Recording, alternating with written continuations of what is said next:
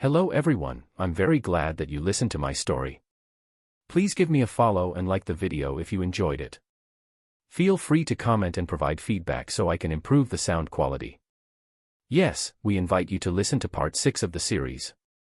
Chapter 343, Chapter 74, I'm not a member of the Lee family, but I am human, added to reach the 40,000 word goal, thanks to the great ancestors. _2. He roared as lightning gathered around him, and a thunder sword, evolved from the limitless thunder Tao, suddenly cleaved towards Li Hao. Ms. Een and the candle flame god's expressions turned cold, not expecting this youth to be so brazen. Even when surrounded and locked in by 3 great demon kings, he still dared to launch an attack. Ms. Een suddenly raised her hand, and a black, moon-like attack emerged, smashing towards Li Hao's back. Li Hao paid it no attention and charged straight at Lu Yuan. The collision of the fist's might and the thunder sword released a sky full of lightning, engulfing Li Hao's body, with countless bolts searing his flesh. His skin cracked open with wounds, but they rapidly healed. The other's limitless thunder Tao was not incapable of injuring him, it was just that the wounds were light, and his self-healing speed was fast enough for timely recovery. The dark moon attack hit from behind, inevitable, Li Hao could only withstand the blow. The dark moon-like attack exploded on his back, but it was like a cold, icy lake, engulfing Li Hao's body. Then it turned into countless crescent moon blades, continuously slashing at his spine, attacking tens of thousands of times in a single breath, with an extremely high frequency. Li Hao's back split open, revealing flesh and blood. He roared and struck back, shattering the dark moon, though his body became somewhat unbalanced.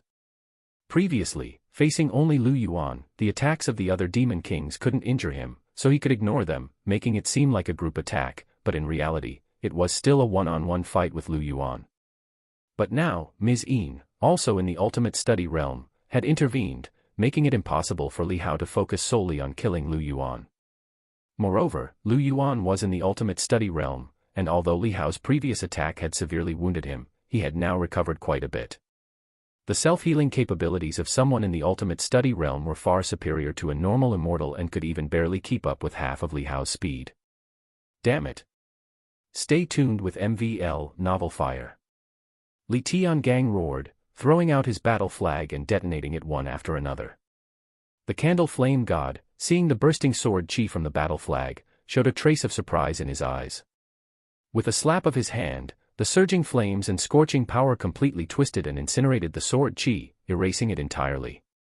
This sword chi, carrying only the full-powered attack of someone in the Tao Heart realm, dissipated like dust under his attack, without any threat. Sword chi of the same origin, did this youngster create this battle flag? The candle flame god seemed unexpectedly to look at Li Hao. Li Tiangang, hearing this, felt his heart tremble. It was made by Li Hao. How is that possible? But he couldn't afford to think more about it. He threw out the remaining battle flags, saying to Li Hao, "Run." He wanted to restrain Li Hao for a moment, but the next bursts from the battle flags were all blocked by the candle flame god. Some of the flags collapsed, releasing thousands of sword chi attempting to strike the candle flame god, but the hot aura around his body melted all the sword chi before even touching his flesh. "You can die first." The candle flame god raised his hand, taking a swipe at Li Tiangang. The blazing divine palm, like a fierce sun, pressed outward. Li Tiangang took 9 steps in succession, instantly pushing his body's aura to its limit, roaring as he executed the great flame luo. Hand, striking with the strongest blow of the Xing Tian blade. The blade light shattered under the scorching divine palm, his divine might overwhelmed, his body was directly pressed down, his armor twisting as if melting, and his cloak already igniting. His body shot straight to the ground, his limbs splintered, the indestructible treasure body severely damaged, barely clinging to life. The candle flame god let out a light exclamation, obviously not expecting his single palm strike to be unable to kill Li Tiangang in the Tao Heart realm. Indeed, the people from the Li family all had something special. Just as he was about to attack again, his expression changed slightly. He saw the battle between Li Hao, Lu Yuan, and his wife. 1 against 2, Li Hao did not fall into disadvantage for the moment.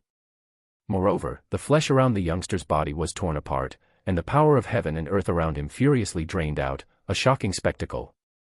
Such a mysterious sight made the candle flame god freeze. A corner of his long-lost memory seemed to be roused, recalling a time when he saw that immortal true being taking action, similarly able to draw upon the power of heaven and earth. This kid, has he already glimpsed the path of a saint? The candle flame god's mind shook tremendously, no longer caring for Li Tiangang, flames surging on his body as he suddenly moved to strike Li Hao down. Li Hao, blood scattering all over his body, was now continuously borrowing the power of heaven and earth, his strength climbing to an even more terrifying degree, but his body also started to fall apart. Li Hao roared, smashing his fist at Lu Yuan, intending to finish one demon king first. Lu Yuan, shocked by Li Hao's continuously escalating might, kept retreating, both alarmed and enraged. This youngster had been repeatedly frightening him, bursting forth with more and more ferocious power. He roared, bellowing, "You can't kill me, I still have a chance to defy fate." Lu Yuan, what do you mean by that? Ms. Yin's face suddenly changed. By saying so, wasn't Lu Yuan implying that Li Hao should turn his attention to her instead? But Li Hao, heedless of this, charged directly at Lu Yuan, fists raining down, the heaven and earth law manifestation emerging to grasp Lu Yuan's body, ignoring the thunder and fire raging from him, and smashed him to the ground. Scales flew off as Lu Yuan screamed in agony. But just then, a scorching coldness surged towards him. Although contradictory, it was the actual sensation Li Hao felt.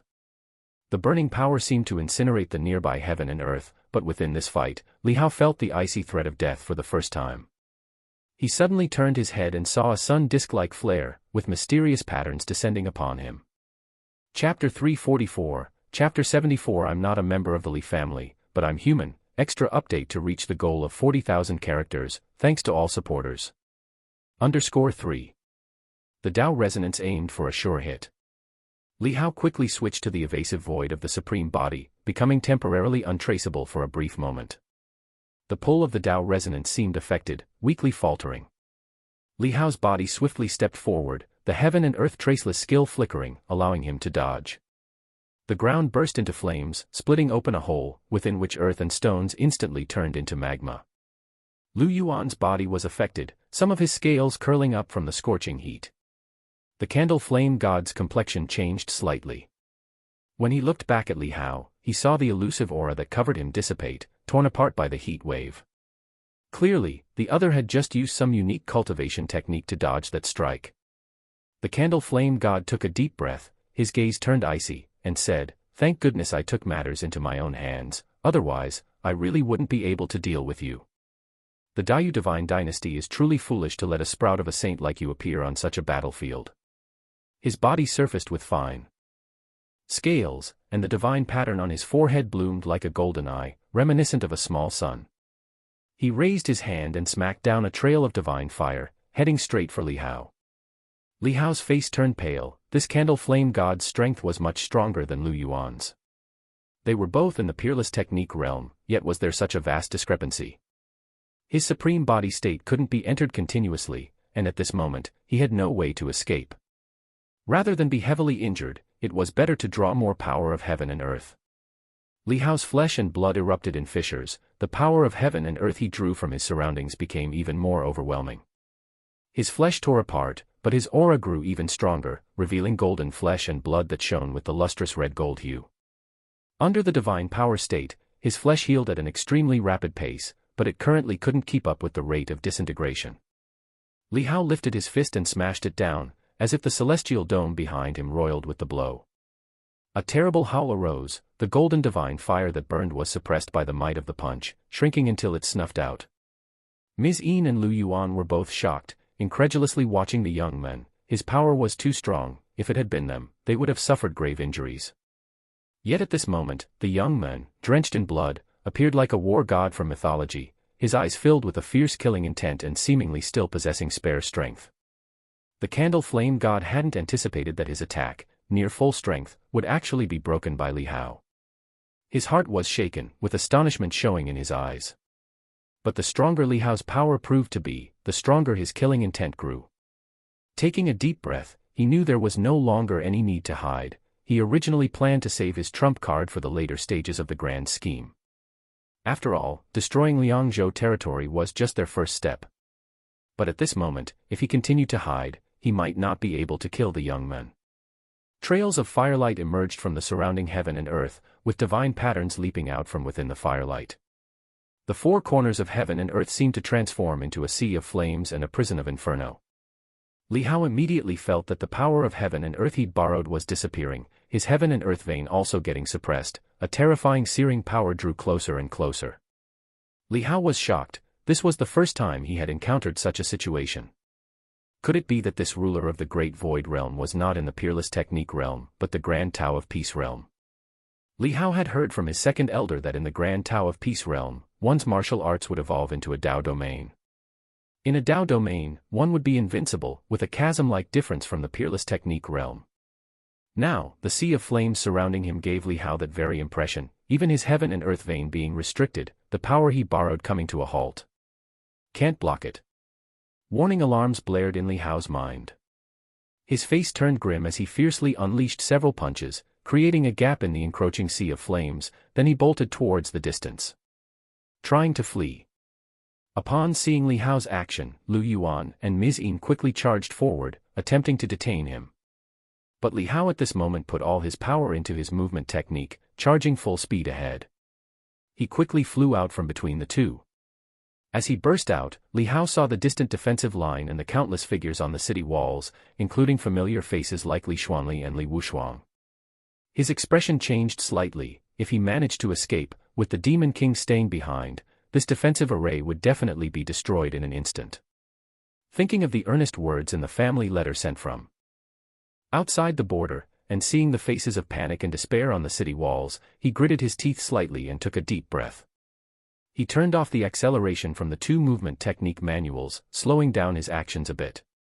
It looked as though he had just increased his speed to the point of exhaustion.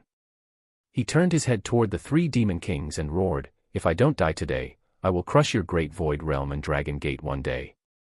After speaking, he ran forward again. Lu Yuan's eyelids twitched furiously, as the boy's ferocious growth rate would make him truly capable if he survived. "Candle Flame God, you must kill him."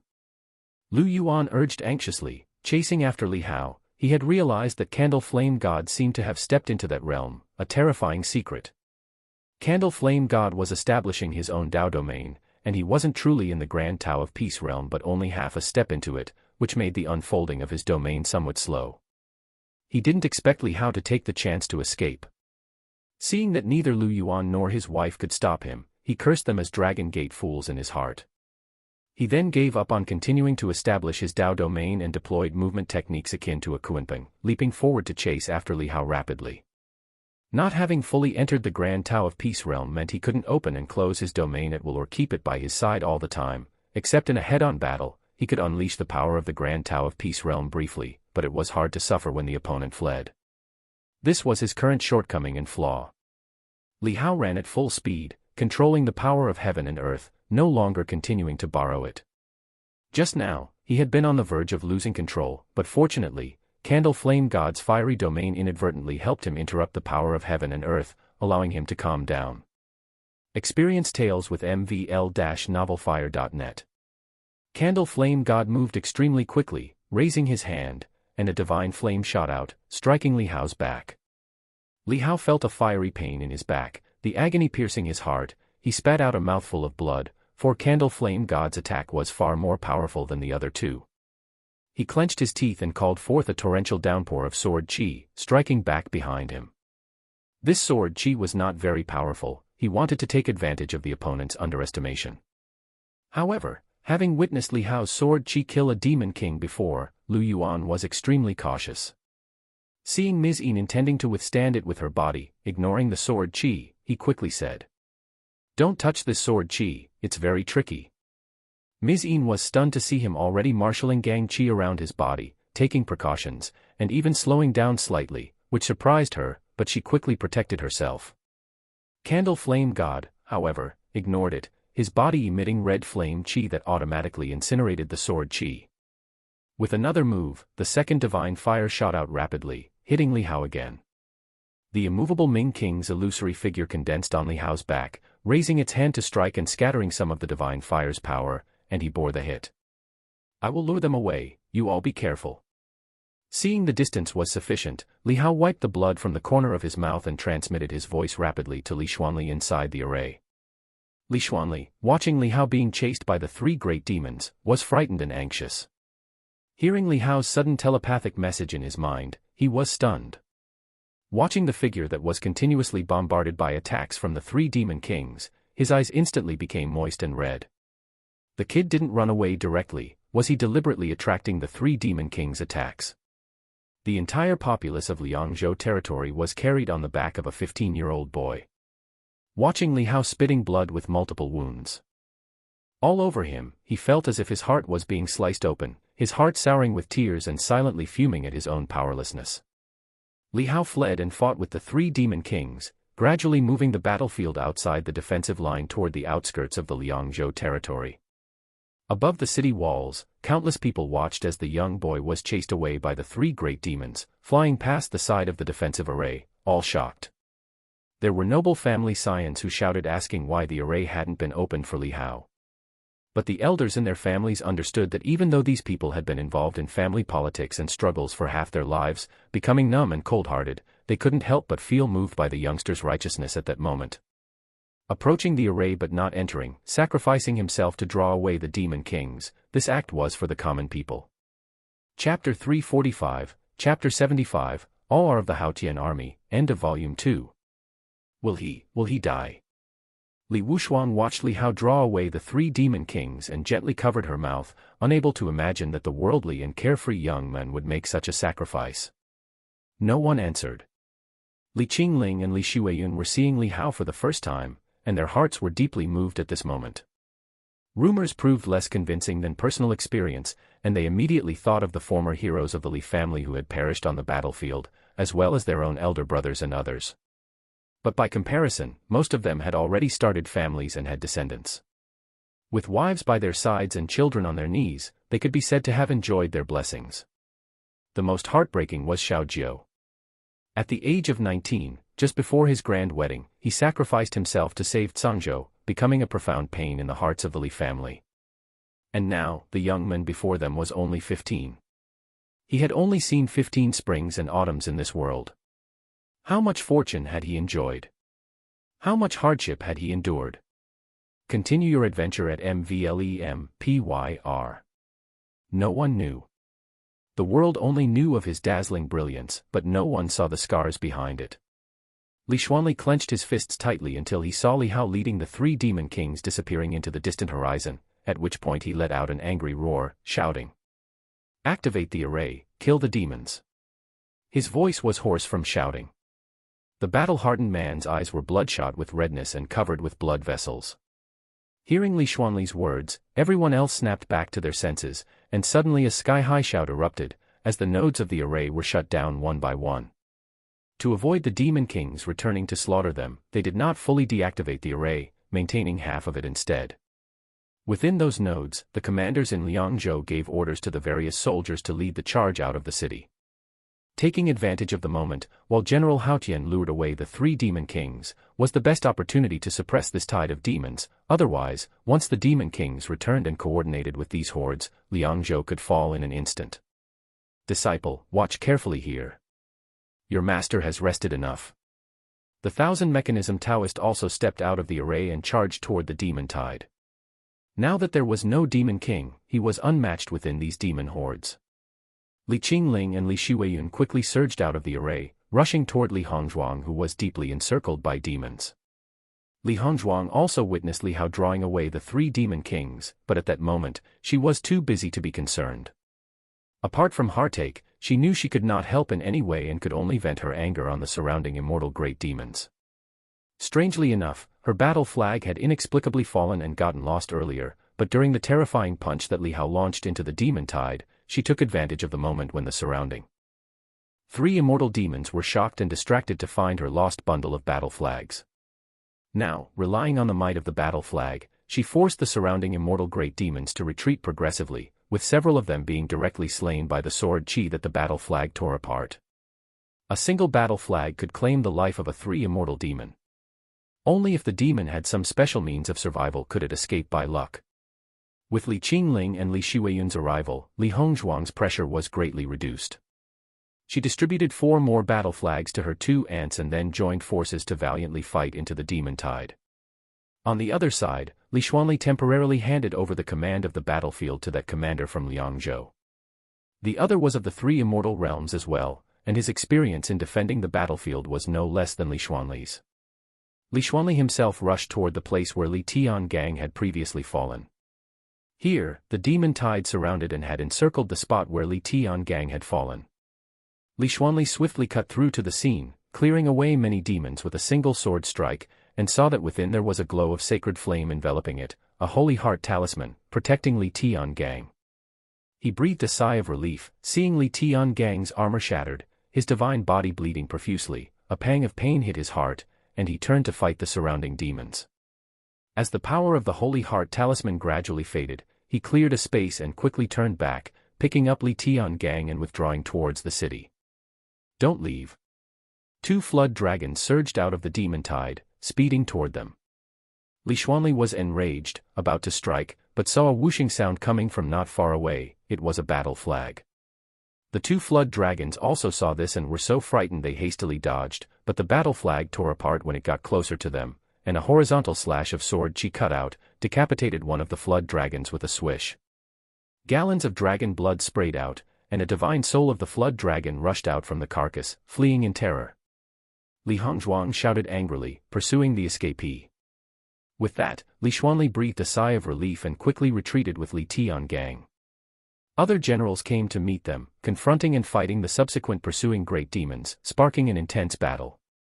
Li Xuanli successfully brought Li Tiangang back to the city wall, where physicians who had been summoned were already awaiting to treat Li Tiangang's injuries. Li Tiangang's consciousness was blurry, semi-comatose. Now under the physician's treatment, he slowly began to regain consciousness and clarity. Having a Tao heart realm himself with stronger healing abilities than during his immortal period, coupled with the effect of many divine medicines, his body was visibly recovering at the speed of sight. Just regaining consciousness, Li Tiangang suddenly gasped for air as if waking from a nightmare. Then, the sounds of battle and raging shouts, along with the reaching horn blasts across the battlefield, made him instantly aware of where he was. "Where's the Demon King? Where's Hao Er?" Li Tiangang rapidly turned to look, only to see the battlefield engulfed in smoke, filled with the clamor of battle. Countless soldiers had already fought their way out of the city, entangled in combat with the demons. However, among them, those few terrifying figures were nowhere to be seen. Li Xuanli's face changed slightly upon hearing his words, and his heart ached. Hao Er left, he lured those 3 demon kings away. Li Tiangang's pupils constricted, his heart convulsed violently, and his heart felt as if it was clutched by something as he couldn't help but rage. Why didn't he enter the array? With the array's protection, he could have held them back, just until reinforcements arrived. Li Xuanli looked at his bloodshot eyes and knew that his fury at that moment wasn't directed at Li Hao, but was born of fear. His voice turned hoarse. "The power of that candle flame god is terrifying. If I have not misjudged, it seemed he might have a Tao domain, but it seems he has not truly stepped into the grand Tao of Peace realm. If Hao Er had entered the array, and the enemy established a Tao domain in front of the array, this array won't withstand a single hit." "The grand Tao of Peace realm?" Li Tiangang exclaimed, his throat as if it was torn, staring blankly at Li Xuanli. He knew what the grand Tao of Peace realm signified. It was the pinnacle among terrifying monsters, the top of the demon kings. He.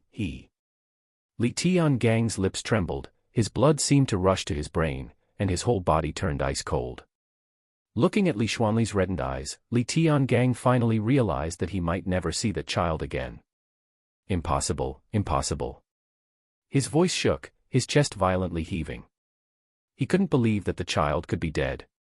Seeing his dispirited appearance, Li Xuanli felt even more uncomfortable, thinking to himself that if the child hadn't come to Heavenly Gate Pass, perhaps nothing would have happened. But seeing Li Tiangang's state, he knew how painful it was to lose a son, so he didn't provoke him further. Moreover, if Li Hao had not been at Heavenly Gate Pass, then this second defensive line would already be engulfed in misery and suffering. The entirety of Liangzhou would be destroyed under the swift onslaught of the demons. The reinforcements from the Daiyu divine dynasty simply couldn't arrive in time. After all, the demons were well prepared this time, willing to pay any price to wage war against the Daiyu divine dynasty, with Liangzhou merely the prologue. During the battle for Cangzhou, these demons were still playing tricks behind the scenes, using the power of Dao's vassal states to cause destruction. Now, they dared to show themselves directly. Li Xuanli withdrew his thoughts, looking at the chaotic melee of the demons, the figures of numerous soldiers falling. He took a deep breath and immediately said to the commander of Liangzhou, "Quick, modify all the battle flags to Haotian flags immediately. Take out all the blank battle flags in the warehouse, write the name Haotian on them." The commander of Liangzhou was stunned, but then instantly understood. The Haotian flag had an immense deterrence to the demons. Hoisting the Haotian flag into battle would greatly reduce casualties. The commander of Liangzhou immediately roared, relaying the order. "All the armies going into battle, hang the Haotian army flags." Hearing the words of the commander of Liangzhou, the elder heads of the assembled noble families' armies also came to their senses. Someone immediately roared, modifying their own battle flags to Haotian flags. Meanwhile, some older generation members of the noble families hesitated. If they replaced their flags with Haotian flags, to whom would the merit of this battle be attributed? Whose heads should the demons they slaughtered be counted towards? For aspects of life are most difficult to discern. Honor, gain and loss, glory and shame, life and death. Some are struggling at death's door, some are calculating their honors, and others are cowering in tremors. Even when death looms before their eyes, they are unable to change. Some conjure courage out of desperation to fight back, while others only shriek miserably until their dying breath, not daring to struggle. It is just a matter of numbers. At this moment, the vast majority of the noble family's armies had replaced their battle flags with the Haotian army flags and charged into the battlefield. As numerous Haotian army flags rose on the battlefield, the demons' tide noticeably receded like water, especially the camps that charged in with the Haotian army flags. They pierced into the demons' tide like sharp knives. Even the greater demons within the tide, upon seeing those flags, were filled with doubt and did not dare to attack. Those noble families' armies that did not replace their flags with Haotian flags, however, sustained more attacks from the demons' tide, suffering heavy casualties, nearly annihilated. Li Xuanli and the commander of Liangzhou saw the situation on the battlefield quickly reversing and were secretly delighted, but at the same time shocked. The prestige of Li Hao among the demons was truly formidable. The most important thing was that the sword array within the Haotian flags was simply too strong, menacing these bloodthirsty and vicious demons into fear. Li Tiangang also noticed the situation on the battlefield, looking at the flags raised and the two characters Haotian written on them. He felt somewhat dazed and lost. At this moment, he finally realized that the child he used to see playing carelessly in the courtyard, the youth he deemed frivolous, had changed beyond recognition. The demeanor he once disliked, that of a typical noble family's young master, now appeared on the battlefield, making him seem like an invincible war god. Fighting alone against 10 demon kings, crushing 1,000,000 demons with a single punch, that was no longer the Li Hao he knew. In just a short year, he had become 100 times more dazzling than when he was in the Li family. Wherever those fluttering battle flags went, the demons were dispelled and steered clear. Their prestige even surpassed that of the Yuan camp established by the ancestors.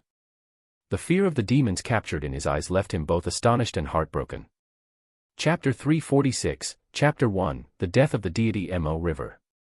In the vast wilderness, your journey continues on mvlnovelfire.net. Several figures sped rapidly, with lightning flashing and thunder rumbling. The howling winds made the wild beasts and little demons in the outskirts tremble with fear. Lu Yuan roared furiously as he enveloped himself in the limitless thunder Tao, accelerating swiftly in an attempt to intercept Li Hao. But Li Hao's movement technique was extremely elusive, and whenever Lu Yuan was about to make contact, Li Hao would abruptly change direction and speed up. This kid's movement technique obviously hasn't been pushed to its limit yet. Suddenly, a divine fire attacked, and Li Hao hurriedly dodged, narrowly missing it by a whisker as it zoomed past his side. Yet the scorching heat of the attack left him feeling burning pains, an attack that could easily meld ordinary divine weapons. If you keep running, I'll turn around and go back to kill all the people there. The candle flame god threatened Li Hao with a grim look in his eyes. He had long realized that Li Hao was deliberately attracting them, so that the people on the battlefield could survive a little longer. How naive. Upon hearing this, Li Hao let out a faint cold laugh. I wish you would. After speaking, he burst forth at full speed and charged into the distance. The candle flame god, infuriated, wanted to stay behind and turn back to threaten Li Hao by attacking the battlefield. But when Li Hao suddenly accelerated, it made the candle flame god slightly uncertain. After only a moment's hesitation, he resumed the chase. Compared to the people on the battlefield, Li Hao was absolutely not someone they could afford to lose track of. Or how about you all chase after him, and I'll go clean up that battlefield? Lu Yuan shouted loudly. These words were also meant for Li Hao to hear. Upon hearing this, Li Hao didn't slow down, on the contrary, his speed gradually increased. The candle flame god and Mizian's expressions grew darker, and they didn't respond. Seeing that Li Hao was unaffected and both of them remained silent, Lu Yuan felt both angry and frustrated, realizing that backing off was not an option, it would lead to trouble later. Li Hao sped ahead. Judging the distance from here, he sequentially activated the previously closed acceleration attributes from his illustrated handbook. His velocity continued to increase, leaving Lu Yuan and the others further and further behind. He can still accelerate. Lu Yuan was furious. With a roar, lightning surged into his body, his bones thundering in the roar of thunder, slightly increasing his speed, but he still couldn't catch up with Li Hao. The movement techniques of both the candle flame god and Mizin were also extremely fast, but they could only watch helplessly as Li Hao got further and further away. Damn it, his speed is abnormal. What movement technique is that? It seems familiar. Some thief who came to steal from our great void realm before used that movement technique, damn it. The candle flame god and Mizin were both enraged. If they let Li Hao escape, they wouldn't be able to sleep peacefully. They all exploded with their true power, chasing at full speed, and even resorted to using some secret techniques and cultivation techniques that injured their bodies, just barely avoiding being thrown off by Li Hao. Li Hao felt the three pursuers closely tailing him and his expression darkened. He had burst forth to the extreme, yet still could not shake them off. Those in the ultimate study realm were not easy opponents. If only his movement technique had reached the 7th stage, perhaps he could have easily shaken them off.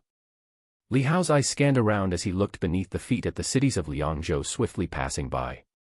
These cities, previously overwhelmed by a demon tide, were left in ruin, with only the remnants of destruction and bloodied corpses everywhere. As Li Hao raced along, seeing many large and small ruined towns, he took a deep breath, thinking of the family letter sent by second brother earlier, mentioning that fourth uncle. His eyes swept over the name of a ruined city to determine the direction, and he sped toward another location on the outskirts of Liangzhou at full speed. This lightning-fast chase spanned thousands of miles.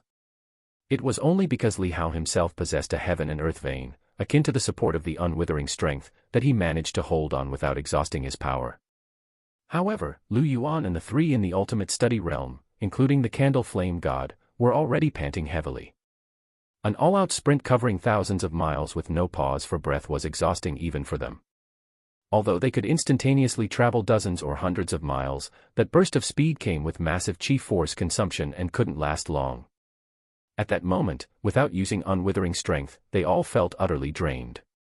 Previously, Lu Yuan had crossed tens of thousands of miles to reach Heavenly Gate Pass, flying leisurely without feeling tired, and the bit of chi force he used was naturally replenished with breath. But now, in this desperate chase without a moment to rest, they were angry that while they were fast approaching their limits, that kid still kept his speed, as though his strength was inexhaustible. They suspected that Li Hao might have already used his unwithering strength. If so, once Li Hao's speed began to wane, it would be their turn to burst forth with unwithering strength at full speed, to prevent Li Hao from having enough rest to use his unwithering strength again. In the blink of an eye, Li Hao arrived at the western border of Liangzhou. He immediately saw that, on the vast land, war fires spread everywhere. The bodies of the Liangzhou army and the demons lay intermingled in battle, fallen on this blood-red battlefield. Countless banners lay torn, chariots overturned, defenses shattered. Li Hao's expression was solemn. It was not hard to imagine the scale of the battle that had erupted here before. He did not linger but flew straight over, breaking out from the border and then speeding towards the 9 o'clock direction. The three demon kings following closely behind him seemed to slow down their pace. Li Hao immediately slowed down as well, to avoid exhausting them to the point of collapse and having to return to the battlefield. Seeing Li Hao decelerate, Lu Yuan and the candle flame god were overjoyed and suddenly increased their speed, chasing after Li Hao once again. But at this moment, Li Hao accelerated again, maintaining the distance between them. Both sides were probing each other. While Li Hao was fleeing at high speed, he also surveyed his surroundings, using the mountains and rivers to discern his direction. He was already familiar with the geomantic chart of Liangzhou, having seen a copy of it during his time at the Listening Rain Tower. After all, Liangzhou had been defended by the Li family for many years. There were 19 provinces in total, with each divine general mansion guarding 3 to 4 provinces. Originally, each mansion guarded 3 provinces, but since the Mo River incident extended into the Daiyu territory, the Wang family was ordered to establish the Mo River Authority. After dealing with the Mo River issue, they had no choice but to cede some of their provinces. This indirectly weakened the military power of the Wang family. Many secrets lay hidden behind this event, but those were stories from hundreds of years ago, too old and forgotten, remembered only by the older generation.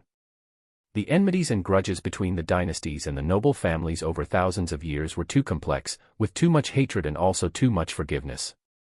By the time of Li Hao's generation, the fact that the 5 divine general mansions were still coexisting peacefully was already an extremely rare and difficult situation. Li Hao recognized his location and shifted direction, flying towards another location. "This lad seems to be heading towards that place," Ms. Yin remarked upon seeing Li Hao's movement, her expression changing slightly. The candle flame god narrowed his eyes slightly. He had already figured out the clues and said coldly, "I heard that the 4th elder of the Li family is guarding near that Mo River." "Humph, thinking of using the other party to escape. If he comes, he dies." Had they been in close combat, if he had unleashed his Dao domain, he wouldn't have even considered the ultimate study realm as a threat. Lu Yuan also realized Li Hao's intentions and said with a somber face, "If that 4th elder of the Li family is there, you deal with that brat, and I'll hold off the Li family's elder." "What if he enters the Mo River?" Ms. Yin asked hastily. "Then he'll die even faster." Lu Yuan sneered and said, "We'll enter too. I've been into the Mo River once before. Speaking of which, that river still imprisons the true dragon of the previous generation of the Li family. That true dragon was personally slain by our leader." Hearing his words, the candle flame god and Ms. Yin exchanged glances, their eyes flashing but remaining silent, and they sped up to pursue. As mountains and rivers rapidly passed by, spanning over 2,000 li, Li Hao saw many demons claiming mountains as their own, but he paid no heed. The number of demons around diminished, and for 300 to 400 li in a row, no trace of demons was seen. Li Hao arrived in front of a magnificent and perilous mountain range, where all the peaks appeared as if they had been sharpened by someone. Amidst these mountains was a dark river leading underground. The river water was pitch black. Dark water forms the abyss. In the middle section of this river, at a fractured gap in one of the mountain peaks, lay a beach covered in white rubble stones. On the edge of the beach stood a massive stele, more than 30 feet tall, inscribed with a few black characters. Divine General Mo River. Next to the stele was a figure in a bamboo hat, with tattered clothing, holding a black rusted sword, leaning against the stele and drinking. As Li Hao caught sight of him, the man also noticed Li Hao. Soon, he saw the 3 demon kings trailing behind Li Hao. The old man's eyes seemed to squint slightly. Then, all of a sudden, the figure in the bamboo hat disappeared.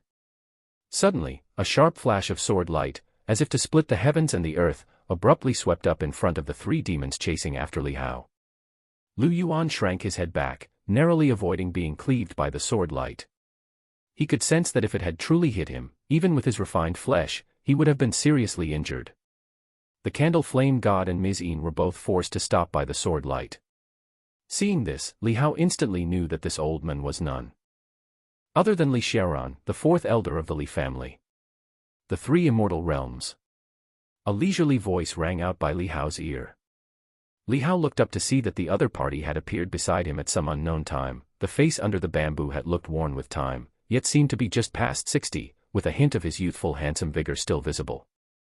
Presumably, he too was an extraordinary and distinguished talent in his youth. Chapter 347, Chapter 2, Li Family's 10th Son, Li Hao. Additional update for Alliance Hierarch, thanks for the support. 4th brother. Even though he had figured out the identity, Li Hao still tentatively asked. Li Xiaoran heard Li Hao's address and sized him up before saying, "Are you the little mouse that 2nd brother told me about?" Although Li Hao did not know how second brother had described him to his other brother, he could only nod in silence. Li Xiaoran. Enjoy exclusive chapters from MVLE-novelfire.net. The Candle Flame God and the other two demon kings had already caught up. Lu Yuan looked at Li Xiaoran, his eyes momentarily focused, then he sneered softly. Haven't you freed your eldest brother yet? The relaxed and casual appearance on Li Xiaoran's face was slightly reined in as he glanced at the Candle Flame God and Ms. Yin and squinted, saying, "What, you've all come out of the Great Void Realm?" Li Hao quickly sent a voice transmission to him, "Fourth brother, they have joined forces to attack Liangzhou. Now, Liangzhou has almost fallen. You need to be careful. That fiery one seems to have half-stepped into the Grand Tao of Peace Realm." Hearing Li Hao's voice transmission, Li Xiaoran's eyes slightly changed, but his expression remained tense and showed no sign of change. They joined forces to attack Liangzhou. Then why come here?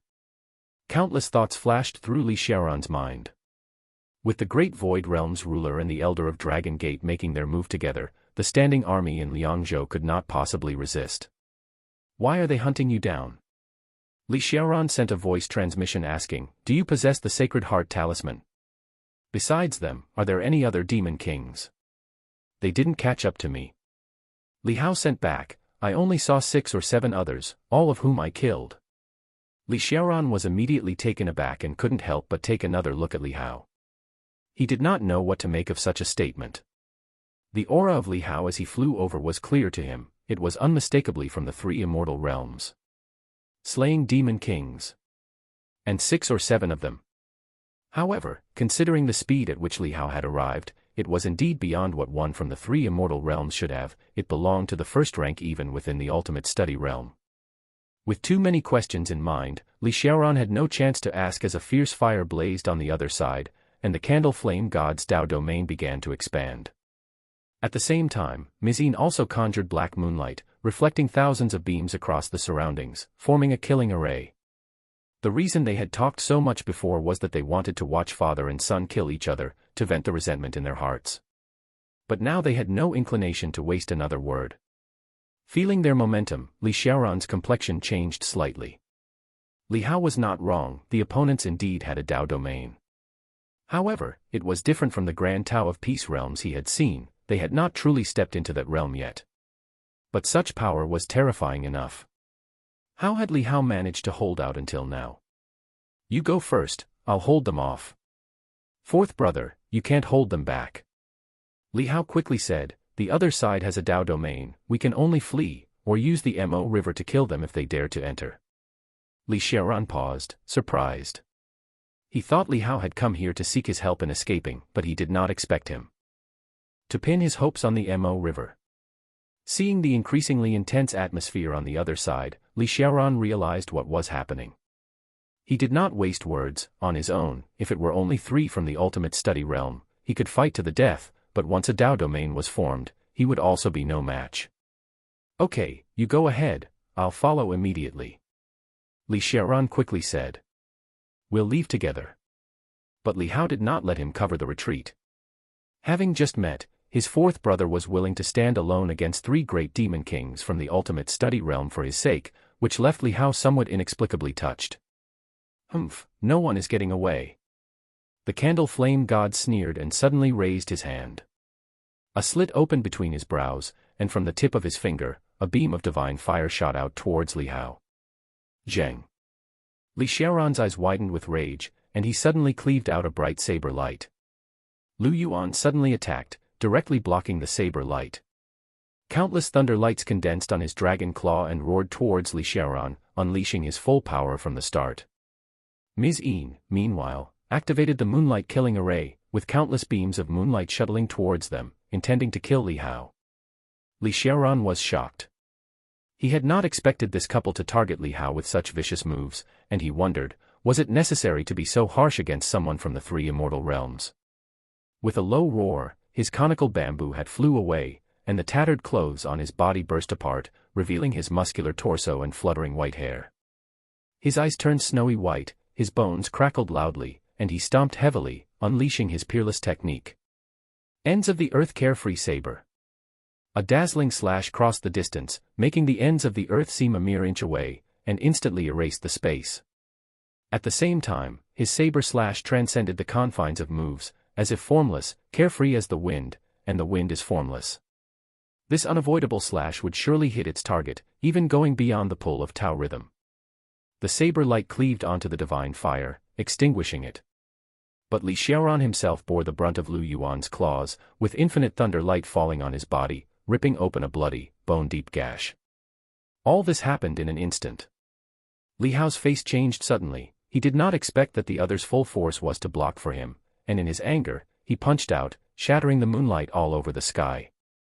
Terrifying punch power radiated from him. Li Hao drew on the power of heaven and earth and stepped into transformation again. His body, like a cyclonic storm, gathered violent power, a scene that left the seriously injured Li Xiaoran staring in astonishment, shocked by what he saw in Li Hao. Lu Yuan seized the opportunity to strike in anger, seeking to take advantage of the moment to kill Li Xiaoran. Li Xiaoran had already recovered and, though understanding the reason was beyond him, realized that this younger relative described by his second brother possessed unimaginable strength. He suddenly turned and his peerless technique struck again. His furious slash traveled through the thunder light and, coming later yet arriving first, landed on Lu Yuan's head. Lu Yuan tried to dodge, but he could not avoid the ends of the earth carefree saber's hit, nor the distance closed instantly by the saber. Chapter 348, Chapter 2, Li Family's 10th Son, Li Hao. Additional update for Alliance Hierarch, thanks for the support, _2. The dragon's head instantly collapsed, a deep wound cleaving to the bone, almost splitting the skull wide open. The limitless thunder Tao he had gathered also exploded onto Li Xiaoran. But this time, Li Xiaoran was prepared. With a palm strike, he shattered much of the thunderous light, only the flame and destructive force within the lightning charred his palm black. However, compared to Lu Yuan's injuries, his were obviously much lighter. In the instant the two exchanged blows, Candle Flame God and Ms. Yin also made their move. Against Li Hao. Divine fire and moonlight bearing down, as if the sun and moon were arriving together, they aimed to encircle and kill Li Hao. Li Hao roared in rage, his body glowing with red gold, once again forcing his flesh into a state of divine power. His aura surged like an angry wave as he threw punch after punch in rapid succession. Bang! Bang! Bang! The heavens and the earth trembled. Ms. Yin's Black Moon peerless technique, with its terrifying penetration power, although scattered by Li Hao's blows, left terrible gashes on his fists, proving its destructive force even more tyrannical than Lu Yuan's limitless thunder Tao. The divine fire, however, was dispersed by Li Hao's impact. The only thing left was the scorching aura that blackened his skin, which he regenerated instantly with fresh new flesh. Quick, leave. Having witnessed Li Hao's terrifying strength, Li Xiaoran was shocked and urgently shouted out loud. The Dao domain of the Candle Flame God was about to form. Li Hao quickly transmitted his voice, "Fourth brother, I still have a Daoist Holy Heart talisman. You go first, I'll follow right away." Li Xiaoran was taken aback, but recalling Li Hao's talent, it wasn't surprising he had a Holy Heart talisman. He immediately felt relieved and hastily replied through the voice transmission. "Come quick." After speaking, he unleashed several ferocious slashes with his blade, targeting both the Candle Flame God and Lu Yuan. The terrifying blade wind closed in on them in an instant. The Candle Flame God's forehead emitted a burst of golden light, like a divine glow, shattering the blade chi. However, its residual power forced him to retreat several steps, changing his complexion.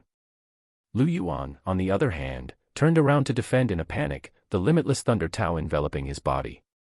The horrendous force of tearing reduced the power of the blade wind that reached him in the blink of an eye, but his defense was not as swift as the opponent's blade technique, leading to another slash across his head, with blood streaming uncontrollably, giving him the sensation as if his head was about to be chopped off.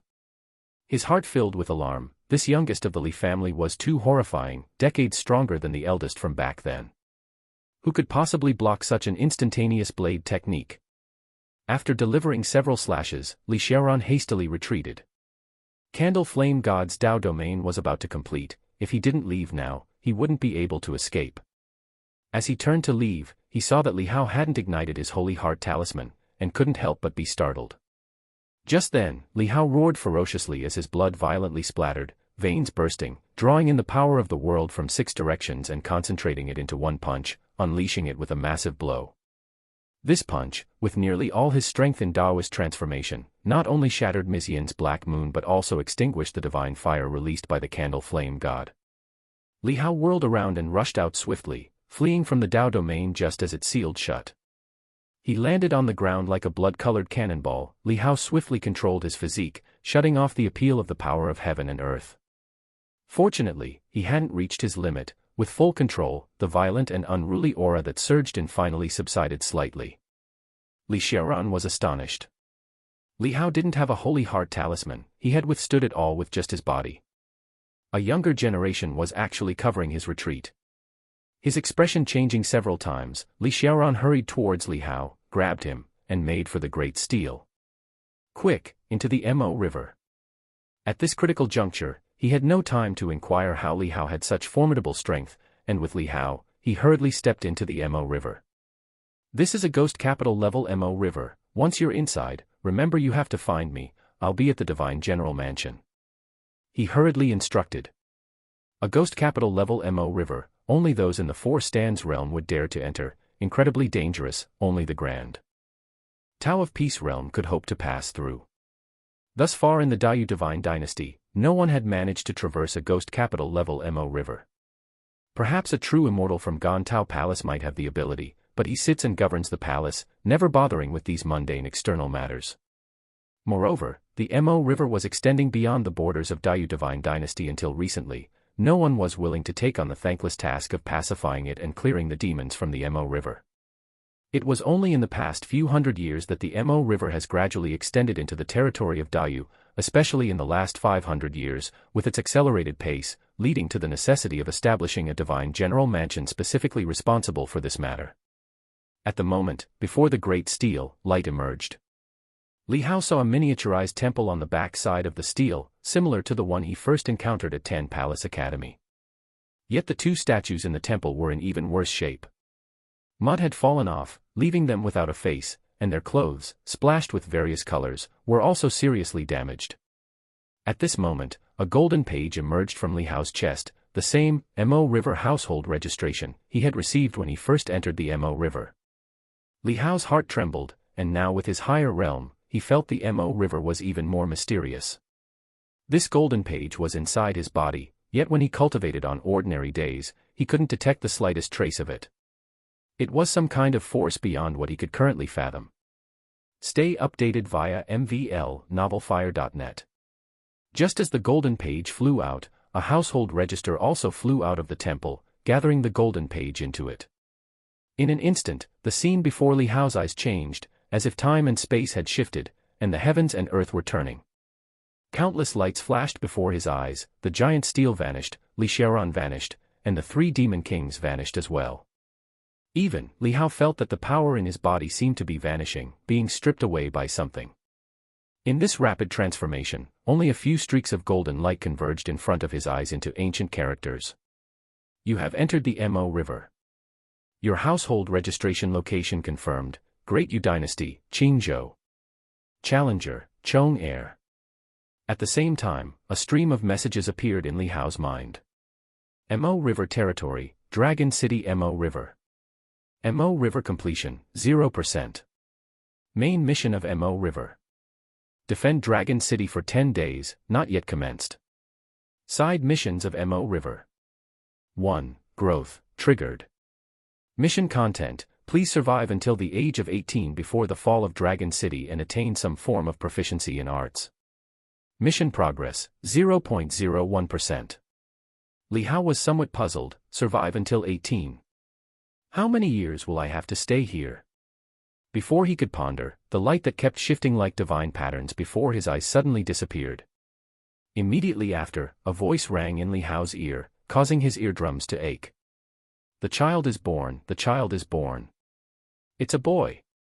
Right after that, Li Hao felt as if he was passing through a constricting space, a blinding light appeared, and he instinctively closed his eyes. As he gradually got used to it, he saw a few huge faces appear before him. Li Hao was somewhat baffled. What was happening? Fong, you've worked hard. An imposing middle-aged man now yet showed a smiling face, turning his head affectionately to look at the pale beauty beside him.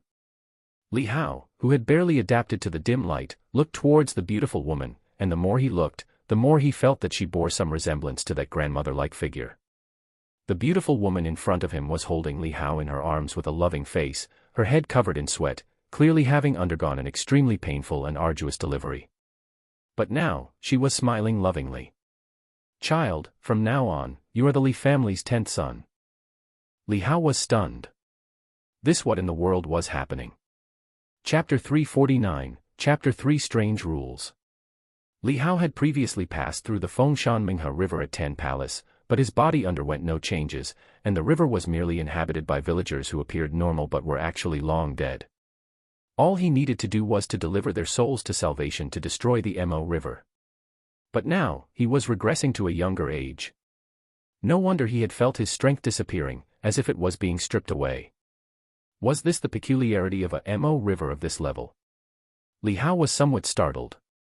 As his mind raced with thoughts, he suddenly felt sleepy, he could not hold on and fell into a deep slumber. When Li Hao woke up again, he saw his own tender and soft hands and feet, lying on an unfamiliar bed with a soft little blanket covering him. He was dressed in a belly band, looking to be a few months old rather than a newborn. The previous experience wasn't a dream. Li Hao finally believed that he was still in the Mo River. However, what was the deal with his body now? He felt as if he could actually crawl. Before long, Li Hao put his thoughts into action and managed to turn over and start moving on the bed. This was certainly not something a newly born infant could do. "I must be a few months old," Li Hao muttered, but when the words reached his lips, they turned into la babble. His vocal cords were not yet fully developed. But there was no doubt the passage was of time strange here. He had only just fallen asleep. While he was fond of sleeping in, it should not have resulted in several months passing by, right? Li Hao stopped crawling, touched his chin with his little hand, and sat pondering on the bed. At that moment, a golden script emerged before his eyes. Progress of growth, mission, 2.3%. Li Hao was surprised inside, it had already progressed to 2.3%. If he calculated according to the mission's requirement to survive until 18 years old, was he now about 5 months old? 5 months in the blink of an eye. Li Hao felt a few more sleeps, and it might very soon be 18 years later. By then, he presumed, the main mission would commence. Defending Dragon City, this was the Dragon City Mo River. Li Hao's gaze flickered, realizing he needed to be fully prepared before turning 18. This was no ordinary Mo River but one of high level. Even the Grand Tao of Peace Realm would only possess a potential chance to succeed, which attested to its perilous nature. Suddenly, the door creaked open. A man in brocaded garments entered, tall and well-built with sword-like eyebrows and bright eyes, exuding a striking handsomeness. Seeing Li Hao about to go from sitting up to lying down, the stern-looking man's face relaxed into a relieved smile, and he whispered, "Little Hao Mouse."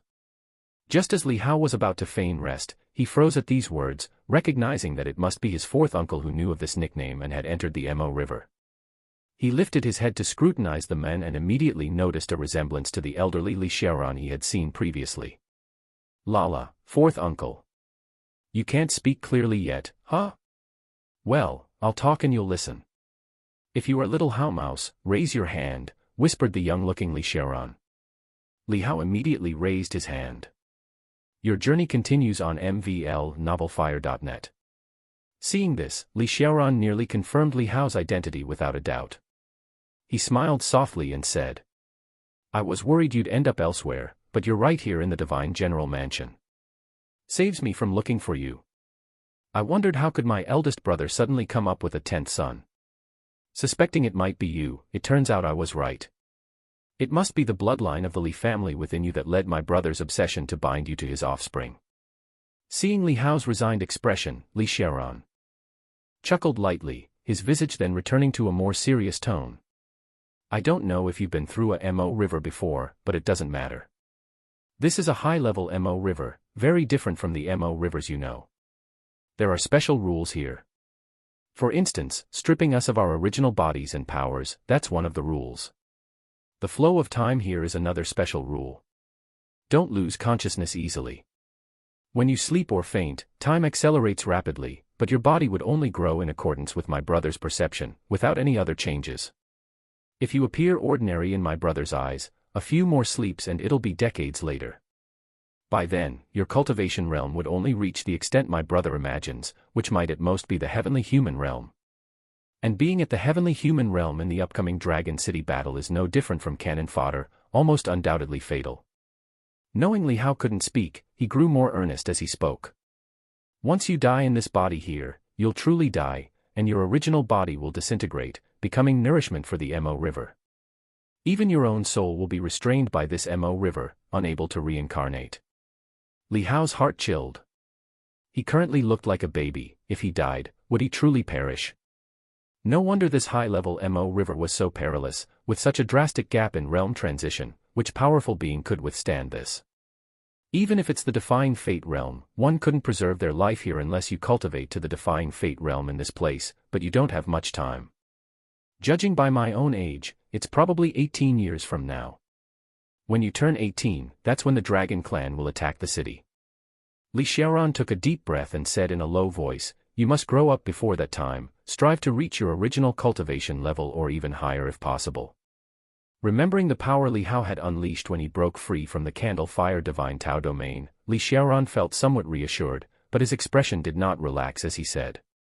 This Dragon City was once one of the most splendid cities in northern Yen, guarded by the Li family for 1,000 years.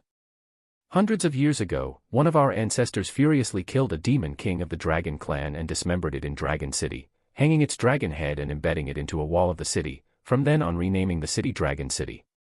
Chapter 350, Chapter 3 Strange Rules _2. But this matter also enraged the Dragon Clan, and the Dragon Gate secretly plotted and accumulated strength. Decades ago, when my elder brother was guarding this Dragon City, Dragon Gate seized the opportunity and successfully breached the city gates. That battle was so fierce that the sky darkened and countless died or were injured. The majority of the royal reinforcements were killed in action. Li Xiaoran's gaze was deep and solemn as he said, "Therefore, when you turn 18, you will face an extremely perilous situation. But the good news is that this time we can look out for each other. If we really can't resolve the situation, I also have other ways to save our lives. However, it would be even better if it could be resolved along the way." He was guarding Mo River in order to assist his elder brother in defending Dragon City, to bring him relief. Li Hao nodded slightly, although he had many questions, but at the moment he couldn't speak, he could only wait until he could talk again to ask. Don't ever think that cultivation is very simple. Seeing Li Hao's calm expression, Li Xiaoran gravely advised, "The special rules of Mo River will interfere with your original Tao realm perception. Therefore, you are essentially recultivating and relearning. You can try to remember your original cultivation techniques now, and you will understand." Li Hao was taken aback.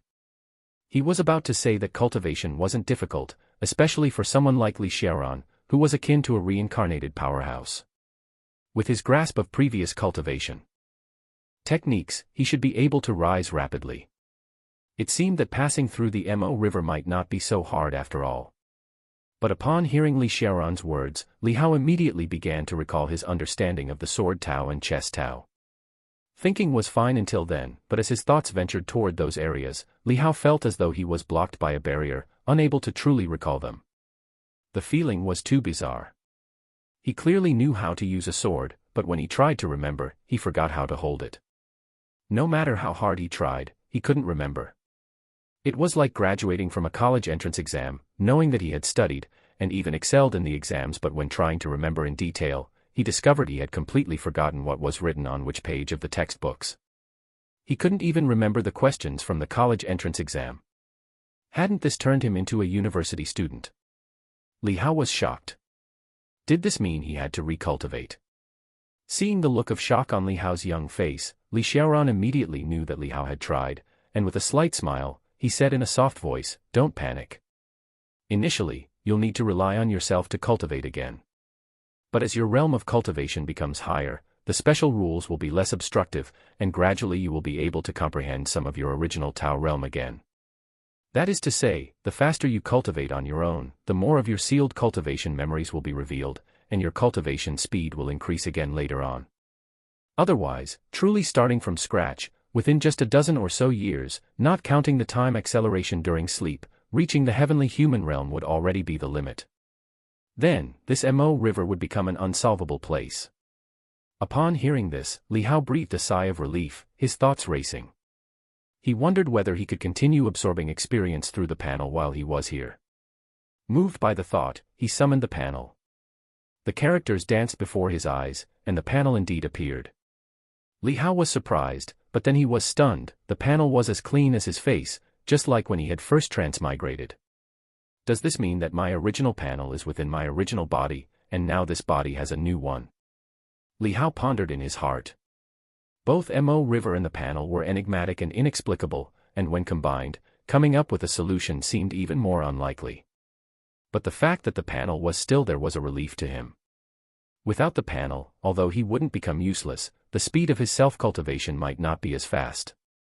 After all, reaching the extreme heavenman realm was achieved entirely through his own perception, which demonstrates that his martial arts comprehension abilities are quite respectable. Additionally, don't zone out and leave the divine general mansion at night, as there may be demons attacking at any moment. Li Xiaoran further cautioned, although this is the divine general mansion, it's within Dragon City. The majority of things in Mo River are transformations of my elder brother's obsessions, so there will be some inconceivable states of affairs. You need not be too surprised if you come across them. Inside Dragon City, it is not safe. I will come to see you often. You should get some more sleep to quickly progress to the time when you start your foundation establishment and body refinement. We can talk about the path of cultivation after that. You don't have to worry, when you sleep and time accelerates for you, time on my side remains normal. I will live through each day, but you will feel as though only a blink has passed and several months have gone by. Li Hao nodded. This fourth master had detailed many things quite thoroughly, showing he was a person of meticulous thought. After a few more words of guidance, Li Xiaoran let Li Hao rest and left the room. Once he had left, Li Hao pondered for a moment and decided to look for a chessboard, ink, and other supplies. His accumulation of experience in drawing had been rather quick previously, and it wasn't as safe here within Mo River compared to the courtyard in reality. He should start with drawing and poetry. However, he needed to be able to speak before he could write poetry. Soon, Li Hao also discovered that he couldn't even walk yet. With a wry smile, Li Hao lay down, preparing to first sleep until he could walk. When Li Hao opened his eyes again from a deep sleep, he immediately felt that his body had regained a lot of vitality and had become much stronger. As soon as he opened his eyes, he heard tapping sounds nearby. Lifting his gaze, he saw warm and gentle sunlight shining through. He was in a courtyard.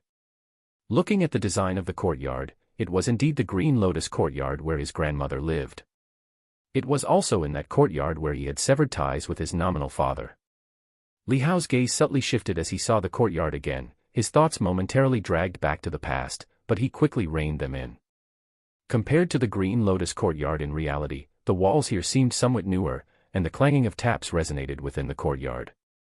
Li Hao looked over to see 4 boys practicing and sparring with each other in the courtyard, all wielding wooden weapons. Their ages ranged from about 3 to 7 years old.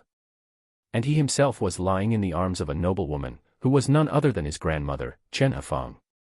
Tai Arrow, watch your brothers practice carefully. One day, you'll be just like them, strong enough to protect our family and country, Chen Hafeng said softly with a shallow smile, her face radiating a mother's tenderness as she noticed Li Hao waking up. Li Hao was momentarily taken aback, as the image of his grandmother from outside Mo River came to mind. With 6 of the Li family's 9 sons lost in battle, she turned to fasting and chanting Buddhist sutras, her hair already silver white. Later, her only wish was for her children to live peacefully. Continue your journey on mvle-novelfire.net. Li Hao fell silent for a while, observing the 4 boys in the courtyard. The youngest of them was about 3 years old, yet his stance while walking and standing was impressively stable as he waved a stick around. His eyes were particularly bright and lively. The 3 older children were sparring with each other in the courtyard. Shout! A wooden sword was knocked down, and the older child retracted his hand in pain, grumbling irritably. Tian Gang, you're cheating again. Chapter 351, Chapter 4 Turning to an in Liangzhou. 5 Brother, it was clearly your own carelessness. Another 5-year-old child said with a teasing smile. The rivalry among the 3 stopped, and the slightly older boy huffed discontentedly. if you ambush me like this again, next time I'll fight for real. 5 Brother, if you fight for real, wouldn't that be bullying? The 5-year-old child laughed. Humph, it's because you always ambush me. Father says, in battles, there's no such thing as an ambush, it's all strategy. We're just sparring. Watching the children argue, Li Hao's gaze shifted, and from their conversation, he could roughly guess their identities. With a thought, a golden light appeared before his eyes. Li Hao looked at Qin Hafang, but noticed she was completely unaware of the golden light floating before his own eyes, and as he turned his head, the light with its letters shone on her cheek. Growth, task progress, 5.6%. Experience new stories on mvlenovelfire.net. Li Hao quickly did the math in his mind, realizing he was just a little over a year old. That meant he should be able to talk and walk now. Mother. Li Hao mustered up his courage and tentatively spoke, immediately producing a clear sound. Chen Hafang was taken aback by the childish cry and looked down at Li Hao, her smile turning into surprise. 10 Lang, can you call me mother now? Call me again, I want to hear it. Mother. Although Li Hao felt odd, he bravely repeated the word, realizing that his vocal cords had indeed developed properly. Seeing how clever Li Hao was, truly understanding her words, Chen Hafang's smile bloomed beautifully as she repeatedly praised him with a sing-song, good, good, good. The few children who were causing commotion in the courtyard, hearing the sounds here, ceased their training and came over. The 3-year-old child brandishing a stick ran over but forgot to drop the stick he held, nearly hitting Li Hao on the head, and was promptly blocked by Chen Hafang. Junyi, don't hurt your brother. Chen Hafang said with a light laugh, but she did not reprimand the child. Little Li Junyi was also startled and quickly threw the stick aside, curiously approaching to look at Li Hao. Little brother can speak. Call me brother. The previously older child, Li Xuanli, said in surprise. And another sturdy child, Li Tiangang, directly asked Li Hao to call him brother, his face full of pomp, teasing Li Hao.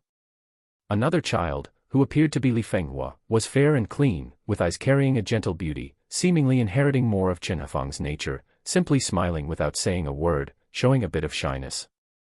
Li Hao knew that all of this was the persistence of that great-grandfather, more precisely, it was part of his memories. The truthfulness of the memories remained to be verified. After all, even he himself was counted as 10 Lang, indicating that some factors could alter the other's memories. Watching these guys squish his cheeks like curious babies, Li Hao felt a bit helpless, closed his eyes for a moment, and after about 10 seconds, he felt the surrounding noise gradually fade away, as if he was being pulled away by something. Several minutes later, when Li Hao opened his eyes again, a wooden stick was whooshing towards his forehead. Startled but reacting quickly, he rolled on the ground to dodge the stick, and then, feeling a wooden sword in his hand, he swung it up in response. A thud sounded as he blocked the incoming stick, and Li Hao then saw that his 3-year-old attacker was little Li Junyi. He now stood in the courtyard he had seen earlier, a wooden sword in his hand. Thinking of what his 4th uncle had said, it seemed he had fast-forwarded a bit in time, and he was now part of this training process. Li Hao looked at his hands and feet, which hadn't changed much from before, deducing he had only grown by 2 or 3 months.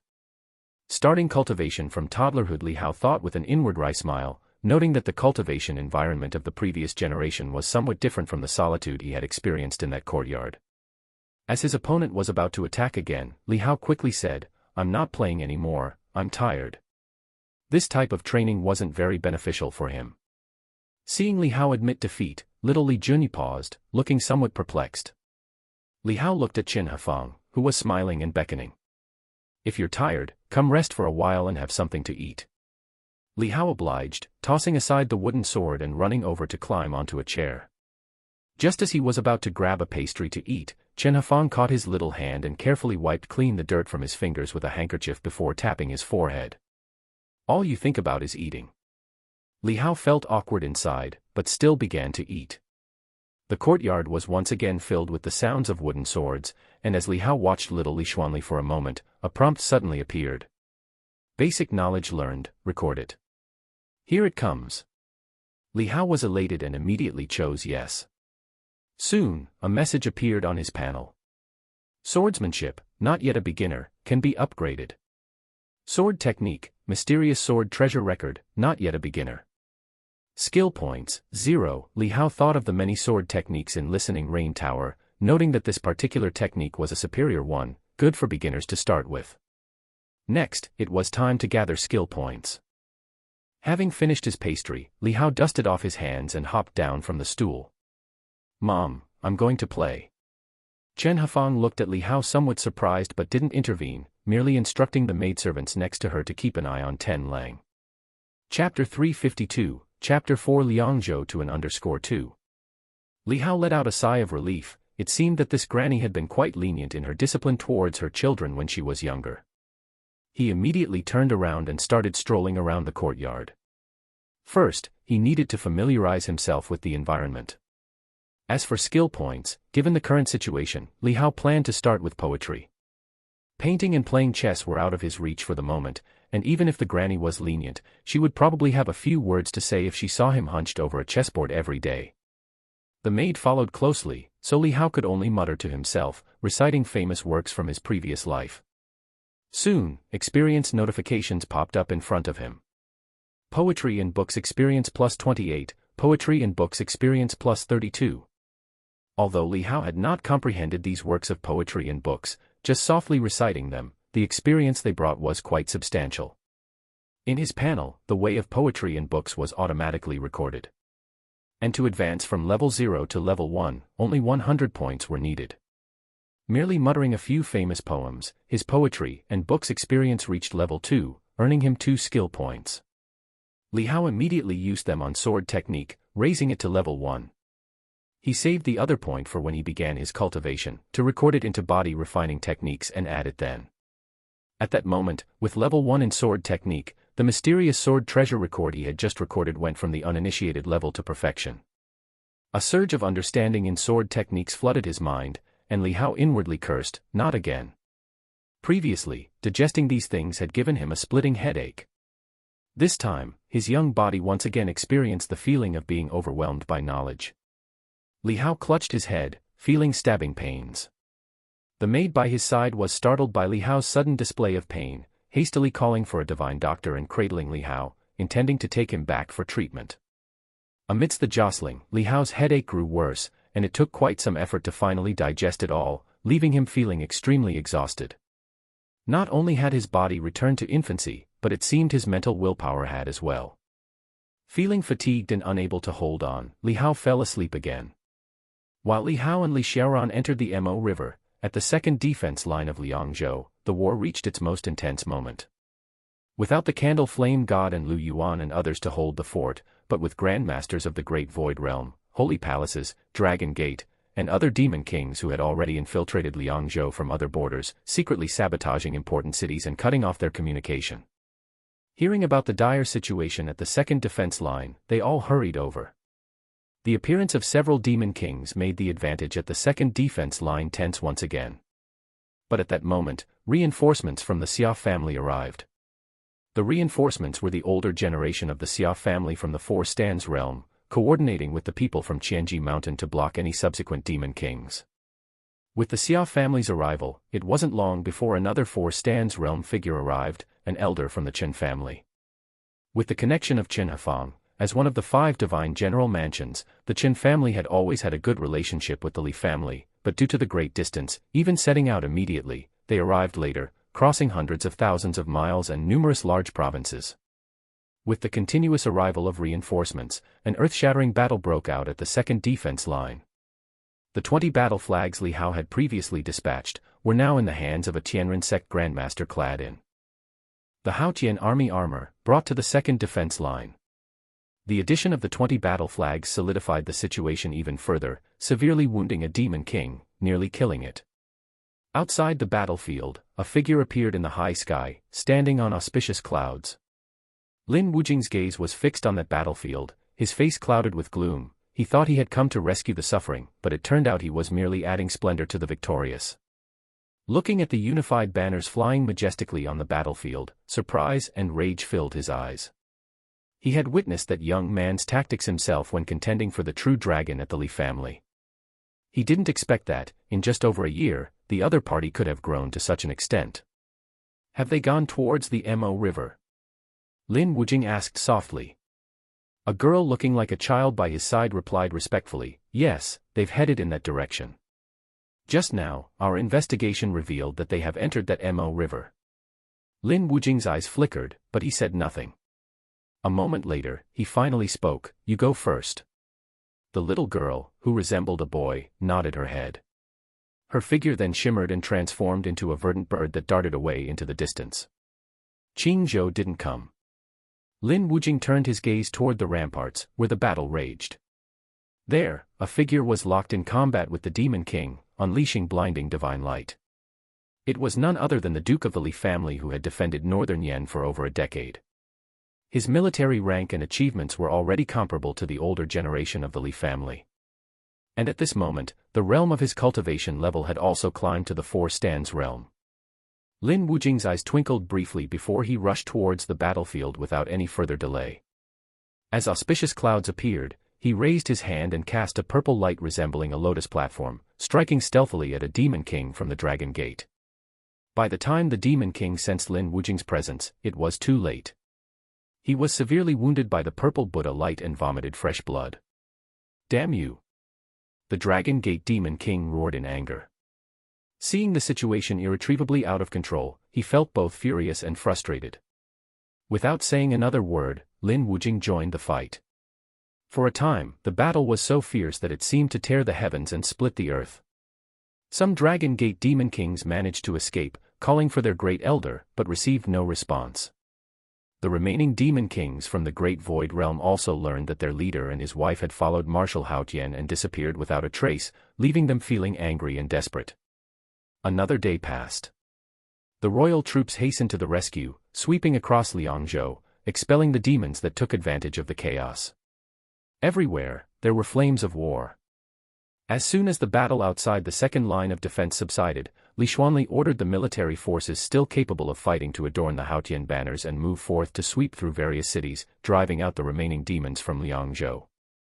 Following Li Hao's distraction of the 3 peerless technique realm demon kings, and with reinforcements coming from all quarters, the precarious situation in Liangzhou, which seemed on the verge of annihilation, was finally stabilizing, at least for the moment.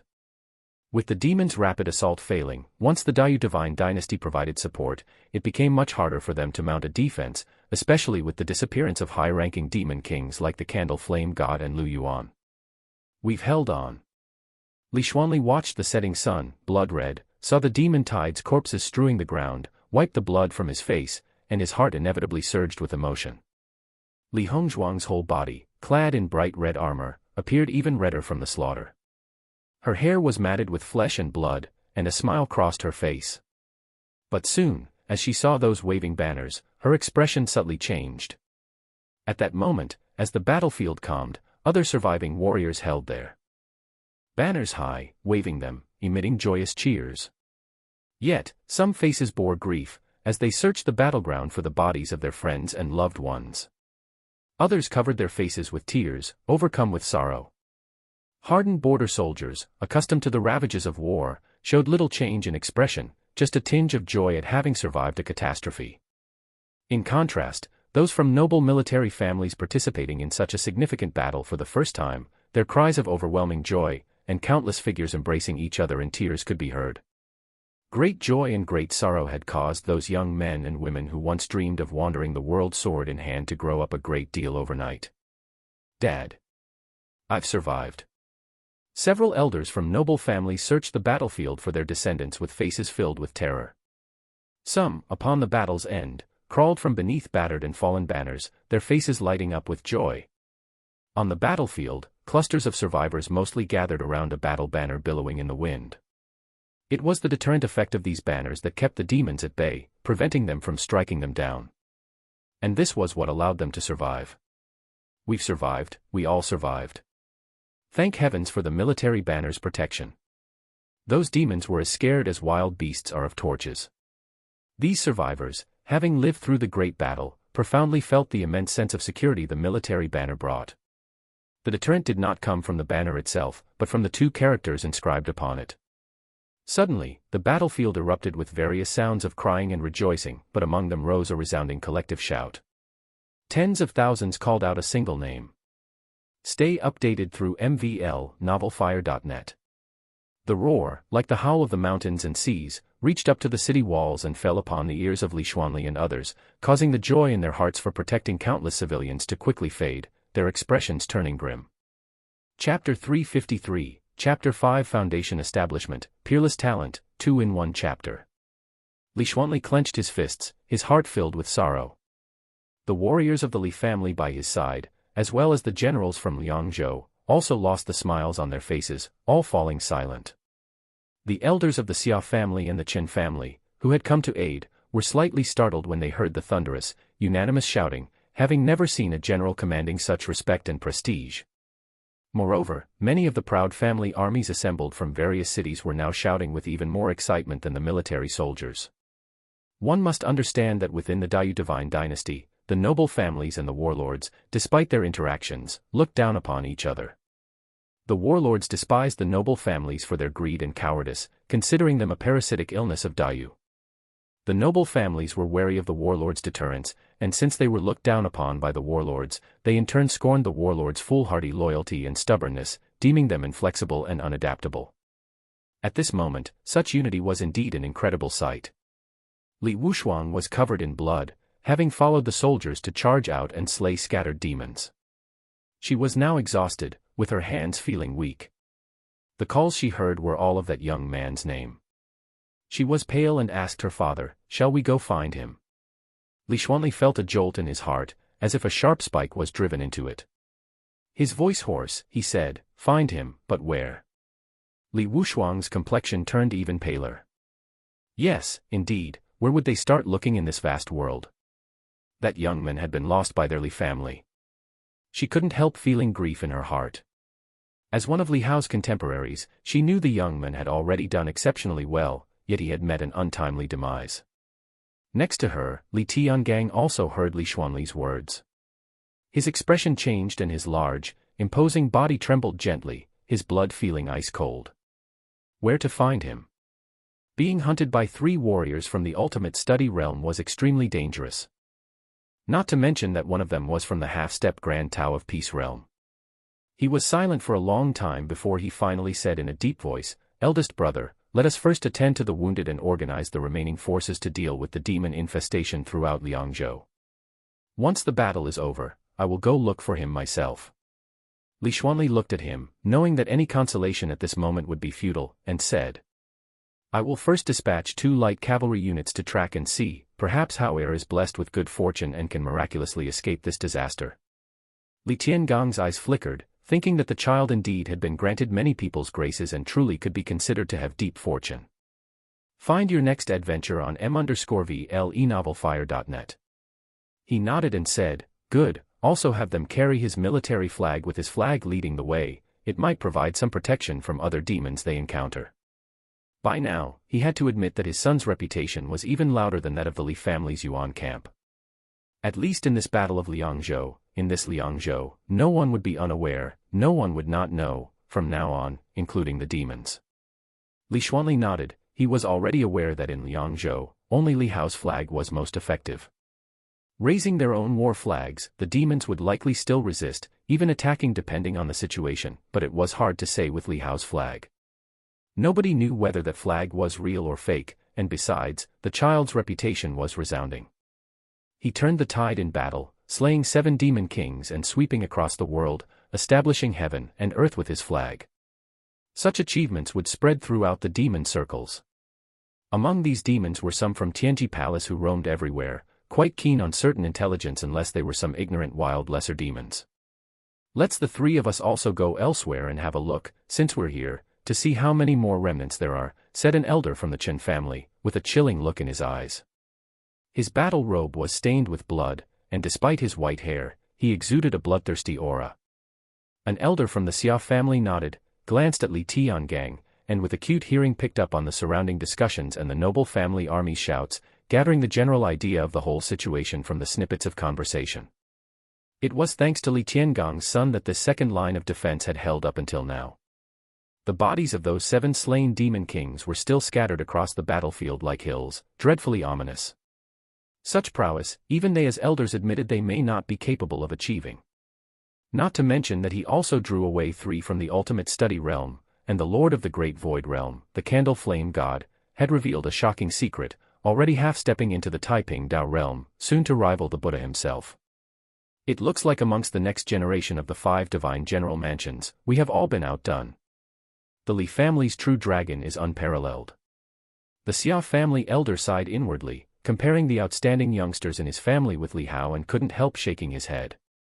The gap was too obvious. However, having such an outstanding true dragon in the Li family was not a bad thing for the upcoming situation. Thinking of those many secret reports, the Xia family elder's expression grew more solemn. When the common folk are in trouble, we all have a responsibility. I, too, will accompany the 2 elders for another trip, said the thousand-mechanism Taoist as he lightly swung his whisk, addressing the 2 elders. He then glanced at his distant disciple, his eyes slightly flickering as the image of when he went to the Li family to take on disciples flashed through his mind unexpectedly.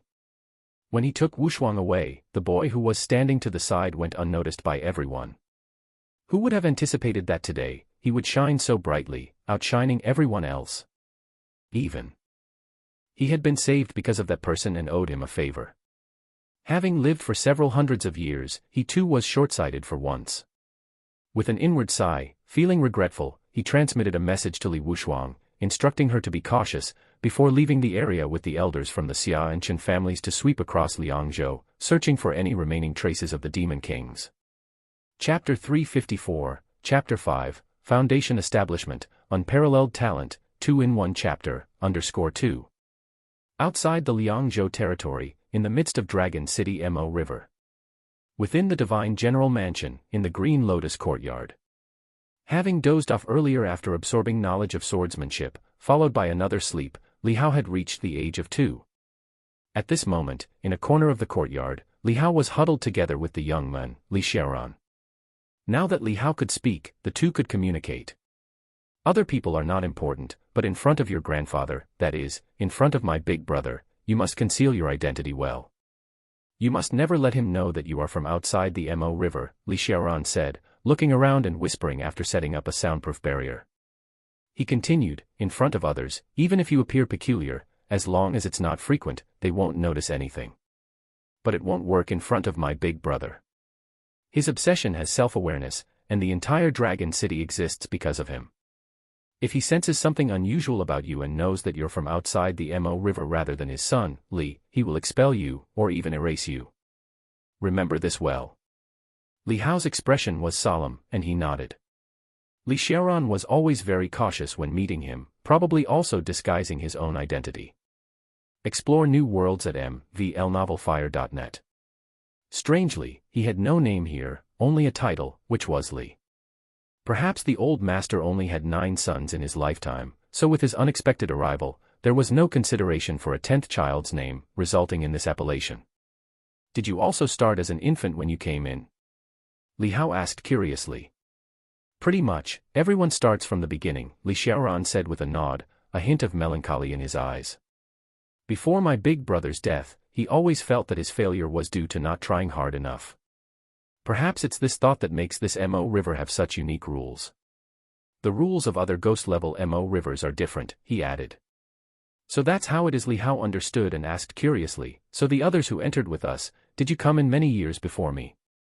Yes, the passage of time here is very strange. You have already felt it. I've actually been here for a very long time. Besides cultivating, I've also been searching for traces of those demons. They have already infiltrated Dragon City and will reveal themselves when the Battle of Dragon City breaks out after you turn 18, Li Xiaoran explained, his eyes flashing fiercely. I must exterminate them before that happens. Li Xiaoran's eyes sparkled with murderous intent. Li Hao felt the surging aura from him. This 4th master had reached the 3 immortal realms. Looking at Li Hao, Li Xiaoran seemed to read his thoughts and said, my identity does indeed give me some advantages in navigating this Mo River, so I have been guarding this river. Every time I come in, I am basically my original self. I suspect this must also be a deliberate arrangement by my big brother's obsession before he died. He too wants to be free and wishes for me to take him home. When he spoke of this, a touch of sorrow crossed his eyes. Li Hao fell silent for a moment before asking, if I exhibit exceptionally astonishing talents, will that reveal anything? No, it won't, Li Xiaoran replied quickly, regaining his composure.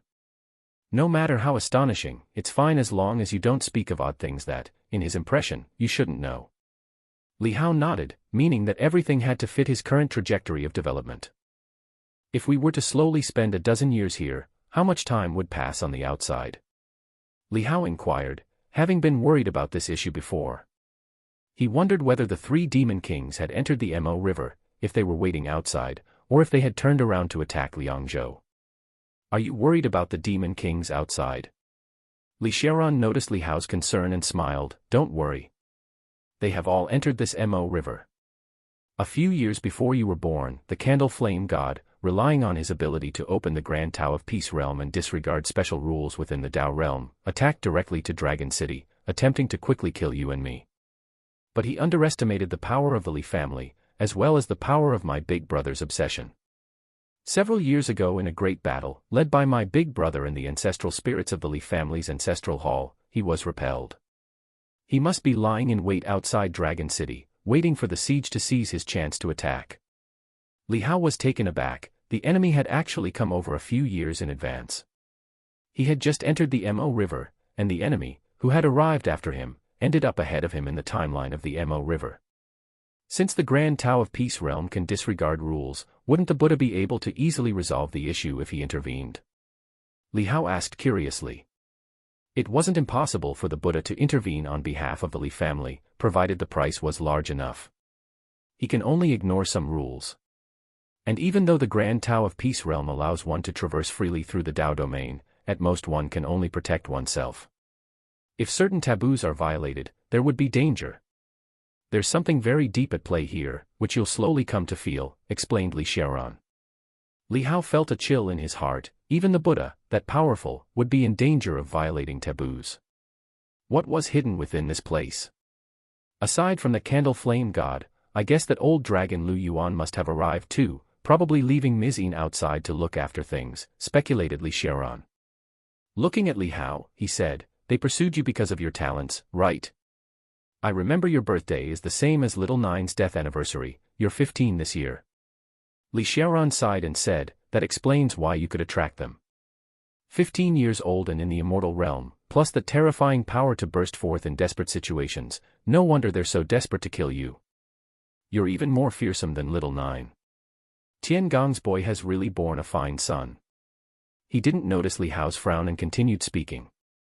Chapter 355, Chapter 5 Foundation Establishment, Peerless Talent, 2-in-1 Chapter, _3. The time in the Mo River is strange, but however long you are awake here, that's how long passes on the outside. That old Lu Yuan dragon must have also entered.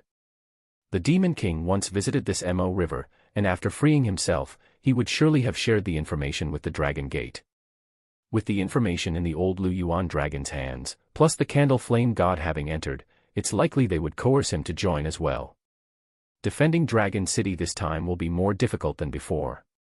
His expression grave, he said to Li Hao, but for you, this is also an opportunity. Recultivating allows you to sort out your previous martial arts, to find out the flaws, and the new insights you gain in your cultivation here will be taken with you when you leave the Mo River. When they reflect on your martial arts outside, it will also bring a considerable improvement.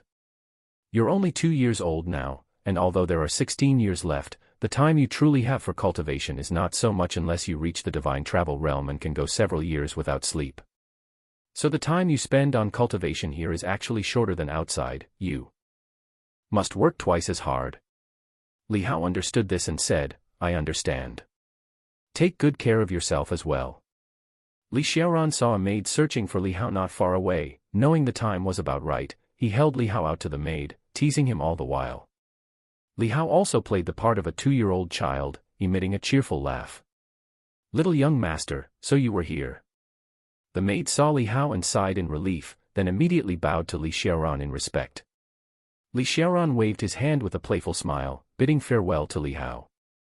Li Hao watched him leave the courtyard and sat in the maid's arms. He pondered for a moment, then soon closed his eyes. In the courtyard, Li Hao soaked in a large medicinal tub. He was now 3 years old. In the divine general mansion, the most optimal cultivation process carved out over thousands of years was foundation establishment at 3, blood melting at 4, bone testing at 5, and beginning cultivation at 6. Starting cultivation too early could injure the bones and suppress the body's growth, having the opposite effect.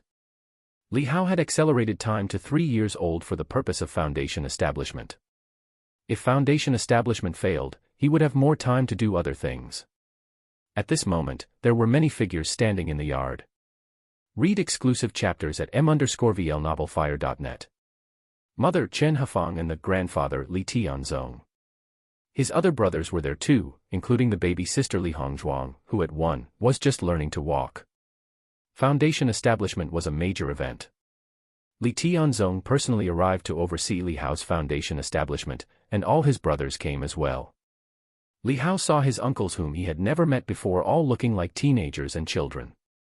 Some were already spirited, and although some had young faces, their brows showed signs of valor. Li Hao didn't pay much attention to the others but felt a bit nervous facing this father, Li Tianzong. Li Xiaoran had said that the man was conscious and could change his behavior at any time. Li Hao absolutely could not reveal any flaws in front of him. Light the incense, Li Tianzong commanded. A middle-aged butler in the courtyard promptly obeyed, inserting a stick of incense into the nearby censer.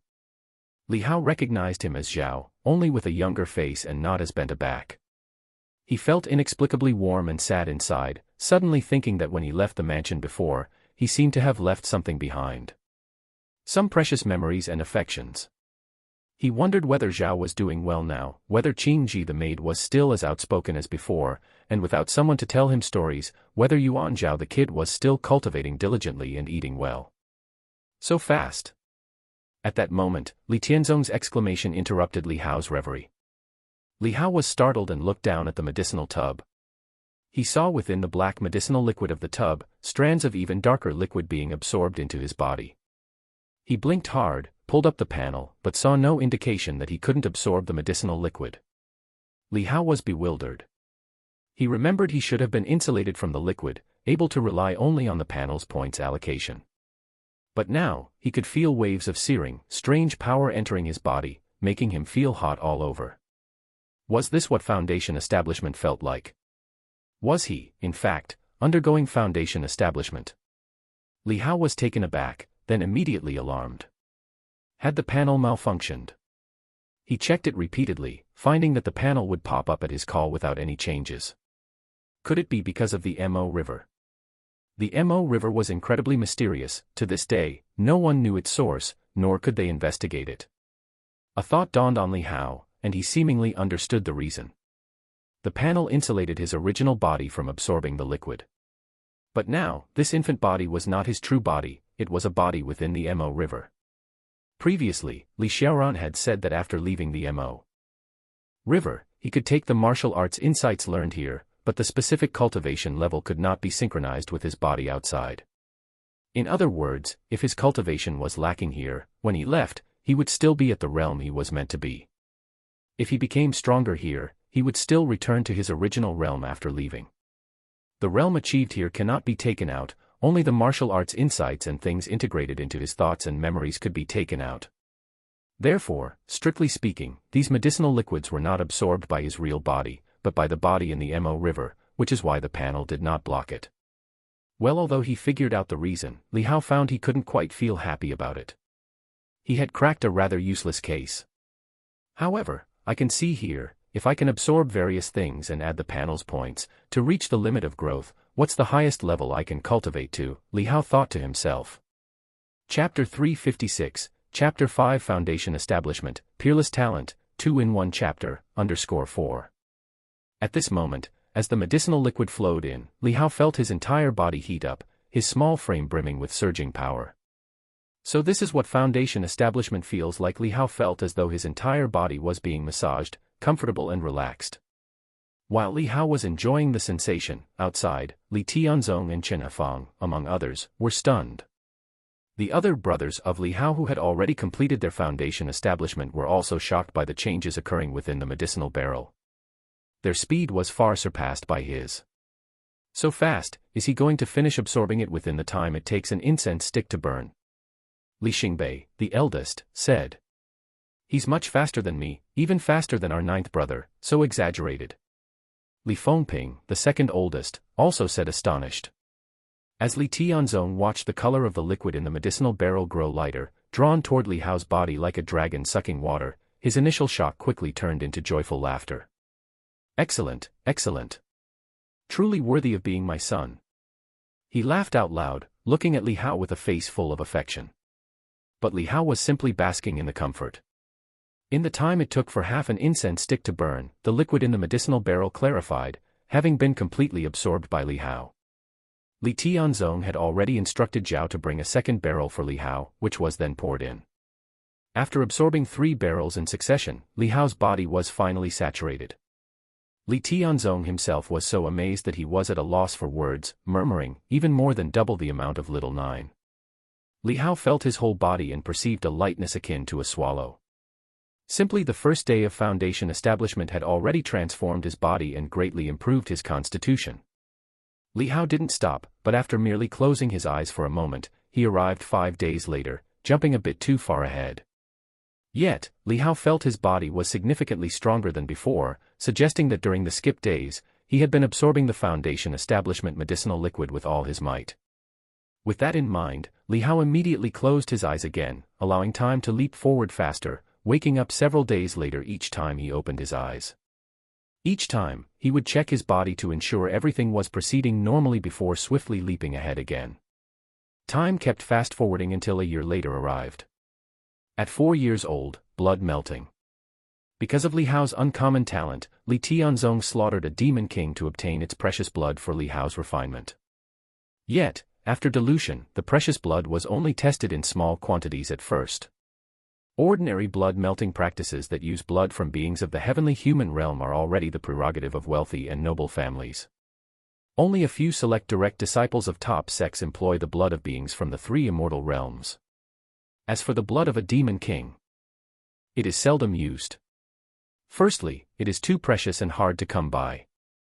Secondly, its potency is so great that a 4-year-old child could hardly bear it, risking infection by the demon blood and transforming into a half-demon. Li Tianzong was also cautious, not giving too much precious blood on the first attempt. But soon, Li Hao's absorption rate once again surprised him, as the diluted demon king precious blood was quickly absorbed by Li Hao. Excellent, excellent. Li Tianzong grinned from ear to ear, overjoyed by his youngest son's prodigious talent. Indeed, this was the most exceptional talent he had recognized in the Li family for hundreds of years. After the blood melting at 4 years old, although still a child, Li Hao now possessed an undeniable vigor throughout his body. Li Hao decided not to skip any further but instead fast-forwarded to his free time when he was not soaking in the exotic blood, and found Zhao to procure a chessboard for him. Zhao, though surprised by Li Hao's strange request, did not object, cherishing the exceptionally talented young master. He had a house servant purchase a set. Li Hao took advantage of his spare time to run to his courtyard. In addition to reciting poetry, he also gathered ink, brush, and rice paper and secluded himself in a side room to paint. The courtyard was relatively quiet now, with those brothers off to the martial arts training ground, leaving only Li Hao and Li Hongzhuang, who was 2 years his junior, in the yard. 2-year-old Li Hongzhuang, for some reason, was particularly attached to Li Hao. Even when Li Hao sneaked off to paint in secret, the little girl still found him. Explore more stories at mvlenovelfire.net. Watching this small girl, who in reality was his younger aunt, come running over, tenderly calling him brother, Li Hao felt a mix of helplessness and strangeness. He had no idea how he had ended up playing with this little girl during the rapid time leaps, but she seemed quite affectionate towards him. With no other choice, Li Hao found some snacks for her, so she would sit quietly beside him while he painted. This familiar feeling made Li Hao think back to when he used to play chess and paint in that courtyard, with a little tail behind him. But eventually, that little tail was gone. Li Hao shook his head slightly, refocused his mind, and continued to sketch quickly on the paper. With a bang. Just as Li Hao was engrossed in his painting, watching his painting experience rise, the door to the side room was suddenly pushed open. Li Tianzong's tall figure walked in, and upon seeing Li Hao and Li Hongzhuang there, his gaze flickered and settled on Li Hao. An involuntary twinge of nervousness hit Li Hao's heart, but having been caught in the act, he had no choice but to reluctantly reply, "Painting." Li Tianzong looked at the painting board for a moment, and his authoritative expression softened as he said, Paint if you want to paint, but why hide here? Your mother has been looking all over for you. Chapter 357, Chapter 6, Who Dares to Mock My Son, Extra Chapter for Alliance Hierarch, Ci Li, thanks. Li Hao was somewhat surprised. He hadn't expected the other party not to get angry or scold him. Experience more on mvl-novelfire.net. The other's countenance was majestic and martial, with thick eyebrows that exuded an imposing air even when not angry, but at this moment, the genial expression softened the accumulated might between the brows, creating the warmth of a spring breeze sweeping across willows. What are you painting? Let me see. Li Tianzong walked over and saw the figure sketched on Li Hao's drawing board, vaguely recognizing it as a woman. Li Hao's art of painting hadn't reached a professional level, and at this moment, the portrait he painted was rather inaccurate. Filled with curiosity, Li Tianzong asked, "Who is this a painting of?" Li Hao was referring to the mother of his current body, Chen Hafeng. He felt somewhat embarrassed. His painting skills were still too poor. Not even qualifying as a portrait, hardly recognizable. If he were to draw a wanted criminal, he figured that even if the criminal came to tear down the notice, nobody would be able to recognize them. When Li Tianzong heard Li Hao's response, he paused for a moment, then burst out laughing, saying, "It's quite good, but your mother is more beautiful than what you have painted here. You'll need to practice a lot more." Li Hao's heart was increasingly surprised. From the other's response, it seemed there was no intention to stop him from pursuing this ungainly practice. "I'll work hard," Li Hao said. Li Tianzong ruffled his little head, saying, "Once your painting skills have improved, paint one for me too, including your brothers and little Hongzhuang." As he said this, he glanced at Li Hongzhuang, who was sitting by the side eating pastries. Li Hongzhuang. Her bright, sparkling eyes looked at them in confusion, unaware of what they were jovially discussing. Li Hao's head was rubbed by the large palm, yet he felt the warmth and loving tenderness in it. He was slightly taken aback, despite this place being the Mo River and the father in front of his eyes being the grandfather who had long since passed away. For some reason, there was an indescribable feeling in his heart. It was like a long unhealed tear that was finally being drawn together in this moment. He fell silent for a moment, then nodded earnestly. "I will hone my painting skills." Li Tianzong smiled and said, "Once you've painted well, I'll truly treasure it. My son has talent not only in martial arts but also exceptional artistic flair, haha." After laughing for a bit, he added, "But don't forget to learn to read and write. After your bone age is measured at 5, you'll start learning the cultivation technique every day, understand?" With that, his expression became slightly more earnest. Li Hao nodded, flashing a toothy smile. 2 rows of pearly white teeth shone brightly on the cheeks of the child. "Come on, let's go have something tasty," he said. Picking up Li Hao, Li Tianzong then scooped Li Hongzhuang with his other arm and carried them both, one on each side, out of the side room. When they reached the courtyard, Chen Hafeng hurriedly approached upon seeing Li Tianzong carrying both Li Hao and Li Hongzhuang, softly chiding. "Look at you, they're so big now, and you're still carrying them. Aren't you afraid of being a laughingstock if others see you? Who would dare laugh at my children?" Li Tianzong's eyebrows shot up, displaying a bit of his authority, before he again broke into laughter, saying, "The situation outside Dragon City is not good, and I'm rarely at home, so naturally, I want to spend more time with the children." "You need to be more careful outside too," Chen Hafeng said. Hearing him bring up Dragon City, a worried look spread across her previously smiling face. Li Tianzong shook his head, laughing, "They're just small matters, I'll handle them. Let's not talk about these now. At home we don't discuss state affairs. Come, let's get some tasty treats, and then we'll go to the training field to see how well the eldest and the others are practicing. If anyone isn't doing well, I'll send them to train in the famous mountains outside." Chen Hafeng couldn't help but smile. Knowing his temperament and not trying to persuade him further, she instructed the maids to fetch some pastries from the kitchen. Li Hao's gaze flickered slightly, glancing at them. Although this moment's warmth was precious, watching those brothers train at the practice field was meaningless to him. The time that passed while he was conscious would be equally returned to his body once he left the Mo River, so he chose to accelerate and skip ahead. As the couple spoke softly to each other, leading Li Hao and Li Hongzhuang to the training field, Li Hao closed his eyes to accelerate while they watched the other brothers practice. In the blink of an eye, several days passed. Li Hao was still refining the Demon King's exotic blood. Every day, choosing to jump to his free time to continue painting and accumulate painting experience. With each sketch, Li Hao's mind gradually calmed, his heart seemingly relaxed, as he focused intently on drawing in the side room. Sheet after sheet of paper was peeled off, with the people portrayed becoming clearer and more beautifully depicted, as graceful as jade. When his art of painting advanced to level 2, Li Hao's brush strokes seemed to be guided by a divine hand, his control greatly improved, making the depiction much more precise, clear enough to produce lifelike portraits. Li Hao portrayed Chen Hafeng, Li Tianzong, and Li Hongzhuang one by one. The painting experience he gained while depicting different people varied. The floor of the room was scattered with xian paper everywhere. As the sky in the courtyard darkened, upon hearing Zhao's voice calling him for dinner, Li Hao stopped and then immediately chose to fast forward. With a shift of the surroundings, it was another free day several days later.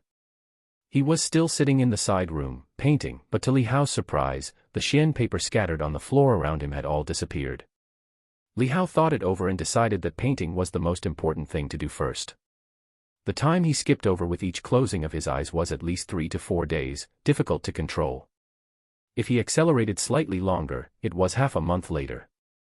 At the moment, while he was painting, Li Hongzhuang pushed open the door, poked her head in, and snuck in to give Li Hao a piece of pastry.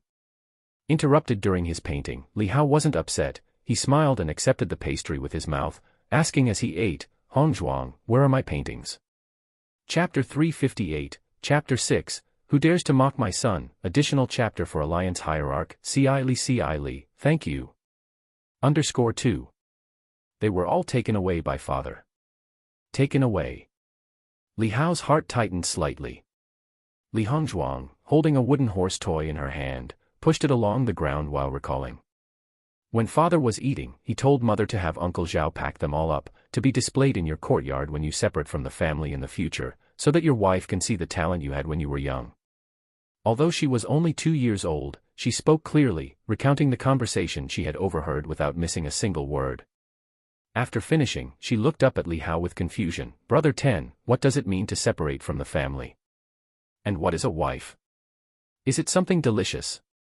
The little girl's face was full of wonder, but she saw that Brother Ten, seated in front of the drawing board, was silent and unresponsive, like a statue. Time skipped forward repeatedly, and whenever Li Hao traveled through time, he aimed to jump to his spare moments so that he could go to the side room to paint. He had no memory of what happened during the times he skipped, only occasionally gathering some information from Li Hongzhuang. After 7 consecutive jumps, several months had passed by the Mo River, but to Li Hao, it felt as if he had only sat and painted for 7 days. The sheets of paper scattered around him would disappear each time he time traveled. The papers he had carelessly strewn on the ground, on jumping forward to the time for dinner, he saw neatly placed on the shelf next to the main hall. That place had originally been filled with precious divine weapons, ceramics, and precious jade gifted by the royalty, but now most of it had been cleared away to make room for stacks of paper paintings. "My son's painting skills are improving day by day, and his teacher says he's also learning to read at an astonishing pace, catching on after being taught just once, ha." At the dining table, Li Tianzong laughed heartily. Li Hao, however, was silent. This was the first time since arriving at the Mo River that he had joined this father and mother for a meal. He didn't skip this time. Silently eating his food while holding his bowl. "Old Ten, I heard you drew a portrait for everyone, why don't I have one?" At the table, a child stood up to speak. It was Li Tiangang. The news that Li Hao could paint had already spread, and his brothers had seen his works, marveling at their own portraits, except that Li Tiangang could not find his own no matter how much he searched.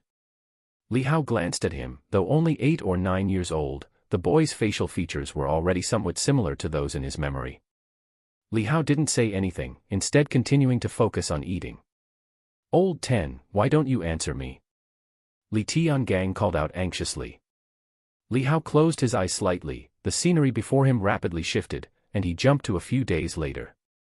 He stood in the courtyard, being wiped down by a maid, apparently having just absorbed some unfamiliar blood. The teacher came over, leading Li Hao to study characters.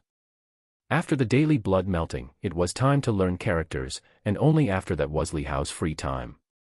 This time, Li Hao didn't jump ahead and actually followed along to study. Since he already knew the material the old teacher was teaching, he held the writing brush and composed poetry on his notebook while listening. Poetry and Books Experience plus 53. Poetry and Books Experience plus 46. With each piece of poetry written, his experience in poetry and books also increased. The teacher stopped halfway through teaching when he saw Li Hao busily writing notes, and he nodded silently in admiration.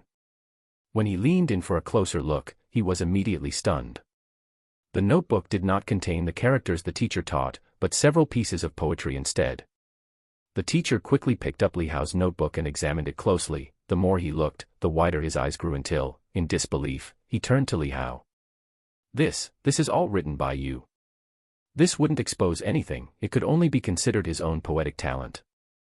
Only by mentioning things like Liang Zhou, the Demon King Candle Flame God, and other matters that, given his current identity, he could not possibly have any contact with, would his true identity be exposed, creating a discord with the current situation. This. The old master was so shocked that he was at a loss for words. This was truly a prodigy of the times, with the bearing of a great Confucian scholar.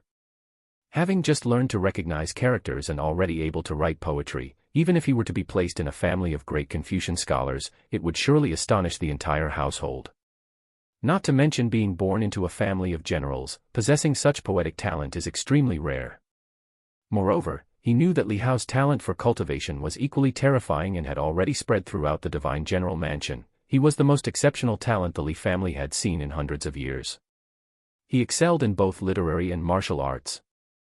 I must tell the master this news.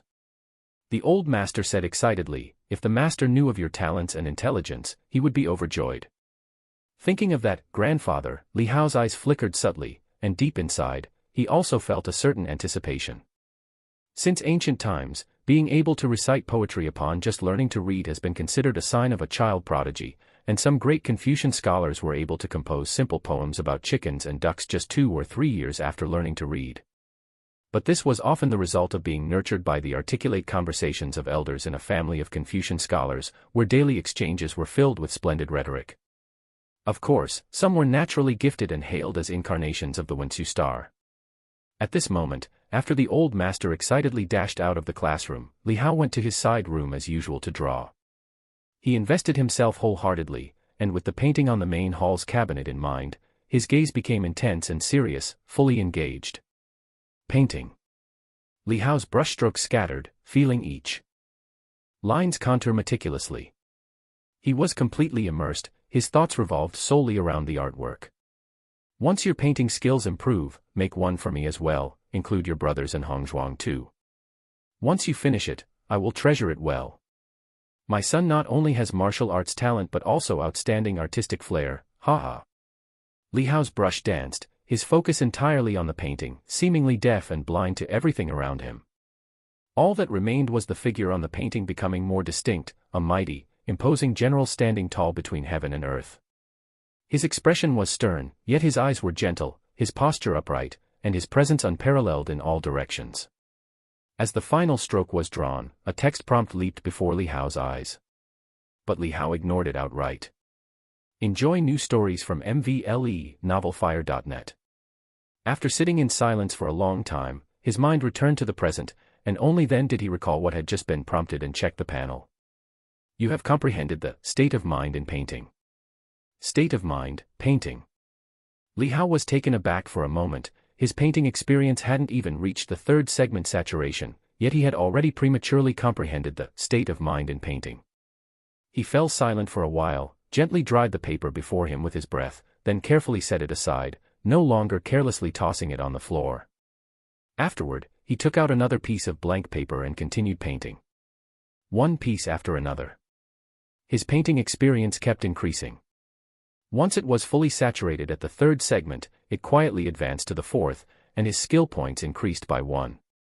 Li Hao checked the skill points he had accumulated thus far. Aside from the 1 point spent on swordsmanship, he had 4 left, 3 from painting, 2 from poetry and books. Chess, carving, fishing, and other arts had yet to be touched. Li Hao thought of Listening Rain Tower. It was time to go over there and have a look. Speaking of Listening Rain Tower, Li Hao couldn't help but wonder what his second uncle looked like when he was young. At dinner time, Li Hao left the side room and returned to the main hall. Chapter 359, Chapter 7, The 4 Stages of the Physical Body Path, Measuring the Bones. First update, asking for monthly passes. As soon as he entered the main hall, Li Hao heard the sound of poetry recitation coming from inside. White hair floats on green water, red palms stir the clear waves. Haha, interesting, interesting. Did little Ten write this after seeing the big goose in the courtyard pond? Quite vivid and detailed. Haha, my son can write poetry at the age of 4. Mr. Kong said, my son is a once-in-a-century poetic talent. If he is properly nurtured, he might even secure a position as the second top graduate in the imperial examination. Li Tianzong, the father, was seen pacing the hall with a paper in hand, his face beaming with smiles. Chen Hafang was seated to one side, her face wearing a gentle smile, and said, look how happy you are, it's just a few poems. Since when have you started liking the pursuits of scholars and literati? I like anything my son does. Li Tianzong laughed and said, generals who can lead troops are many, but how many can write poetry?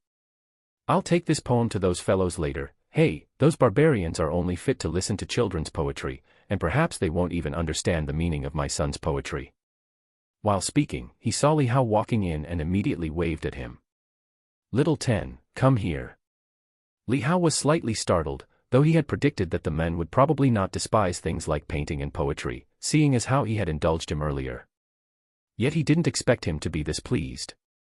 A few childishly written poems made this father's face light up with joy. Yet that boy, famed across the land at 14, was only met with a resounding slap. Li Hao walked over. Li Tianzong picked up Li Hao, found a chair to sit on, placed Li Hao on his lap, and said, come on, tell daddy, and this poem too, it seems like the jade platform mirror, flying high in the azure sky, tch. How did your little head come up with that? Copied, Li Hao thought to himself, but his face was only foolishly smiling.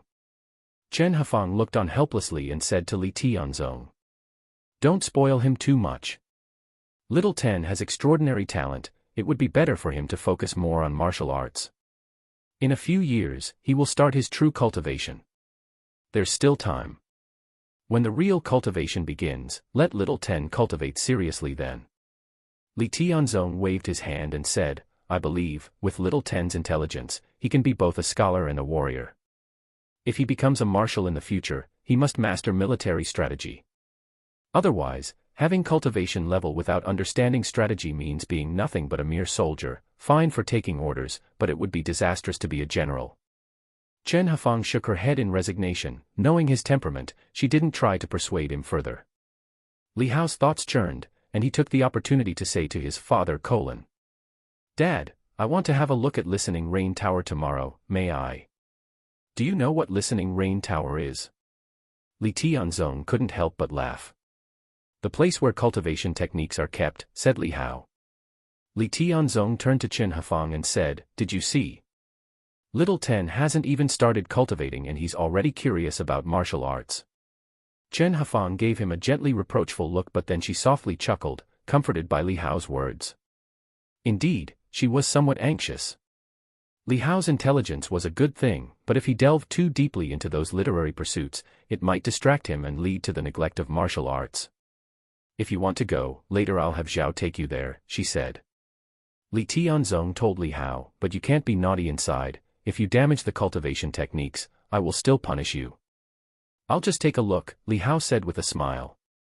Just then, the brothers, who were training in the martial arts field, all returned. Li Tianzong waited until everyone was back in the courtyard before signaling Zhao to serve the food, preparing for dinner. Seeing this, Li Hao immediately closed his eyes, leaping past this dinner segment. When he opened his eyes again, his hand was being led by another toward a pavilion. Li Hao immediately recognized that the pavilion was Listening Rain Tower. The one leading him was Zhao. Young master, Listening Rain Tower is just ahead. When you go inside, remember to greet your fourth uncle, and don't make a mess with those cultivation techniques. I won't accompany you inside, Zhao earnestly instructed. Li Hao nodded, then expressed surprise, fourth uncle. Zhao just nodded, not inclined to explain, and led Li Hao to the front of Listening Rain Tower. The scenario was much like the first time he came, when Li Hao had accompanied Li Fu here. Zhao spoke with the guards at the entrance to clarify, and then presented the token given by Li Tianzong.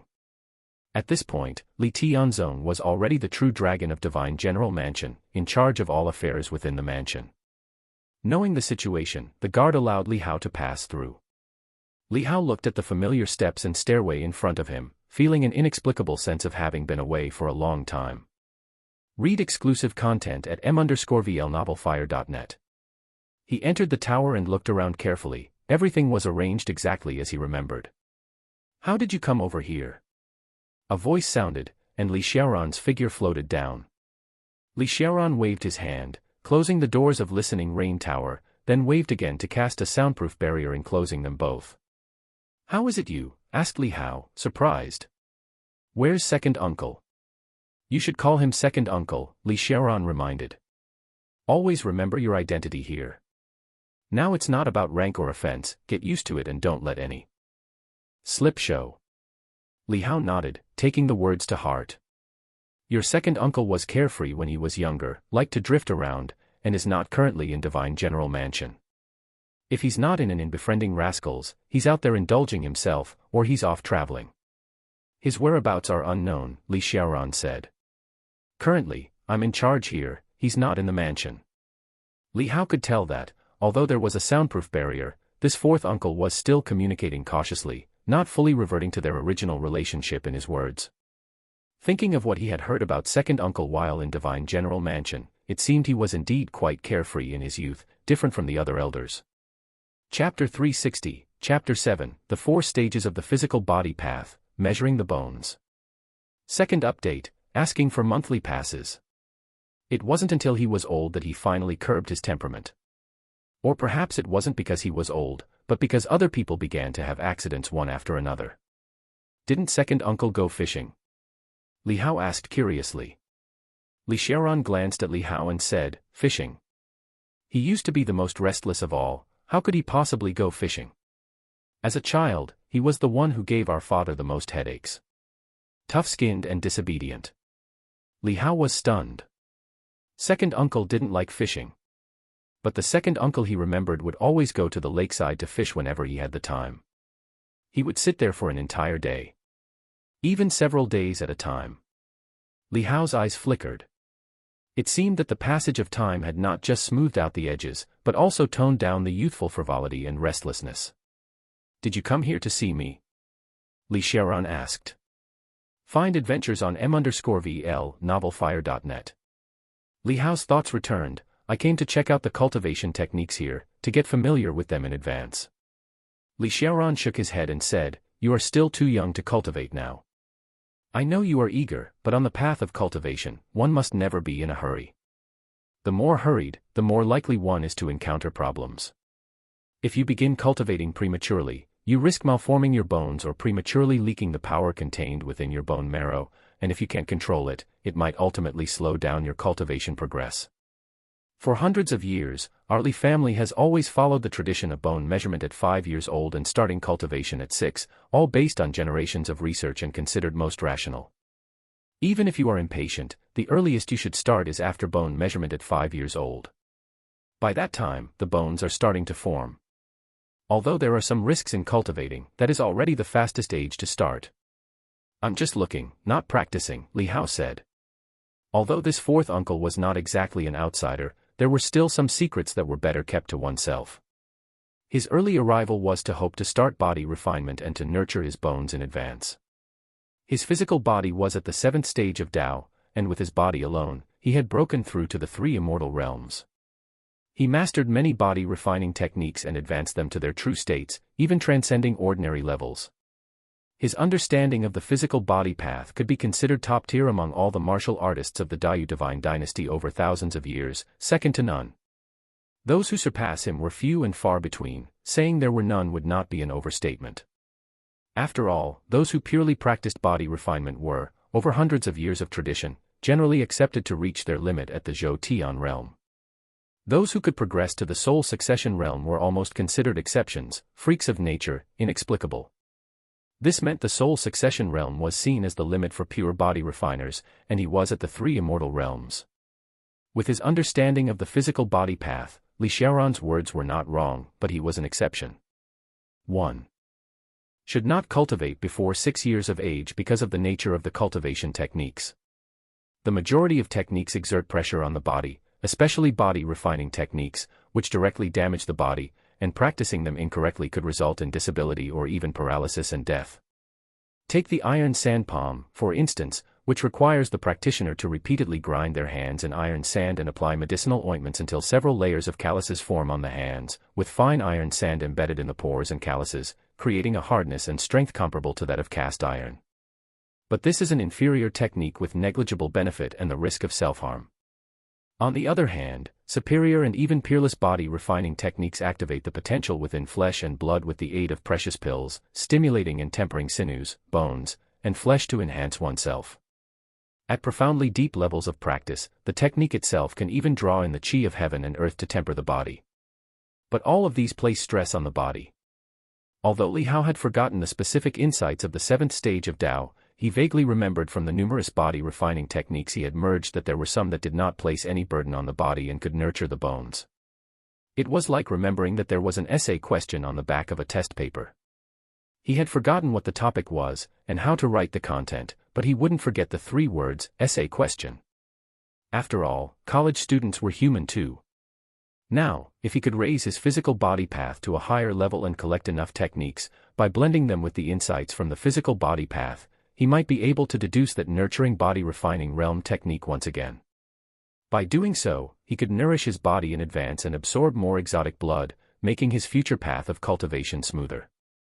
All right then, Li Xiaoran said, seeing Li Hao put it that way, and didn't stop him any further. Although the Li Hao in front of him was only 4 years old, the Li Hao outside was 15 and had reached an age of understanding. Whatever decision he made, he wouldn't interfere too much. I'm going to accelerate time a bit. When you see me afterward, I might appear to be sleepwalking, but don't mind it, said Li Xiaoran. Li Hao nodded at these words, his curiosity piqued. What did he look like to others when he jumped through time? This was an excellent chance to observe through Li Xiaoran's acceleration. Soon, Li Hao saw Li Xiaoran close his eyes. Then he opened them quickly, but when he opened them once more, he gave Li Hao a warm, elder-like smile and said, "Take your time here, I'm going upstairs." With that, he turned and went upstairs. Li Hao watched him ascend, and although it was a brief observation, he had the feeling that Li Xiaoran now was somewhat different from a moment ago. It wasn't evident, but with a short-term comparison, the difference was quite perceptible. To put it simply, the current Li Xiaoran seemed to be emulating his younger self more naturally. On the contrary, the previous Li Xiaoran, when conversing with Li Hao, had slight imperfections in his demeanor, his disguise was not so perfect. Li Hao realized indeed, his own daily disguises were similar, compared with when time was accelerated, perhaps there were some minute changes, more inconsistencies that didn't fit with his identity. Chapter 361, Chapter 7, The 4 Stages of the Physical Body Path, Measuring the Bones. Third update, asking for monthly passes. This flaw, on the contrary, is real. Withdrawing his focus, Li Hao moved to a nearby shelf to start browsing. Based on his understanding of Listening Rain Tower, he was now quite familiar with it. He even remembered where many of the cultivation techniques were placed, which floor, and which shelf. However, in the Listening Rain Tower of this time, there were some cultivation techniques that Li Hao had not seen before, as this was the Listening Rain Tower of the era of Li Tianzong. Fortunately, the changes were not significant, and they had no impact on Li Hao, who started flipping through the books one by one. He started browsing from the low-grade body refinement skill, which was easier for beginners. Once he got a start, the physical body path would appear on the panel, and he could directly add skill points. Then it would be easy to get started with high-grade techniques and record them when browsing later on.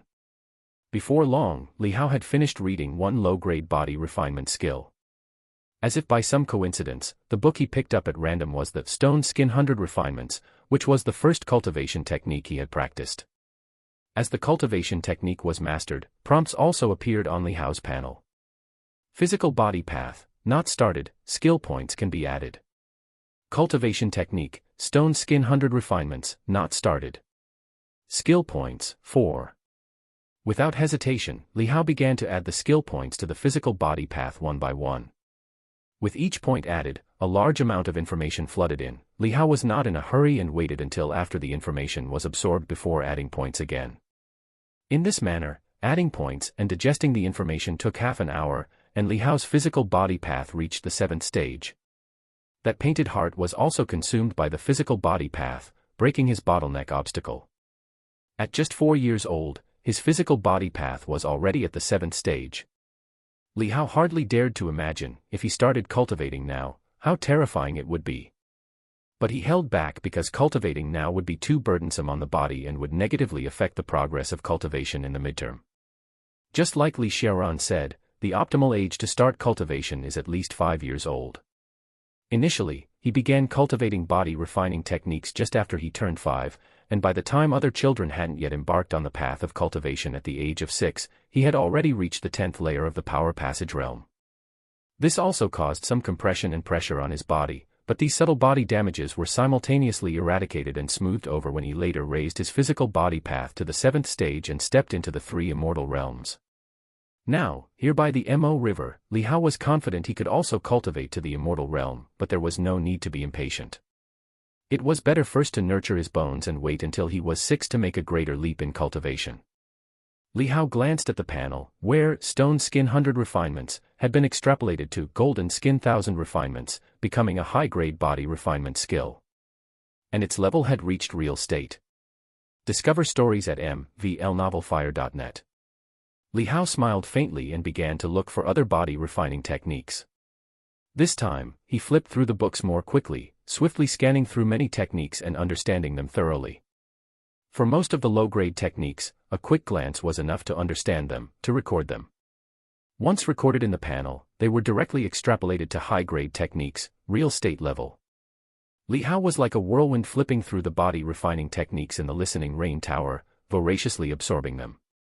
As he continually recorded one body refining technique after another, his memory was also continuously being fed. His 4-year-old body and consciousness began to feel groggy. But Li Hao resisted the urge to sleep, as doing so would likely mean waking up at 5 years old. He wanted to try to extrapolate the techniques on his own before the bone measurement. He kept absorbing, blending many body refining techniques, and gradually, some techniques emerged on his panel that were extrapolated using the 7th stage physical body path. After recording several techniques, one would be extrapolated automatically. And the extrapolated techniques quickly reached perfection or real state. Finally, amidst extreme fatigue and grogginess, a technique called Starlight Nourishing Body Skill was extrapolated on Li Hao's panel. A surge of information flooded in, and Li Hao's eyes suddenly lit up. This was the technique. He felt a surge of joy, not expecting the 7th stage physical body path to actually extrapolate it for him. He had been worried that he would record all the techniques here, but with the 7th stage physical body path's understanding not sufficient, he would be unable to extrapolate it. With his current state, he didn't have the energy to stay awake to get another skill point. After all, his current state was nonetheless that of a 4-year-old child, including the strength of his consciousness. At this moment, Li Hao, relying on his willpower, forced himself not to fall asleep, but instead sat inside the tower, slowly practicing this technique. This technique was better to practice at night, borrowing the starlight from heaven and earth to nourish and warm the body, unlike other body refinement skills that led to a qualitative change. It simply required being bathed in starlight day after day, purging the impurities from the body, making the body more transparent, embedding star power in the bones, making them stronger. After going through the process once, Li Hao could hold on no longer, and without even caring to feel the state of his own body, he fell into a deep sleep. When Li Hao awoke again, it was the startled exclamations nearby that jolted him awake. Li Hao opened his eyes and saw himself standing dazed in the courtyard, with an old man with a white beard beside him. He seemed familiar with that face. It was the Qingqiu Mountain Taoist who had measured the bones of several generations of the Li family. Qingqiu Mountain was outside Qingzhou, but this place was Dragon City, just like Li Xiaoran said. Due to the memories of Li Tianzong, many things had merged and undergone strange changes, unexplorable. Otherwise, it could lead to breaking through and exposing oneself. This. At this moment, the white-haired, youthful Taoist from Qingqiu Mountain was staring at Li Hao with a shocked expression, stuttering without being able to say a complete sentence. In the courtyard, besides the old Taoist, Li Tianzong and Chen Hafang were there, as well as various brothers. Standing at the very end was Li Hongzhuang, now 3 years old, her hair tied in buns, her little face full of curiosity and amazement. "What's the matter?" Li Tianzong, seeing the reaction of the Qingqiu mountain Taoist, frowned and his expression darkened. "Speak plainly, there's no harm." His face, devoid of a smile, immediately showed an air of solemn authority that made the Qingqiu mountain Taoist quickly come to his senses, hurriedly saying, "Great joy, your grace, it is indeed great joy." Li Tianzong looked at him with suspicious surprise, thinking that if he didn't know this old Taoist was from Qingqiu mountain, he might mistake him for some midwife. "Stop beating around the bush, you've seen 9-rank battle bodies, my Li family is full of exceptional people, there's no need for such fuss," Li Tianzong chided. How did the bone measurement for Xiao Ten turn out? Chapter 362, Chapter 8, Grasping the Sword Again, Second Update. Comparable to the stature of transcendence. The old Daoist from Qingqiu mountain didn't play coy anymore. In addition to the surprise on his face, there was also some excitement as he said, "Young master's bones far surpass the 9th grade battle physique. I haven't seen such a case in thousands of years." Your journey continues on mvlnovelfire.net. After Qingqiu mountain submitted to Daiyu, it lived in peace with the world. He was an extremely old fox from Qingqiu mountain, with broad knowledge and experience. Li Tianzong's eyes shone, the stature of transcendence. Chen Hafang and the others were also shocked and looked at the old Daoist from Qingqiu mountain in astonishment. A typical 9th grade battle physique has at least one main bone, like the gold iron divine jade, containing multicolored dim light, with flowing patterns on the surface of the bones, which are supreme. The old Daoist from Qingqiu mountain said excitedly, "But young master's body, all his bones are like this. 72 main bones, all bursting with divine light, with patterns flowing, as if they were innate Tao marks. Once young master steps onto the path of cultivation, he will surely soar to the skies, comparable to a saint's reincarnation. His path of cultivation will likely be unstoppable, breaking through realms as easily as eating and drinking, unmatched by anyone." Hearing the old Daoist's words, Chen Hafang and the others regained their senses and looked at Li Hao with both shock and joy. This was the legendary assessment of talent. A typical 9th grade battle physique was already the limit, yet Li Hao's entire body was made of divine bones, with a divine posture like jade, comparable to transcendence. Real saints have always been the stuff of legends, said to live in seclusion out of this world, beyond the mundane. The closest person to a saint in the Daiyu divine dynasty was the genuine one from Gantao Palace. Good, good, good, he's truly my son." Li Tianzong laughed heartily, his face beaming with spirit. "Congratulations to the Duke, congratulations to the Madam." The old Daoist from Qingqiu mountain bowed and congratulated, his eyes sweeping over the child beside him, inwardly amazed by such an aptitude, even more fearsome than that of the late Daiyu emperor. This line of the Li family was full of prodigies, it seemed they would lead the family once again to splendid glory. Worthy of being the 10th. Well done, 10th, you've actually left us far behind. 9th brother, you've been outdone by the 10th. Other brothers excitedly gathered around, surrounding Li Hao, some hooking his shoulders, some his neck, and some vigorously rubbing his hair, all with looks of surprise and excitement. The older 9th brother, Li Jun, who was 2 years older than Li Hao, was already 7 years old and had shown remarkable comprehension and aptitude in the training grounds. But after all, he was still a child. He too was full of joy for Li Hao, saying, "10th brother, in another year, you'll be able to cultivate too. We won't be caught up by the 10th, will we? Seems like we also need to put in more effort." The other brothers all said with a laugh. Li Hao looked at these uncles gathered around him with a strange expression on his face. Although he knew his current identity and had joined in with them, it felt odd to become so suddenly super-aged. Such interactions still made him feel a bit awkward.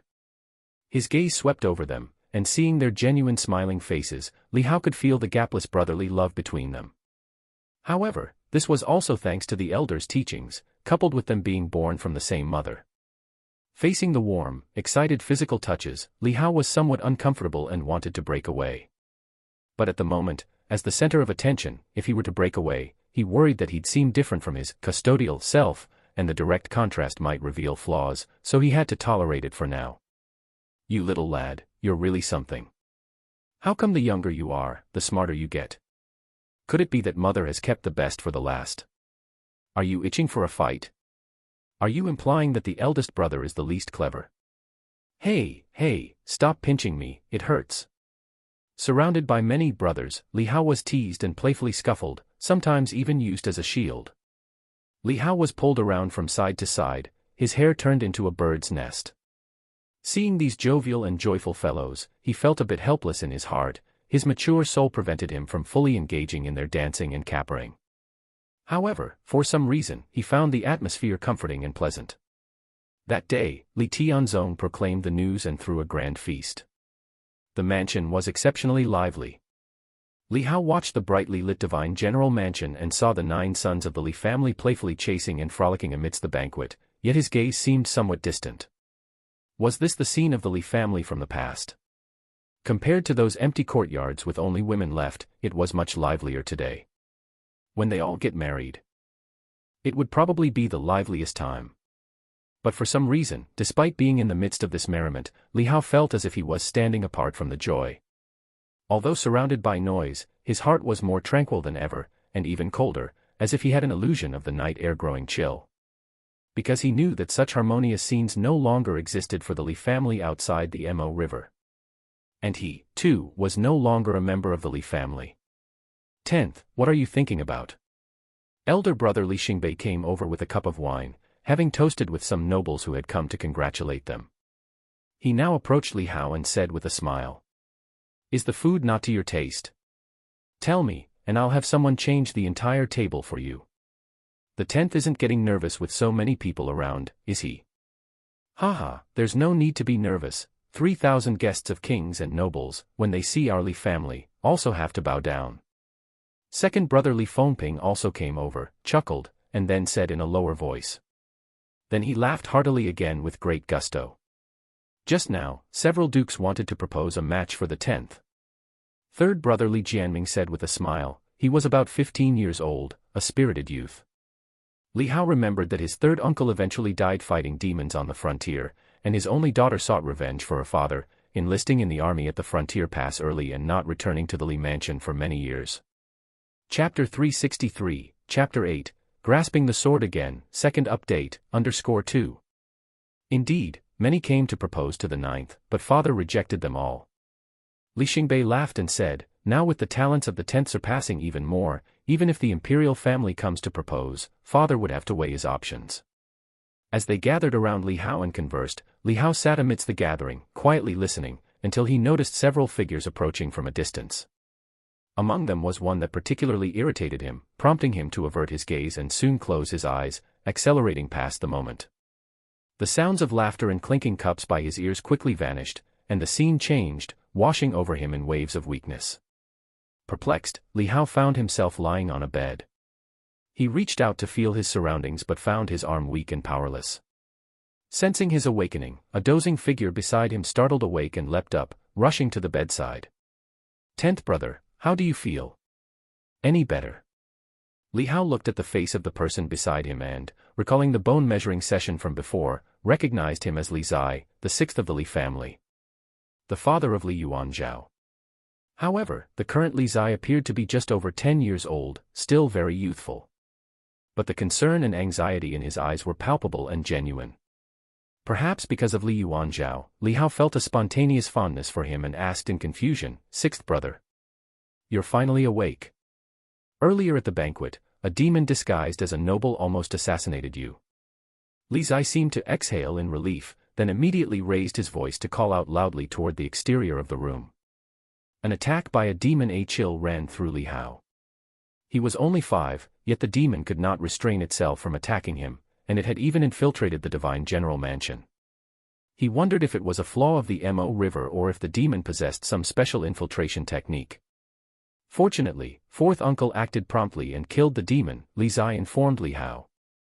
On hearing this, Li Hao inwardly heaved a sigh of relief. It seemed that his fourth uncle had been keeping an eye on him and had managed to intervene in time. "The eldest and the others were injured too and are recuperating," Li Zai added. Li Hao inquired, "Aside from me, everyone else is okay?" "They're all right, just minor injuries. You and 9th brother were the main targets of the demon. 9th brother was standing farther away, so his injuries aren't serious," explained Li Zai. "That's good," Li Hao said, relieved. As news of his awakening spread, many people rushed over. Little Ten, are you all right? Chen Hafang hurried over, her face full of tension and concern. Li Hao also saw his other brothers, but Li Tianzong wasn't among them. He asked, "Where's father?" "Father went to the outskirts of the city to slay demons, seeking justice for you," Li Fengping, the second brother, explained. His forehead was bandaged, seemingly injured. Li Hao fell silent for a moment. He knew he had to start cultivating diligently. Li Hao's gaze swept over each of their faces before closing his eyes, accelerating through the time of recovery. When he opened his eyes again, Li Hao found himself in a side room with a drawing board before him, and his body had fully recovered. The feeling of weakness had disappeared. The crowd that had been around him was gone, and the sudden emptiness made him pause momentarily, but he quickly adjusted and picked up a brush to start painting. While painting, Li Hao pondered expanding his skills and quickly earning more artistic skill points. While he was halfway through painting, the door opened, and Li Hao saw Li Hongzhuang pushing the door and squeezing in. Li Hongzhuang was now 3 years old and had already started her foundation establishment. Li Hao asked, "Have you finished your foundation establishment for today?" Li Hongzhuang nodded her head. Although she was only 3 years old, she was extremely well-behaved and sensible. She also displayed a clever and quick-witted side as she said, "Big brother, why do you paint every day?" "Because I like it." "Then do you like Hongzhuang?" "I like you too." "Then you should spend more time with Hongzhuang." Li Hongzhuang came over, tugging at Li Hao's clothes, and said with pleading eyes. Li Hao was speechless. This little rascal had even learned to trap people with words. All right, brother will spend time with you," Li Hao said, becoming more comfortable and proficient with his current identity. "Humph, big brother only does his own things, never spending time to play with Hongzhuang." Li Hongzhuang pouted. Li Hao immediately suggested a game of hide and seek to play with her.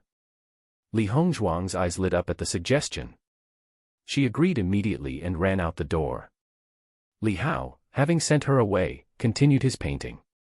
When he grew tired of painting, he suddenly thought of going to the kitchen to accumulate some experience in the cooking arts, as skill points were quite easy to obtain in the early stages. By the way, finding some dry wood in the kitchen could also help him master the carving arts. As soon as Li Hao thought of it, he stepped out the door, only to see Li Hongzhuang standing at the door, pouting with a displeased face. Li Hao asked in surprise, "Why are you here?" "Big brother, you didn't come to look for me." Discover hidden content at mvlenovelfire.net. Li Hongzhuang puffed up with anger. Li Hao was speechless and coughed lightly. "I did look for you. I just went around and didn't find you. I thought you might be hiding here, so I came back." "Big brother is a liar." Li Hongzhuang continued indignantly, "I was hiding in the flower bed in the courtyard by the doorway just now." Li Hao was speechless. This little trickster was really not easy to fool. "Come on, big brother will take you to make something to eat." Li Hao promptly changed the subject and led her towards the kitchen. The very young Li Hongzhuang, after all just a 3-year-old child, was quickly intrigued by Li Hao's suggestion, puzzledly asking, "Make what?" "You'll know once we get there." Li Hao smiled and, taking Li Hongzhuang with him, arrived in the kitchen. The house servants there quickly scrambled to bow in greeting upon seeing Li Hao. Li Hao, however, acted very maturely, telling them to clear the stove and then fetching the ingredients to let Li Hongzhuang also participate in cooking. Children, especially little girls, seem to have an innate love for playing house. Very soon, Li Hongzhuang put aside the earlier trickery from Li Hao's mind. Her small hands kneaded and washed the ingredients, her little face extremely serious, and she neatly arranged each washed item on plates, stacking them neatly. Chapter 364, Chapter 8, Grasping the Sword Again, Second Update, _3. Young Master. All the servants in the kitchen hurried over, standing by as if facing a formidable enemy, fearing that something might go wrong with Li Hao. They were also curiously sizing up this famous young master of the divine general mansion from up close. The kitchen servants such as these seldom had the privilege to meet the radiant young masters of the direct line. As the stove was lit, Li Hao began cooking methodically. "Brother, can I pour it in now?" "Later, I'll let you know when to pour it." "Brother, do we add the green onions last?" Li Hongzhuang stood by his side, evidently his number 1 assistant. As Li Hao saw his experience points increase, a smile appeared on his lips. With this, he should be able to accumulate another 4 or 5 skill points before beginning his cultivation at age 6. Before long, the servants outside suddenly knelt down in panic. "Master, please calm your anger." 2 figures walked over, dressed resplendently, none other than Li Tianzong and Chen Hafeng. Seeing Li Hao standing on a stool by the stove, stir-frying, the couple were momentarily stunned. They had hurried over after hearing the news from the house servant. At this moment, Li Tianzong had just finished slaying demons outside the city, had taken off his armor, and put on his brocade clothing. It had been half a month since Li Hao was injured at the banquet. "Little Ten, what are you doing?" Li Tianzong couldn't help but ask, "Who taught you this, and why are you in such a place?" Seeing his furrowed brow, Li Hao's heart tightened slightly. He thought of an excuse, "I wanted to cook a meal for you." Li Hongzhuang nodded and smiled with her teeth showing, "Dad, Mom, will be done soon. Would you like to try some?" Li Tianzong and Chen Hafeng were somewhat speechless. Cooking was a servant's job, why demean oneself so? However, seeing the tension in Li Hao's eyes and Li Hongzhuang's radiant face, they exchanged a glance, and their expressions softened. Before they could speak, Li Hao lifted the lid and said, "The dish is ready, add salt." Li Hongzhuang immediately stopped smiling, her little face tense, clutching the salt jar and carefully scooped a few grains. Not enough. Then she scooped half a spoonful more. Still not enough, more. A large spoonful of salt was suddenly poured in. Li Hao was dumbstruck, quickly scooping some out with a spatula and saying, "That's enough, that's enough." He thought to himself that he should really handle such seasonings next time. Then he struggled to serve all of the dish from the pot, glanced at the couple who were about to speak, and with an embarrassed chuckle, said, "Would you like to try some?" Li Tianzong glanced at him and picked up a bunch of the meat and vegetables to try, blowing on it lightly after finding it hot. With a poker face, he nodded, It tastes good. Use chopsticks." Chen Hafeng, helpless, thought men were too crude. She took the chopsticks handed to her by a maidservant, gently picked up a bit, and tasted it, her eyebrows knit together slightly. But seeing Li Tianzong's smiling face, she could only resign herself to say, "You've worked hard, it's rare for you to be so thoughtful. Go wash your hands and come back with us. Bring this dish with you too. My son's cooking suits my taste. Bring me a small jug of wine, I want to savor it slowly." Li Tianzong instructed. Stay connected through m_vl-novelfire.net. Li Hao was somewhat surprised, he didn't even have the first segment of culinary skills, and this little skill was all based on his experience from being single in his past life. He, too, picked up a piece of meat and took a bite, then almost spat it out immediately, it was indeed too salty. Li Tianzong saw Li Hao's wrinkled little face and burst out laughing. "Next time, put less salt. Don't waste this meat. Our common folk work hard growing crops, braving the risk of demon attacks, from sunrise to sunset. We must treat food with respect." Li Hao was slightly taken aback and nodded, understood. Before leaving, he found 2 more sticks of wood to take with him. "What do you need these for?" Chen Hafeng asked in surprise. Li Hao said earnestly, "I want to carve a little figure for you all."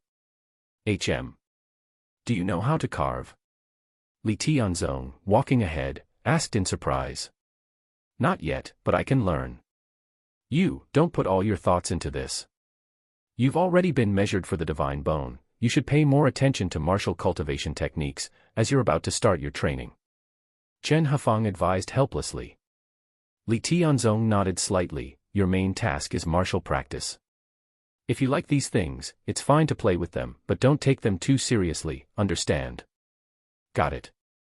Seeing that their attitude wasn't too strict and they weren't utterly opposed, Li Hao breathed a sigh of relief internally. Once back in the courtyard, Li Hao asked the house servant Zhao for a small knife and started carving. As the carving arts were also recorded, Li Hao once again began his journey of accumulating experience.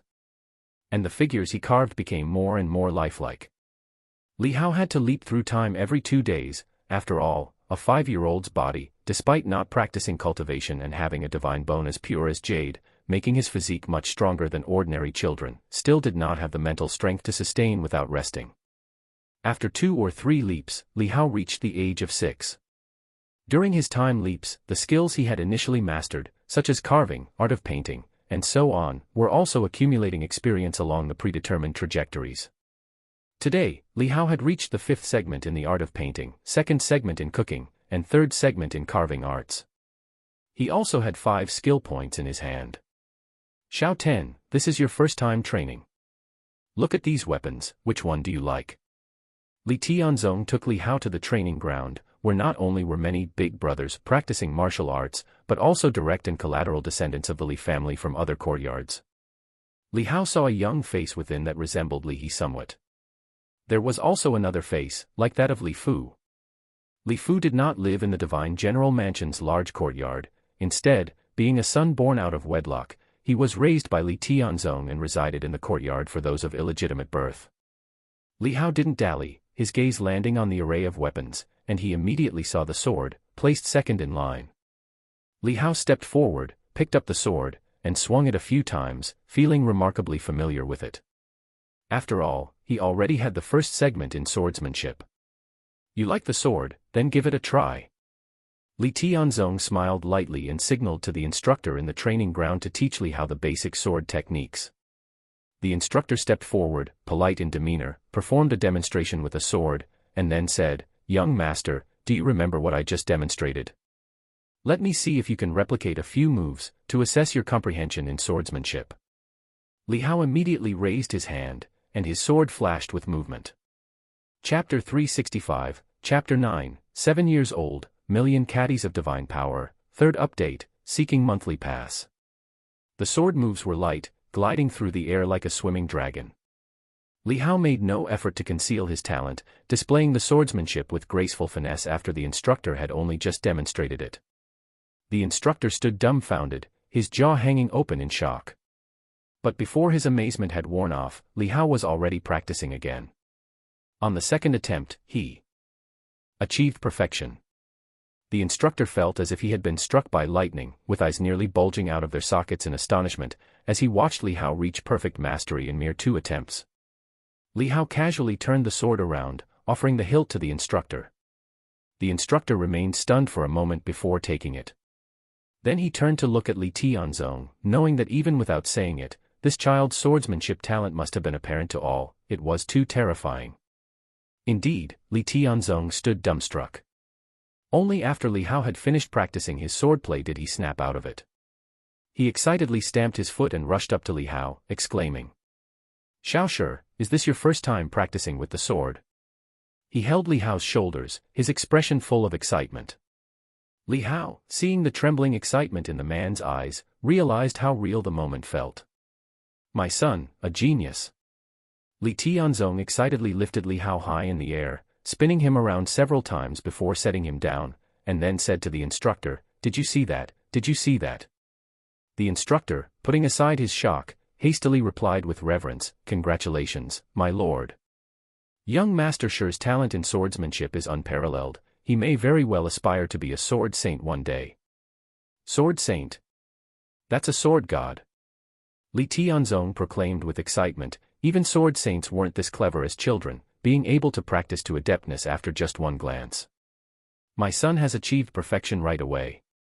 The instructor thought about it and had to agree, internally singing praises once again. "With such a talent for swordsmanship, combined with my son's gifts, haha, in 10 years' time, his name will surely shake the world." Li Tianzong laughed out loud, his voice resonating throughout the area. The direct and illegitimate descendants of the Li family, watching from afar, were too shocked to speak. To Li Tianzong's bold laughter, they found no exaggeration, for the performance of that child was truly frightening. Old 10. The 9 sons from the Green Lotus courtyard were all surrounding him, shocked and excited. Li Tianzong smiled and said, "From now on, Xiao Shi will be cultivating here. Take good care of him." The others all nodded, immediately examining Li Hao as if searching for lice, touching him here and there. Li Hao felt somewhat helpless at these idle moments, which for him were just time he wished to skip. He needed to focus on his cultivation. Li Tianzong instructed the instructor a few more words and then left to deal with his military duties. After he left, Li Hao began following the instructor's training once more. However, upon realizing that the instructor's teachings were quite basic, Li Hao chose to skip that period. It was pointless to spend precious waking hours here in practice when he could be earning artistic experience instead. Coming to the training ground was only meant as a pretext for the strength he would reveal later. After starting to practice martial arts at the age of 6, Li Hao began to truly stand out, embarking on his path of cultivation. All the cultivation techniques he had initially gathered were now within his reach. The body-refining skill was practiced numerous times. His physical strength soared, his cultivation level leaped forward, reaching the 10th level of the power passage realm, and then breaking through, achieving cycle heaven realm perfection. With the strength of his flesh alone, he managed to cultivate to the very limit of the Zhou Tian realm. Even the power of a single arm amounted to more than 300,000 jin. Li Hao knew that this was not his limit. He invested another 2 skill points, elevating the physical body path from the 4th to the 6th segment. After reassessing various body-refining techniques, there were changes and upgrades in both quality and ranking. Moreover, due to insight gained from the Tao realm and the inspiration drawn from numerous techniques, he derived several powerful new methods. Upon practicing these, Li Hao's physical strength surged once more, breaking the bottleneck of the soul succession realm. His body, connected with the power of heaven and earth, refining the true spirit, capable of inner taijin and wielding willpower like a divine blade projected outward. His eyes sparkled like cold, piercing lightning, the intensity of his consciousness skyrocketed, allowing him to remain vigorous even without sleep for a month. At this point, his strength had reached more than 900,000 jin, nearing the 1 million jin limit of the power passage realm and soon to touch the threshold of divine power. Unfortunately, the body-refining techniques in the Listening Rain Tower were less numerous than the ones he had obtained earlier, lacking the ferocious body-refining skills of the demon tribes. Such techniques, suited for demons, were primitive and brutal, greatly augmenting physical strength. With 3 skill points left, Li Hao devoted them all to the control path. This time, Li Hao planned to focus on the physical body path and control path, with swordsmanship and movement technique as secondary priorities, and if he had any skill points left, he would allocate them to the fist technique. Fist technique greatly enhanced the strength of the arms, and powerful arms also benefited both swordsmanship and attack power. However, due to a shortage of skill points, these could only be trained later on. Li Hao came to the Listening Rain Tower to gather various meridian opening skills and qi circulation skills. Meanwhile, he took the opportunity to look for Li Xiaoran to see if he had any demon cultivation techniques. Although Li Xiaoran didn't understand what Li Hao was up to, seeing that at the age of 6, Li Hao was already demonstrating the aura of the Zhou Tian realm in front of him, he was somewhat flabbergasted. Stay connected via mvlenovelfire.net. It was a recultivation, but his previous insights had been sealed. He wasn't simply retracing his steps, it was more like cultivating anew, just like before. The only difference was that his thinking was now more mature, and he had a deeper understanding of martial arts, allowing him to make a more rational cultivation plan. "How did you cultivate so fast?" he couldn't help but ask. Li Hao replied with a smile, "Maybe I just have good talent." Li Xiaoran was at a loss for words. Chapter 366, Chapter 9, 7 years old, a million jin of divine power, 3rd update, request for monthly tickets, _2. Li Hao had heard about his talent as well, a transcendent stature, a talent of legendary level. No wonder it was so exaggerated. "It seems you really are the hope of our Li family," Li Xiaoran said softly with a sigh.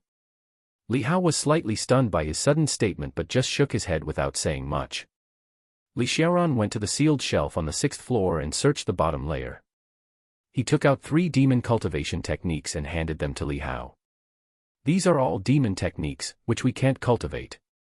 Our body structures are different, and so are our meridians.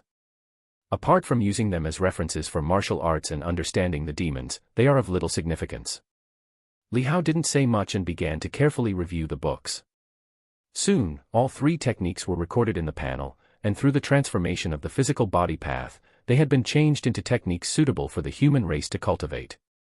Li Hao expressed his thanks and then returned the techniques to Li Xiaoran. Seeing that Li Hao was really just looking, Li Xiaoran didn't say anything more.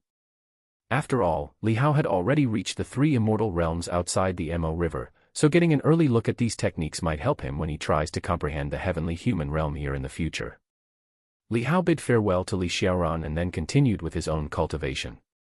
The three demon techniques allowed his physical body to be refined like a golden body, endowing him with unimaginable immense strength. Li Hao found the chess manual he had used before in the listening rain tower, covered it with the myriad imagination chess manual to avoid drawing too much shock. Although his talent had already been revealed as legendary and his cultivation speed was beyond common imagination, he couldn't exceed it too much.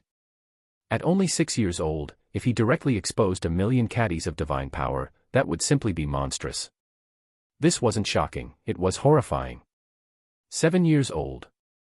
A year since Li Hao embarked on the cultivation path, which he had actually sped up and skipped over, passing only about 10 days.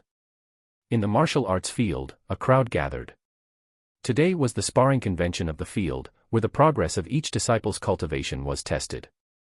Enjoy exclusive content from mvlnovelfire.net. A 9-year-old child erupted with chi force, swinging a spear, and with one thrust, sent another robust-looking youth flying. That youth was at least 13 or 14, but in front of this 9-year-old, he was overwhelmingly defeated. Good, well done. Li Tianzong also came here to watch, with Chen Hafang at his side, and a plate of fruit and pastries placed between them. Li Tianzong cheered and clapped loudly, unabashedly showing his favoritism. On stage, the merely 9-year-old Li Junyi, whose face already bore a burgeoning heroic spirit, heard his father shout, glanced over, a smile appeared at the corner of his mouth, and then he called out again. Li Tian, come and fight me. A fight it is. A youth stepped out from downstage, looking about the same age as the one who had just been defeated, but he was tall and straight, wielding a battle saber. As soon as the instructor downstage gave the command, the two engaged in fierce combat.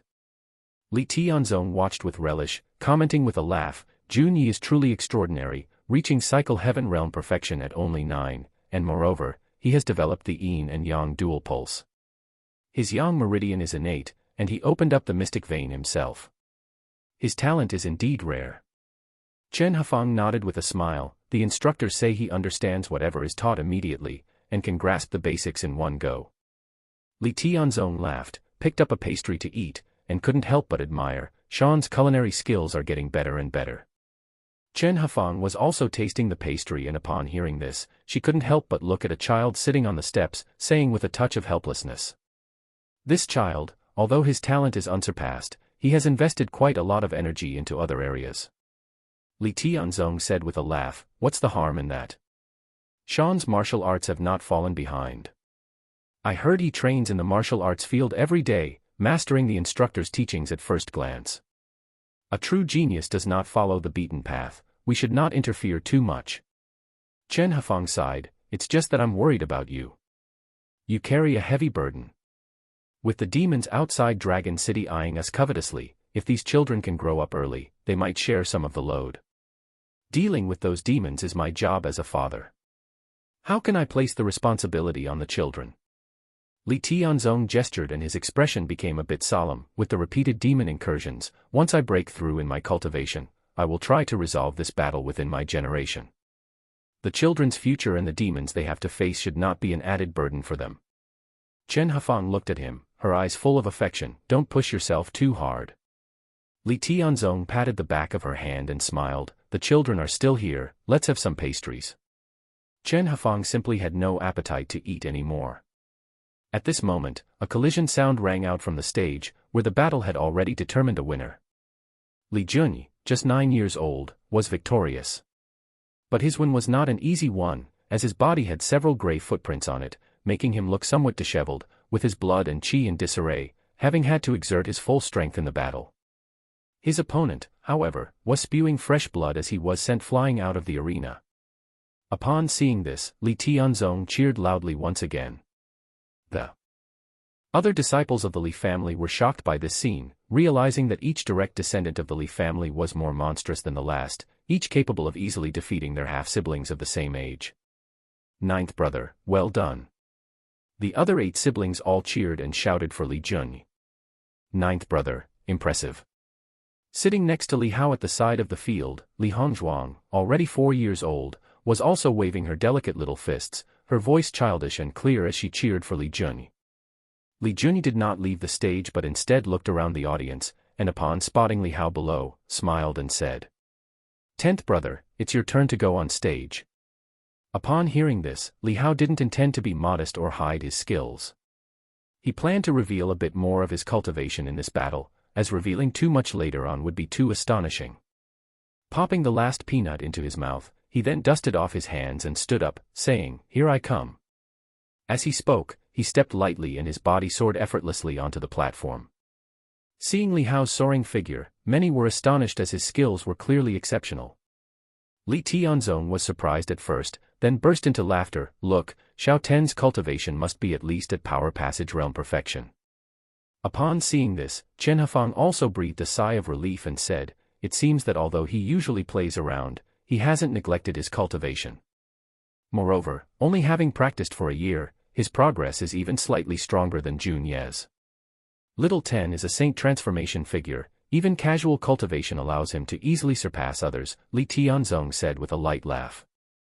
At this time, Li Hao had already landed on the stage. Li Junyi, looking at Li Hao with shining eyes, said, "10th brother, it seems your cultivation isn't bad.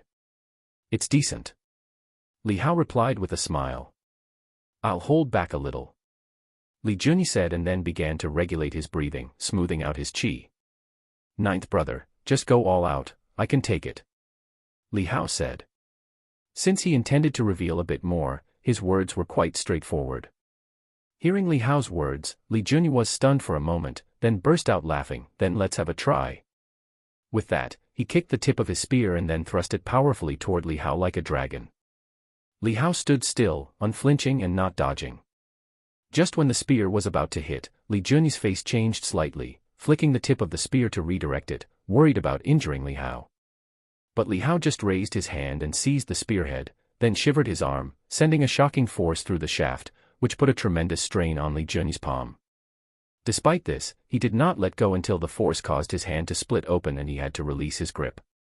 Li Hao flicked his wrist, sending the butt of the spear like a staff to strike Li Junyi's midsection. He moderated his strength slightly, sweeping him off his feet for several steps. Li Junyi stumbled backwards, his blood and qi churning as he struggled to steady himself. Staring at Li Hao in amazement, Li Hao looked at the genius shining brightly in the arena. Putting aside his role, the other was a monstrous talent unlike any the Li family had seen in hundreds of years. "10th brother, your strength," Li Junyi was still coming to his senses. "9th brother, you've gone easy." Li Hao flicked his finger, returning the spear to him. Li Junyi caught it, his gaze trembling. In his time of cultivation, he was always superior to his peers. But today was the first time he had been defeated by a peer and one 2 years younger no less. Such a powerful force. Li Tianzong, watching from below, saw everything distinctly. This move that one beautifully seemed effortless, but it was actually a combination of very strong force and controlled finesse, easily defeating Li Junyi. This child, could he have also reached Cycle Heaven Realm perfection? Chen Hafang's eyes widened slightly. Having only practiced for a year, could that legendary stature be so terrifying? Chapter 367, Chapter 10 Inheriting the True Dragon. Perhaps even more.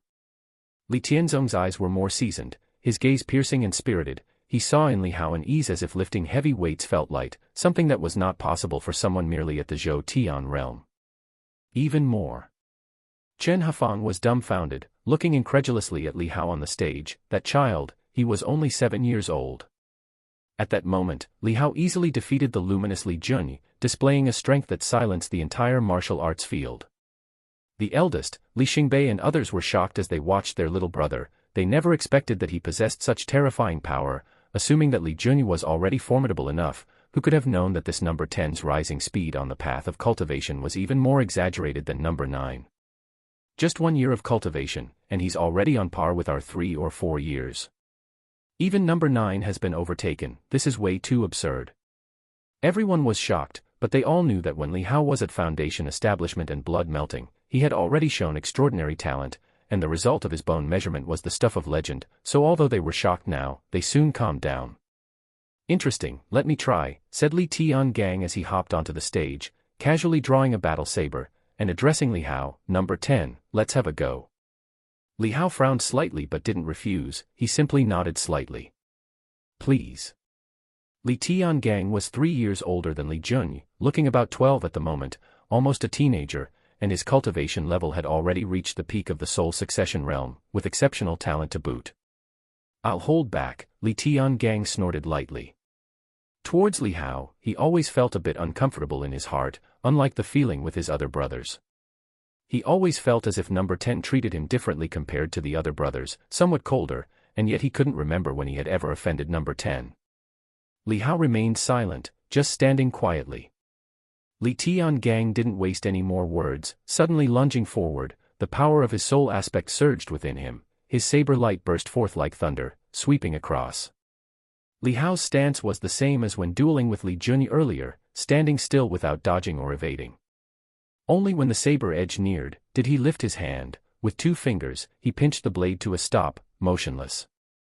Li Tiangang was stunned, and couldn't help being shocked as he looked at Li Hao. Li Hao, however, twisted his fingers, flicked the saber with a thud, the edge vibrating off, flying out of hand. Li Tiangang's wrist shook from the impact of the tremendous force, causing him to stagger back several steps, his face a picture of astonishment as he looked at Li Hao. This kid, Li Tianzong's eyes shone even brighter. Li Hao had managed to defeat number 7, which surprised him. What made him secretly delighted was that Li Hao won so effortlessly, proving he was far more formidable than he had imagined. Li Tiangang came back to his senses somewhat dazedly looking at his fallen battle saber, he had cultivated for 6 years, only to be defeated by Li Hao's 1 year. It was assumed that Li Jun's talent was chasing behind them like a fierce tiger, but now, this number 10 was chasing even more ferociously, catching up in just 1 year, and even surpassing them. Number 10's strength is so strong, he might even be close to the divine travel realm. Just now number 7 underestimated him, not daring to go all out, but number 10's performance was too amazing. 1 year to reach such skill, who would believe if this got out? The other Li family sons were astonished. Li Xingbei and Li Fengping stood together, whispering in low voices, their expressions solemn, feeling a sense of urgency from being chased by Li Hao. Perhaps in a few years, this kid would surpass them. So impressive. The other collateral descendants were also shaken, looking at the 7-year-old boy on the stage. At his age, he would generally be the least notable in the martial arts field, and yet at the moment, he was the most dazzling, seemingly standing on the platform, invincible to the world. "I'm up." All at once, a figure leaped onto the stage from below, a collateral youth. His eyes were sharp as he stared at Li Hao, suspecting in his heart that Li Tianzong's true-born sons were putting on a show to deliberately elevate the status of this young master. Otherwise, how could such exaggeration be possible with just 1 year of cultivation? Li Hao refused no challengers. He only intended to show the strength of the soul succession realm, since reaching that realm in 1 year should already be the limit they could endure. But with the physical body path of the 6th stage, even the power of the soul succession realm was under his extreme control, far surpassing these people, such that even the divine travel realm could be handled. The 14-year-old youth was also at the peak of the soul succession realm, and he didn't hold back, drawing his sword and slashing at Li Hao without any courtesy. Li Hao casually grabbed the blade with his hand, and then with a flick of his wrist, he sent the youth reeling back. The youth's face showed utter shock, but he didn't leave the stage. Instead he suddenly activated his soul aspect. A phantom emerged behind him, its gaze ghostly, staring at Li Hao with a powerful oppressive force. This was the intimidation of the soul succession realm. But Li Hao appeared indifferent, as if he saw nothing. The youth's soul fused into his body, his strength surged violently, and he roared as he swung his sword again. Li Hao stepped back lightly, dodging the heavy blow, then with a simple push that turned force into a soft thrust, he placed it on the aggressor's chest.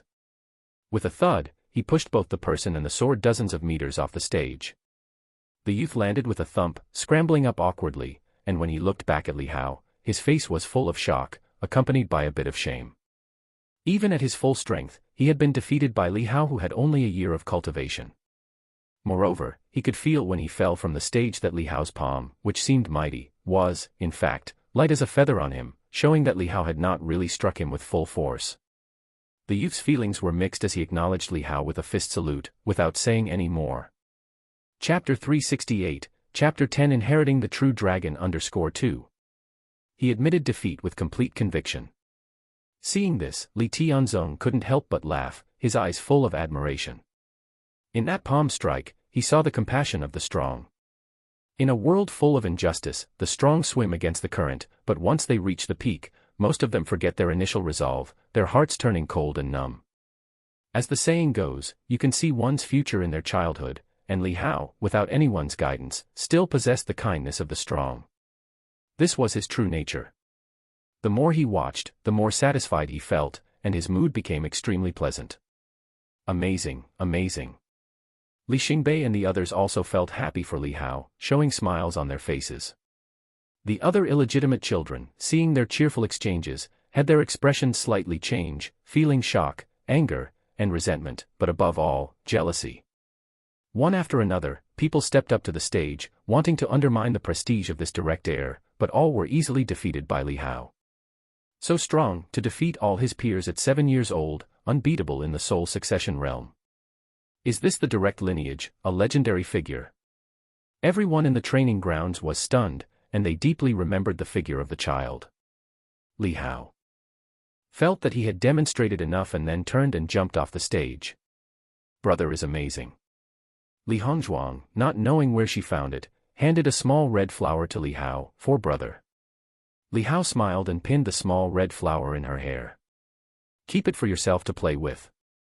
He then glanced at Li Tianzong and his wife, seeing that both were looking at him with satisfied and pleasantly surprised smiles, which made him feel somewhat comfortable.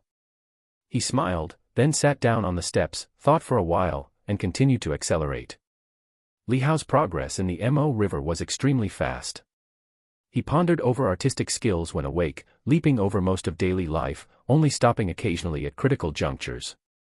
After revealing his extraordinary abilities at 7, Li Hao's reputation at the Divine General Mansion had already spread.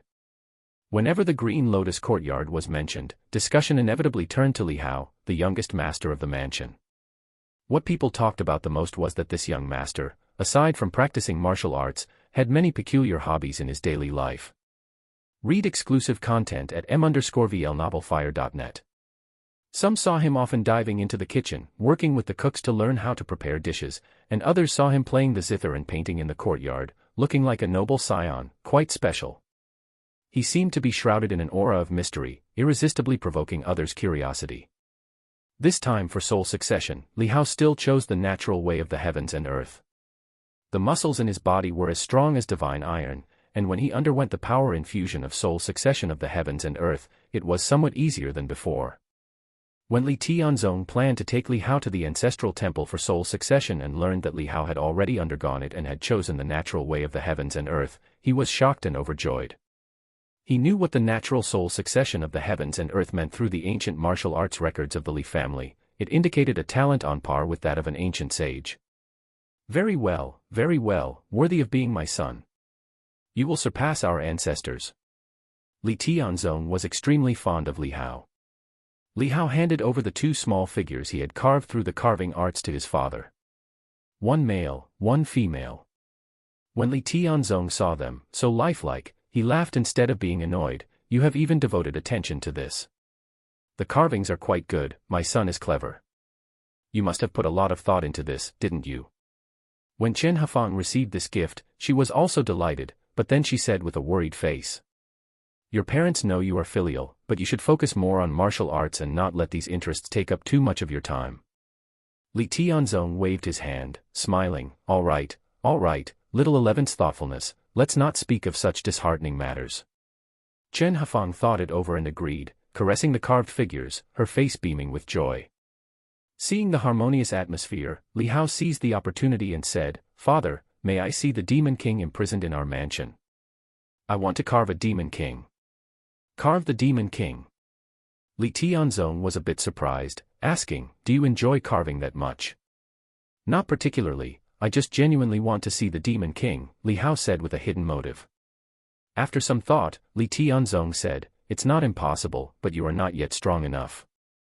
At least wait until you reach the 15 Li realm, then I could let you see it. Otherwise, one glance from the Demon King and you wouldn't be able to withstand it. It's a deal. Li Hao said with unrestrained joy.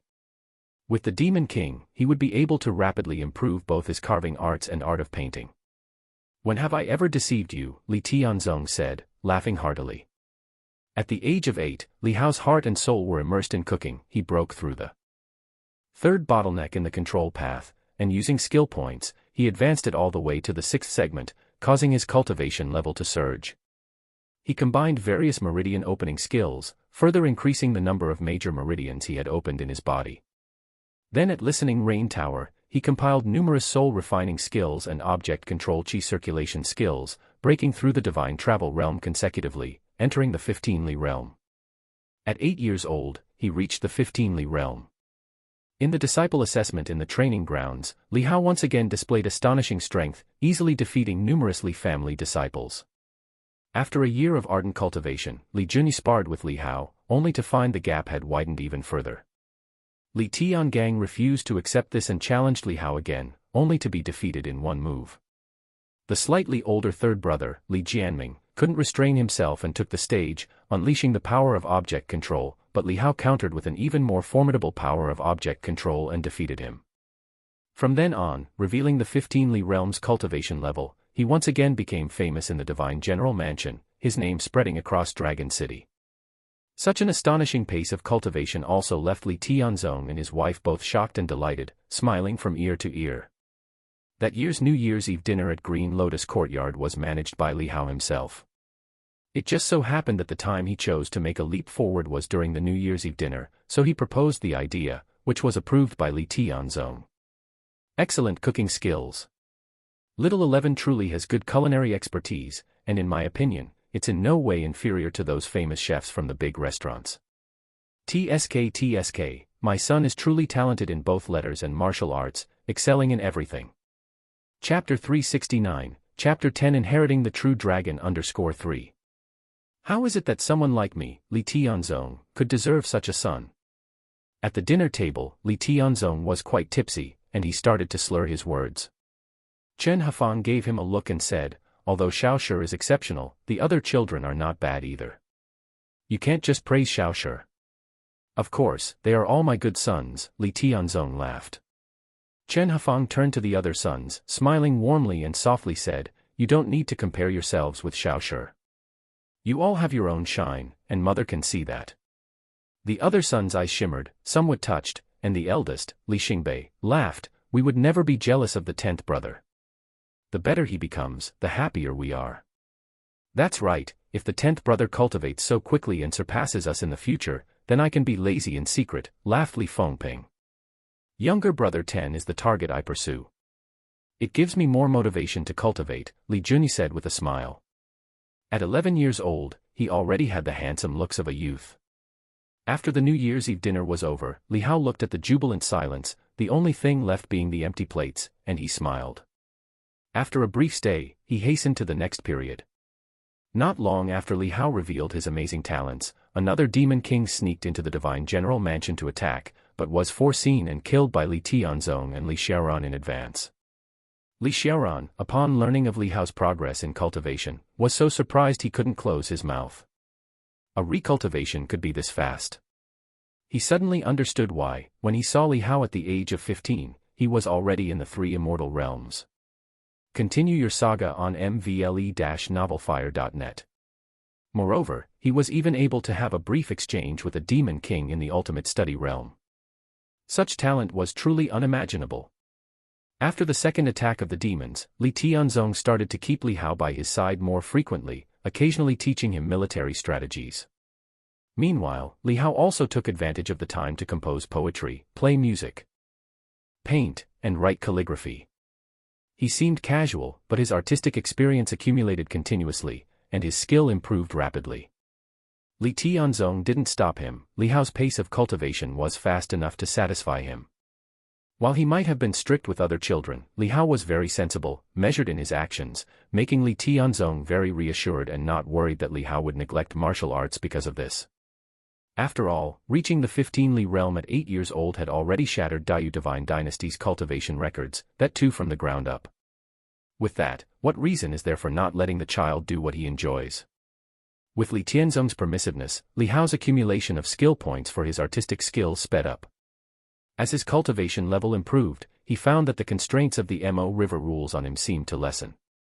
He became even more adept at immersing himself in various artistic skills. The understanding he had of the Tao realm gradually leaked out a little, impacting his current progress and speeding up even more.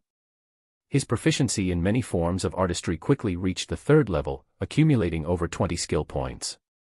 With plenty of skill points available, Li Hao then began to collect more cultivation techniques, studying and deducing them, hoping to establish a connection with the heaven and earth vein here. The heaven and earth vein greatly enhances the body, acting like a foundation. But the listening rain tower had a limited number of cultivation techniques, so Li Hao had to explain his needs to Li Tianzong. Upon hearing Li Hao's words, Li Tianzong did not hesitate and immediately sent for someone to consult Tianji Tower to borrow their peerless techniques. Additionally, he wrote to other divine general mansions to request cultivation techniques, and meanwhile, he planned to suppress a few Jianghu sects with nefarious intentions, loot their homes, and seize a batch of techniques to replenish listening rain tower. The main map of Mo River might be Dragon City, and according to Li Xiaoran, outside Dragon City are the forces of demons. But many special rules within Dragon City are influenced by Li Tianzong, and within Li Tianzong's obsessions lay the entire Daiyu divine dynasty. Thus, while the forces within the Daiyu divine dynasty do not exist within this Mo River, if Li Tianzong needed, he could also temporarily evolve them. Just like the Qingqiu Mountain Daoist who took Li Hao's measurements, coming from Qingqiu Mountain. But outside Dragon City, there was no Qingqiu Mountain at all. Perhaps once he left the Divine General Mansion, in some unnoticeable place, he would vanish into thin air, and that was Mo River. With the talent that Li Hao displayed, he was almost granted everything he asked for within the Divine General Mansion, a darling of the heavens. Under the full support of Li Tianzong, Li Hao's improvement was rapid. Many cultivation techniques melded together, and his open meridians had already reached more than 100, only a few left to be unblocked. Refining his divine soul and controlling objects also saw significant improvements. Knowing that Li Hao enjoyed famous paintings and chess manuals, Li Tianzong also dispatched people to search for and bring back some. At the age of 9, Li Hao smoothly stepped into the heavenly human realm, using the numerous cultivation techniques he had collected to fill his mind. He consulted the Grandmasters about the wonders of the world and once again shocked the Divine General Mansion. This entry into the Grandmaster realm was even smoother than before, for he had gathered more cultivation techniques and possessed broader knowledge. That year, Li Hao's strength also completely surpassed that of the 9 sons of the Li family. Even Li Xingbei, who at 27 had already stepped into the 3 immortal realms, Li Hao was confident he could compete. However, since this elder brother was very kind to him, he had no intention of defeating him in adversity and breaking his martial spirit. Beyond martial arts, tactics, etiquette, and the arts of the qin, chess, calligraphy, and painting, Li Hao displayed extraordinary wisdom. Li Tianzong was completely satisfied with Li Hao to the point of finding no fault, and at the age of 10, he proposed to confirm the position of true dragon in advance. Aside from eventually leading the Divine General Mansion, the true dragon would also receive assistance from the ancestors in the Ancestral Hall, further enhancing potential, which would be a great help in cultivation as well. This news once again caused a sensation. Guests filled the Divine General Mansion, and Li Tianzong took Li Hao to meet these noble families, allowing them the opportunity to make his acquaintance and to pave the way for his future. But this was Mo River, and once the passage was cleared, everything would vanish into thin air and be meaningless. Li Hao naturally didn't spend time responding and simply skipped ahead. After repeatedly accelerating, Li Hao's control over time leaping became even more precise. He skipped to the end of the banquet, when all the guests had dispersed, and Li Tianzong, holding his hand, took Li Hao to the ancestral hall of the Li family. The selection for the true dragon had ended and Li Hao indisputably secured the position. Regarding this, the other 9 sons of the Li family had no objections, and the direct descendants and illegitimate children from the other houses were also aware of Li Hao's talent and didn't dare to compete for it. Gazing at the ancestral hall before him, Li Hao knew that Li Tianzong had brought him here for the ancestors to review and incidentally help him condense his divine soul. However, with the degree to which he had already condensed his soul, there was very limited help the ancestors could offer him. This time, Li Hao didn't refuse the true dragon. Firstly, because he could not find a reason to do so, and secondly, because this was Mo River, he had to seize every opportunity to grow. After all, the Candle Flame God and Lu Yuan had also arrived here, and since Mo River was of the sinister Hades level, the stronger one was, the better one could protect oneself. Inside the ancestral hall, Li Hao saw a middle-aged man sitting at a corner of the courtyard. He bore some resemblance to the fifth uncle Li Qingjing but carried a bit of a ferocious aura, unlike the old gentleman with a calm presence he had seen before. Old 5. Li Tianzong greeted with a smile. Li Qingjing glanced over but did not engage, just curling his lip and saying, "You fathered a good son." "Haha, you had the chance to marry but you wouldn't," Li Tianzong laughed. "Mine is the fate of a lone wolf, too steeped in blood. I'd rather not bring such a curse upon future generations," Li Qingjing snorted coldly. Chapter 370, Chapter 11 Beginning of the Extreme Realm. We shed blood to prevent the commons from shedding blood. There's nothing about a lonely and destitute life, don't spout nonsense. Li Tianzong said irritably. He then told Li Hao, "Call him Uncle 5, remember, when you make something of yourself in the future, if I am no longer around, you must take good care of your Uncle 5, treat him just as you would me." Li Hao nodded, "I understand." The crisp voice reached Li Qingjing's ears, causing him to slightly turn his head for a glance.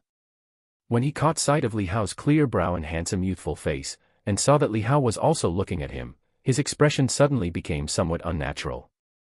With a snort, he turned his head away. "Go inside quickly, stop filling your son's head with nonsense." Li Tianzong smiled, leading Li Hao into the ancestral hall. Inside the ancestral hall, Li Hao looked at the many ancestral tablets, nearly identical to what he remembered. To inherit the true dragon, one must first make a heartfelt oath. Li Hao had previously asked Li Xiaoran about this. The oath was confined to the Mo River and wouldn't be taken out, only the memories and experiences from this time in this place could be taken out. Therefore, the understanding of martial arts refined here, or self-created and deduced cultivation techniques, could be brought out. At this moment, Li Tianzong was leading Li Hao to make a heartfelt oath in front of the ancestral tablets. To pledge unwavering loyalty to the Li family, to defend it, and to lead the Li family forward. Li Hao recited the heartfelt oath taught by Li Tianzong verbatim, knowing that to pass the Mo River challenge, he had to complete the main mission to assist Li Tianzong in guarding Dragon City. Therefore, the stipulation in the oath that no harm should come to members of the Li family and so on had no effect on Li Hao. After the oath was taken, the tablets shone with the light of the ancestors. Then, Li Tianzong left the ancestral hall, leaving Li Hao alone inside to receive the blessing of the ancestors. Explore more at mvlenovelfire.net. Li Hao had previously established his soul using heaven and earth, and had already condensed his law manifestation 360 times, reaching the limit, also condensing an extreme realm heaven and earth law manifestation. At this moment, the light of the ancestors fluttered, completely enveloping Li Hao, once again forging his bones, strengthening his blood, and solidifying his soul. They recast every realm for him once again, transcending the limits of cultivating a peerless technique. With the ancestors' refinement, the true dragons of the Li family are beings that can match or even surpass the royal family's prodigies within the same realm. Only the selected crown prince of the royal family, receiving a special inheritance, could once again surpass the true dragons of the 5 divine general mansions. Such a formidable physique. This child's body is as tough as iron. Has he entered the path through body refinement? The ancestors of the Li family, who were surrounding Li Hao, were shocked when they were strengthening his bones. Li Hao's bones emitted a divine light, not that of ordinary bones. Even after their refinement, they might not be able to reach such a physical state. And Li Hao had managed to cultivate his body to this extent on his own, which was simply incredible. As the power of the ancestors infused him, Li Hao felt soft all over, as if red gold essence was flowing through his blood, immensely comfortable, like thousands of tiny hands were combing through his muscles and veins. This soul manifestation. Soon, the ancestors of the Li family saw Li Hao's soul manifestation, quietly residing within his heart, like a gigantic spiritual being, which also shocked them. This is the heaven and earth law manifestation, the divine soul of an ancient sage from legends. The founding ancestor Li Tianyuan said, shocked. The other ancestors heard this and were also amazed, looking at Li Hao with disbelief. The entire ancestral hall trembled from their reaction. Afterward, they communicated briefly before deciding to try once more to refine Li Hao's manifestation. But Li Hao's heaven and earth law manifestation was too vast and unyielding. They erupted with golden light, expending immense soul power, yet they still couldn't refine it. Could it be that his law manifestation has already been refined to the limit? An ancestor wondered. Li Tianyuan shook his head and said with a grave tone, "It doesn't seem to be the case yet. I can feel that our power is seeping through and that he can absorb it. It's just that our power is too little. He seems to have refined up to a certain bottleneck, which needs to be broken. If that's the case, then let's try again. The ancestors communicated for a moment and quickly decided to give it another try for Li Hao. As divine light burst forth, the entire ancestral hall was bathed in red gold light, and all ancestors unleashed an immense spiritual thought power. Li Hao felt the power enveloping him was several times more potent than before. Li Hao was momentarily stunned. In his understanding, his heaven and earth law manifestation was refined 360 times, already at its limit, yet the ancestors claimed it could be broken again. He then remembered the state of divine power, where 1,000,000 pounds of strength was the condition for activation, but his physical strength could still be increased. At that moment, he had suspected whether the extreme realm might indeed not be the ultimate limit. It turned out to be true. However, what is the true limit beyond the heaven and earth law manifestation? And beyond the land immortal realm, could one reach an even more extreme level? Could it be the true transcendence to immortality? As Li Hao pondered, the divine light fully bathed him, and the many surrounding ancestors, with their spiritual thought dissipating, looked determined and calm, infusing power into Li Hao's law manifestation. Suddenly, Li Hao felt a slight tremble in his law manifestation, and then, the number of times he had condensed his soul astonishingly reached 361. It was just an increase of 1, but Li Hao could feel as though a certain bottleneck had been smashed through, a surge of power unleashed, converging from heaven and earth in all directions, giving him a sense that his law manifestation was in harmony with heaven and earth. Immersed in this feeling, Li Hao truly grasped the power of the heaven and earth law manifestation for the first time. It was not just an increase in strength but the ability to mobilize even more power. Combined with the heaven and earth vein, it would unleash a force many times greater in battle. When Li Hao opened his eyes, however, he saw that the golden light on many of the ancestral heroes had dimmed, with only a few ancestors still shining brightly, though much weaker than before.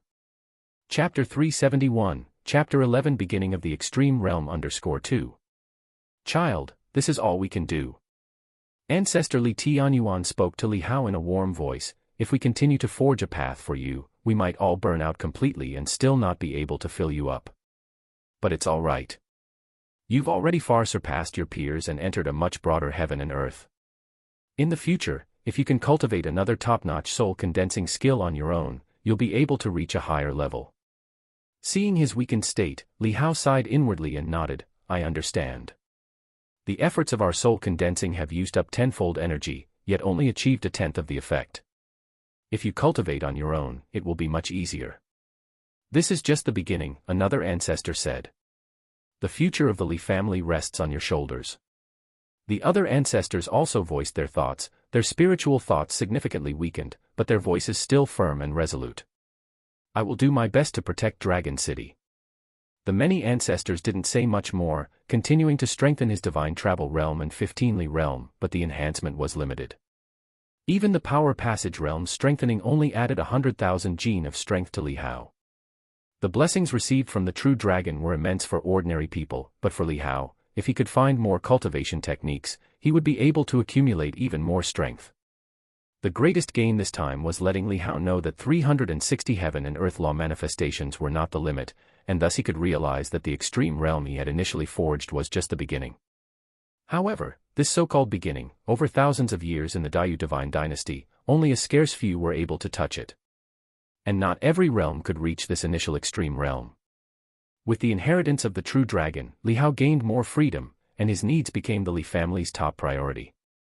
Li Tianzong brought Li Hao many cultivation techniques, allowing for a quicker improvement of his cultivation level. Li Hao then stopped going to the martial practice fields, only cultivating in his own courtyard. He spent his days cooking and painting, with his artistic skills improving rapidly.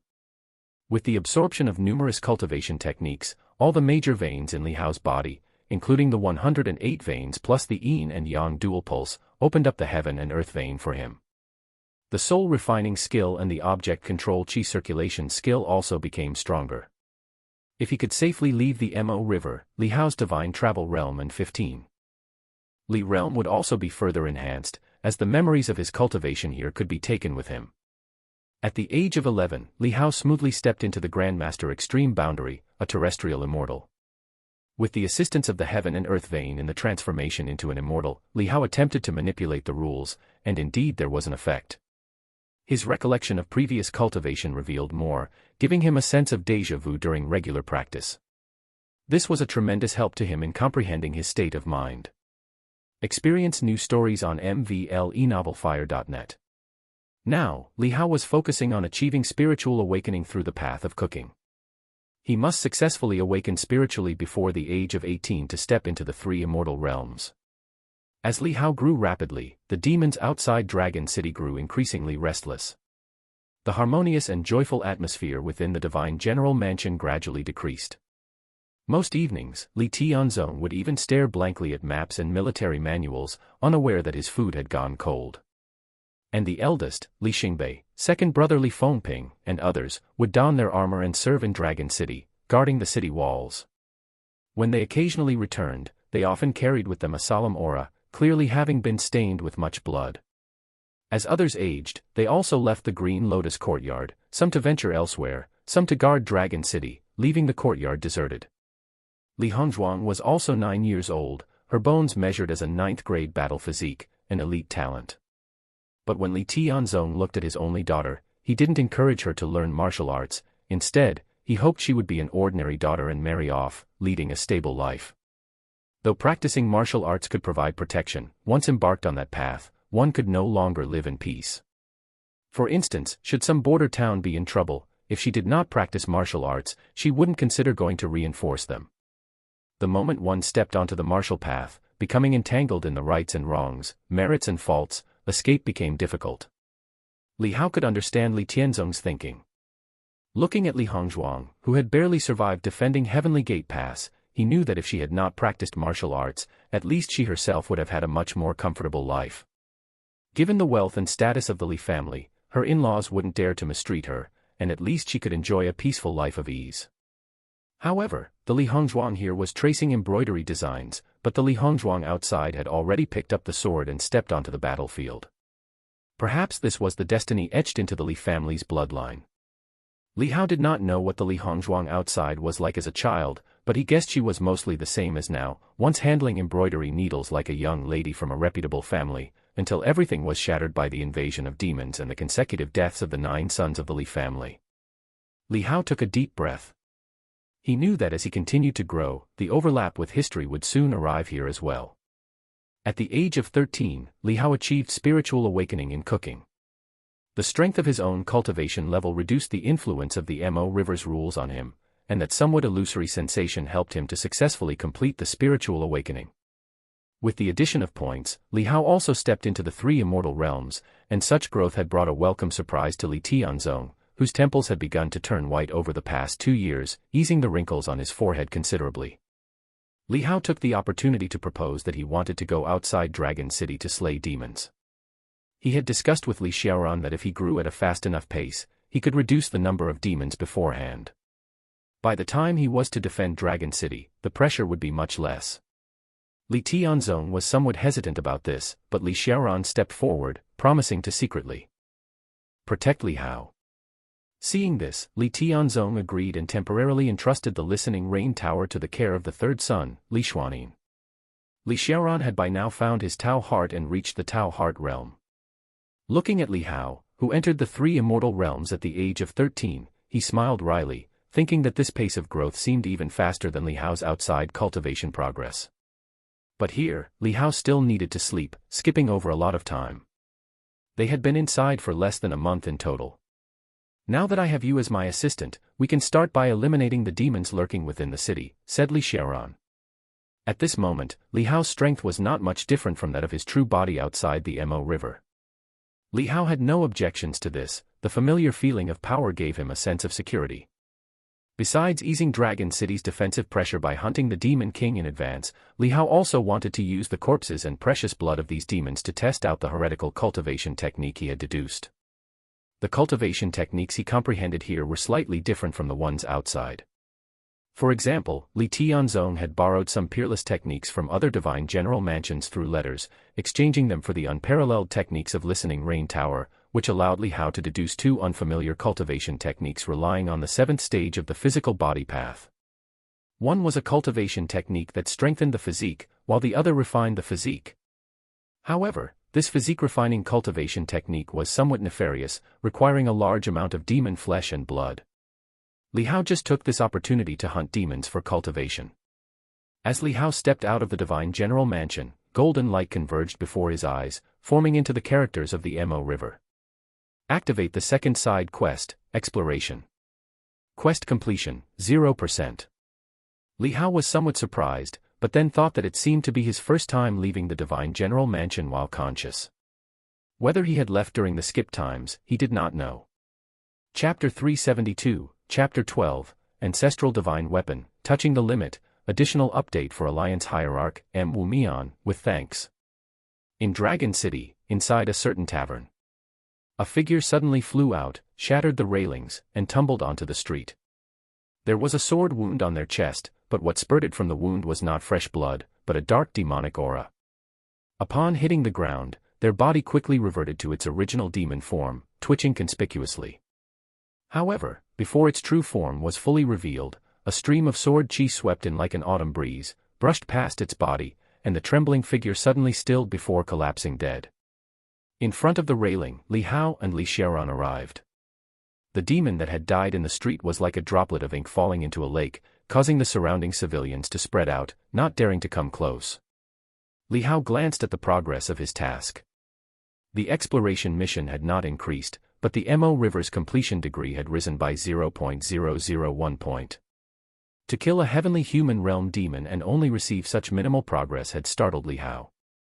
By that rate, wouldn't it mean that 1,000 heavenly human realm demons would only equate to 1 point of Mo River completion degree? Now, he had been working on his growth task for 13 years, and the Mo River's completion stood at 7.2. According to the pace of the task, surviving here seems more difficult than hunting demons. Normally, that would be the case. If outsiders were to come here to clear the stage without the Li family bloodline or be reborn into an ordinary family, they might have already been assassinated by the demons in the city. Having talent exposed makes one prone to demonic scrutiny, yet without revealing talent, one cannot get cultivation resources, difficult indeed. Moreover, it's even possible to be directly reborn into a neighbor's house that's a demon's dwelling, which would be starting off on one's knees. If it weren't for Fourth Elder, I would have almost been assassinated at the banquet earlier. Li Hao's eyes flickered. Although he had not personally fought against demons up till now, he could already feel the difficulty of the Mo River task. No wonder the Grand Tao of Peace Realm only barely had a chance to clear the level. If it weren't for this Mo River, which resulted in the appearance of Dragon City due to detaining Li Tianzong, it might have been even more dangerous and unpredictable. This demon was just providing intelligence for the demons outside the city, a mere henchman. Li Xiaoran coldly snorted after glancing at the dead demon. Li Hao knew that the situation within the Mo River was ultimately different from the outside. There were more demons and stronger ones too, making even the city safe in only a few places. Outside, in any major city with a divine general mansion stationed, life was usually peaceful and secure, where demon attacks on people might not occur even once in several decades. Organized demons dared not approach, and unaffiliated demons lacked the capability. They could only rely on humans intimidated by demons or those who had allied with demons, to infiltrate the cities and probe for intelligence about the divine general mansion, and they did so with extreme caution. Yet this dragon city was riddled with demon strongholds. This was the third they had destroyed. And they had only been out for half an hour. Li Hao leaped gracefully from the railing, raised his palm and pressed it against the demon's body. The cultivation technique within his palm circulated, drawing out a trace of life essence from its flesh. This bit of life essence, refined by the cultivation technique's operation, was condensed into his own flesh and blood, bringing a slight enhancement to his physical body. This cultivation technique was an extrapolation of myriad body refinement arts called the 10,000 Blood True Demon skill, developed by Li Hao. Its grade surpassed that of peerless skills, derived from the 7th stage of the physical body path and contained extraordinary power. The mere name bore the scent of demonic chi, integrating numerous demonic and some taboo body refinement techniques, such as the infant-eating skill, fetal fist, and so on, ultimately blending and extrapolating to form this one. It builds one's body through the consumption of life essence and blood. One technique succeeded, a myriad of corpses withered. Li Xiaoran, noticing Li Hao cultivating, had a flicker in his eyes upon recognizing this extremely sinister technique. However, he did not stop him, knowing that anything that could strengthen oneself in the Mo River was not a problem.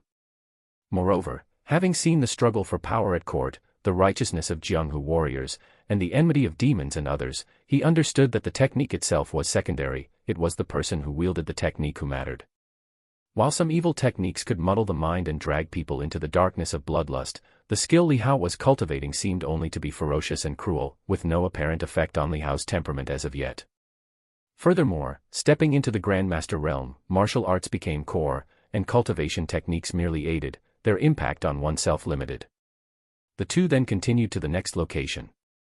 Inside the city, two figures leaped from place to place, a tea house, a theater stage, a secluded wealthy merchant's compound, and an ordinary farmhouse.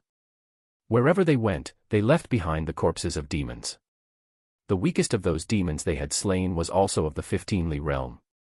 Li Hao felt increasingly burdened as he was more and more aware that the upcoming battle of Dragon City would be exceedingly brutal and difficult.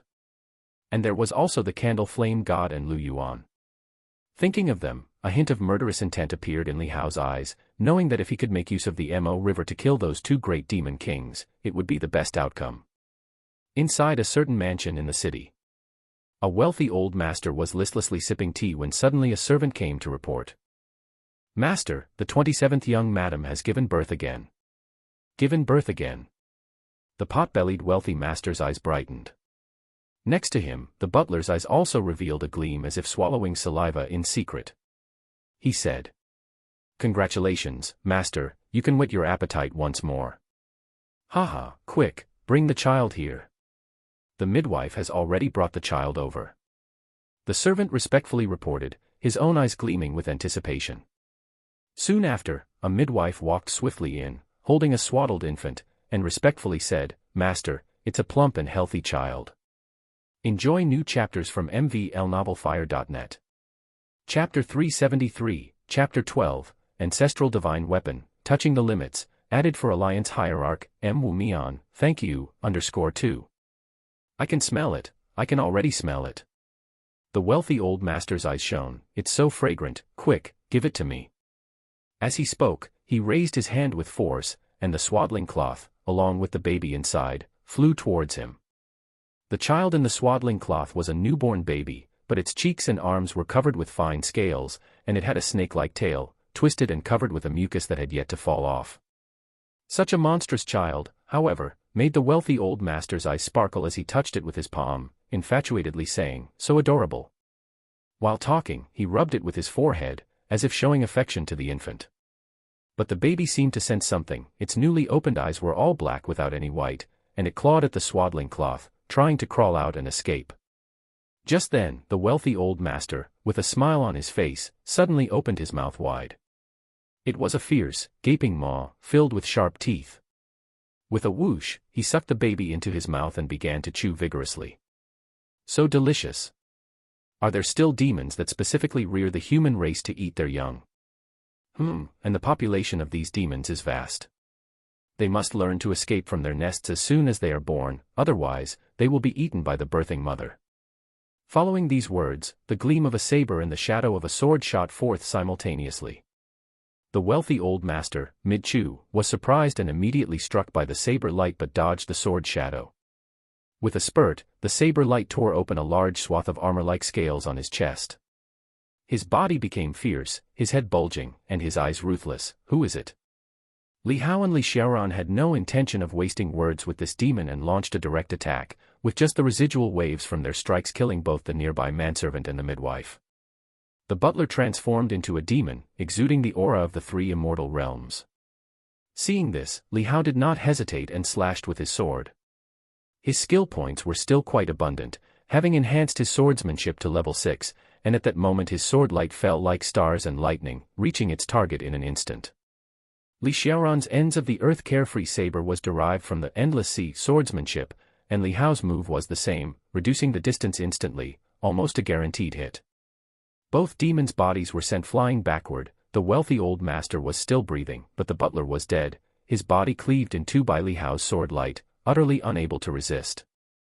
Li Hao had long realized that Li Xiaoran also had grasped that endless sea swordsmanship, extracting its sword intent and merging it into his own saber technique, meaning, this fourth uncle possessed not only a peerless talent in sword arts but also a high aptitude in swordsmanship. That a demon king has infiltrated here, this is serious. As Li Hao spoke, he quickly joined the battle alongside Li Xiaoran. You wretches of the Li family, I didn't collude with the demons outside the city, I just wanted to settle down here. Why do you have to ruin my good fortune? The wealthy old master roared, already revealing his true form. But he was only at the Tao Heart realm. Li Hao. And Li Xiaoran didn't waste words and unleashed attacks like a violent storm over him. The demon's skin and scales were instantly shattered, and soon he lay in a pool of blood. Damn the Li family. The demon king's breath faded away. Li Hao knelt down, stabbing his hand directly into the flesh, stirring inside while also circulating the 10,000 blood true demon skill, absorbing the essence of the flesh and blood. Indeed, as a demon king, the essence within was exceedingly vigorous, comparable to a miraculous elixir. Li Hao immediately transformed this power to condense his own indestructible precious body, further refining his physical form. His body was already tempered by the supreme body and true dragon body, making it almost as robust as a sixth forged divine weapon and very close to his outer body. Now, absorbing the demon king's blood essence, his flesh condensed, nearly reaching the strength of a seventh forged divine weapon. Another 2 or 3 demon kings should do, Li Hao thought to himself. Since he was the one to destroy the demon king's divine soul, Li Hao looked at his progress towards the Mo river. It had increased by only 0.1. And when he had just killed the demon of the 3 immortal realms, his progress had increased by only 0.01. Li Hao was somewhat shocked. Was this some kind of joke? Meaning, just to pass this section of the Mo river, he would need to kill 1,000 demon kings. Where would he find 1,000 demon kings to kill? 1,000 of them, what a concept, that's the existence at the 4 stands realm, not many in the entire divine general mansion, let alone the entire Daiyu divine dynasty altogether doesn't have that many. Not to mention killing them all. Fourth uncle, how many days at most have you managed to defend Dragon City before? Li Hao couldn't help but look to Li Xiaoran by his side. Experience more on mvl-novelfire.net. Did you see that progress? Upon seeing Li Hao's shocked expression, Li Xiaoran sighed and said, that is the difficulty of a Mo river of the ghostly city level. Within, those at the Tao Heart realm just barely have the ability to defend themselves, and that's not absolute. If you're unlucky, you might die quickly. The highest progress I ever achieved was defending Dragon City for 4 days. Li Xiaoran sighed and continued, the demons outside Dragon City are no longer those from the outskirts of northern Yen Dragon City from before. These demons include all sorts of species that have never appeared in the Daiyu divine dynasty, all trapped within the Mo river, imprisoned here. Countless demon kings, just 4 days, and I encountered over 100. As he spoke, his expression grew heavy, and he said, fortunately, these demon kings are only at the Tao Heart realm and aren't too difficult to handle, but as one progresses further, they become stronger. Facing demon kings at the peerless technique realm, that's truly terrifying. The 4 levels of the 4 stands realm differ greatly from each other. Those at the Tao Heart realm are the weakest, while those at the peerless technique realm can easily kill someone at the Tao Heart realm, possibly even with just one full force strike. Chapter 374, Chapter 12, Ancestral Divine Weapon, Touching the Limit, Extra for Alliance Hierarch, M. Wu Mian, with thanks, _3.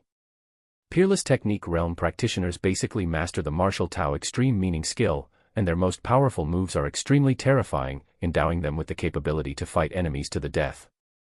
This is also the reason why no one wishes to provoke them lightly. To be precise, even those in the Tao Heart realm are exceedingly formidable, for their ability to ensure every attack hits is enough to send chills down the spine of someone from the 3 immortal realms. And the ultimate study realm gives one the qualification to challenge a major power single-handedly, to stand up and fight them to the death. Not to mention the Grand Tao of Peace realm, once their Tao domain unfolds, they are invincible. Only 4 days, and over 100 demon kings.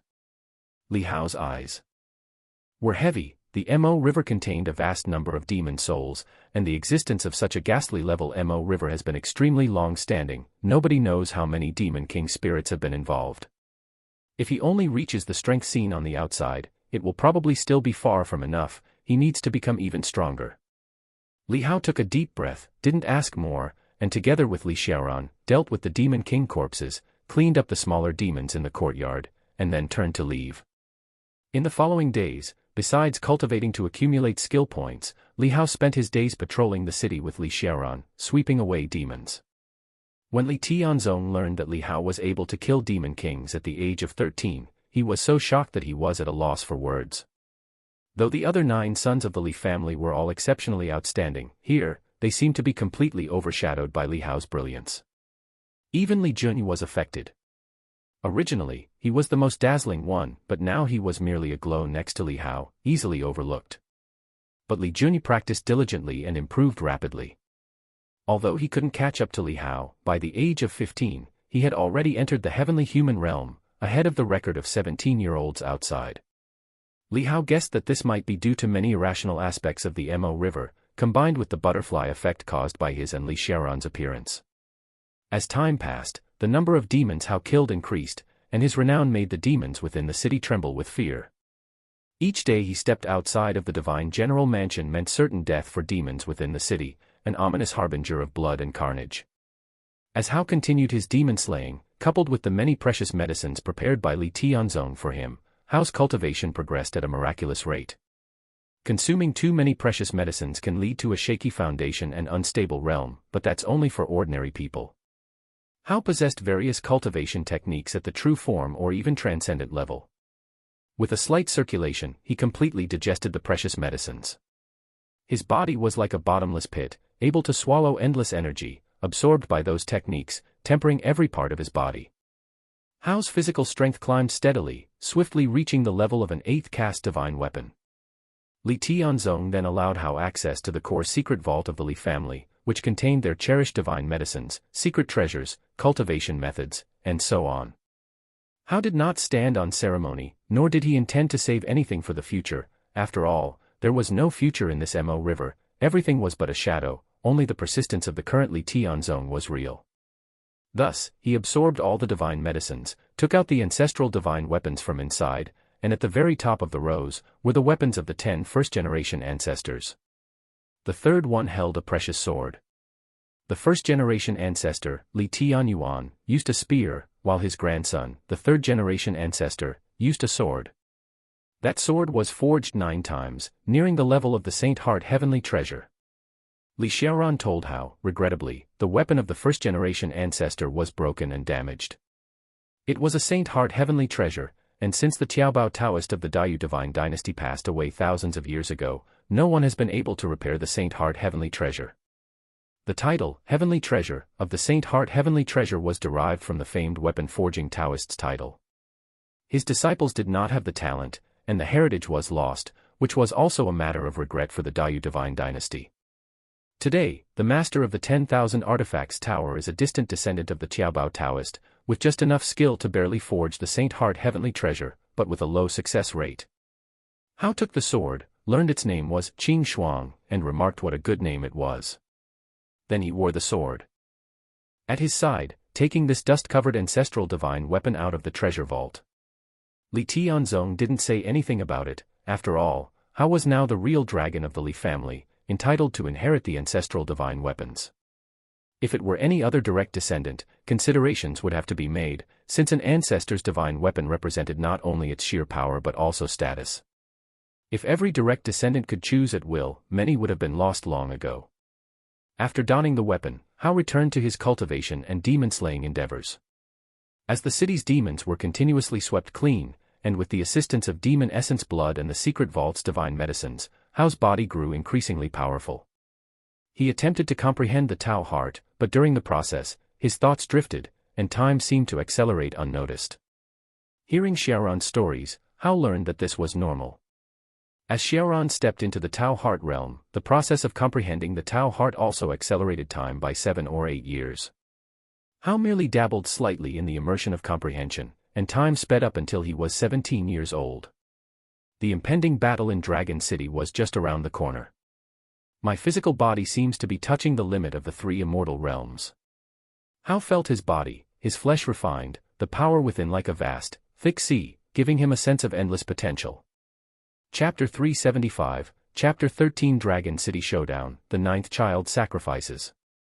Li Hao used Qing Shuang to slice his own finger, yet it healed in an instant. The residual sword qi from Qing Shuang couldn't impede the healing speed. Li Hao felt that even if he were to lose a limb, it could regrow within a single breath. Just how immense was this vitality? To be undying, indestructible, and unaging represented the three immortal realms. At this moment, he seemed to truly approach the state of undying and indestructible. If it were the extreme realm, that would be true immortality. Regrettably, although he was extremely close to the limit, he had not yet made the breakthrough and reached that state of the extreme realm.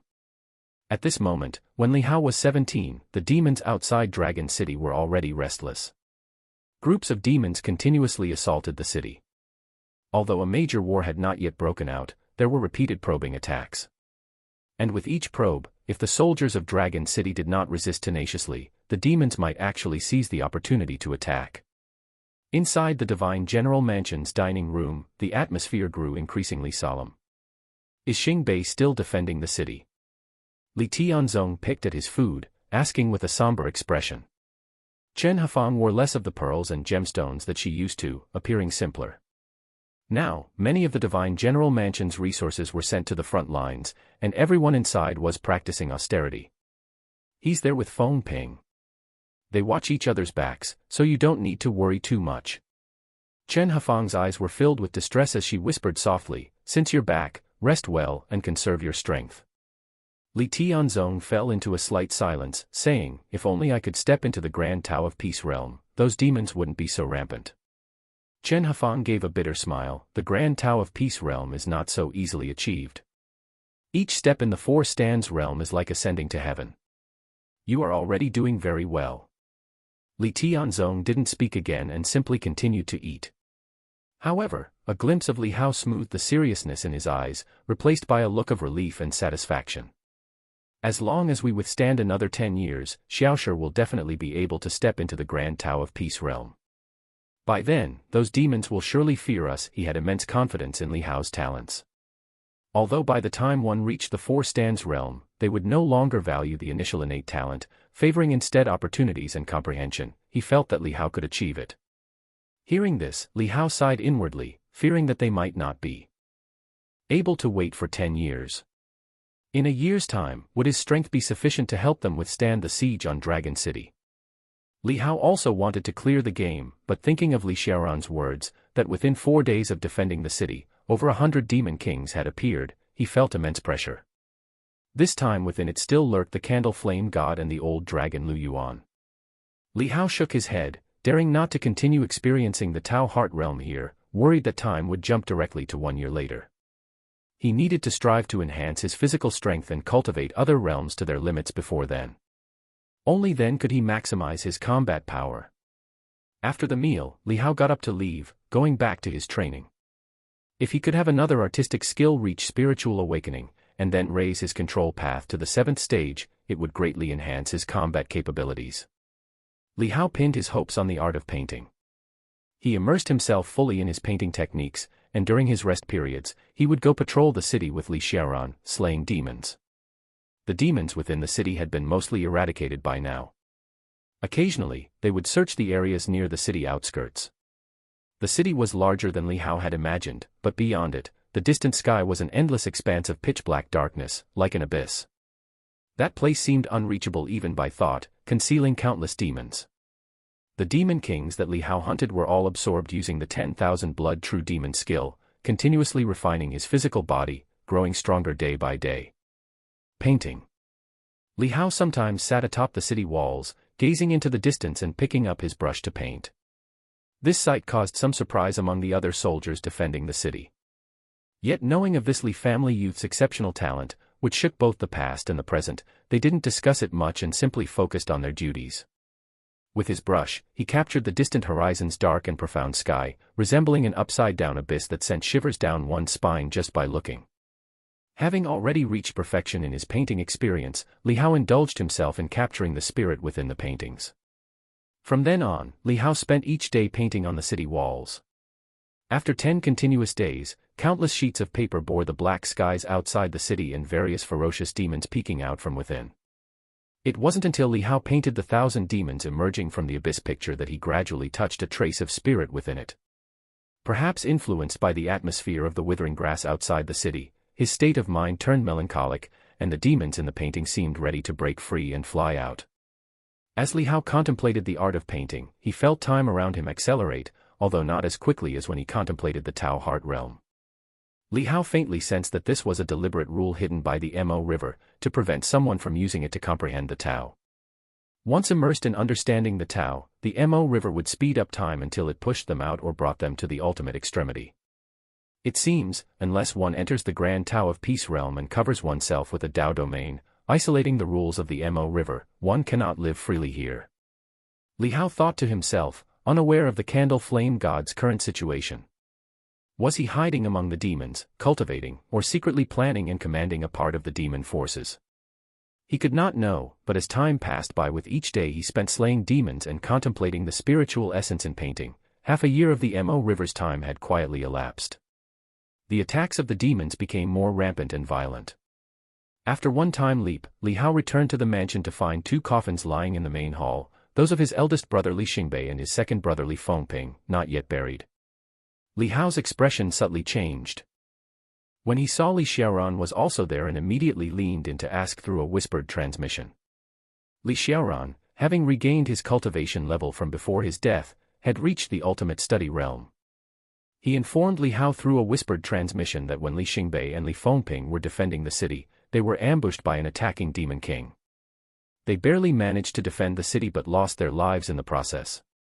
Both were of the 3 immortal realms, and although they possessed extremely high talent, they were not like Li Hao, who could slay a demon king at the 3 immortal realms.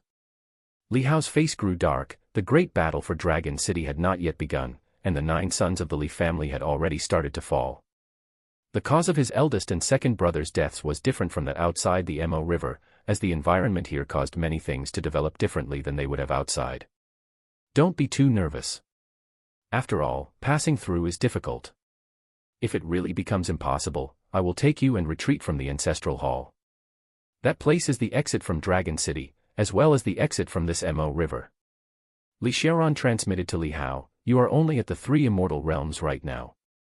Even if you reach the Tao Heart Realm, it will be difficult. I suspect that in the upcoming days in Dragon City, demon kings from the Grand Tao of Peace Realm might appear, in addition to the dominators of the Great Void Realm who have entered this time, which will make the difficulty greater than normal. Now, seeing Li Hao display such exceptional talent, Li Xiaoran's thoughts had quietly changed. Rather than risking passing through the Mo River, ensuring Li Hao's safe and complete retreat is the key. As the elder brother within the Mo River had said, Li Hao is the future hope of the Li family.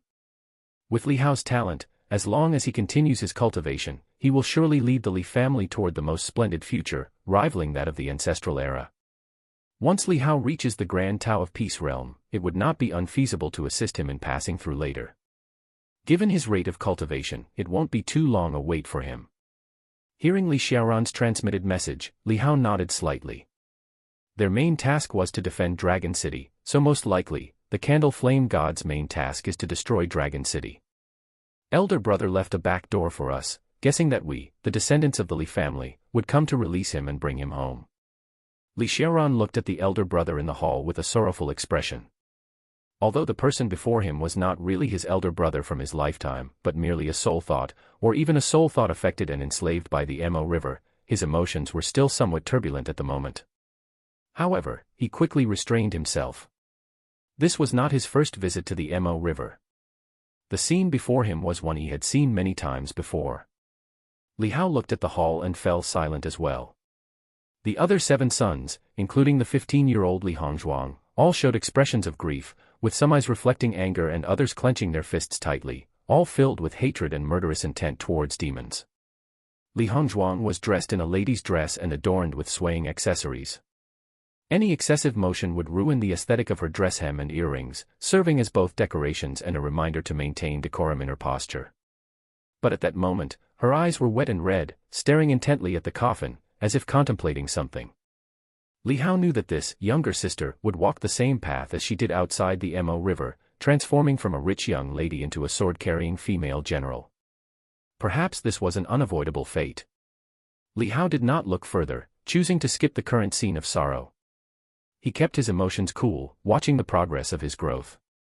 Task inching closer to 100%, aware that his 18th birthday was soon to come. With the misfortunes of Li Xingbei and Li Fengping, the prelude to the battle had already begun to sound, necessitating a greater focus on the martial path. Several days later, when a demon king infiltrated the city and killed Li Zai, the sixth son, Li Hao and Li Xiaoran arrived only to see the latter's bisected body, a sight of utter misery. Although he knew it was Mo River, and everyone else in Dragon City existed because of Li Tianzong's obsessions, excluding Li Tianzong himself, witnessing the death of Li Yuanzhao's father right before his eyes, his death so painful, Li Hao felt his emotions were ignited, a surge of anger welling up within him. He abruptly drew his sword and cleaved the demon king in two, cutting through the street as well, unleashing divine power. Having killed the demon king, Li Hao rushed to Li Zai's side, whose breath had already ceased, yet his eyes remained open. But in his eyes, there was a trace of relief and a smile on his lips, as if he saw the demon king beheaded and saw his own reinforcements arrive. Li Hao used his hand to close his eyes. He remembered when he was 4 years old and injured from a demon attack during a banquet, lying in bed. Upon opening his eyes for the first time, it was this sixth brother he saw, struggling to stay awake beside his bed. Although they were born from obsessions, Li Hao had heard from Li Xiaoran that these people resembled those Li Tianzong had met in life, their temperaments not much different. This also meant that, in reality, this sixth brother would have likely been just as gentle and meticulous, the kind most adept at caring for others. Yuanzhao, you had a good father, Li Hao thought to himself. What a pity that Yuanzhao was born just as his father died in battle, without ever seeing his face. He picked up Li Zai's body and carried it back to the divine general mansion. Seeing Mother Chen Hafang's sorrowful demeanor, Li Hao noticed a few strands of white hair had quietly appeared at her temples. Li Hao's lips moved slightly, intending to offer some words of comfort, but suddenly he didn't know what to say and fell silent in the end. He clenched his fist slightly and chose to accelerate time, skipping over those sorrowful eyes and the mournful cries as if pouring out grief. A month after Li Zai's sacrifice, the third and fourth brothers also met with accidents one after another. Within Dragon City that had been cleared before, countless demons somehow infiltrated from unknown places. The city's protective array seemed to have lost its function to warn of demons, leaving Li Hao perplexed. The same happened to Dragon City in the past, infiltrated by demons. Those demons killed the ones with mandates issued by Daiyu Divine Dynasty and stole their tokens, Li Xiaoran said in a low voice. Li Hao was silent. This must have been imprinted in Li Tianzong's heart, turning into his inner demon, leading to such unreasonable scenarios. As Li Hao once again immersed himself in the comprehension of the art of painting, and had not yet emerged from the immersion, the growth task that was nearly 100% complete finally prompted. Task completed. These 4 words should herald joy, but instead, Li Hao felt a heaviness in his heart. He glanced at the progress of passing through Mo River. The completed growth task had only provided 10% of the passage progress. The many demons he had slain had accumulated to only 3%. The current progress was 13%. At the same time, the main task also sent a prompt at this moment, officially opening. As the ancient golden lettering of Mo River disappeared, Li Hao felt the battlements under his feet suddenly tremble slightly. Chapter 376, Chapter 14. Oh, how I wish you were really my son. It's coming. Li Xiaoran's figure appeared at some point, standing behind Li Hao, staring at the pitch-black area 100 miles outside the city. Gradually, the figures of demons became visible there. Rushing out of the darkness, they seemed to be crawling out from the abyss. Really fast. Li Hao hadn't expected that the main quest to defend Dragon City would encounter demons so soon. It was the break of dawn, and they had to hold on until dawn 10 days later. During this time, he couldn't rest.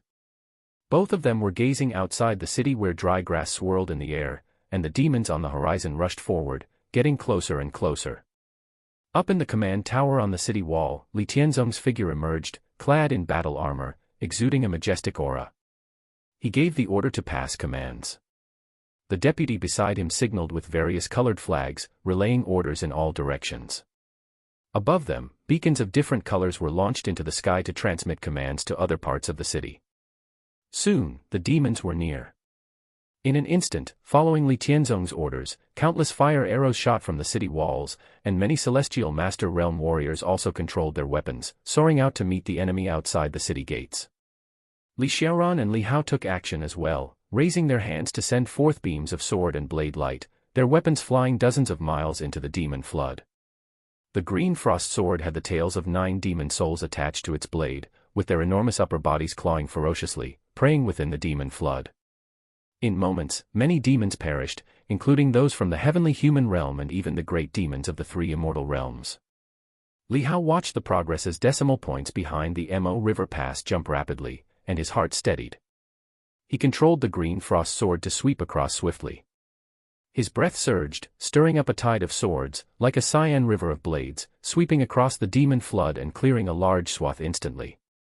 Li Xiaoran's blade light darted among them, specializing in slaying great demons with a momentum like thunderbolts. "You take this side, I'll head to the other." Li Xiaoran said to Li Hao, "Watch out for those 2 sneaking attacks in the demon tide." Li Hao nodded. The 2 split up but didn't go far from each other, staying close enough to help if needed. With their intervention, the onslaught of the demon tide was greatly relieved. But before long, earth-shaking roars came from within the demon tide, and 2 ferocious silhouettes of demon kings pounced from within, heading straight for the green frost sword. Li Hao's expression turned icy, his spiritual thought in motion, controlling the green frost sword to counterattack. The tide of blades rose, piercing countless demons, among them condensed 2 dazzling beams of sword light, aimed right at the 2 demon kings. To Li Hao's regret, he hadn't managed to collect the yellow sparrow diagram during this time, and currently, his panel attributes lacked the lethal attack property. The yellow sparrow diagram was obtained in Liangzhou, and despite Li Tianzong sending people to search for it on behalf of Li Hao, perhaps because of a fixation on cognition, they were unable to find it. Without this attribute, Li Hao clearly felt that his offensive means seemed somewhat weakened in such a chaotic group battle. Otherwise, just by stirring up an endless tide of blades, he would have had a chance to slay the demon kings, but now, he needs to exert his real power to pose a threat to them, and this significantly increases his consumption. Both demon kings were repelled by Li Hao's sword light, heavily wounded. Li Hao controlled the green frost sword to chase after them quickly. The demon souls roared, swiftly biting and entangling the 2 demon kings' bodies, followed by beheading from the flying sword that cleaved open their immense bodies, spilling their guts. The sword light swirled, annihilating the escaping divine souls as well. 2 demon kings of the Tao Heart realm perished under Li Hao's hands within 3 rounds.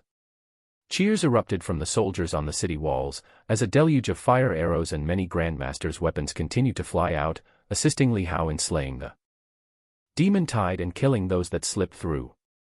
While Li Hao stood guard on the city walls, in the depths of the demon tide, 3 figures sat atop a mountain, surrounded by countless demons howling as they surged forward. That kid has actually cultivated to such a level so quickly. Feels almost no different than the outside. No wonder he reached the 3 immortal realms at 15. This kid must have a big secret, or possesses some mystic artifact, or it's possible that a saint has reincarnated through the bloodline of the divine general mansion. The 3 cold and gloomy figures, watching the unceasing cyan sword light in front, were none other than the candle flame god and Lu Yuan. Ms. Yin was also there, not guarding outside the Mo River as Li Xiaoran anticipated. At this moment, all 3 had the same cultivation level as they had outside. The candle flame god managed to maintain his and his wife's original cultivation level by opening up the Dao domain to isolate their rules. Lu Yuan, on the other hand, had relied on the bloodline of the dragon clan to grow rapidly among the demons, restoring his former cultivation level. Saint reincarnating, it's just a legend, scoffed the candle flame god, showing no respect for Lu Yuan's words, knowing he said this to escalate the killing intent towards Li Hao in his heart. Just wait. Today is only the first day. Even without our intervention, they won't last. The real big guns haven't even taken action yet, Lu Yuan retorted without argument, his eyes coldly fixed on the city walls.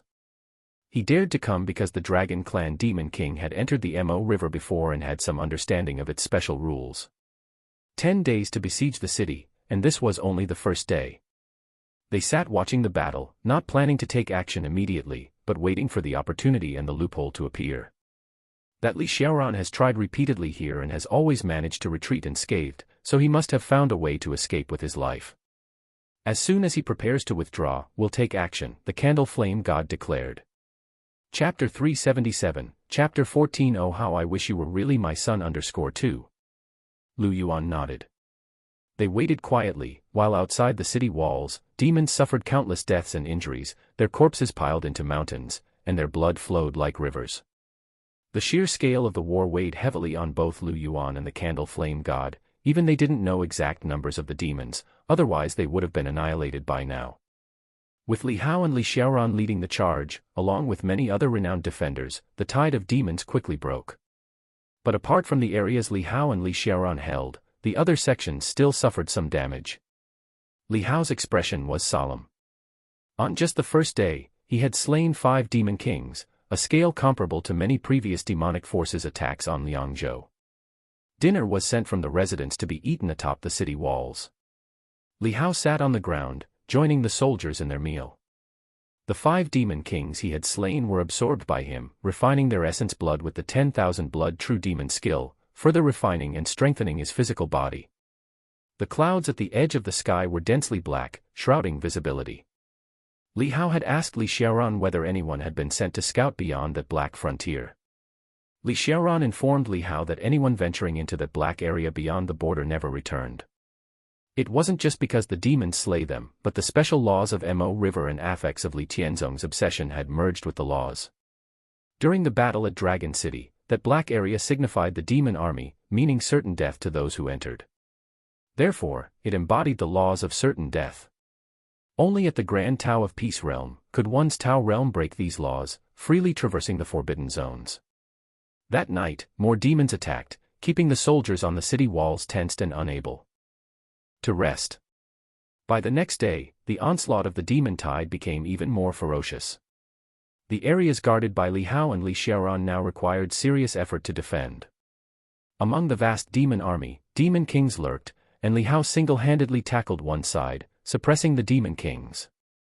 Among these demon kings, there were those in the defying fate realm who withstood Li Hao's attacks and made their escape. While Li Hao and Li Xiaoran fought the demons, the other sons of the Li family also gathered to aid each other, defending one side together. The entirety of Dragon City's defenses was manned by Li Hao and Li Xiaoran single-handedly on one side each, while the rest were held by senior members of the Li family's collateral branches. There are so many demon kings. On the northern side of Dragon City, 4 young figures assembled, all with grave expressions. The eldest among them, Li Xuanli, gazed at the teeming demon horde outside the city. He watched as a senior collateral member wielded a divine weapon to kill demons and duel with demon kings, and he clenched his fists tightly. Including Xiao Jiao, all of us have stepped into the 3 immortal realms, but we dare not leave the city. The demon king's attacks are deadly sure, and we would be targeted the moment we show our faces. These demons hate our Li family the most. The few of them were solemn, only daring to control divine weapons to strike down in the swarms of demons. It's a pity, we don't have the terrifying power of Old Ten. Only Old Ten can kill demon kings. Li Junyi stood straight, controlling the Evernight divine sword. Master of spear and sword, he had incorporated spear techniques into swordsmanship, entered the Grandmaster realm, broken through to the 3 immortal realms, and now he had reached the indestructible realm, his progress impressively rapid. He had been the brightest among the 9 siblings, yet now his light was overshadowed by Li Hao's brilliance. Let's not talk about him. Let's figure out how to deal with these demons and help our father, Li Tiangang said severely. Li Junyi kept a close eye on the demon tide, contemplating. These demon kings are keeping their distance, not daring to approach, using only low-level demons to probe. If we can lure them in and coordinate with the uncles lying in wait, we may be able to eliminate several. Luring the enemy. Li Xuanli's eyes glinted. That's not a bad idea, but the demon king's attacks are too fearsome. We may not withstand the first blow. I have a sacred heart talisman that can protect for a moment. Li Junyi declared, I'll go draw them out, you wait here for me. Don't go, old 9, it's too risky. Father said we're only to stay within the array and not step out, Li Tiangang promptly said. Li Junyi glanced at the demon tide. Don't worry, 7 brother, I know what I'm doing, and with that, he suddenly recalled the Evernight and rushed out of the array. The demon kings within the demon horde seemed to sense something, abruptly turning their gaze toward Li Junyi. A whelp from the Li family dares to seek death. A multi-eyed demon dragon roared and abruptly lunged at Li Junyi. As 2 other demon kings noticed Li Junyi, they abandoned their feuds with the elder collateral members of the Li family to pursue Li Junyi. Li Jun remained calm and collected, swinging his sword fiercely, but a demon king easily swatted him away. Then, unleashing a dark lightning, it struck him down. Li Jun didn't rush to use the Sacred Heart Talisman as the distance of the demon kings was insufficient. Summoning all his power and channeling his extreme skills, he encased himself in a protective shield, choosing to take the hit head-on. With a thud, his body was sent flying, spitting blood, his limbs limp as if paralyzed, flesh torn and body scorched. Seeing this, the other demon kings attacked again. In haste, Li Jun struggled to the array. The demon kings grew more savage, hastening their pursuit. That's when Li Jun ignited the Sacred Heart Talisman. The elderly family collateral members, having heard Li Xuanli's message, were aware of Li Jun's plan and roared as they burst forth. The rest of the elders, hidden within the city, brandished their swords and charged from the array, clashing with demon kings. The demon kings were horrified and sought to retreat but were too late, quickly falling under the combined assault. By this time, Li Jun had been dragged back to the array by Li Tiangang. "You took too big of a risk, ninth brother." Li Tiangang couldn't help shouting angrily. Li Jun cracked a weak smile, "But I succeeded, didn't I?" Chapter 378, Chapter 14. Oh, how I wish you were really my son. 3. Quickly attend to your injuries and stop talking, Li Xuanli urged hastily. Li Jun immediately refocused, took the medicinal pill, and then closed his eyes to recuperate, healing his indestructible treasure body. With Li Jun's provocation, several demon kings were killed. The assault of the demon horde diminished greatly, reducing the defensive pressure significantly. These demon kings seemed less cunning and rational than those beyond the Mo River, perhaps influenced by some residual obsessions. Seeing the bloodline of the Li family, they attacked as if invigorated. On the third day, Li Jun employed the same tactic and left the city to draw them out again. But suddenly, a figure among the demon kings burst forth, slamming down a palm strike that shattered the sacred light of the hastily conjured heart protection charm and sent Li Jun flying with a blow that instantly killed him. Jun Yi. Li Tiangang and the others, upon seeing this, had their eyes splitting with rage as they let out furious roars. That demon king turned out to be from the ultimate study realm, striking like thunder, landing blows directly on the Dragon City array, attacking relentlessly. Li Tianzong arrived swiftly, hearing the miserable hulls of Li Xuanli and the others, his eyes filled with shock, but even more with sorrow. He clenched his fists and sent orders to the hidden third, telling him to leave the city and deal with that demon king. Li Xuanli took up his spear and charged out, fighting the demon king in a ferocious battle, but neither could gain the upper hand. That evening, Li Hao and Li Xiaoran learned of Li Jun's death in battle, and both fell silent. The deaths of several others before had already led them to anticipate this scene. However, everyone was born from Li Tianzong's persistence. They did not feel too much sorrow in their hearts. The real Li Jun had died in Sangzhou, saving countless people from disaster. Now, as the demise of Dragon City approached, the whole city was on the brink of destruction, and everything was just beginning. On this third day, Li Hao and Li Xiaoran were also under immense pressure. 7 or 8 demon kings had emerged in the demon tide, with a demon king from the ultimate study realm presiding over them. Li Hao's green frost sword was entangled by the ultimate study realm demon king, leaving him no room to act, which caused the array to withstand numerous attacks from the demon kings. Tomorrow, this array will probably be broken. In a brief respite from the demon tide, Li Xiaoran hurried to Li Hao's side, saying, "Then we can only retreat to the Divine General Mansion. The array inside can hold out a while longer." Li Hao had not expected to see signs of the city's fall on just the third day. And to this point, neither the Candle Flame God nor Lu Yuan, the old dragon, had made a move. If we retreat to the Divine General Mansion, that Candle Flame God will probably come over and open a Dao domain outside the mansion, attacking the array, Li Hao said with a heavy expression. Li Xiaoran sighed, "The situation this time is already much better. If it were just me before, the array would have been broken by the third day, barely holding on. Now with you sharing one front, the pressure is lessened, others can reinforce elsewhere, and we've managed to hold the line intact." In the evening, Li Hao saw a group of figures approaching the city walls. Looking closely, they turned out to be a group of female warriors. They were all dressed for battle. Among them was Mother Chen Hafang. "Xiao Shi, you must be tired too," Chen Hafang said, as her stern eyes softened upon seeing Li Hao, stepping forward to say, "Your father sent me to call you back for a while. he has important matters to discuss with you. Li Hao couldn't help but give her a second look. You all are. The Li family has no cowards. Chen Hafang said softly, for the people at dawn, the Li family can fight to the last drop of blood. Hearing this, Li Hao's heart was deeply shaken. Other female officers, upon seeing Li Hao, also showed smiling faces. I heard that the youngest is the most promising, holding his own in the 3 immortal realms, truly impressive. To have such a son in the Li family does not disgrace the glory of our ancestors. Good child, go back quickly. These female officers were Li Hao's aunts and such, whom Li Hao could not recognize, but he knew they were all people of the Li family. It should be about informing you of the ancestral temple, Li Xiaoran transmitted a message. Initially, Li Tianzong had informed him of this news when the city wall was about to fall. Li Hao fell silent for a moment, then bid farewell to the mother and the female officers in front of him and leapt back to the mansion. Upon returning to the divine general mansion, Li Hao saw the once bustling courtyard that brimmed with guests was now desolate with fallen leaves swirling around, the ground untended by anyone.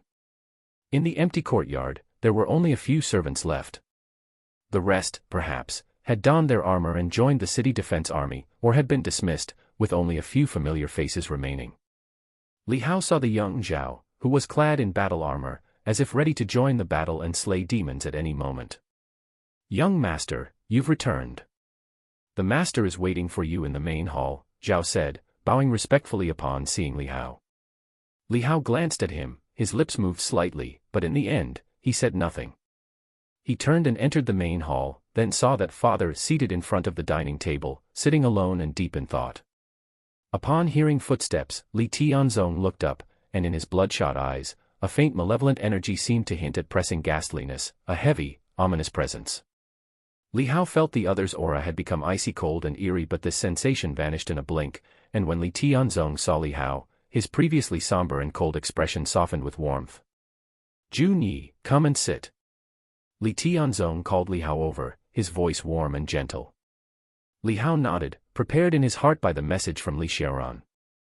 Yet, with the demise of the majority of the 9 sons of the Li family, such a tragic state, even knowing the others were but manifestations of Li Tianzong's obsessions, Li Hao couldn't help but sigh inwardly.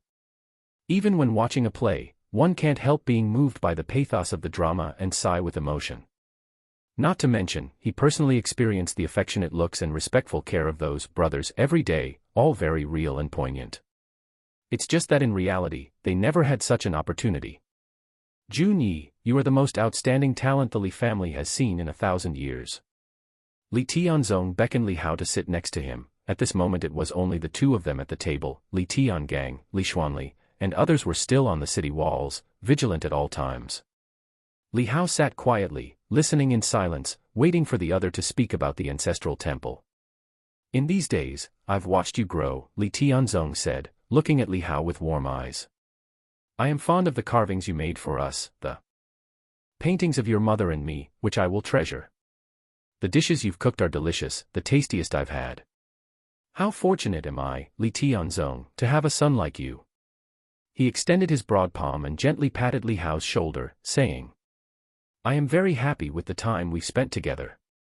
At this point, he smiled again, then, with a hint of regret, murmured, if only you really were my son, how good that would be. Chapter 379, Chapter 15, Attracting the Candle Flame God, Extra.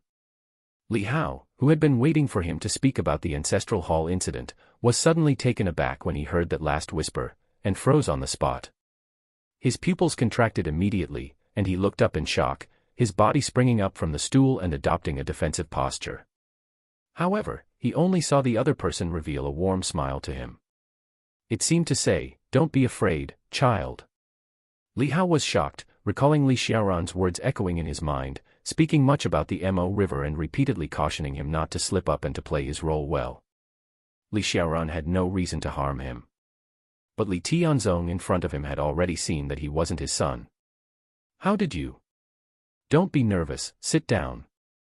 With a gentle expression, Li Tianzong beckoned to Li Hao and said, I was in a daze earlier, imprisoned in this Mo River, moving like a sleepwalker, out of control. But over these days, my consciousness occasionally became clear, and I have remembered many things. Child, you carry the aura of the Li family's bloodline, are you my grandson or my great-grandson? He looked at Li Hao with eyes full of reassurance and anticipation. Upon hearing this, Li Hao recovered from his shock and subconsciously furrowed his brows, falling silent without responding. If he told his grandfather right now that he had left the Li family, that would probably sadden him. Seeing that Li Hao remained silent and thoughtful, Li Tianzong took it as Li Hao contemplating other matters and didn't blame him, merely smiling slightly and said, "Let's talk about serious matters then.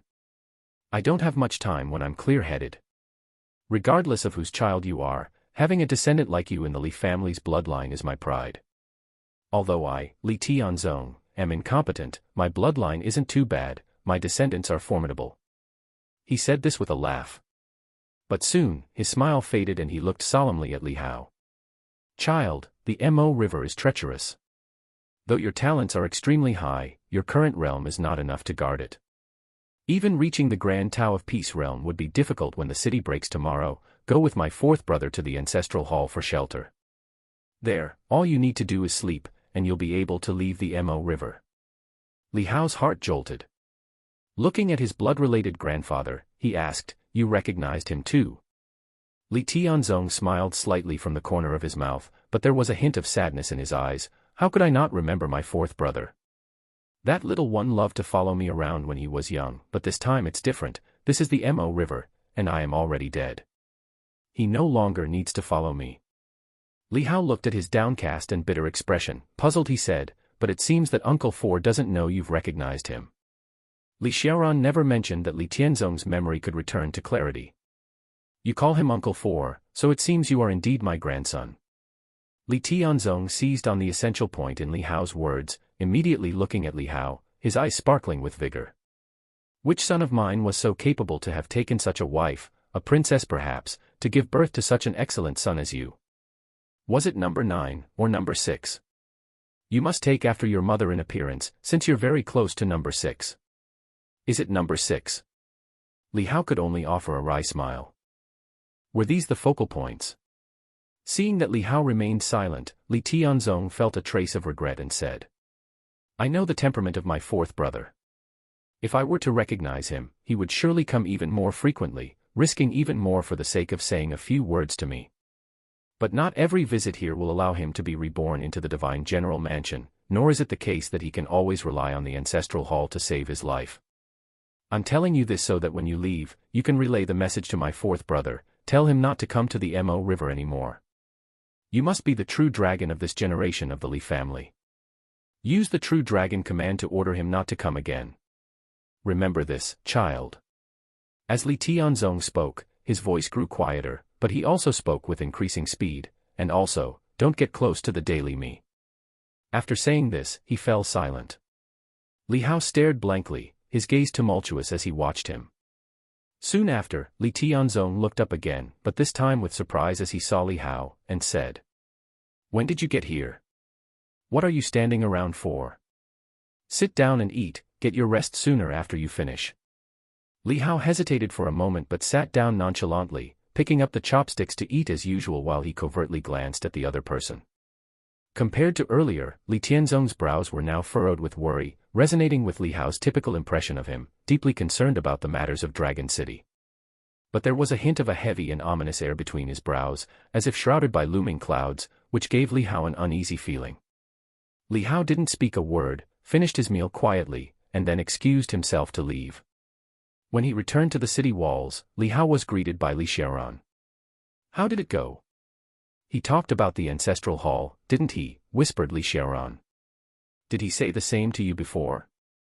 Li Hao asked without revealing any emotion. "No, I found out on my own." Li Xiaoran shook his head. Li Hao's gaze flickered slightly. Likely, that investigation was the result of his grandfather's layout while he was lucid, leading Li Xiaoran to mistakenly believe it was his own discovery. He chose not to share this with Li Xiaoran for now. With a great battle imminent, he was concerned Li Xiaoran might lose his composure. After all, according to his grandfather, Li Xiaoran had a deep bond with his brother. Having left the divine general mansion for many years, guarding a desolate Mo river fraught with dangers, all for the sake of freeing his older brother to return home. If he learned that his grandfather had moments of clarity, he would likely engage in the fight with abandon, driven by even more tumultuous emotions. Li Hao took a deep breath and buried the matter in the depths of his heart. He was afraid he was going to disappoint his grandfather. He had not become the Li family's true dragon, and he was no longer even a member of the Li family. Limiting the movements of fourth elder Li Xiaoran was something he couldn't manage. He could only keep the news to himself, to avoid causing more trouble. "Did you recognize your grandfather when you first came here?" Li Hao asked through a voice transmission. Li Xiaoran nodded. "I nearly screwed things up at that time. He almost killed me.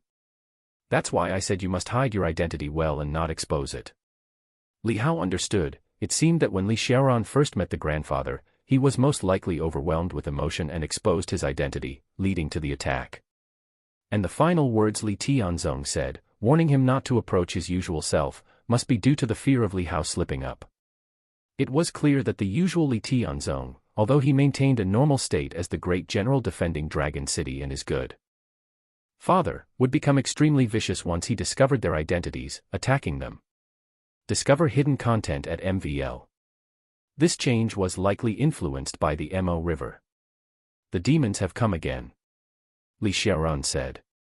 Li Hao was pondering, about to say something else, but on hearing this, he couldn't help but look toward the distance. He saw a dense swarm of demons once again assaulting the city. Taking a deep breath, his eyes turned icy as he said, "That candle flame god and the old dragon are probably watching us from the shadows. If we leave, they might strike. Why not draw them out in advance?" Li Xiaoran gave Li Hao a look and nodded, saying, "That's possible.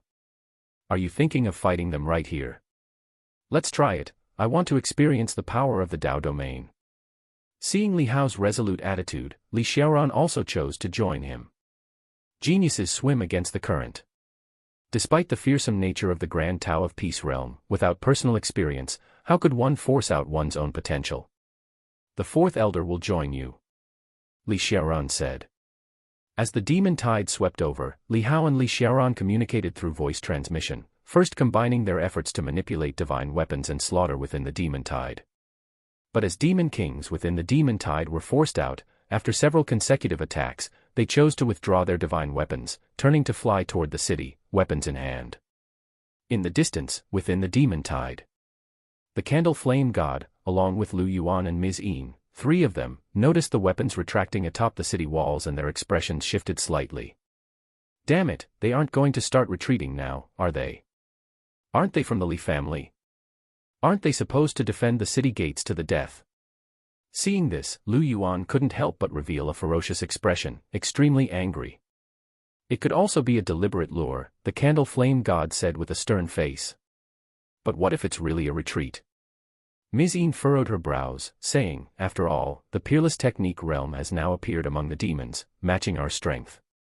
It's normal for them to feel despair, and there are still 7 days to go. Go, let those guys go up too. Can't wait any longer, damn these 10 days, we will break through today." The candle flame god took a deep breath. Be it a trick or an overt plan, they could not let the chance slip by. If the other side was abandoning the defense, it was possible they were planning to exit the Mo River. That Li Xiaoran had entered the Mo River several times yet always emerged unscathed clearly held a special secret regarding this Mo River. If they wanted to retreat, they had to break through Dragon City first and flatten the Divine General Mansion. If the other side left first, exiting the Mo River and retreating back to Liangzhou, or even Qingzhou, it would be harder for them to make a move. Moreover, the strategic deployment on Qingzhou's side would also change due to the return of these two troublesome individuals. They had to be dealt with right here. "We can't let that kid get away." The candle flame god quickly sent a voice transmission, gesturing to his wife with a look.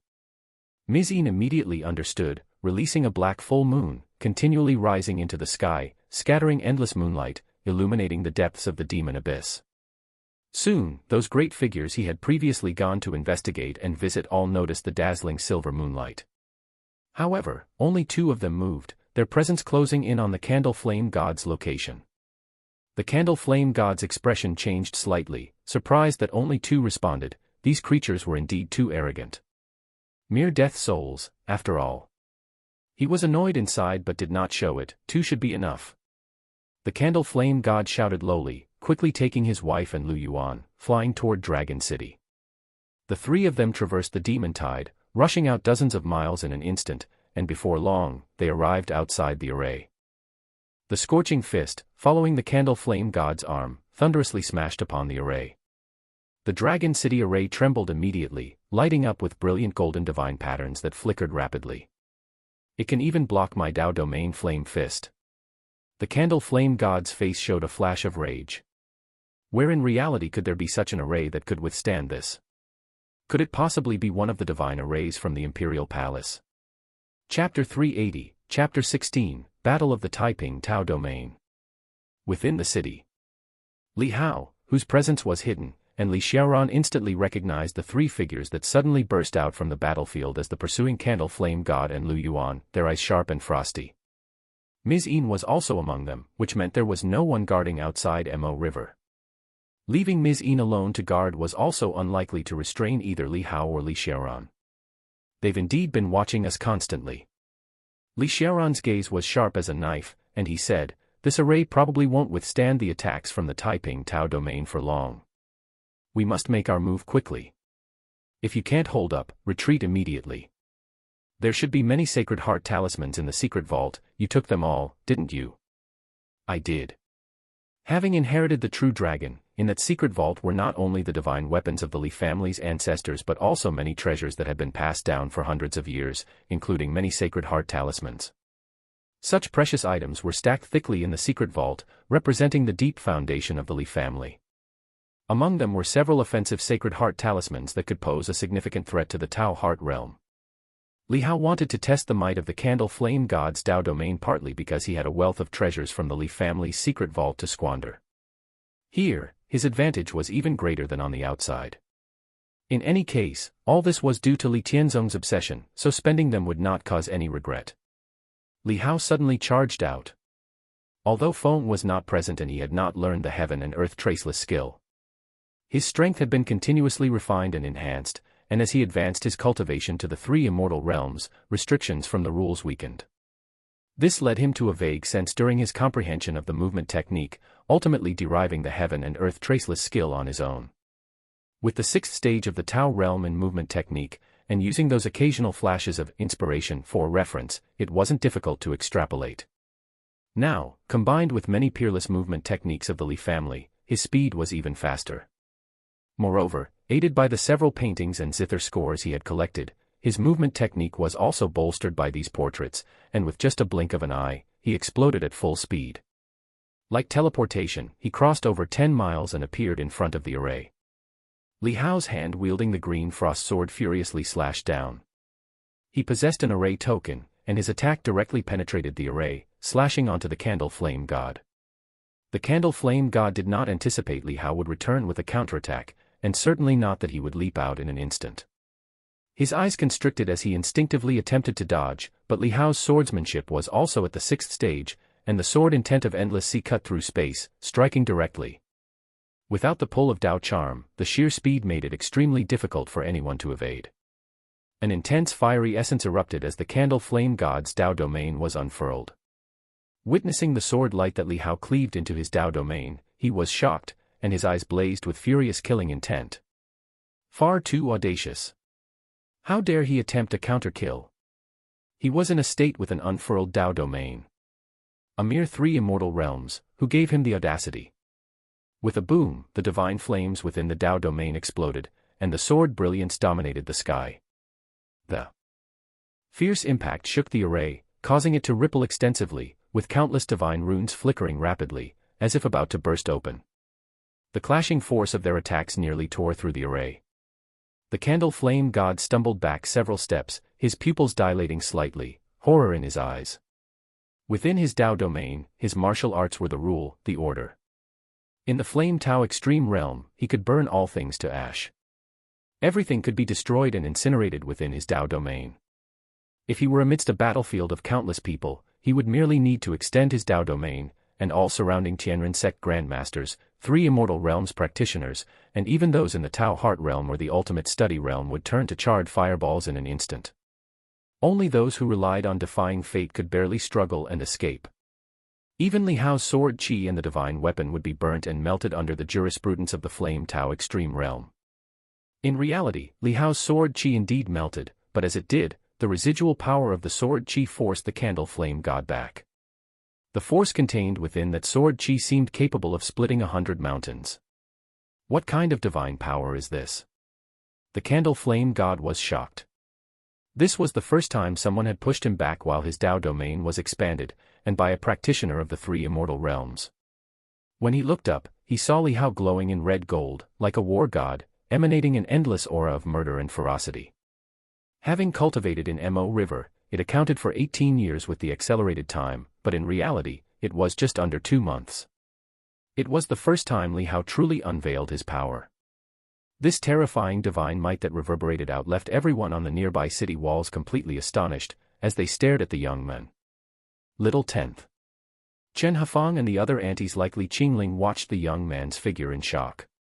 Explore stories at MVL. They couldn't imagine that the child could be so tremendously powerful and fearsome. 3 immortal realms. The might he emitted at that moment made even them, who were of the same realm, feel a sense of trepidation, as if they could be snuffed out and obliterated in an instant. What was more terrifying was that Li Hao had actually forced back the supreme demon king of the Taiping Tao domain with a single sword strike, utterly inconceivable. Li Xiaoran, who followed close behind, found his movement speed was just a fraction slower than Li Hao's. Witnessing the scene, he stood dumbfounded, astounded. Was this the confidence Li Hao had in challenging the Taiping Tao domain? Being indomitable within the Dao domain was a common consensus in martial arts, yet this very moment, the myth was broken by Li Hao, who was without a Dao domain. It seems, as long as the power is great enough, even the rules of the Dao domain can't suppress instantly. Li Hao's eyes were icy as he deduced the uniqueness of the Taiping Tao domain from that single stroke of his sword. While the rules of the Dao domain would suppress and strangle all foreign entities that intrude, if the power was condensed strongly enough, it could barely hold on. Chapter 381, Chapter 16 Battle of the Taiping Tao Domain _2. Because suppression and strangulation required a little time. Just a little bit of time, but the stronger the power, the longer this time could be extended. Therefore, the Dao domain is not unbreakable. Li Hao struck with his sword once more, bolstered by his divine power status and the connectivity of the heaven and earth vein. He reached out and tossed a piece of godly medicine into his mouth, and his whole body's aura grew once again. There was one advantage in the Mo River: his ability to cultivate so quickly also benefited from being able to swallow godly medicine, no longer cut off from it. In a situation where he didn't have to consider consequences, even godly medicine with side effects, Li Hao could devour them eagerly, using every possible means to enhance his strength during this time. After all, once he left the Mo River, everything would be in vain. The second sword strike, like roaring waves, condensed myriad sword chi and furiously descended. The candle flame god came back to his senses, feeling a divine rage in his heart, as if an emperor had been provoked and his robes sullied by a common beggar, an insult to him. A golden light split open on his forehead, like a vertical pupil, shooting out intense divine fire. With the boost of the Dao domain, this divine fire seemed capable of burning everything, creating the illusion of scorching black smoke in the space. As the sword light fell into the Dao domain, it rapidly burned and melted away, but the sword light was like a stick of wood condensed to the extreme. The surface was continuously burned, yet the inside was incredibly solid, piercing through dozens of yards of the Dao domain and colliding with that intense divine fire. Only then did the sword light turn into a whiff of flame and dissipate. It was clearly just sword chi, yet there was a sense of it being like straw being rapidly burned away. Li Hao's expression slightly changed. The Dao domain was indeed extraordinary. If the opponent seriously deployed the Dao domain, with the power boost, his sword chi could pose a threat, but it was very limited. After all, the opponent's strength in itself was enough to dominate the ultimate study realm. This youngster. Lu Yuan caught up and saw Li Hao actually on par with the candle flame god, not falling behind, which shocked him to the core. The rate of the opponent's growth scared him. "Husband, I am here to assist you." Mizine arrived, waving her hand, releasing the dark moon, like a sickle's blade, fiercely slashing down. But Li Hao stood inside the array, the black curved blade striking the array, triggering waves of divine patterns, yet it couldn't break through at once. At the same time, several figures from within the city were also speeding over, clearly sensing the presence of a demon king at the ultimate study realm and thus wanting to assist Li Hao in repelling him. Li Xiaoran also made his move at this moment, with saber light sweeping across the sky. He directly chopped at the dark moon, shattering the moonlight. "Half-step Tao realm, do you still need the help of others?" Read exclusive content at MVL. Li Xiaoran roared furiously, slashing another saber strike towards Lu Yuan, the saber light slower to start yet faster to arrive, cutting through space and directly chopping onto Lu Yuan's head. Lu Yuan had previously witnessed the terrifying nature of Li Xiaoran's saber technique. Now both shocked and furious, his body flashed with lightning, tearing through the saber light, yet he was still injured, with blood dripping down from the top of his head. Lu Yuan raged, one-on-one, he might not be the match for Li Xiaoran. I will kill him myself. Hearing Li Xiaoran's roar, the candle flame god raised his hand to stop his wife Ms. Yin from coming to assist. His eyes blazed with gold flames, burning in their sockets. His splendid golden pupils stared intently at Li Hao. Do you dare to come out? Li Hao sneered, do you think I am a 3-year-old child? Raising his hand, he swung his sword consecutively. Sword light constantly emitted, hammering against the opponent's Dao domain. Each strike was terribly fearsome. If not for the Dao domain, they were enough to slash horizontally for hundreds of miles, cutting off mountains, splitting rivers. But in this Dao domain, traveling several yards, it burst into flames, the sword chi rapidly waning. You truly fancy yourself in competition with me? The candle flame god felt like laughing in anger, but paid no further attention to Li Hao. Previously, Li Hao had caught him off guard, allowing Li Hao to repel him within the Dao domain. Now, as he poured a great deal of power into the Dao domain, Li Hao's attacks were simply unable to touch him and would be consumed by the domain's rules. Wait until I break your array, then I will kill you. The candle flame god began to attack the array frantically, wanting to shatter it. The older generation of the Li family, enraged, struck out with a flurry of attacks, but as they entered the opponent's Dao domain, they were incinerated, vanishing without a trace. Only now, as they witnessed the sword chi that roamed freely within the Dao domain, did they deeply realize how terrifyingly powerful this member of the Li family's main lineage was. Li Xiaoran also furiously unleashed his peerless technique, as the saber light seemed to sever the void. Upon the figure of the locked-on candle flame god, a majestic mountain phantom faintly appeared, seemingly pressing down from above. That was the edge of the world the saber light aimed to reach. But the moment the giant mountain phantom appeared, it was burned away. As the saber light rapidly approached, the saber intent got incinerated, causing the speed to slow down. The originally almost instantaneous saber light now had traces to follow. With a thud, the candle flame god raised his hand and slapped out, a mighty surge of scorching heat and blazing intent shattering the saber intent. His eyes were cold. Despite crushing Li Xiaoran's peerless technique with a casual strike, he did not feel exhilarated. On the contrary, he felt an ashamed anger. Those two from the Li family had actually dared to brazenly charge into his Dao domain. It was utterly disgraceful. The violent flaming fist hammered down on the array, and the divine patterns on the array actually started to smoke, giving off a feeling of melting. Li Hao's pupils constricted as he struck out with his sword again and again, driving the great veins of his body, harnessing the power of heaven and earth from all directions, slashing with all his might. His strength now was stronger than outside, as due to the influence of the 10,000 blood true demon skill, his physical body was refined to an even more extreme extent, reaching the level of the 8th caste divine weapon. The sword light chopped down on the lava-like intense fist. The sword chi ignited itself, yet the fiery light was only slightly reduced.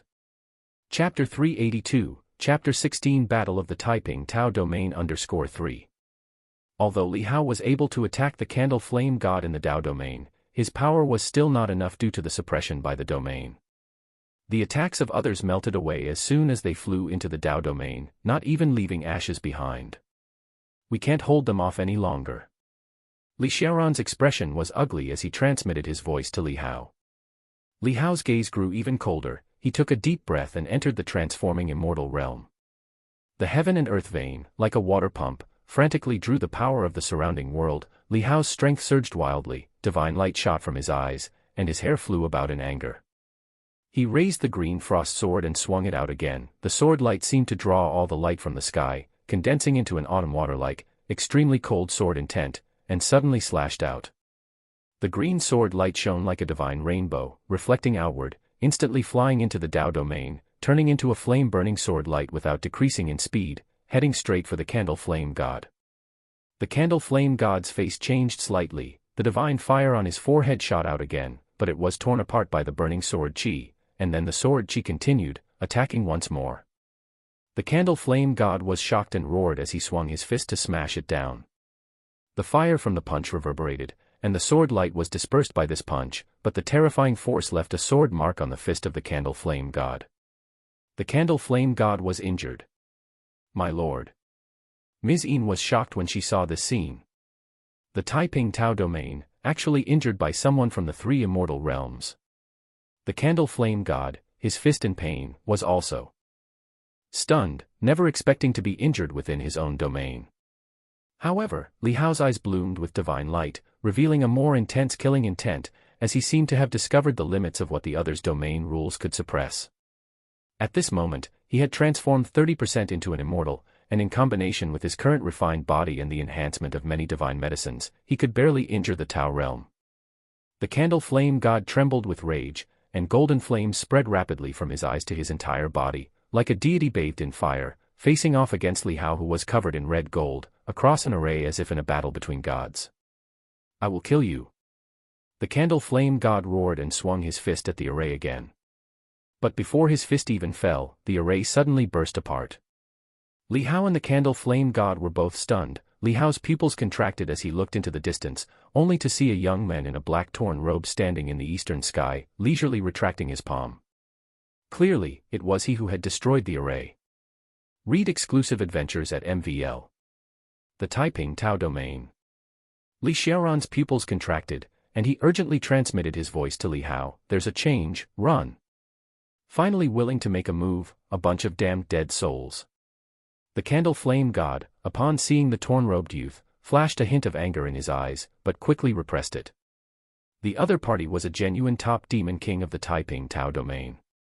He had been patrolling everywhere with the Tao realm in the hope of uniting them to break through Dragon City after encountering these terrifying presences lurking in the abyss. Only two figures had just responded to the summon, while the others, previously agreed upon, now ignored his calls, seeming to look down upon them.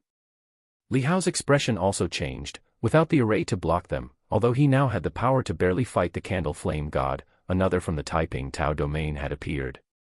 It was only the third day, yet such an unexpected change had occurred.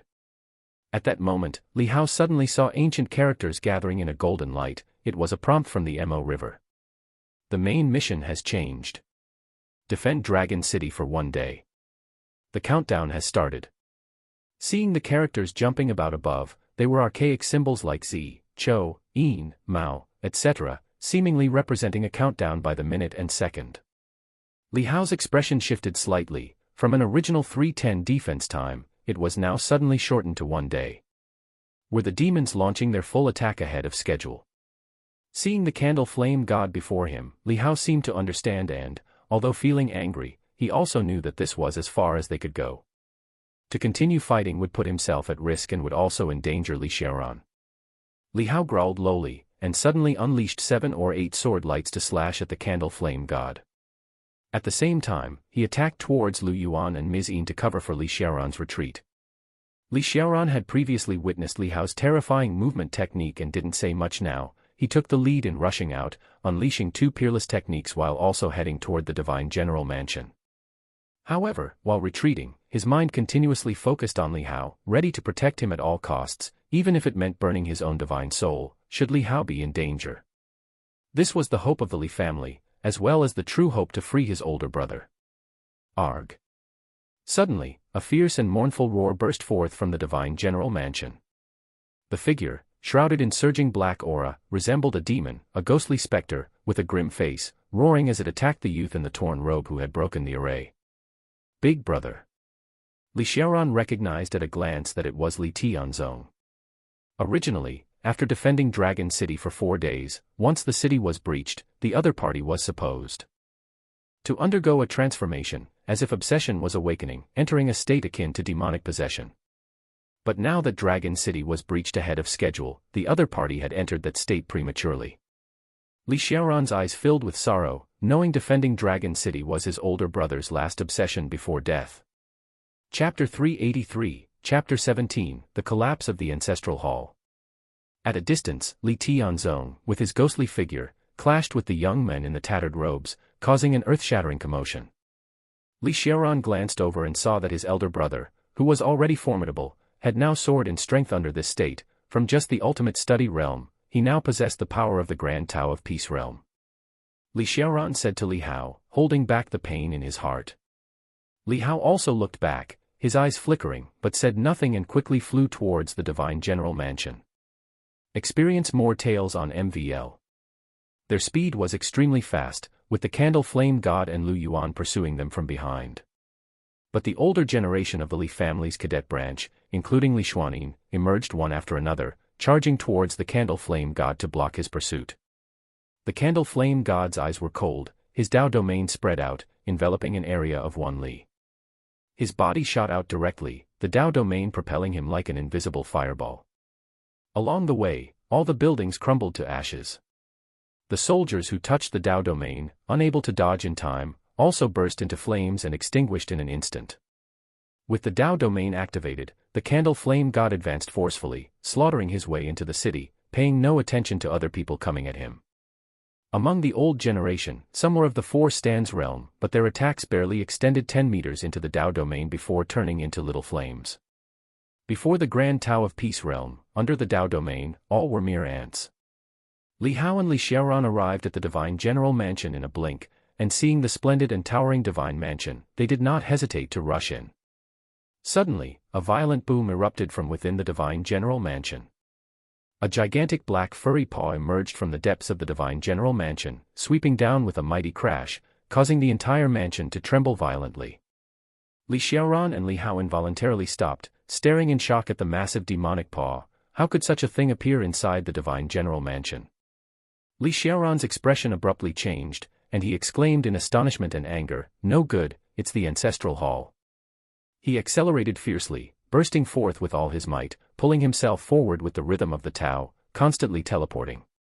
Li Hao accelerated with all his strength, entering the Divine General Mansion.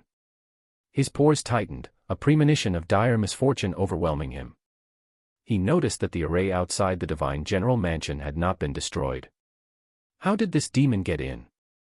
Soon, just as they set foot in the Divine General Mansion, the Candle Flame God pursuing them collided with the array, shaking the array with his Dao domain, burning it as a golden light enveloped and surrounded the Divine General Mansion. This array's strength was even greater than that of Dragon City's array. The Candle Flame God, furious, kept punching, causing the divine patterns of the array to tremble slightly. This is... By the time Li Hao and Li Xiaoran reached the Ancestral Hall, they felt as if their blood had frozen, a chilling feeling spreading from their heads to their toes. The Ancestral Hall stood halfway up the mountain, but now, the entire mountain had been flattened, and the halls and buildings of the Ancestral Hall were destroyed. 100-jong tall demon with a body like a bear, black fur all over, and a fierce face with white ivory tusks coldly and indifferently scanned Li Hao and Li Xiaoran. At the side, middle-aged Li Qingjing, covered in blood, had an expression of anger twisted to the extreme. The Ancestral Hall. Li Xiaoran stood in midair, somewhat in a daze. The sacred place of the Li family, the exit from the Mo River, was now shattered by a single palm strike. Still trying to leave from here? Stay and join us in eternal slumber, the demon said with a cold sneer.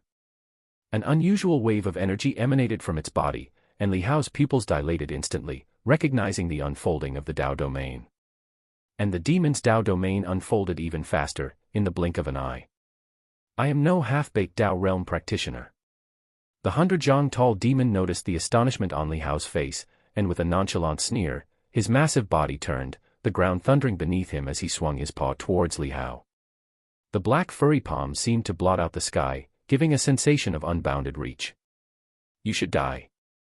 Li Xiaoran roared in frenzy, his meridians appearing to burst, releasing a sky-high momentum, unleashing his most powerful peerless technique in a single slash.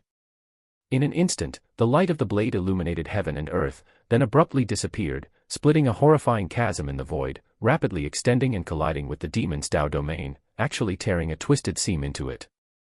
The invisible blade light extended swiftly, striking the coarse black palm with a boom, carving a wound half a meter deep. The 100-jong tall demon seemed not to have expected that someone of the mere ultimate study realm could penetrate his Dao domain and wound him. A flicker of surprise showed in its indifferent eyes, but soon turned into an even colder chill. Peerless genius, you taste even better. Its aura surged, the Dao domain spread like the aurora, rapidly expanding to envelop both Li Hao and Li Xiaoran. You leave, I'll hold him off. Just as Li Hao was about to act, Li Qingjing appeared in front of him, shaking with anger, streams of crimson divine light extending from his body, releasing a heaven-shattering malevolent aura. This malevolent aura coalesced into a blood-red shadow behind him, resembling some majestic entity. His veins burst, his aura tearing apart his robe, revealing his burly upper body. Blood-red energy burst from his pores, and his presence surged. He was, astonishingly, burning his divine soul. Go! Li Qingjing bellowed, suddenly lifting his hand, a dazzling spear light shooting out, forming a black arc in the air, striking the encroaching Dao domain, forcing the expansion of the domain to a standstill at the tip of the spear. At that spear tip, an ultimate force gathered, resisting the spread of the Dao domain, sparking an endless might. Chapter 384, Chapter 17 The Destruction of the Ancestral Temple _2. Li Xiaoran and Li Hao both felt shocked, the strength displayed by Li Qingjing before their eyes, whether due to the influence of the Mo river or an intrinsic aspect of his being, exceeded their imagination. Li Xiaoran felt a grief-stricken heart, forcibly suppressing his anger as he turned and charged towards the collapsing ancestral hall. Li Hao also knew that the other was risking his life at this moment to buy them time. Even though he was filled with rage, he could only turn and flee, rushing into the ancestral hall. Li Xiaoran's power to command objects swept through, lifting the broken tiles of the ancestral hall, only to find that the ancestral tablets within had all been destroyed. Only a single tablet emitted a dim golden light. That was the tablet of the first ancestor, Li Tianyuan. Its golden statue had already shattered, and only this small tablet remained now. As the two of them arrived, they immediately sensed many weak and fading thoughts on the tablet, which turned out to be the spirits of other ancestors. You have arrived. Regrettably, we cannot hold on any longer. I'm afraid there's no way to send you out. Waves of sentiments tinged with sorrow transmitted their consciousness, but just as they conveyed a segment, they dissipated. Under the accumulating attack of the 100-Zhang demon from the Grand Tao of Peace realm imbued with Dao domain, they had only enough time to gather all the ancestors' strength to protect the first ancestor. In life, they were powerful, some dominating for hundreds of years in unparalleled splendor, others single-handedly challenging Daoyu's 19 provinces, establishing a reputation for hundreds of generations. But in death, with only their divine souls and remnants, their power greatly diminished. Even the ultimate study realm could pose a serious threat to them, let alone the Grand Tao of Peace realm. It's a pity that the Li family's descendants, who were once the prodigies of ancient sages, have to die here. If we die, remember to kill all the demons here. More ancestors transmitted their last bits of consciousness, laden with endless regret, dissolving into the tablet. The hazy golden light gradually faded into silence. Li Xiaoran and Li Hao both stared blankly at this last remaining ancestral tablet. Although they knew all this arose from Li Tianzong's obsessions, the words they heard still made their blood surge with a desolate feeling. Child, do not grieve.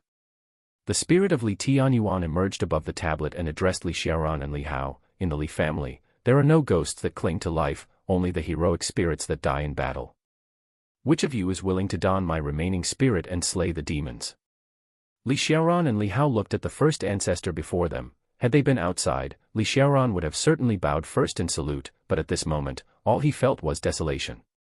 Let it be me. Li Xiaoran said to Li Hao, Hao heir, go find a way to live. I'll buy you time. There are no routes to life left. Li Hao spoke bitterly, I have no clue at all. The only possible way out is probably to hold on, to live another day. Li Xiaoran felt a profound sense of disappointment. Indeed, he too did not know where to find a second path to survival. Without the ancestral hall, there was only one way out, death. If they possessed the power of the Grand Tao of Peace realm, they could rely on the Dao domain to go elsewhere, not being confined within Dragon City. Using the Dao domain to evade the rules of the Mo river and surviving a day wouldn't be difficult, but neither of them was from the Grand Tao of Peace realm. I wonder if older brother's consciousness has recovered. If it has, let him use his Dao domain to protect you, but big brother can't leave Dragon City. Li Xiaoran's expression changed continuously, showing signs of despair. He himself did not fear death, but this time Li Hao was with him. If Li Hao died here, Li Xiaoran felt it would be more painful than his own death. Since that's the case, child, then let's go down fighting together. Li Tianyuan's heroic spirit saw the plight of the two and immediately made a decision for them. his form flickering and turning into a golden light, merging into Li Hao's body. In an instant, Li Hao's body seemed to be clad in a suit of golden divine armor. The divine soul transformed into a flaming armor, enveloping Li Hao's entire body, and at the same time, it was accompanied by surges of immense strength. A figure suddenly shot through the air and smashed brutally onto the ground 100 meters away. Li Xiaoran and Li Hao turned around and saw that it was Li Qingjing, covered in blood, his spear already broken. Little fifth. Li Xiaoran was about to rush over in a hurry. But Li Hao stopped him, whispering, "You go find a way to survive, I'll handle this." A chilling murderous intent flashed in his eyes, his body covered in golden light, combined with his state of divine power, radiating an unimaginable divine majesty. Seeing the 100 Zhang demons Dao domain bearing down to kill Li Qingjing, Li Hao suddenly raised his sword and swung it out. The sword chi swept across, actually blocking the Dao domain for a moment. This casual sword strike wielded a power comparable to Li Qingjing's full-force outburst when he burned his divine soul. At the same time, with the power of object manipulation, Li Qingjing's body was dragged to another place. Li Hao looked up, holding Qin Shuang, facing the towering body of the 100 Zhang demon. The 100 Zhang demon also noticed Li Hao's extremely vigorous aura at the moment, although it was only of the 3 immortal realms, it made even him take a more serious notice. If you were of the 4 stands realm, I might have to take you a bit more seriously, but just a mere 3 immortal realms. The 100 Zhang demon sneered and then raised his hand to suppress down, bringing his Dao domain crashing forward. How did you get into the Divine General Mansion? Naturally, it was by using a formation command token, otherwise why would someone be sent to kill the 10 sons of the Li family? Their tokens had already been swapped out. As the 100 Zhang demon finished speaking, his Dao domain bore down. Li Hao's expression turned sour. Was it because of this? Fourth uncle, run, find a way out. Don't die. Li Hao quickly transmitted his voice, then facing the oppressive Dao domain, he fiercely slashed his sword towards the sky. It seemed like the Prime Ancestor's heroic spirit was roaring in his ears. Read new chapters at. This sword released a divine light that covered the sky, like the first ray of light at dawn that disperses the darkness. The sword light penetrated the Dao domain, subjected to the suppression of the Dao's rules. The opponent's Dao domain was not of the flame path, and so it did not incinerate the sword chi. Instead, it carried a terrifying power to compress and collapse, attempting to crush the sword chi. But the sword chi was wrapped in divine light, dazzling to the point of piercing through, and viciously struck the chest of the 100 Zhang demon, severing many of its hairs and leaving behind a wound. However, that wound was visibly healing at an incredible speed. The 100 Zhang demon was furious, raising its giant palm and striking down repeatedly. Li Hao's body flickered swiftly, his sword forcing back the massive palm, both pulling distance from each other. The demon was right, their realms differed too greatly, a full major realm's limit away. Now filled with various divine medicines, graced by the heroic spirit of the Prime Ancestor, Li Hao's power surged like the raging rapids of a river, just enough to fully wound the opponent, yet unable to inflict a fatal blow. Ancestor, I'm going all out now. Li Hao took a deep breath, saying solemnly. Come on, a warrior's death is without regret. Li Tianyuan's consciousness transmitted. Li Hao didn't wish to die in battle, but now he had no choice. He extended the heaven and earth vein, lifting the restrictions on his body. Instantaneously, the vast chi of heaven and earth poured into his body. Originally at the transforming immortal realm, now he pushed it further, from 30% to 50%. And then to 70%. As terrifying power gathered around Li Hao like a storm, the heavens and earth changed color, with clouds and mist swirling around. Chapter 385, Chapter 18, I Want to Go Home, 2 in 1. Seeing Li Hao's imposing momentum, the 100 Zhang demon's expression changed slightly, a hint of solemnity in his eyes. This strange sensation, it's somewhat familiar. Are you the prodigy ancient sage from the great wilderness heaven? Li Hao did not answer. In a life and death battle, there was no need for words. His body ruptured and bled, divine blood of red gold flowing, infused with the power of heaven and earth that turned his hair silver white, as if he was burning his life away. Suddenly, he unleashed multiple illustrated handbook attributes, charging at his opponent. The moment he struck, he gave it his all. Sword Dao Reincarnation.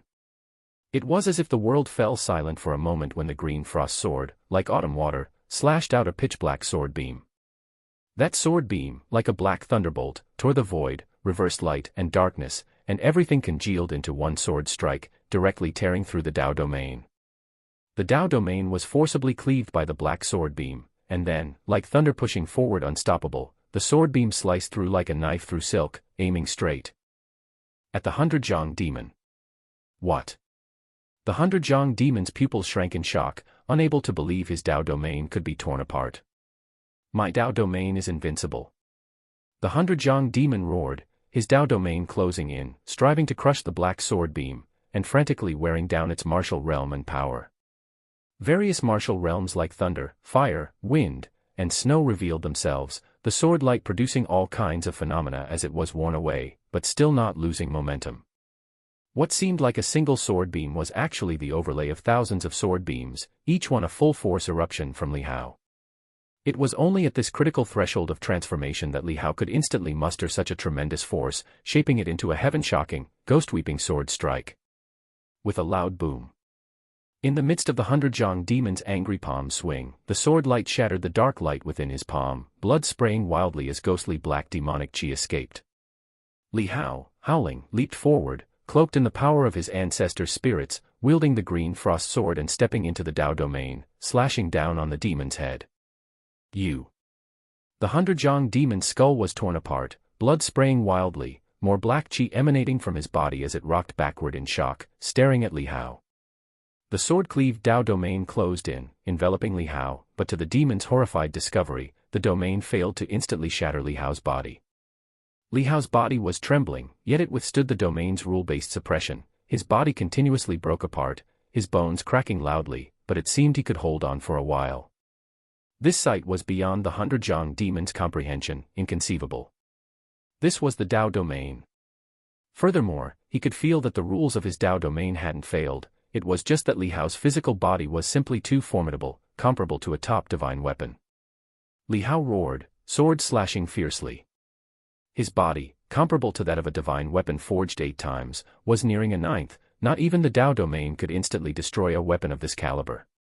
Even a divine weapon beyond 7 forgings would take some time to be refined in the Dao domain. Lu Yuan's body, comparable to a 6-forging divine weapon, was already among the elite of the ultimate study realm, but the gap was vast compared to Li Hao at this moment. With sword light furiously slashing, Li Hao ignored his own wounds as he launched a fierce attack. The 100-Zhang demon, too, was enraged, having never suffered such humiliation. He raised a surging demonic chi, his body burning like a black flame, repeatedly striking with his palm, his enormous demon hand easily able to cause a city to quake and sink from prosperity into a basin. Yet now, it was being pushed back by Li Hao's sword light. In the distance, Li Xiaoran, anxiously contemplating an escape route, also witnessed Li Hao's battle, startled. Although aided by the spirits of his ancestors, the might Li Hao himself burst forth with was even more terrifying. Seeing this scene, his anxiety intensified. A talent like Li Hao must not die at the Mo River. Besides the ancestral hall, where could there be a way out? Li Xiaoran continued to recall every clue from past explorations, vaguely sensing he was onto something. At that moment, a massive tremor came from outside the divine general mansion. Li Xiaoran looked and saw a vast demon cloud sweeping over. The array had been broken, and all the demons from outside the city were slaughtering onto the ramparts, engaged in fierce battle. And among them, the most dazzling figures were Li Tianzong and the young men in tattered robes. "Big brother, if you still have consciousness, give me a sign." Li Xiaoran's eyes filled with sorrow, he bit his lip, continuing to follow the trail of thought he had just now. Meanwhile, Li Hao and the 100-Zhang demon were locked in an intense fight, both soaked in fresh blood. Li Hao's blood scattered within the Dao domain, instantly compressed and burst, the domain containing an unimaginably oppressive gravity, where any common being of the ultimate study realm would explode upon entering. Li Hao bellowed, drawing even more of the power of heaven and earth, exceeding the 70% threshold, and pushing to a higher degree. And this meant he could lose control at any moment. As an even wilder power surged, Li Hao recklessly created hundreds upon thousands of layers around his body.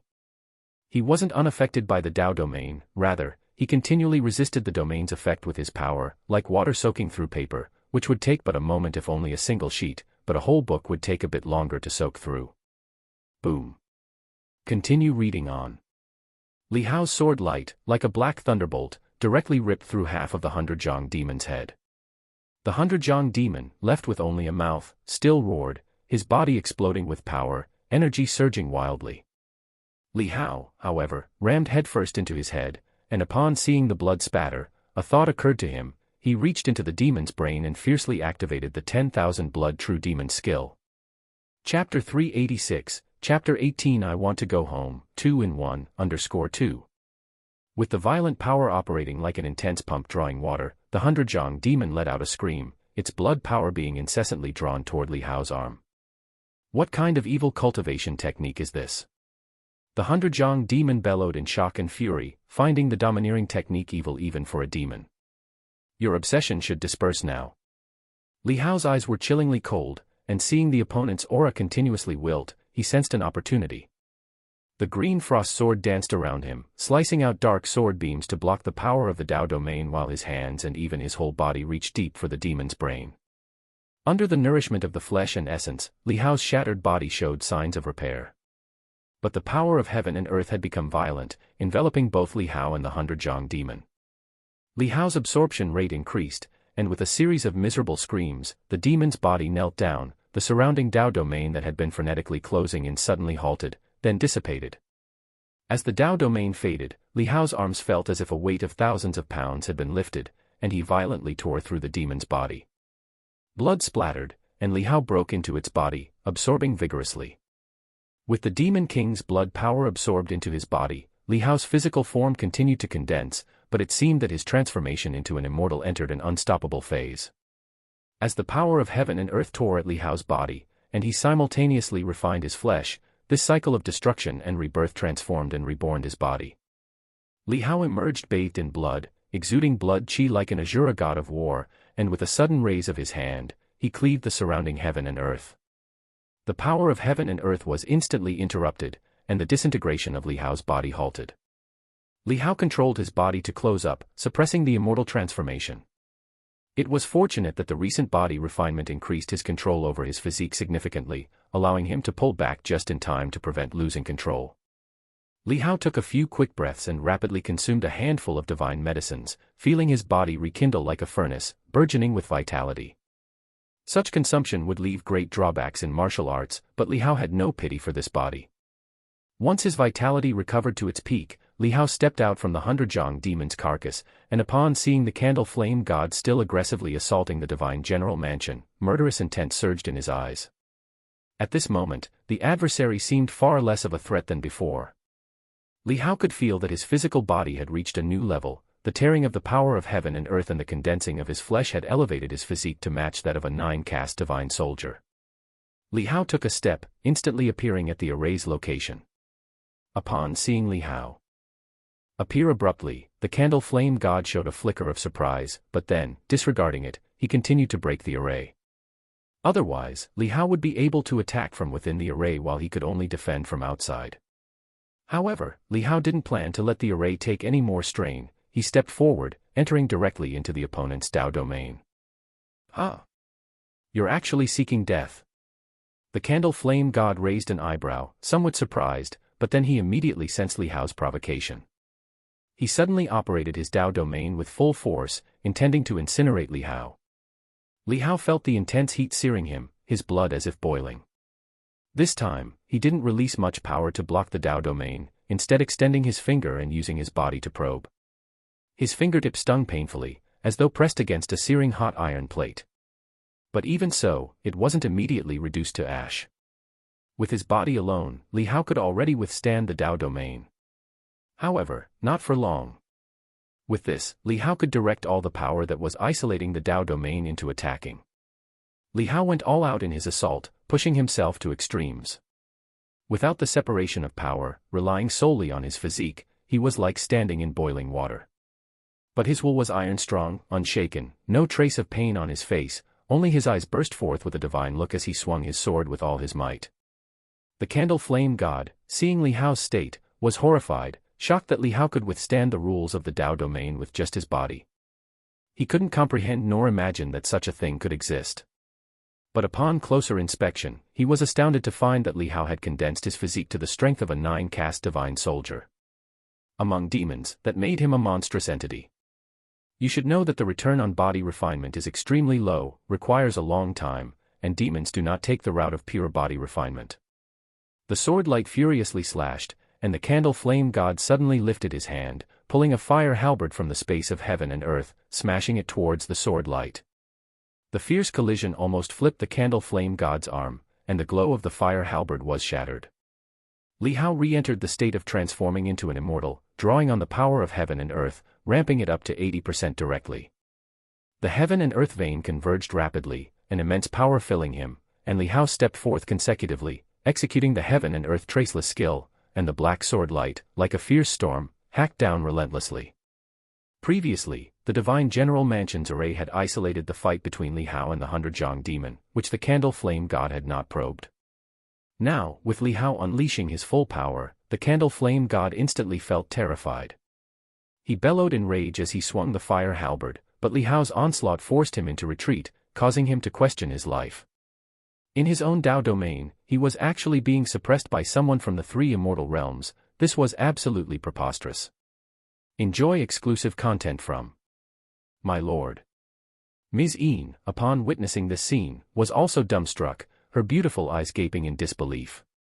Lu Yuan, who had intended to assist from the side, was so frightened that he froze in place, staring at Li Hao as if he had seen a ghost. This relentless killing all the way here made Li Hao far more terrifying than when he had seen him at Heavenly Gate Pass. The sword light, like black thunder, ferociously struck the candle flame god's shoulder, tearing off an arm in the process. Chapter 387, Chapter 18 I Want to Go Home, 2-in-1_3. The candle flame god lowly growled, the blood spurting from his wound incinerated by fierce flames to stop the flow. He looked at Li Hao, with his silver hair and white threads, in shock and fury, realizing the opponent had used some kind of extremely terrifying secret technique. Power reaching its pinnacle. Able to shatter the Dao domain. How is that possible? The candle flame god felt his understanding being overturned. His Dao domain continued to burn Li Hao's body, but Li Hao's healing power was terrifyingly formidable. His flesh that was destroyed kept regenerating. The candle flame god, now truly enraged, unleashed his unwithering strength, instantly materializing an arm, and then clashed with Li Hao once more. The two fought so fiercely that the heavens and earth seemed to fall apart, leveling the streets outside the divine general mansion to the ground. Everywhere they went was scorched black, incinerated by the Dao domain. Ms. Yin and Lu Yuan exchanged glances, spotting the horror in each other's eyes. Despite being in the ultimate study realm, they couldn't intervene in this fight. That youth was too terrifying. If they let him leave alive, he would quickly become a figure to be reckoned with, as fearful as the Buddha Lord, and turn into the third person in the Daoyu divine dynasty that struck fear into others. The body of the candle flame god was cleaved by Li Hao's sword and slammed into the ground far away, carving out a scorched, deep crater that extended for hundreds of meters. Li Hao once again swung his sword to kill. The green frost sword, forged from cold iron, had also become red-hot after a prolonged battle in the Dao domain. The 9 sword souls on it dared not show themselves, to avoid being incinerated by the Dao domain the moment they emerged. Only the innate hardness of the divine weapon allowed it to hold out in the Dao domain. Die for me. The candle flame god roared, emerging from the ground, not dodging but also cleaving with his fire halberd. They pierced through each other, Li Hao cutting off half of his body, and his own arm severed in the process. The flesh of the candle flame god wriggled, regrowing rapidly under the unwithering strength, but he was only halfway through when he saw Li Hao's severed arm had already regenerated, coming for him once more. The speed of physical regeneration was several times his. The candle flame god was struck in the face by the sword light and chopped down. Li Hao attacked again, but from within the depths of the crater, a streak of firelight surged towards him. By the time Li Hao dispersed it, he saw the candle flame god transforming into a long rainbow, trying to flee far away. Ms. Yin had already taken the opportunity to retreat earlier, vanished from sight. When Lu Yuan saw the candle flame god running away, he finally came to his senses, cursing angrily in his heart but trembling with fear. He turned to flee, rushing towards another direction, deeply afraid of being targeted by Li Hao. Why are you fleeing? Weren't you going to break the formation and kill me? Li Hao pursued the candle flame god, shouting angrily. Hearing Li Hao's words, the candle flame god was so infuriated his complexion turned crimson, but he was powerless with rage. He felt a rage and tremor in his heart, knowing he was no match for this mad youth without resorting to his ultimate trump card. Let the other dead souls wear down Li Hao. You will die sooner or later. The candle flame god suppressed his anger, his gaze icy, and with a sudden slap, he used a holy heart talisman to boost his speed once more, disappearing in the blink of an eye as he flew out of Dragon City.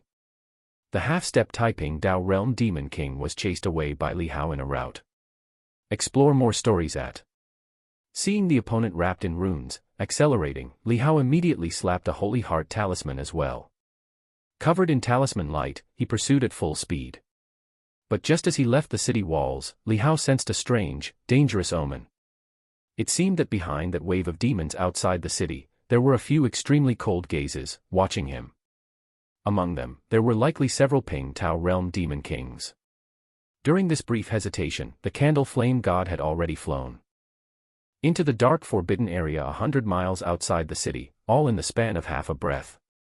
There were rules that promised certain death to the human race, and while Li Hao could withstand the rules of the Dao domain, he might not be able to violate the Mo River rules. Li Hao had an ugly look on his face. At this point, he had even given up hope of escaping the Mo River, yet even if he were to die here, he wished to kill the candle flame god before his death, to prevent the enemy from escaping and bringing disaster to Liangzhou. However, it now seemed that even this wish was difficult to fulfill. Li Hao gazed sharply for a moment, then decisively turned and dashed at full speed towards another part of the city. Lu Yuan was flying toward the outskirts at full speed. He wasn't one of the undead here. Even if these dead souls died, they wouldn't vanish, forever reincarnating in the Mo River until the Mo River was cleared and resolved, when they would finally be freed. But if he died here, he would truly die. However, it felt much harder to leave the city now than when he had entered. At the spot he aimed for escaping, several older generations of Li family soldiers appeared to block him. Though their cultivation was not as high as Lu Yuan's, they were utterly fearless in the face of death. Lu Yuan roared in fury, releasing thunder to repel these men. But at that moment, a beam of light whistled hurriedly from behind him. Lu Yuan turned in dread, only to see a black sword light streaking across the sky, cleaving across 50 miles. The furious slash of the sword light decapitated Lu Yuan, and the Dao intent within it shattered his divine soul in an instant. The massive dragon corpse fell from the sky. This ultimate study realm elder of Dragon Gate couldn't withstand a single peak condition sword strike from Li Hao. It was mainly because Li Hao was empowered by many forces at this moment, including numerous divine medicines and the heroic spirits of his ancestors, etc. Most importantly, his physical body, refined to be comparable to a 9-caste divine soldier, was nearing the limit of the immortal realm, and the vastness of the heaven and earth power he attracted during his ascendance was beyond imagination. Back when he was merely in the heavenly human realm, Li Hao could fight against the Tao Heart realm and withstand attacks from the Defying Fate realm by relying on 40% of his ascension. Now, with the heaven and earth vein and approaching the 3 immortal extreme realms, his power was even more fearsome. Li Hao glanced at the bisected dragon corpse, stepped over it, activated the 10,000 blood true demon skill, absorbing its essence, and once again refined his body. Chapter 388, Chapter 18 I Want to Go Home, combined, _4. As the dragon's corpse dried up, Li Hao felt a slight sense of relief in his heart, having dealt with one of the 3 great demon kings. He didn't take another look at the ancient dragon, which had cultivated for tens of thousands of years and was famous throughout Daiyu, and turned around to head towards the city walls. By the time Li Hao arrived, he saw that the top of the walls had been overwhelmed by a tide of demons, with corpses of soldiers and demons scattered everywhere, blood flowing like rivers. Chen Hafang, Li Qingling, and other women from the Li family, who had come earlier to reinforce the wall, were already nowhere to be seen. Li Hao enveloped the battlefield in his chi but detected no trace of them. This meant that they were most likely overwhelmed by the tide of demons, possibly already devoured by the mouth of some demon or in the belly of another. Li Hao took a deep breath and wielded the green frost sword to enter the tide of demons, weaving through the battlefield. Soon, Li Hao realized that the presence of his other brothers had also dissipated. Now that the North City wall had been breached, it was likely that those few, given their temperament, had also perished in the tide of demons. Li Hao sighed inwardly and continued to fight against the tide of demons, doing his best to hold them off. If he fought with all his might, there was still a chance of holding the defense for a day. Stay connected via MVL. With Li Hao's addition to the fight, the battlefield was swept clean, his sword chi crisscrossing, tearing through the tide of demons. The previously faltering situation was immediately propped up by Li Hao's intervention. The tide of demons was unrelenting, and Li Hao fought desperately. Without the Grand Tao of Peace Realm, he didn't need to enter the state of transformation. Relying solely on the recovery power of the heaven and earth vein, he could maintain a half-unwithering realm state. A war of attrition was not difficult for him. Within the tide of demons, many demon kings burst forth, seeming to see hope for escape, charging towards Dragon City. Li Hao fought valiantly, slaying these demon kings, and transformed the essence and blood power within their bodies to refine his own flesh, making it stronger and stronger, with many body refinement techniques pushing his body to even more extreme limits. The battle continued, and Li Hao relieved the pressure on the north side before heading towards the east side of the city. He was like a sword on the battlefield, shuttling everywhere, continuously assisting the broken defenses at various points. But Dragon City was too large. Even with Li Hao's support, there were still places being infiltrated by demons, with civilians scattering throughout the city. As Li Hao continued the fight, he ordered the Li family's army to contract their defense lines, retreating to the inner circle of Dragon City. Since the array was gone, they had to rely on human walls to stop them. As the time approached the halfway mark, Li Hao suddenly heard an angry roar. He saw a huge demon's figure fall from the sky, crashing into the city. Li Hao recognized that it was the true form of the young man in the torn robe who had fought against Li Tianzong for a long time without a decisive outcome. Now, however, his body was covered in cracks, and as he plummeted down, his divine soul dimmed. Li Tianzong, engulfed in pitch-black smoke, swooped down furiously, the black smoke engulfing the demon's true body quickly, with horrifying sounds of tearing and the squelching of flesh coming from within. Li Hao tried to probe with his divine soul but was blocked by the black smoke. His action seemed to disturb something. The black smoke suddenly roiled and then contracted like a whale absorbing water, gathering on a single figure. It was Li Tianzong. The demonic chi rolled off him, but his eyes had turned blood-red, and he seemed to be muttering something under his breath. Li Hao, with his extraordinary hearing, quickly made out what the other was saying. "I must hold on." Li Tianzong seemed delirious, mumbling indistinctly. Feeling Li Hao's gaze, he suddenly looked up, his eyes violent, with none of his previous composure or gentle smile. Li Hao felt a chill in his heart at the stare, sensing he was being targeted. He was internally alarmed, realizing that Li Tianzong was not in the right state, seemingly turned into what Li Xiaoran described as an untouchable state. As Li Hao's expression grew solemn, Li Tianzong's blood-red eyes seemed to freeze for a moment, reflecting Li Hao's image. After a pause, the violent killing intent in his eyes gradually revealed a hint of lucidity. "Go quickly to the city." Li Tianzong shouted loudly, but it seemed to trigger something, his expression quickly twisting into one of pain. With a roar, his body suddenly shot up from the ground, heading towards the outskirts of the city, shouting, "Let me go."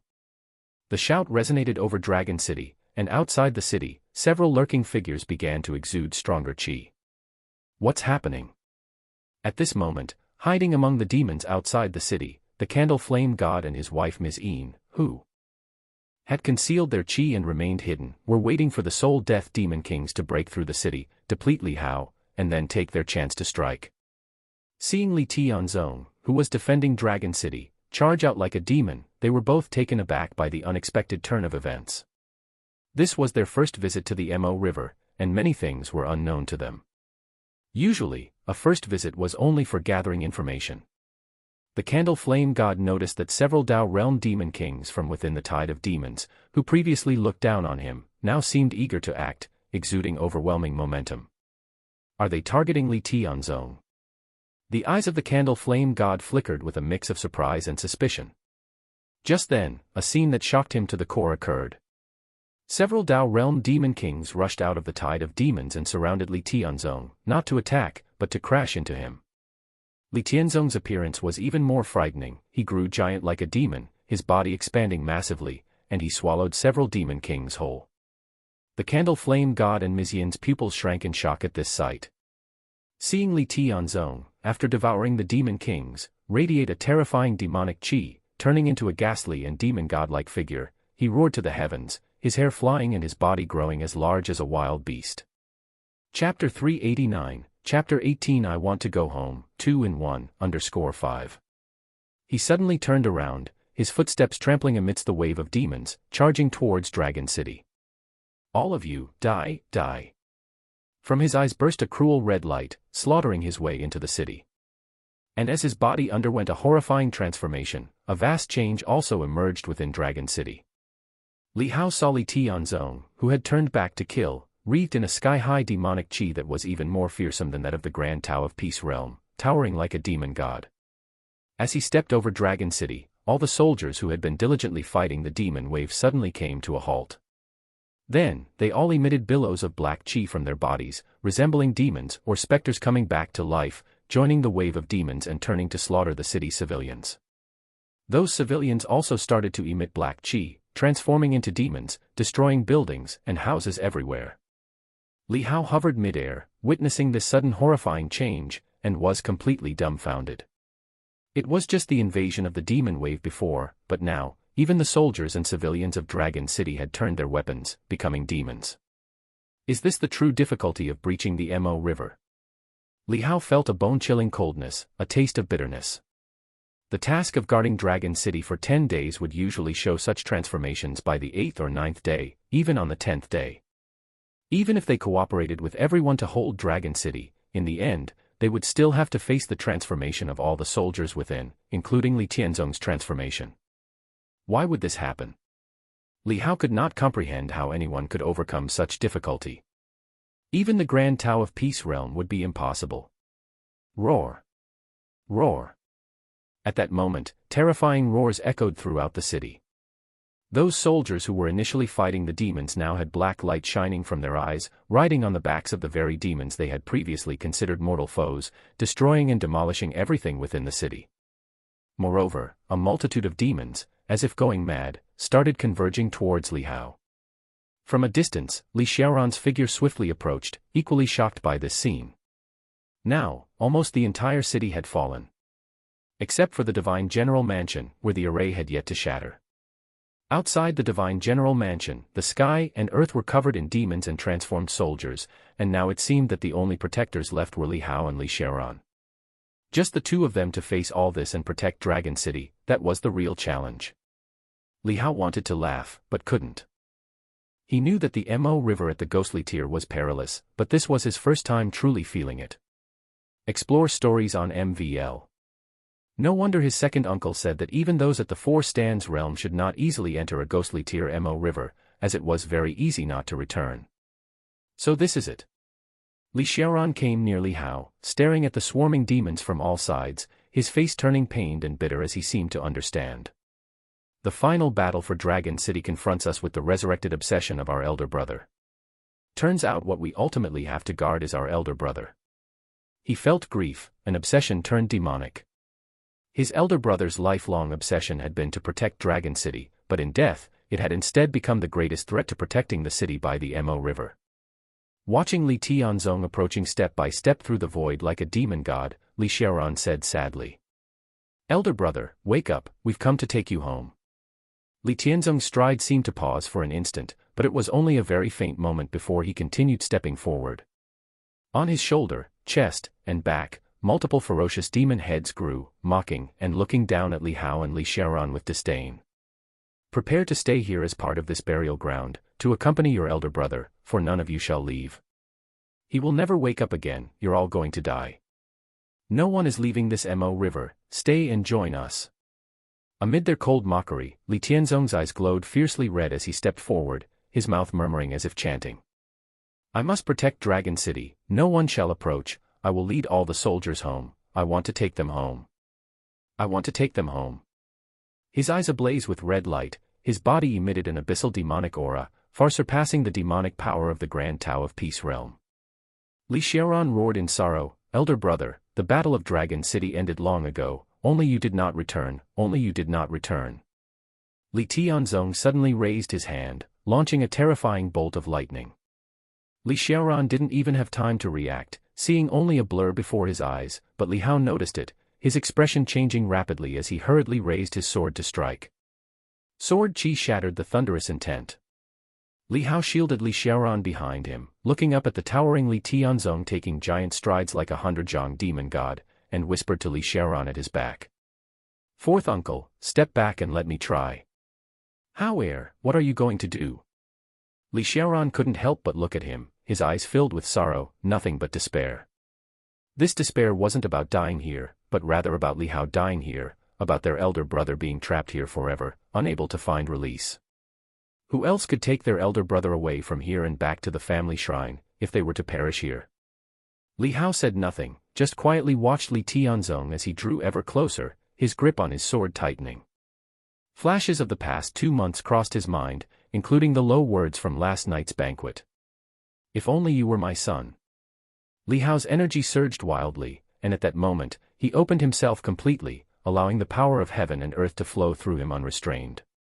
"Since you wish to go home, allow me to pave a section of the road for you. Let's see if my life can be exchanged for." Li Hao said softly, taking a step forward. This step was toward death, but also toward an unprecedented extreme, transforming into the utmost pinnacle of immortality. He had no other choice, to not battle was to die, and rather than such an end, he chose to stake his life in a final gamble. Chapter 390, Chapter 19, Passing Mo River, let's add an update. "How, heir, what are you saying?"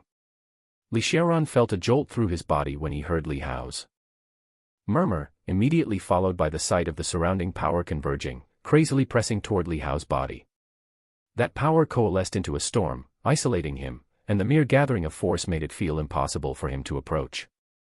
In the center of this vortex of power, Li Hao's body shone with a brilliant golden light, and his hair, previously restored to a lustrous black, once again turned silvery white, strand by strand.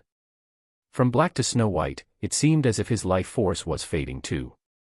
Li Xiaoran was stunned, feeling as if the blood in his body had frozen. He guessed what Li Hao was about to do. His mouth slightly agape, he wanted to call out to stop him, but he couldn't utter a single word when it came to his lips. Was there any other hope? He couldn't help shedding tears, never having imagined that after years of effort with no hope, in the end, a child would have to gamble with his life. He looked at Li Tianzong approaching like a demon god and said in grief, "Big brother, please wake up, your grandson has come to take you back." In response was Li Tianzong's suddenly lifted fist, like a black meteor shrouded in thick smoke, smashing wildly toward the two of them. Meanwhile, the surrounding demons surged forth like a tide, clearly about to be affected by the fist's power, yet still insanely charging toward them. Li Xiaoran immediately understood that the current situation was influenced by the Mo River. They were facing not the demons, nor Li Tianzong, but the Mo River itself. The Mo River sought to use the numerous demons and Li Tianzong's hand to leave them, the living, behind as companions for the deceased in eternal slumber. Under the roar of the fist force, there was a dazzling green sword light that forcibly halted the gigantic fist in its tracks. But it paused only briefly before smashing down directly again. Surrounded by an aura, Li Hao entered a divine power state. His red gold-colored body also began to crumble at this moment, his transformation into an immortal already exceeding the critical threshold of 80%. Still, his aura continued to climb, giving the sensation of charging toward the abyss of death. However, Li Hao's expression calmed down at this moment, and the green frost sword in his hand whistled out a piercing screech, slashing again at that fist. The sword spirit within the blade wailed, emitting piercing roars, and finally managed to bounce that hand away. Li Tianzong's body paused, his eyes redder than blood, and he growled, "All soldiers, follow me to kill, to break out." He seemed to mistake this place for the battlefield of Dragon City from long ago, viewing Li Hao in front of him as a demon, leading all the soldiers to overcome this deadly barrier. Li Hao said nothing. The green frost sword, fluttering in midair like cracking ice, released a vast river of sword chi that swept around and protected Li Xiaoran's body within, slashing at the demons and transformed soldiers. Perhaps the real way to pass through the Mo River was to assist Dragon City in a desperate fight against the demons during the 10-day siege, ensuring that the array would not break, letting the soldiers of Dragon City also be reduced to almost nothing. Then, during this transmutation stage, there would finally be a chance to survive by oneself, solving everything. This was valuable intelligence, but whether it could be brought out was another matter. The river of sword chi cleared the demons around Li Xiaoran. Li Hao looked toward Li Tianzong, who was already unfolding his Dao domain to kill. "Fourth Elder, take care of yourself." Try to live on. I'll see if I can fight for a chance at life for you. Li Hao murmured quietly. This was also to repay the kindness Li Xiaoran had shown when he helped outside the Mo River.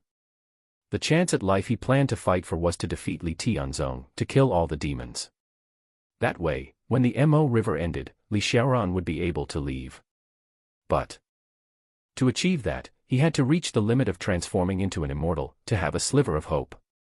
Li Hao had no confidence in himself.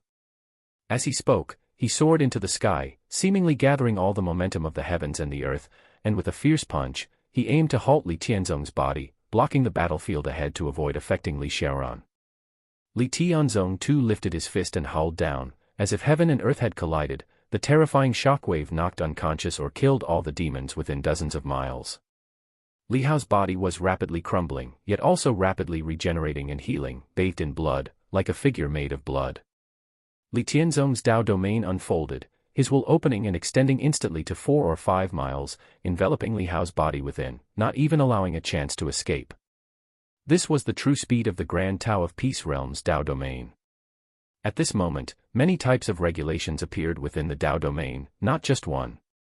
It included regulations controlled by other demon kings from the Ping Tao realm, and now they were all superimposed and merged together. The pressure of several regulations came crashing down, causing Li Hao's body to rapidly disintegrate, like being unraveled and peeled. But luckily, his body reached the strength of the 9-caste divine soldier, barely able to sustain for a breath's time. Utilizing this brief moment, Li Hao's movement technique shifted, bringing many movement techniques to their limit, escaping the confines of the Dao domain almost like teleportation. Just exiting the Dao domain, the speed of his disintegration slowed down. However, Li Tianzong seemed to have set his sights on Li Hao, and pursued him with stride as large as a comet. As Li Hao backed away, he also ascended quickly, increasing the distance, drawing even more power of heaven and earth. Explore more at MVL. His body once again tore apart, deteriorating, as if it would disperse. When transformation into an immortal surpassed 90%, Li Hao's skin had burst open, his flesh exposed, resembling a figure crawling out of a blood pool, horrendously ghastly. Yet Li Hao's absorption did not stop, continuing to push toward that limit. The power between heaven and earth pressed down even more wildly, by this point uncontrollable, and everything rushed toward that destructive limit. Chapter 391, Chapter 19, Passing Mo River, let's add an update, _2. Soon, Li Hao's transformation into an immortal had reached 99%. His flesh fell from his body, and his internal organs dropped out of his chest cavity, leaving his body like an incomplete shell, unable to support itself anymore. Based on Li Hao's previous experience in the heavenly human realm, if he were to fully transform into an immortal, his consciousness could only be retained for a moment before it vanished. That would be the ultimate instant. But now, his physical body had strengthened considerably, tens of times beyond that of the heavenly human realm, which allowed him, even under extreme conditions, to barely maintain consciousness for a few breaths. Li Hao's body completely merged with heaven and earth, reaching the limit of transformation into an immortal. All flesh seemed to vanish from his body, his consciousness as if detached and merged into this vast and expansive world. At this moment, Li Hao heard all the sounds of the world quiet down. The myriad roars within Dragon City, the bellowing of demons, all disappeared. His hearing seemed damaged, his body feeling as if it had fallen into a vast lake, and then, his consciousness, like a branching spider web, connected with the entire lake. He himself was the world. The 3 realms of Grandmaster Realm, Self, World, and all beings. At this moment, Li Hao seemed to have truly glimpsed the world. He suddenly realized the direction his path of seeking the Tao should take. But there was no chance or time for him to consolidate his state of mind at this moment. Perhaps he might never have the chance again. An unimaginable power connected to his consciousness, making Li Hao the ruler of this world at that moment. He felt the vast and mighty power surging throughout his body, both rampantly colliding and recklessly destroying. He was unprecedentedly powerful, yet unprecedentedly vulnerable. His life was coming to an end. All of this happened and ended in an instant. Li Hao's consciousness moved from the world back to himself, and he saw his body disintegrating and perishing. His calm eyes revealed a murderous sharpness, and suddenly, he invoked the unwithering strength. In an instant, his previously disintegrating body began to slowly revive and heal. A power like the resurgence of all things allowed new flesh to keep growing, filling up the once incomplete and hollow body, and the flesh returned. His physique was strong enough to compare with the 9-caste divine soldier, and he was in a state of divine power, which exponentially increased his self-healing ability. Coupled with the unwithering power at this moment, he was finally able to withstand the full transformation into an immortal and its destructive decay. Explore more adventures at MVL. As his body condensed, it also split apart, but it seemed to be coalescing. The destruction inflicted on his body by the extreme transformation into an immortal did not stop, it only appeared to have stopped. During these countless moments of disintegration and rebirth in the blink of an eye, his flesh continued to condense, and his physical body was refined to an even more extreme level. However, once the unwithering strength ended, Li Hao's life would also come to an end, completely transformed into an immortal and disappearing between heaven and earth. The duration of unwithering strength was only 3 minutes.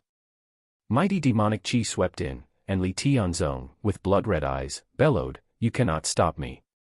Li Hao looked up and saw those red, furious eyes staring fixedly at him, the face twisted and filled with deep murderous hate, no longer gentle as before. But Li Hao knew that the Li Tianzong before him was not the Li Tianzong he had known before. He was not angry, his eyes were calm, simply gripping the sword in his hand tighter, feeling the body that kept disintegrating and regenerating, as well as the tearing pain, and softly said, "I won't stop you, I'm just guiding your way." The green frost sword in his palm seemed to sense its master's state of mind and suddenly burst with dazzling green frost, tearing through the demon-tainted black sky with a streak of green light.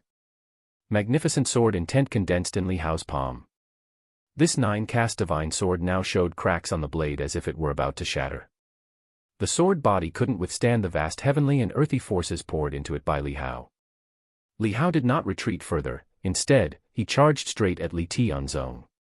His body entered the Dao domain, yet it seemed as if when he stepped, lotuses bloomed beneath his feet. The Dao domain's field of force rules were automatically pushed away by his body, unable to get close. His bloodied form, like an exiled immortal facing the dust, crossed Li Tianzong's Dao domain, the sword light like a rainbow, gently falling down. But this seemingly gentle strike carried the thunderous brilliance of silver-white light, easily slicing through the Dao domain, cutting towards Li Tianzong's body. Li Tianzong seemed to sense the danger, suddenly looking up, his blood-red eyes glared fiercely at the dazzling sword light. He roared, and on his body, heads of demon kings, like demonic chi condensed, emerged, howling. "Must block it." Li Tianzong roared, raising his hand to summon a long spear from the space between heaven and earth. The spear, dark as iron with spiral dragon patterns wrapped around it, ignited with sky-reaching divine flames as he grasped it, and he forcefully thrusted it towards the sword light. With a thud, sword chi dominated, shaking heaven and earth. A power beyond the Dao realm tore and vented, devastating buildings and demons within 10 miles below. Li Tianzong roared skyward, but the spear was forced back inch by inch, and his aura became more ferocious. The demon kings also revealed ferocious expressions, roaring, "Useless, you can't escape." With a thud, the spear was knocked aside, and the sword light pierced straight through, directly falling to the ground. The entire ground of Dragon City violently shook, as if struck by a magnitude 10 earthquake. And Li Tianzong's body was grazed by the sword light, his blood spraying, cut straight through. From shoulder to thigh, a sword wound was ripped open. But the heads of the demon kings on his body roared, quickly mobilizing the demonic chi to congregate and mend the torn wound. Chapter 392, Chapter 19, Passing Mo River, let's add an update, _3. Li Hao saw it, but his eyes remained calm. At this moment, only he could comprehend the immense power he held. He had taken control of this world, becoming the true incarnation of an immortal god. He raised his hand, and endless strength converged from all directions. It then condensed into countless strands of sword chi, overlapping each other to form 3 silvery white sword beams, striking Li Tianzong in an instant. All this was the work of a moment, summoning and condensing power beyond imagination. Immortals can command the wind and rain, omnipotent.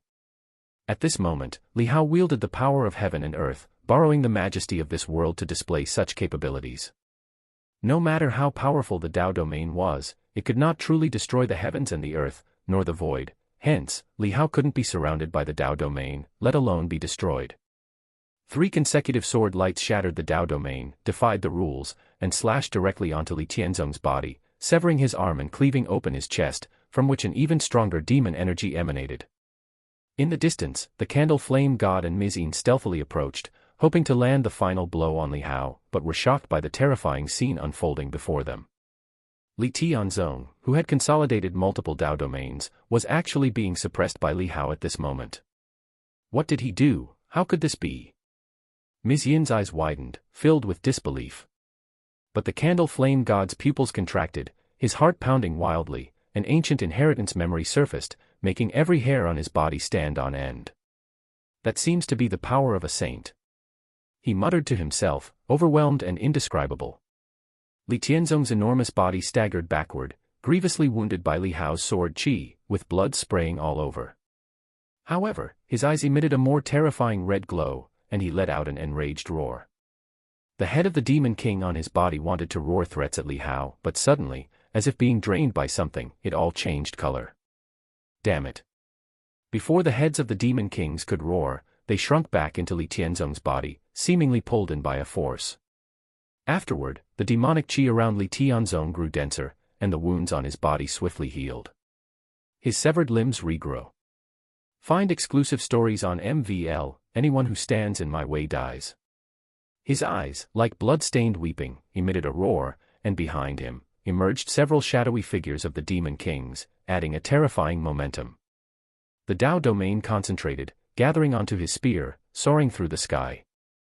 This thrust was like thunder, piercing the heavens, as if it could tear apart the sky above Dragon City. Li Hao raised his hand as well, unleashing the strongest form of his swordsmanship, the sword's ultimate reincarnation. Spring, autumn, winter, summer, encompassing dozens of types of swordsmanship, all condensed into the 4 seasons. In the end, as the 4 seasons revolved, they transformed into a pitch-black sword beam. This sword beam was like the night, capable of devouring everything, overshadowing all things. Within it was a terrifying extinction principle, which fiercely clashed with the spear. A violent rumble ensued, and Li Tianzong's body tore apart, his demonic body shattered, as he burned his whole body's blood vessels and divine soul to erupt with boundless might. Meanwhile, Li Hao's own body was bleeding, continually breaking apart. Summoning his strongest sword earlier had forced him to tap into even more strength, causing his unwithering strength to be overwhelmed. What should have lasted 3 minutes now halved. Li Hao knew his time was running short. Seeing the frenzied Li Tianzong rushing towards him, he likewise met the assault head-on. The two clashed fiercely in the void, their punches and kicks colliding, creating terrible shockwaves. Soldiers, attack together! Li Tianzong roared again, and the transformed soldiers of the entire city turned into black smoke, drifting toward his body to merge into one. Li Hao's expression changed upon seeing this. If he truly allowed his opponent to merge, even in his immortal state, he might not be able to withstand it. Why be so persistent? Li Hao gazed into those red, raging eyes and sighed softly. He really wanted to look up at the world one more time, if only for the last time. But he knew he had no time left. I will get you back home. Li Hao raised his hand, the green frost sword had shattered, but he mustered his power to solidify the fragments into a broken blade, wielding it once more to deliver the strongest sword intent. 3 consecutive strikes, one slashing towards the demons and soldiers within the city, the other 2 landing on Li Tianzong. The demonic might on his body was scattered, his body burst open, and his chest cracked.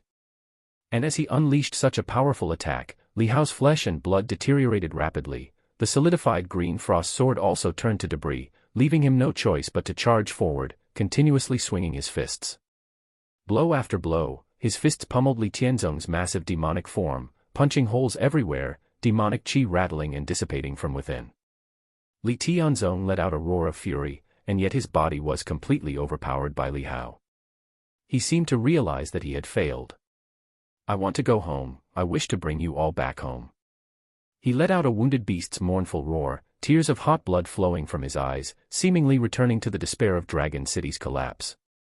Li Hao's final punch was swung, crushing the demonic presence within him completely. The giant demon body disappeared, plummeting straight down into the city.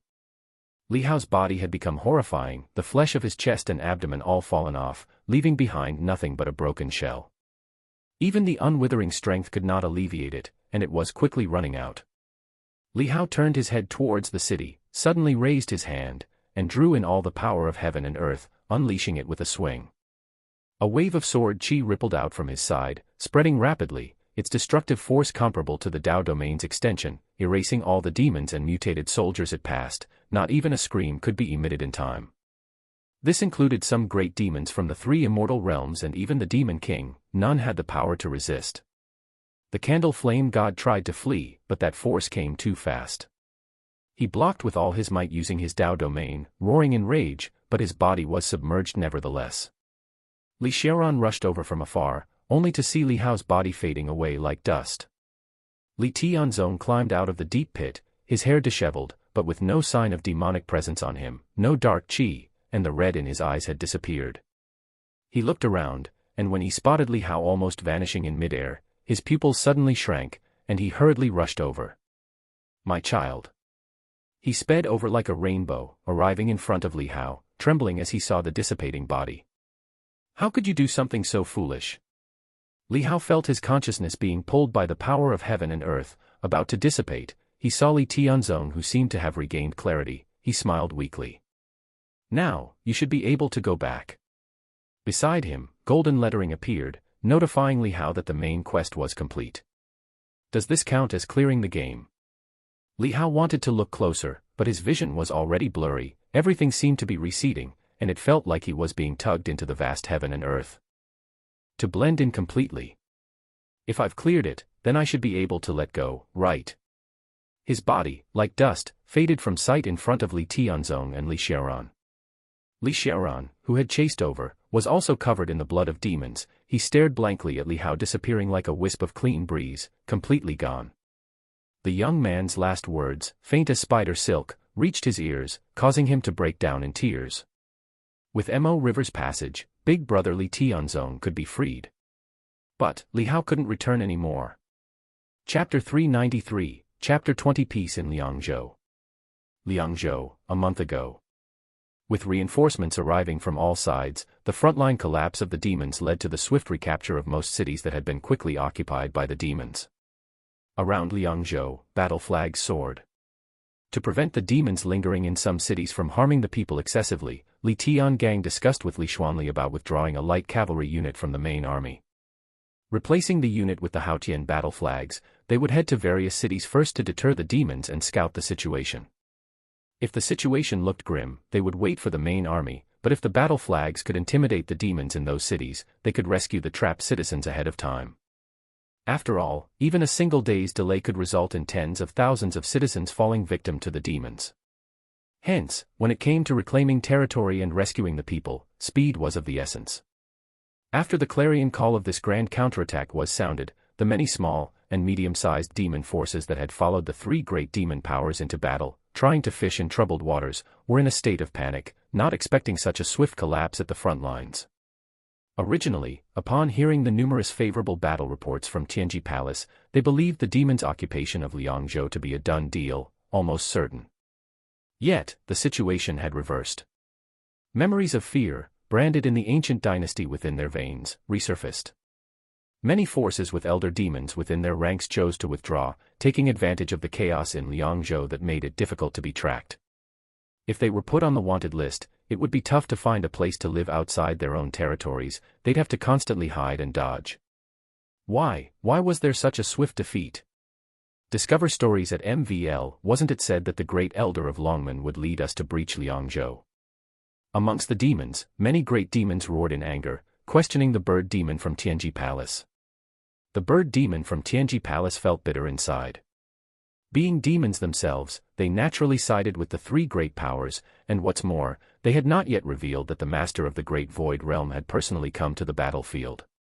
This was secret information about the war, not to be leaked to prevent these informed demons from being captured by the human race and the information becoming known to them.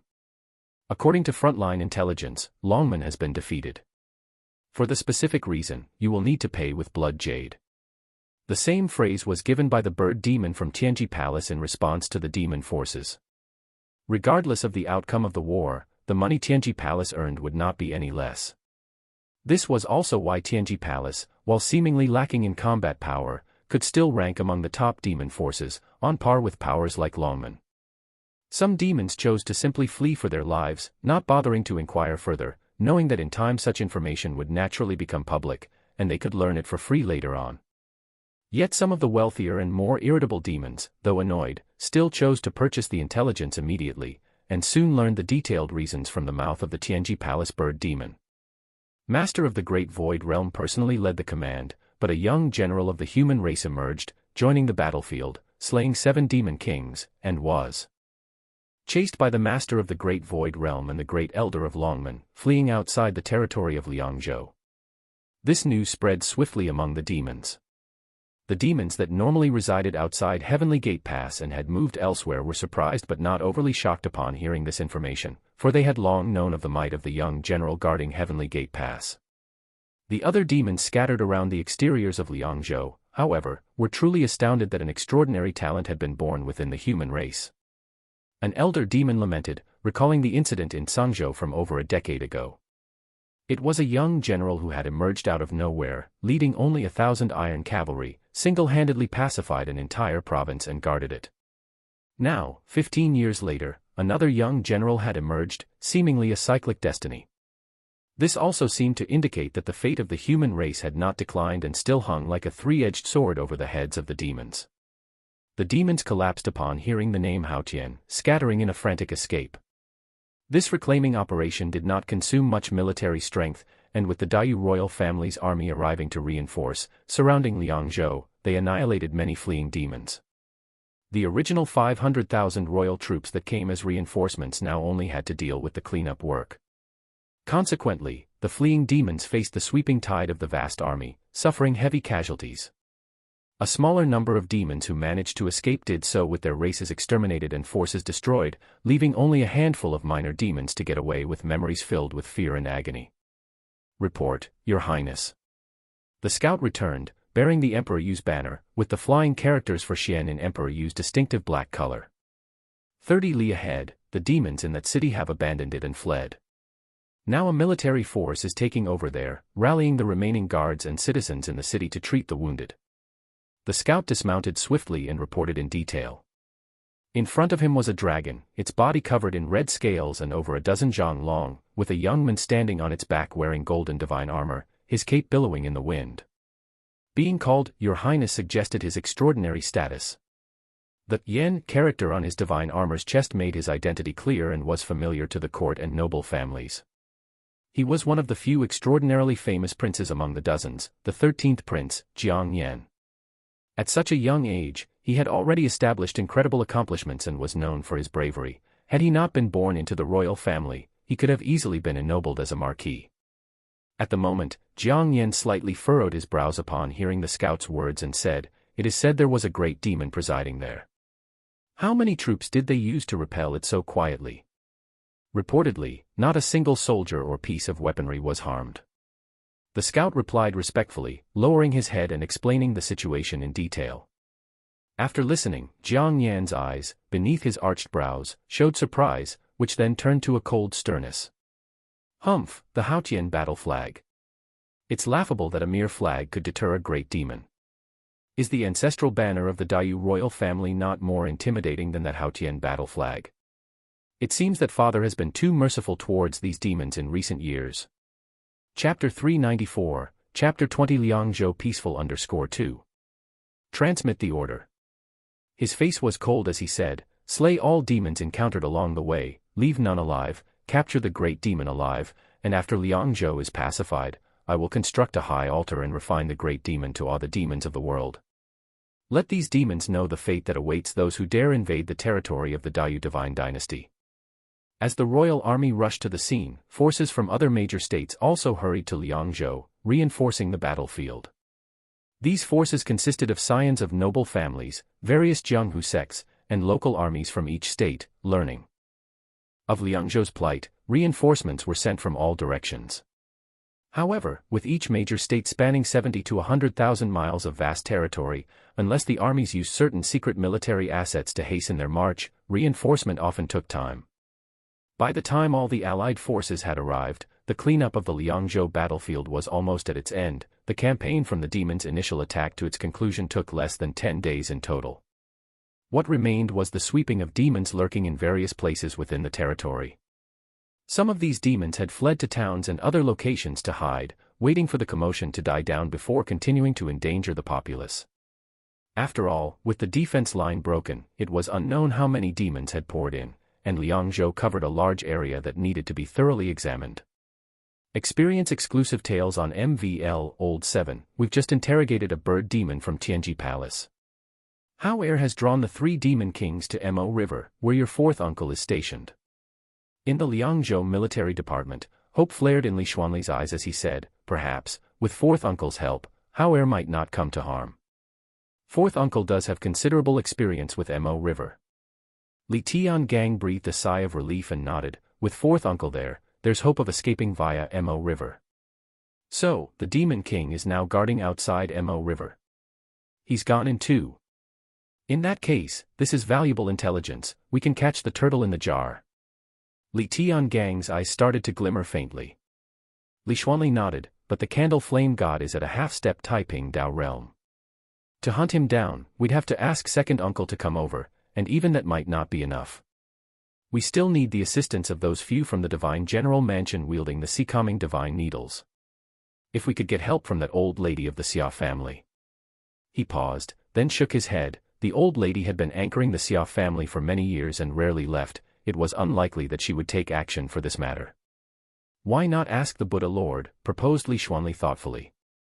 Li Tiangang's eyes narrowed slightly as he said, the Buddha Lord might not intervene, he might just send a bodhisattva to make do. You should have seen clearly what happened in Liangzhou this time. Li Xuanli thought of Lin Wujing and certain rumors, nodding subtly. But the true masters of the Gantao Palace are loath to leave their abode, surely we can't let this rare opportunity slip by. Let's ask the imperial family to step in. With their call to arms, I've heard that Princes Jiang Yan and Jiang Chong have both arrived. Let's discuss with them.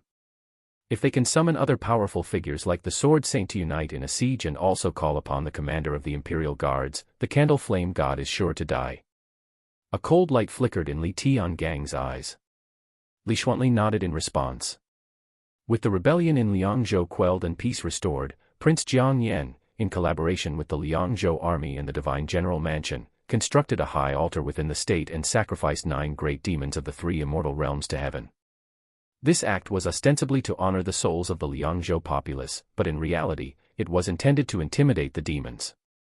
The news spread rapidly, inciting even greater fear among the demons beyond the borders. After the demon sacrifice ritual concluded, messages were sent out to all corners. At the Xia family. In a plain courtyard, an old lady was tending to the poultry, feeding chickens and ducks. Cluck, cluck. She took out a handful of rice and threw it in front of several sheeklings, letting them peck at the grains. The little yellow chick pecked at the rice demurely, savoring its meal with relish. Suddenly, the gate to the small courtyard was pushed open, and a middle-aged woman in patched clothing walked in, holding a letter in her hand. She appeared simple, with a gray wooden hairpin in her hair, yet beneath the coarse hemp sleeves, her skin was white as mutton fat, seemingly delicate enough to break at the slightest touch. The elderly woman was sitting in a rocking chair, gently swaying, watching the little yellow chick peck at the rice in front of her with a benevolent expression on her face. Only when the middle-aged woman came closer did she look up and naturally glanced at the letter in the other's hand, her smiling face becoming slightly reserved. "Madam, it's a letter from the Li family." The middle-aged woman spoke in a gentle and respectful tone. The old woman reached out for the letter and read through it slowly. After a while, she gently closed the letter and murmured. "Now that the country's fortune is waning, these old fellows have started getting restless. Madam, shall we go?" The middle-aged woman cautiously whispered, "It truly is a once-in-a-lifetime opportunity, and that candle flame god with the Dao domain should not fall into the Mo River.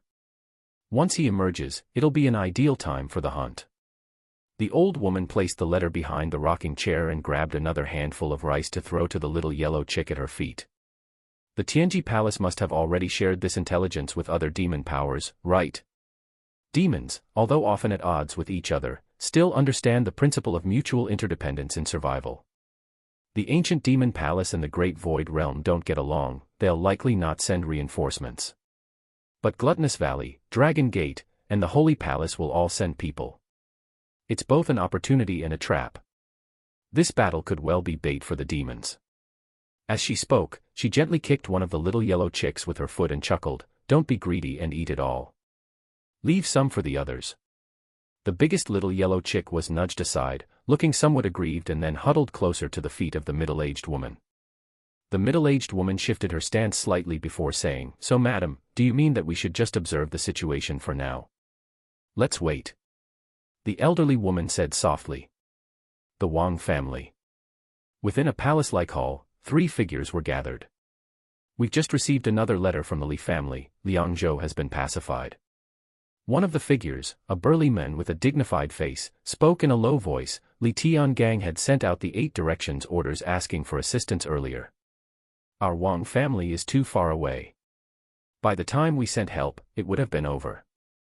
Since we didn't respond last time, if we don't show some gesture now, we might be criticized." "Humph, what of criticism? Such matters concerning demons are none of our business. Haven't we already divided our forces among them? Isn't that enough?" Another gaunt middle-aged man said coldly. "Those are all things of the past, let's not bring them up again." An elderly figure seated at the head of the group spoke in a low voice. "Grievances and grudges are all past smoke, untraceable. The current situation under the Daoyu divine dynasty is that the threat of demons is a minor issue. The problem with the Mo River is becoming more serious by the day.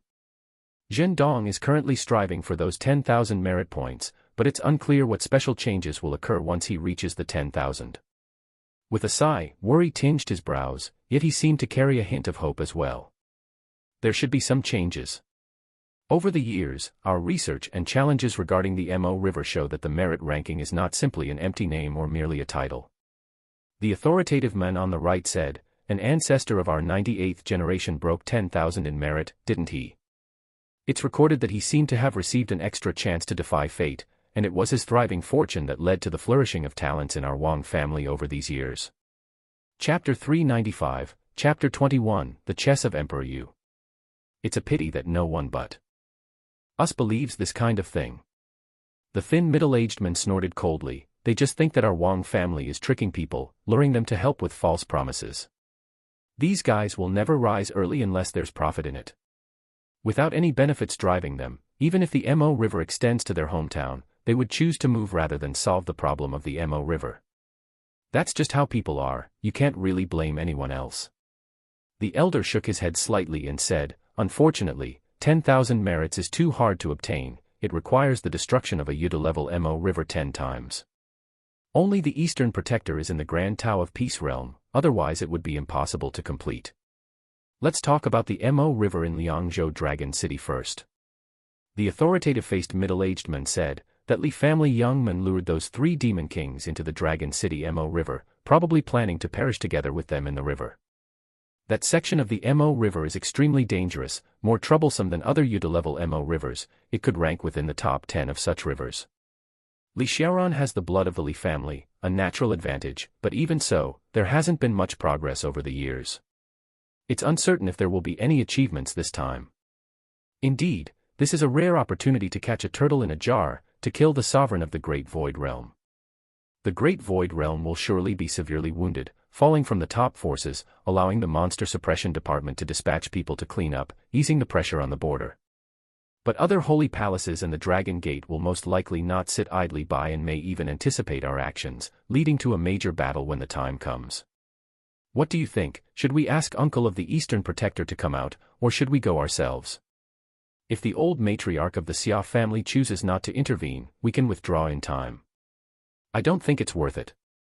The thin middle-aged man said, "It's hard enough for Uncle Eastern Protector to clean up the Mo River, and on top of that, to run around for this kind of thing, isn't it laughable? It was agreed back then that they would guard the border, and we would take care of the Mo River. Now they want us to manage their mess as well, isn't that a joke?" The authoritative man looked at the elder, who was silent for a while before finally saying, "I'll make a trip myself first, go there and see. Wait for Uncle Eastern Protector to emerge from the Mo River, let him rest before he comes over if necessary." "Uncle, are you really going?" The thin middle-aged man was stunned and couldn't help saying, "Our Wang family is no longer involved with these demons. Over the years, they have been killing demons and making meritorious deeds, and although the Li family has lost 6 sons in battle, at least they did their duty and earned a clear conscience. But who will remember those from our Wang family who died in the Mo River? Even the merit board will erase their names. Ask anyone in the world now, who remembers that the Wang family is also part of the Divine General Mansion. Who will help us clear the Mo River if we help them?" The elder listened to his agitated speech, fell silent for a moment, then looked up at him and said, "My journey is not about shouldering the responsibilities of the Wang family, but about the conscience of a martial artist. Men and demons are inherent enemies, slaying demons and removing evils are the martial goals of our kind. If one possesses martial skills but lives a cowardly life in the marketplaces, what's the point? The world may not know of the Wang family's merits, but heaven knows, earth knows, the emperor knows, and the descendants of our Wang family remember. That's enough." The thin middle-aged man saw his resolute look, was taken aback, his lips trembling slightly, and in the end, he said no more. Experience exclusive tales on MVL. In Daoyu State, the holy capital, Yuzhou. Within the majestic imperial palace, inside a deep courtyard. Snap. With a crisp sound, in a courtyard abloom with peach blossoms, 2 figures sat leisurely across from each other playing chess in a pavilion. One was Emperor Yu, and the other wore luxurious jiao robes. He looked about 40, but with a few strands of white hair at his temples. On his waist placard was engraved the character Qing, and everyone in the imperial palace and even the entire Yuzhou knew that this only represented one identity, the Prince Qing, Jiang Qingshan. In Jianghu outside the court, he had another name, the Green Mountain Taoist Master. "Brother Emperor, you've won again." Jiang Qingshan watched as his own territory was dissected beyond redemption by the black stones, completely severing his lifeline, and he could only smile wryly as he conceded with a bow. Emperor Yu chuckled, "It's not fun to play chess if you keep letting me win." "I wouldn't dare let you win, Brother Emperor. I have given it my all, yet skill is inferior to yours. I must practice more when I return," Jiang Qingshan replied with a bitter smile. Emperor Yu, pleased by the statement, couldn't stop smiling as he said, "Your chess skills indeed need improvement. I should find a better chess player to visit your residence to sharpen your skills. After so many years, you haven't improved a bit, not even as good as a child."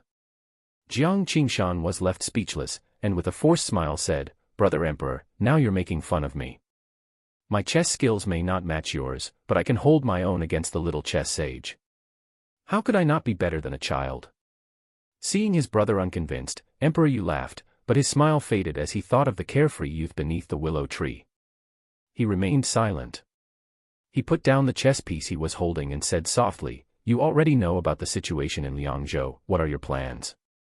Jiang Qingshan, seeing this, stopped fiddling with the chessboard, and seriously replied, "Holy palaces and the Dragon Gate, the Great Void Realm is attacking Liangzhou, and other demonic forces are also eager to move, eyeing the other states, preventing them from allocating too many resources elsewhere. They aim to use Liangzhou as a breach, and once Liangzhou is secured, they plan to invade other states with the surge of the aquatic clan demons from the Wei River, and then rely on Liangzhou's terrain, defensible by land and attackable by water forces. They are truly serious about taking action against our Daoyu state." Emperor Yu nodded slightly and said, "You must also be aware of the situation behind them." Jiang Qingshan's eyes narrowed slightly, and he nodded, "I heard that the Li family lad lured the sovereign of the Great Void Realm into Dragon City Mo River. Now is an excellent opportunity to catch a turtle in a jar. Brother Emperor, did you summon me here to join the hunt?" Chapter 396, Chapter 21 Emperor Yu's chess_2. "I asked you to hunt, but the target isn't Dragon City Mo River." Emperor Yu's fingers lightly tapped on the chessboard, his gaze falling on a black piece that had dropped off the board, and he smiled, saying, "Sometimes, the outcome of the game isn't decided on the board, but rather outside of it. That elder Lu Yuan from the Dragon Gate made his move, cooperating with the Candle Flame God in an attempt to take Liangzhou. According to secret reports from the front lines, the Candle Flame God hadn't planned to make a move, but was forced to show himself because the child was too troublesome. However, the Master of Dragon Gate and many elders from the Sacred Palace didn't participate in this battle. Where do you think they all might be?"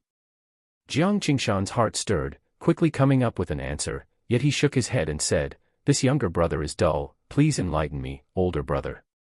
Emperor, you spoke indifferently. The older generation of the Li family didn't show themselves, which means they must have realized the issue. Besides wanting to encroach on Liangzhou, they also want to take advantage of the situation to make a big score and flatten the divine general mansion as well. With three major forces making their moves, everything is out in the open. Luckily, the Li family is smart and didn't rashly leave. Now that they are gathered in Qingzhou, it is exactly when their own territory is at its weakest. This is the perfect time to hunt. Jiang Qingshan's eyes narrowed slightly. Older brother, are you suggesting that I go and eradicate their lair, pulling out their roots? Northern Yan has been unchallenged for over a dozen years. The sacred palace should pay a price. Emperor, you nodded slightly, looking at the vivid peach blossoms in the courtyard. I have evergreen seasons here, but outside the courtyard, autumn has arrived. It's been many years since I hunted with you. I wonder how your hunting skills have held up. Have you regressed? Jiang Qingshan's face showed a hint of a smile. I am certainly no match for older brother, but if I hunt a mountain, I will make sure there isn't a single survivor left. Then I shall await your return for a drink. Emperor, you laughed. Upon hearing this, Jiang Qingshan stood up, bowed respectfully, and formally accepted his command. After seeing Jiang Qingshan off, Chu Juyue walked slowly back to the pavilion, saw Emperor Yu still staring at the chessboard, lost in thought, and said, "Your Majesty, are you thinking about that child?" Emperor Yu's gaze became focused, landing on him. "Do you think that the fate of our Daiyu divine dynasty is truly declining?" Chu Juyue's face changed slightly, hurriedly saying, "Your Majesty, the Daiyu divine dynasty is blessed by the former emperor and will surely prosper for eternity. How can there be any decline? If it hasn't declined, then why, over a decade ago, did the ninth son of the Li family die young, with not even his bones left in foreign lands? And why that child, at just 15, found himself in peril? They were both the future hope and backbone of our Daiyu divine dynasty, but it seems as if the heavens are unwilling to give them time." Emperor Yu gazed into the distant blue sky outside the courtyard and murmured, "If only that child had another 10 years, even just 10 more years would have been enough." Chu Juyue fell silent for a moment. "Your journey continues at MVL." Thinking of the secret dispatches from Liangzhou, he knew these words were true. At 15, reaching the three immortal realms, and with cultivation so solid it was almost unimaginable, to slay the Demon King and even battle in the ultimate study realm was truly incredible. Such exceptional talent could be described as having the posture of a saint without exaggeration.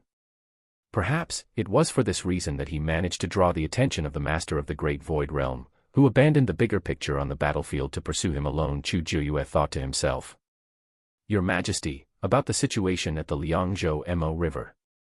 Emperor Yu fell silent for a long while before he finally said, "Send for the ninth brother, have him go in person at any cost, and bring him back." Chu Juyue's pupils contracted slightly.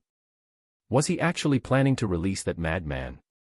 "Your Majesty, but if we do this, are you afraid?"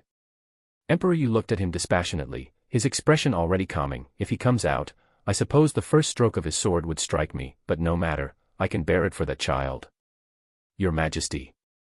Chu Juyue was shaken, never expecting Emperor Yu to make such a risky move. The ninth prince was not someone to be taken lightly. In this vast imperial palace and the city beyond, to all the nobility and royalty, that existence was a topic shrouded in silence. In those days, he was nearly a madman who nearly split the imperial city with a single stroke. The Battle of Liangzhou ended, with undercurrents stirring everywhere. The royal army of 500,000 still stood guard in Liangzhou, waiting for the situation beyond the Mo River to unfold. After consultation with two princes, Li Tiangang joined forces with the Liangzhou army, sending out 200,000 elite troops toward Dragon City Mo River. They set up camp outside the Mo River, forming a military formation, ready to rescue Li Hao and Li Xiaoran whenever they emerged and also to counter the master of the Great Void Realm. Striking the enemy would be a good outcome. Although 200,000 troops wouldn't harm the Dao domain, it wasn't just any army, many masters were hidden among them. News of masters heading over or making excuses had already fallen into the hands of Li Tiangang and others, therefore strategic arrangements were made in advance. But as time passed, no quarrel broke out outside the Mo River. Instead, there was great upheaval in the northern Yan region. Prince Qin led an army of 1,000,000 and took the sacred palace, leveling the secret lands of its sacred mountain, destroying the gates, killing countless demons. Now, the sacred palace's treasured domain, its spirit springs cut off, its peaks ruined, has turned into a wasteland. This news spread among the demons, and soon reached the ears of those gathered in Qingzhou. Damn it, that Green Mountain Taoist master is vicious. He actually led the charge himself. I heard the palace master of the sacred palace was seriously injured and managed to escape. The other elders of the sacred palace have returned, but it's probably too late. Hidden in a secret place in Qingzhou, there were many fierce figures, all elders from the Dragon Gate. When the situation in Liangzhou turned around, some elders of the sacred palace realized that the ambush plan in Qingzhou was going to fail. Once Liangzhou stabilizes, the old members of the Li family will have no reason to leave the divine general mansion. Chapter 397, Chapter 21, Emperor Yu's chess_3. As a result, their ambush had become utterly meaningless. However, no sooner had the elders of the sacred palace retreated than bad news from northern Yan arrived. No one expected that the Qing mountain master would seize this opportunity to not support Liangzhou, but instead turn his spear against the sacred palace's stronghold.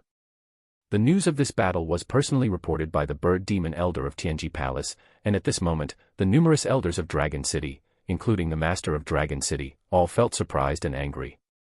At the same time, they were somewhat relieved. Their defensive force left behind at the mountain gate and demon nest was even weaker, and if another prince were sent to encircle and suppress the enemy, they feared their own home might also suffer. After some deliberation, they could only choose to retreat reluctantly.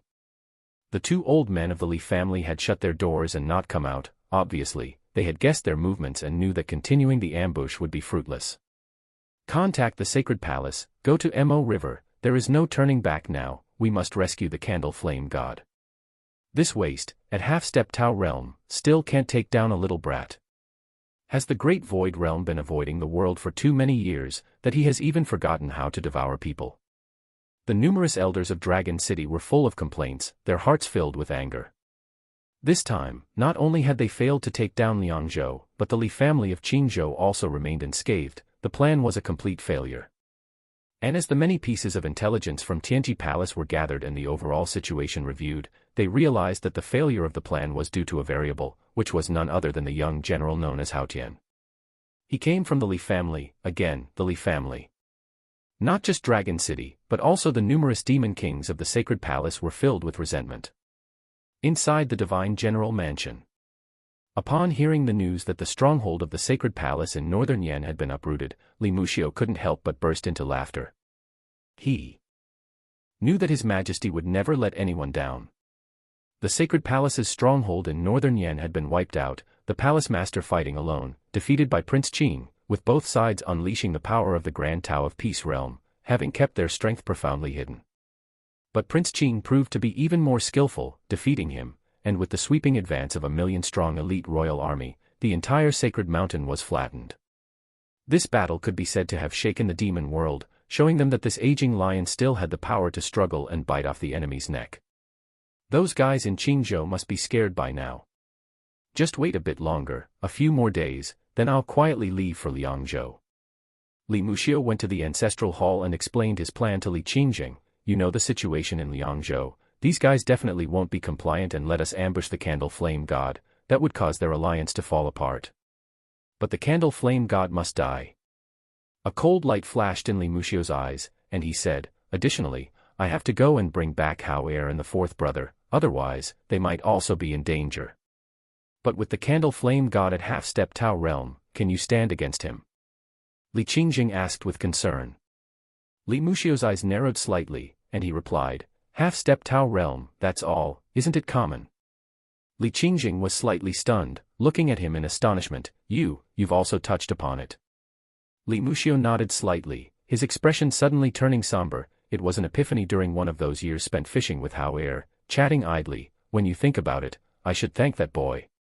Li Qingjing became somewhat excited, but when he mentioned Li Hao, thinking of the young boy who had sat with him playing chess in the courtyard for 4 or 5 years, he couldn't help but sigh. It's a pity that Tiangang is too stubborn. That boy is also stubborn, but now that you've touched that step, it's like finally catching up to Big Brother's footsteps.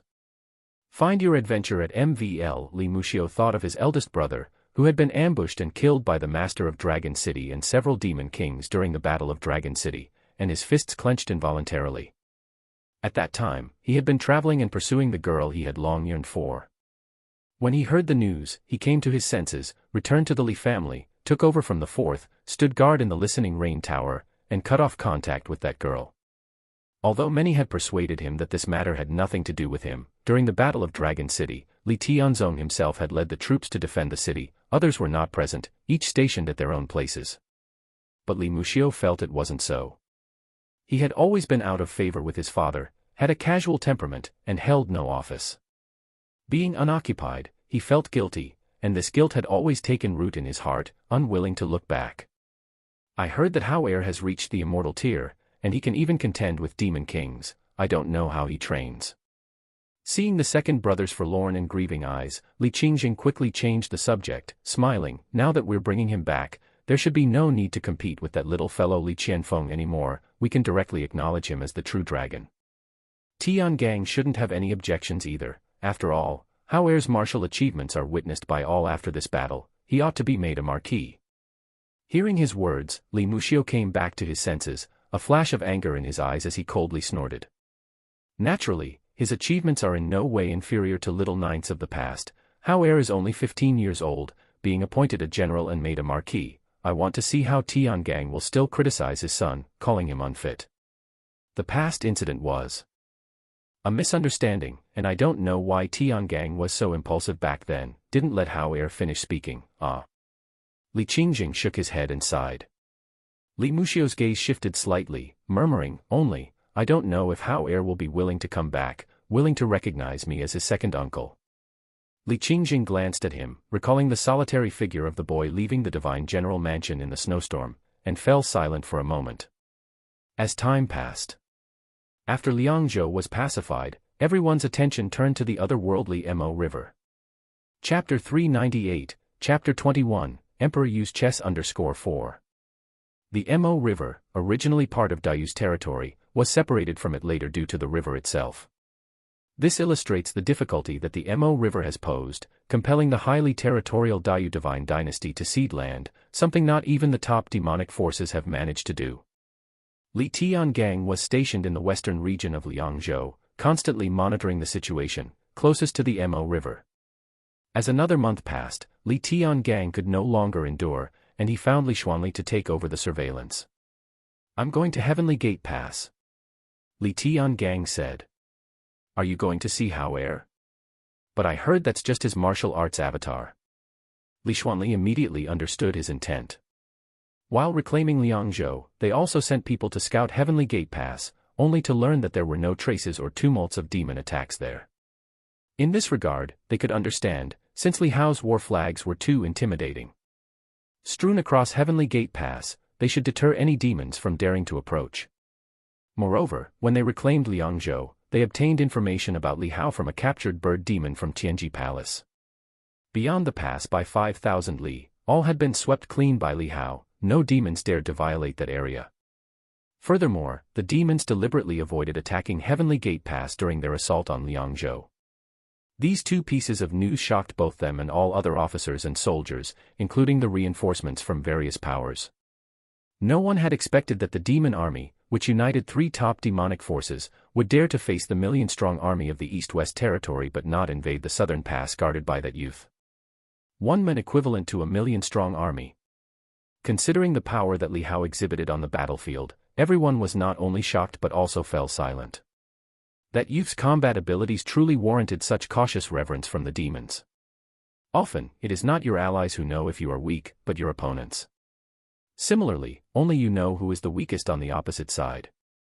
Undoubtedly, they had yet to realize the growth of that youth, but the demons outside Heavenly Gate Pass had already deeply learned their lesson. Experience more tales on MVL. Besides, Li Tiangang had written to the imperial court, hoping His Majesty would send more war flags to help them defend Liangzhou. But it took several days to receive a reply that the Heavenly Observatory did not have such means at the moment and suggested Li Tiangang ask Li Hao where he learned such heaven-reaching techniques. Upon receiving this reply, Li Tiangang was somewhat stupefied. He thought of the words spoken by the candle flame god when it appeared, feeling as if his blood was pulsating through his body. That sword array war flag, did that child create it himself? Who helped him? Li Tiangang realized that he knew far too little about his own son. Besides being valued by Emperor Yu and cherished by the older generation of his family, this child also had secrets unknown even to himself. He had previously written to his second uncle to inquire, but the response he received was somewhat mocking. "He is your son, you're asking me. Who should I ask then?"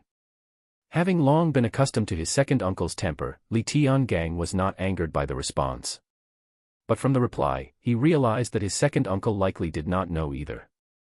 Given the importance of the matter, even if that second uncle was angry with him, he would not be vague about something like this. Thus, he could only learn the truth by asking Li Hao himself. Now, with Li Hao having not returned from the Mo River for a long time, his life or death unknown, he planned to first visit Heavenly Gate Pass to see, as he heard that Li Hao's martial arts avatar could move on its own and might hold a fraction of his memories. Apart from inquiring about the war flags, he was also keen to find out if Li Hao was confident of extricating himself from the Mo River and returning. With his fourth uncle, who had tackled Dragon City Mo River for over a decade, by his side, he should be unharmed. Chapter 399, Chapter 22 Li Tiangang's Fury. Liangzhou, on Dragon Pass Road. Dressed in the marshal's golden armor, Li Tiangang sped along. Although Liangzhou was now peaceful, a great battle might erupt at any moment near the Mo River in Dragon City just beyond the border, which is why he had not yet removed his armor. After many years, setting foot on Dragon Pass Road again, Li Tiangang felt nostalgic. When he saw the clean and empty road, he was somewhat surprised. Ever since his third and sixth brothers died defending Dragon Pass Road, the demons there had grown increasingly rampant. He heard that travelers who ventured out from nearby borders were repeatedly attacked by demons, indicating that quite a few had infiltrated the region.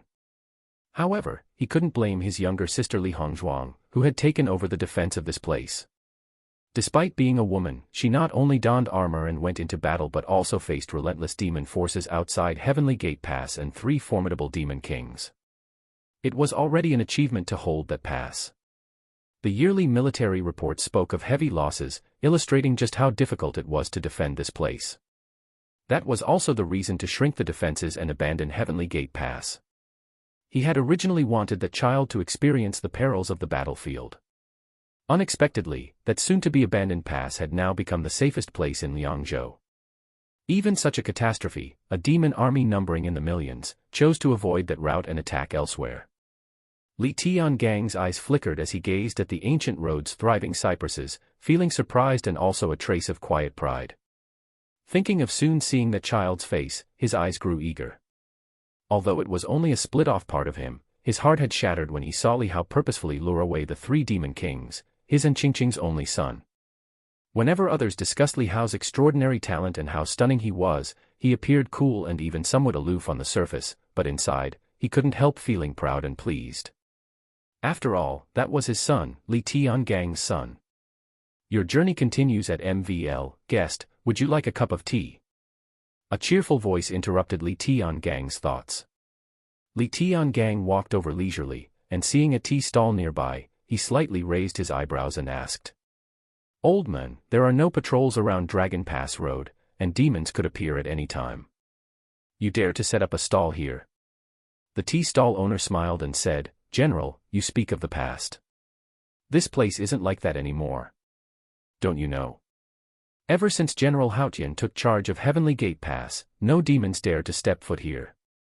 In my opinion, even the Imperial City might not be as safe as this." Li Tiangang's eyes darkened. "Old man, you are of age. The Imperial City is not something that should be lightly disrespected. You should be more careful in the future." The tea stall owner realized his faux pas and hurriedly made a placating smile. Yes, I spoke too much. General, would you like to have a cup of tea? Even if there are no demon attacks, with no one around, how can you have any business?" Li Tiangang glanced at the deserted Dragon Pass Road, thought for a moment, then casually took out a piece of silver coin. Although he was a general, he had the habit of carrying some money when he traveled. He had been taught by his father, Li Tianzong, from a young age that as a Dayu general, one must never casually use things belonging to the common people, otherwise, how would soldiers differ from bandits? This is too much. The tea stall owner, taken aback by the sight of the silver coin, hurriedly went to give him change. But Li Tiangang had already strode forward, no need for change. Hey, General, I haven't served you tea yet. Drink a cup yourself. Watching the golden-armored general leaving, the elder at the tea stall wiped the silver coin and tucked it away, his face breaking into a joyful smile. He carries a fierce aura, but he is indeed a kind-hearted person. In front of Kanjia City, Li Tiangang gazed at the majestic and imposing new city, his eyes focused.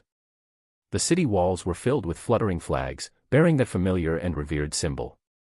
Along Dragon Pass Road, he had also seen several battle flags, surmising it must be these flags that brought such tranquility to the road. At this moment, the city's defending commander noticed Li Tiangang, immediately recognizing the marshal's armor, and was surprised. Someone immediately flew from the city walls to greet him respectfully.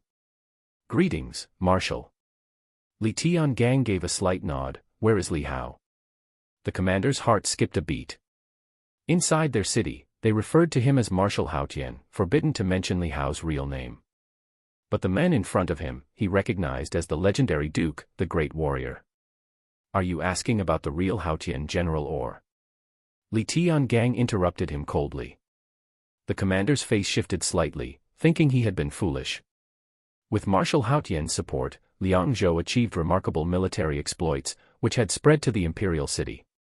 They all knew that Marshal Haotian's real self wasn't there, so how could the great warrior in front of them not know? "Marshal Haotian is in the city. Take me to him," Li Tiangang commanded. The commander respectfully agreed and immediately led the way. As the commander entered the city and walked briskly, Li Tiangang proceeded slowly, observing his surroundings. Seeing this, the commander quickly adjusted his pace to match his. Li Tiangang surveyed the city. Along the way, he saw shops, vendors, and elegantly dressed young nobles, aristocratic young masters, ladies in fine silk, creating a harmonious atmosphere of content citizens. The interactions between these noble offspring and humble vendors were quite cordial, indicating competent management. The bustling and orderly scenes resembled those of a central regional state city. At that moment, many people on the street, noticing Li Tiangang's golden armor, looked on in surprise and started whispering among themselves. Li Tiangang intended to look around more, but seeing the curious gazes of the people, his brows furrowed. He abruptly took to the air and instructed the commander. Chapter 400, Chapter 22 Li Tiangang's Fury _2. Lead the way. The officer, upon seeing this, immediately took to the air and increased speed. Li Tiangang followed him at full speed to the city center, where there was an open area that seemed to be the Lord's mansion. The surrounding buildings were all neat and imposing, but in contrast, that open area was a humble fenced courtyard, which looked extremely simple, yet the presence of patrolling officers lent it a certain majesty. "Is that where he lives?" Li Tiangang frowned. "They have the time to build civilian homes, how come they don't build a more decent lord's mansion?" Replying to the marshal, General Haotian said that his old friend likes this little yard, so he kept it as is, the officer responded. Li Tiangang slightly raised his eyebrows, thinking of the child's capricious nature. He secretly sighed, surely even here at the frontier pass, that nature hadn't changed. It is said that if a youth is not disciplined, they are unlikely to change for life. He knew that the other party's character was probably already set and afraid it could no longer be changed. However, thinking of Li Hao's current reputation, as well as all that he had done in Liangzhou, he felt there was no point dwelling on this issue anymore. Soon, both of them landed in front of the fenced courtyard. "Who is this?" The two guards at the gate, both from the Haotian army, were formed from the warriors and grandmasters from various states, only familiar with some military rules, but their grasp of other military affairs was rather shallow. Therefore, when they saw Li Tiangang's attire, although they found it impressive, they did not immediately recognize him. "This is the great public of punitive military, Marshal of punitive military," the leading officer immediately said. Li Tiangang frowned slightly, feeling somewhat displeased. He had just thought that it was unnecessary to delve into Li Hao's loose disposition, but now it seemed that this disposition had also spread to the soldiers under his command. Not even recognizing his own identity, if he encountered another divine general mansion, he might inadvertently offend. And who knows what such disorganized soldiers would be like on the battlefield. Although he knew Li Hao was very strong in himself, he surely couldn't expect to handle everything alone, especially if he was to inherit the mantle of True Dragon. If everything depended on the True Dragon, then 10 lives wouldn't be enough. The 2 guards jumped in fright upon the introduction. Even though they had not recognized Li Tiangang, the great name of the marshal of punitive military had been famous in northern Yen for over a decade. They instantly knew that the middle-aged man before them was Li Hao's father. The pair quickly paid their respects, and their appearance made Li Tiangang's brows furrow even deeper. Glowering, he said. "Hasn't he trained you at all? You have no discipline. If you all went to battle like this, what kind of discipline would you have?" "A rabble." The 2 lowered their heads nervously, and one of them muttered. "General Haotian said that with him around, we wouldn't need to go to battle, and that we have undergone strict training. Usually, we won't make mistakes unless it's an accident." Li Tiangang couldn't help but scoff. "What a grand tone. If he handles everything, then what's the use of you? Who does he think he is? How many lives does he have?" Seeing the 2 shivering with their heads down, he didn't bother to scold them further, and said, "Open the gate." "Marshal, please wait a moment, I'll go inform General Haotian," one of the guards said in desperation, turning and running into the yard. Li Tiangang's expression changed slightly. The other guard hurriedly explained to Li Tiangang, "Please calm your anger, Marshal. Our general told us to report to him no matter who comes, otherwise it would spoil his mood." A stern light flickered in Li Tiangang's eyes as he said, "Mood? What mood?" This guard was also a grandmaster who had been famous for many years, surely able to tell that the marshal was already angry, so he quickly tried to offer an apologetic smile. "General Haotian usually likes to take a nap during the day, or play chess, paint, if he is rudely disturbed." Li Tiangang's expression turned sour. He hadn't expected Li Hao to still be indulging in such leisure activities without restraint at the frontier pass. He had thought that Li Hao's startling cultivational progress and strength were due to his own inspiration, culled from rigorous cultivation at Heavenly Gate Pass. Yet, he seemed to be enjoying himself just as always. He hadn't changed, not at all. Li Tiangang took a deep breath, thinking of the previous defense line and the battle achievements of Li Hao, as well as the current state of Liangzhou. He felt the anger rising in his heart slowly dissipate. He sighed inwardly.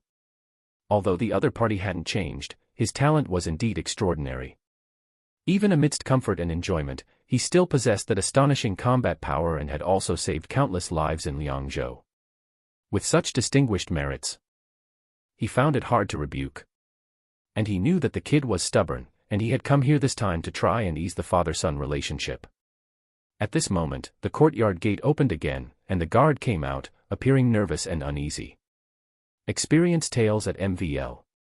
He glanced at Li Tiangang, and as Li Tiangang noticed his expression, his own face turned stormy. The guard said nervously, "General Haotian said he does not wish to receive guests, asking you to go back." "Insolent child."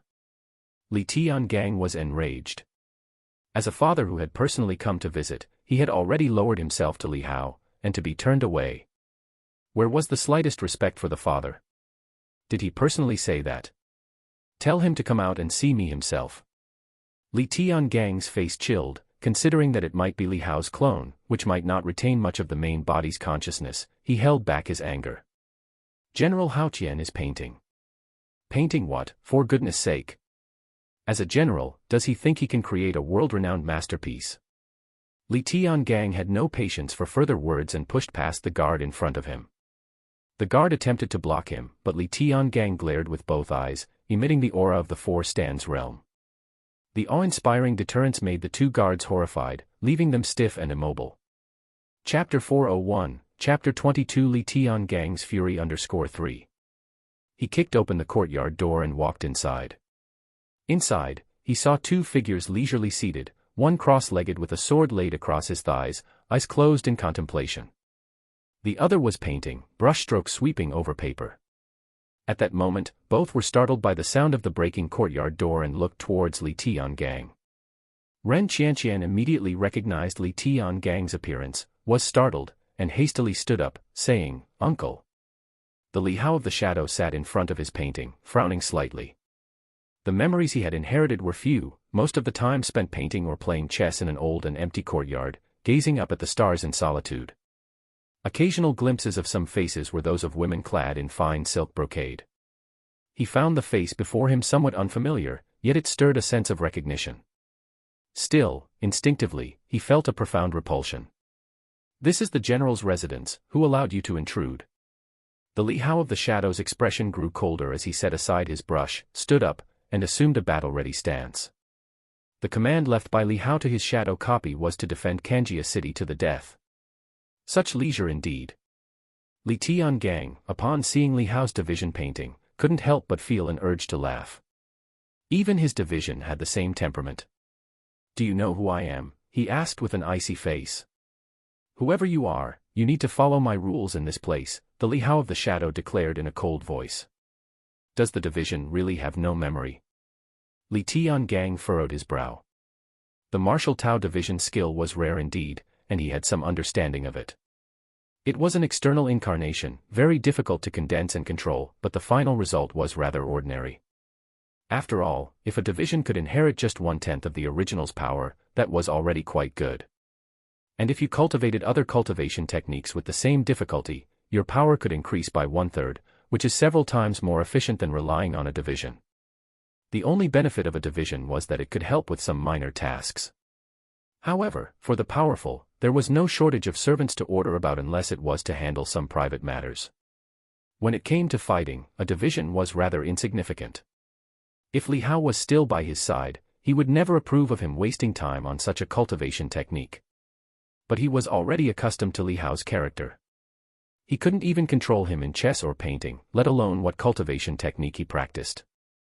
"You followed. How are here? Do you know if there's a life and death connection between his division and the original?" Li Tiangang asked Ren Qianqian standing beside him. Ren Qianqian looked anxious and said, "I'm not very clear about the young master's affairs." "Aren't you his personal maid?" Li Tiangang frowned. "But I never inquire into the young master's affairs," Ren Qianqian said, looking down. Li Tiangang huffed coldly in annoyance and then addressed the Li Hao division before him. "Your original is trapped in the Mo River. Do you know that? Can you sense it? Is there a life and death connection between you and the original? This is my business, there's no need to answer you. Please leave, or don't blame me for being impolite," the shadow aspect of Li Hao said. Li Tiangang wanted to laugh in annoyance. "I'm the Marshal of Liangzhou, Heavenly Gate Pass is under my jurisdiction, I make the calls here. You're telling me to leave? You can be in the city, but not in this courtyard," the shadow aspect of Li Hao said, frowning. Li Tiangang's eyes flashed with cold anger. "I've come to fetch you, to see if you can inquire into your original situation, and you want to send me away. Qianqian, see the guest out," the shadow aspect of Li Hao said with a chilly face. Ren Qianqian hesitated and looked at Li Tiangang with uncertainty. "Uncle, why don't you wait for the young master to return before discussing this? Where do you get off speaking here?" Li Tiangang gave her a cold glance. This glance pierced like a sword, causing Ren Qianqian to turn deathly pale, stumbling backwards. The expression of the shadow aspect of Li Hao changed abruptly, with cold light overflowing in his eyes.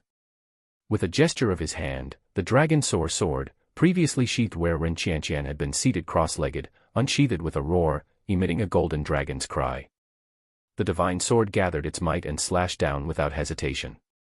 Li Tiangang's eyes flashed with anger, and he slapped out his hand, shattering the golden light on the sword, but his own face suddenly changed color. "Your journey continues at MVL." The might of this sword far exceeded his expectations, much stronger than he had imagined. He took 2 steps back and had to stop himself with a deep breath. "Are you the original or a division?" Li Tiangang raised his head, looking at Li Hao before him with a mix of shock and doubt. The gaze of the shadow aspect of Li Hao was cold, with the golden light of the sword standing horizontally before him. He said, "If you linger further, I will treat you as an intruder." Li Tiangang's face turned ugly upon hearing those uncompromising, icy words. "I'd like to see how you plan to deal with your father." Li Tiangang clenched his fists, his aura becoming visible. Just then, a figure like a gentle breeze suddenly descended, appearing between Li Tiangang and Li Hao as if by teleportation. Haven't you caused enough trouble? The voice that carried was sharp and cold as Feng Bopping stared at Li Tiangang with icy eyes. Feng Bopping had sensed Li Tiangang's arrival from the beginning and had moved from the courtyard to the clouds, trying to conceal his presence. But seeing him clash with Li Hao's division, he could no longer remain seated. Hao Er is currently trapped in the Mo River, a level of Nether River where life and death are uncertain. Do you really intend to kill his division here? Feng Bopping said in a chilled tone. Chapter 402, Chapter 23, The Ancient Ji Family, Tens of Thousands of Updates. Li Tiangang's gaze sharpened as he saw Feng Bopping appear so suddenly. He had long been aware that there was a four-stands realm expert assisting Li Hao, allowing Hao to stand his ground upon his arrival at Heavenly Gate Pass. It must be the person before him. He scrutinized the newcomer, and his expression suddenly changed, exclaiming angrily. You're the thief saint. Feng Bopping had originally avoided revealing himself. By staying away from the courtyard, as the only people in the vast Li family he was related to were no more than Li Hao and Li Muxiu. Stepping forward now was a reluctant move, but since he had decided to show himself, he was prepared for his identity to be exposed. It's me. So it's you who has been following Hao Er in secret. Li Tiangang was somewhat shocked, his eyes wide with anger. What are your intentions? What are you planning? Feng Bopping replied with a cold laugh, without me, your son wouldn't even have made it to Heavenly Gate Pass.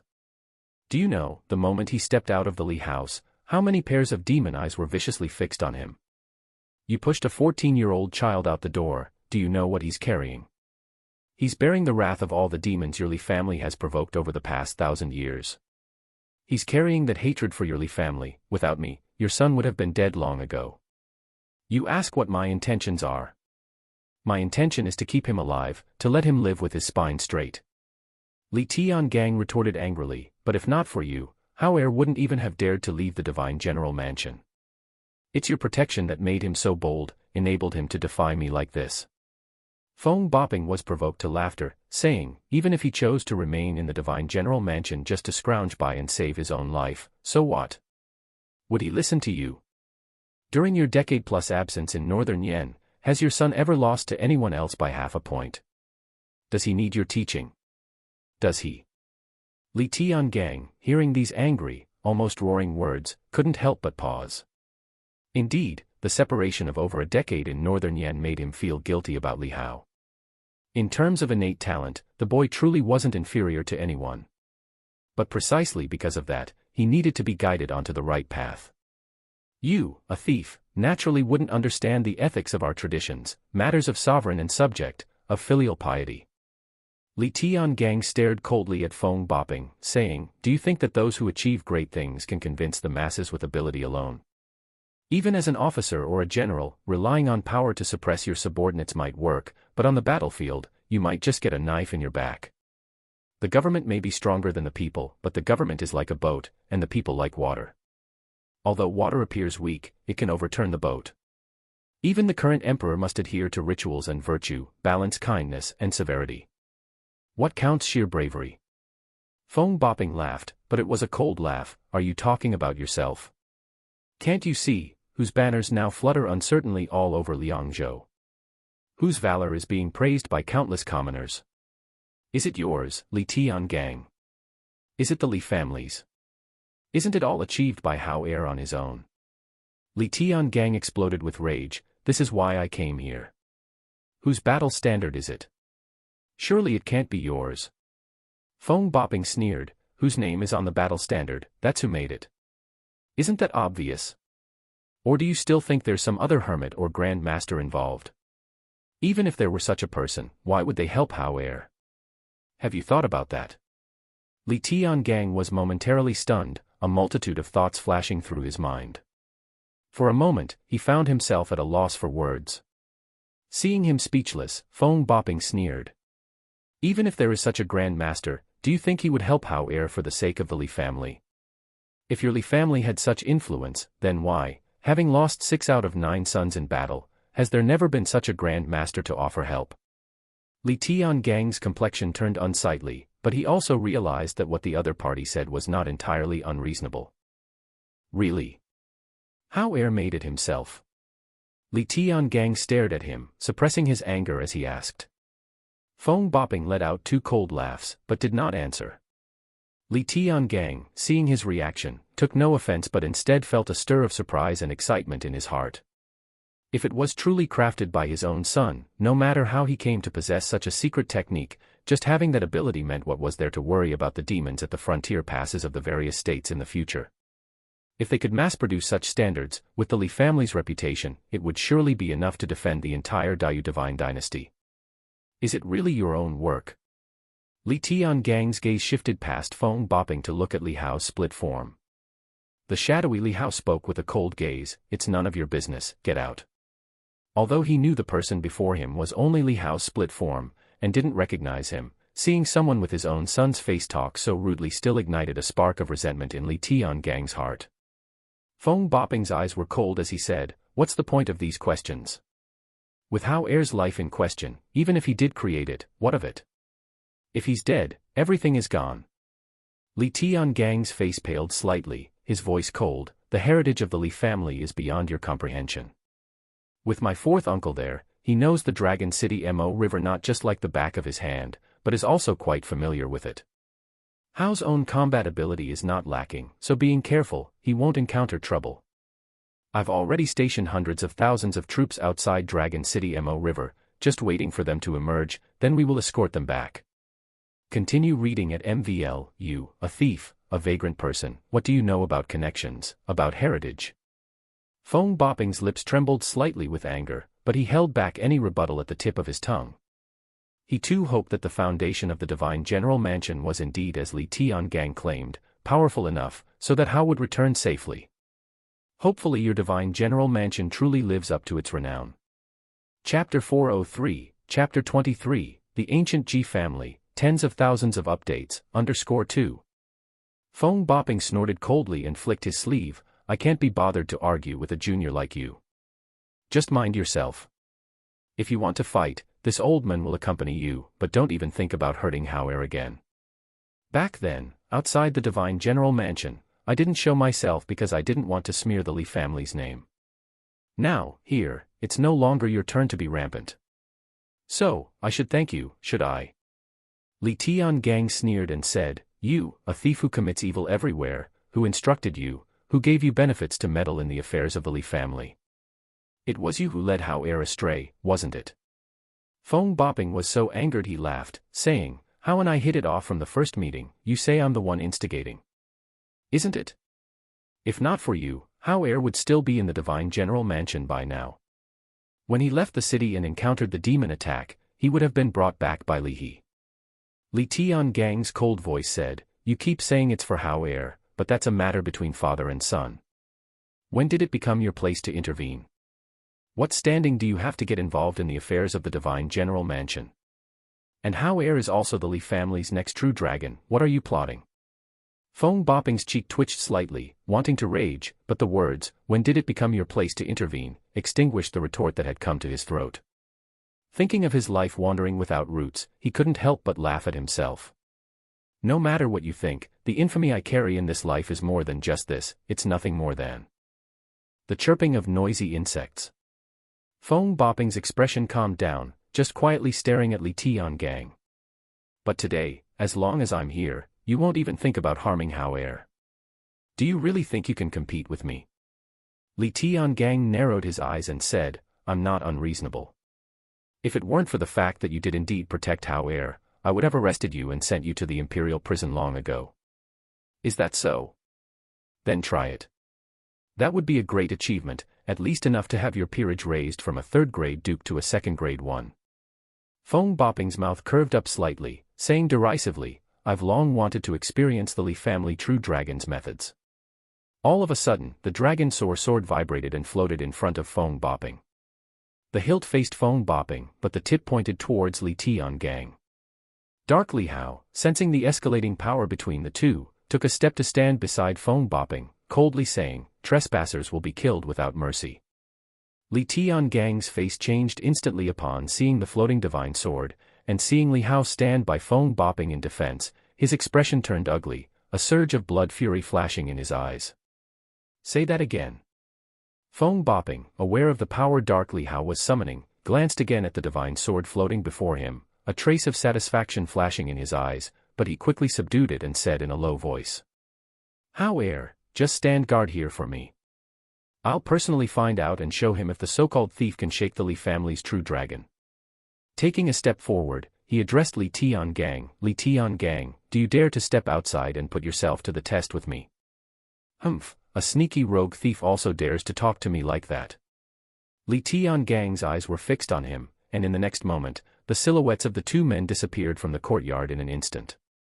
Ren Qianqian saw Feng bopping and Li Tiangang disappear, her face changing instantly, unable to help herself from calling out anxiously. But the heavens and earth were silent without a trace of them, only a surging sound coming from a far distance. Both intended to avoid Kanjia City and in the blink of an eye had sped off countless miles away. Swoosh! Dark Li Hao took a step and chased after them. Young master! Ren Qianqian was anxious, but could only see the dragon sword turn into a beam of golden light following Li Hao's figure, disappearing into the sky. Outside Liangzhou territory, by the Dragon City Mo River.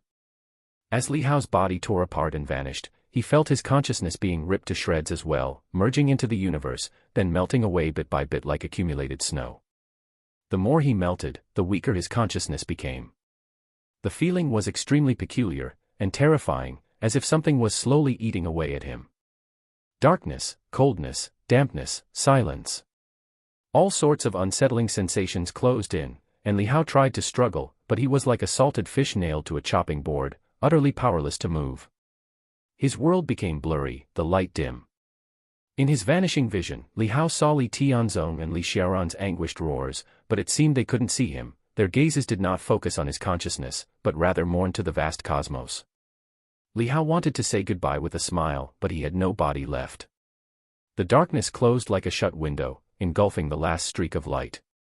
Li Hao felt his consciousness disintegrating, as if plummeting into an endless abyss. My superfluous life ends here, does it? But at least in dying, I seem to have done one last good deed, marking a fitting end.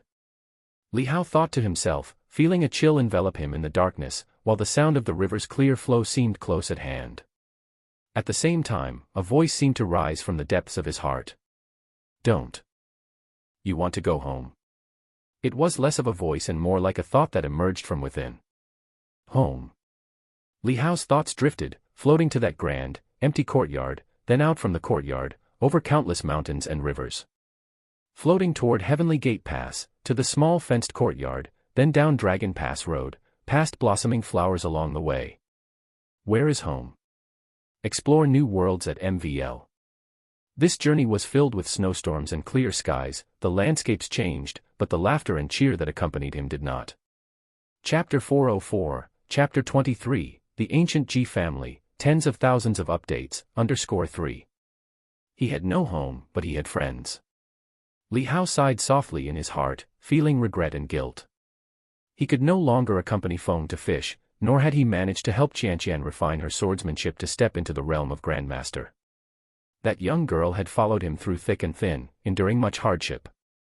And the little white fox, that little guy would have to find his own food from now on. Eerie, Dai Yuan Zhao. Li Hao sighed softly again, feeling the chill in the darkness disappear, his consciousness growing weaker and weaker.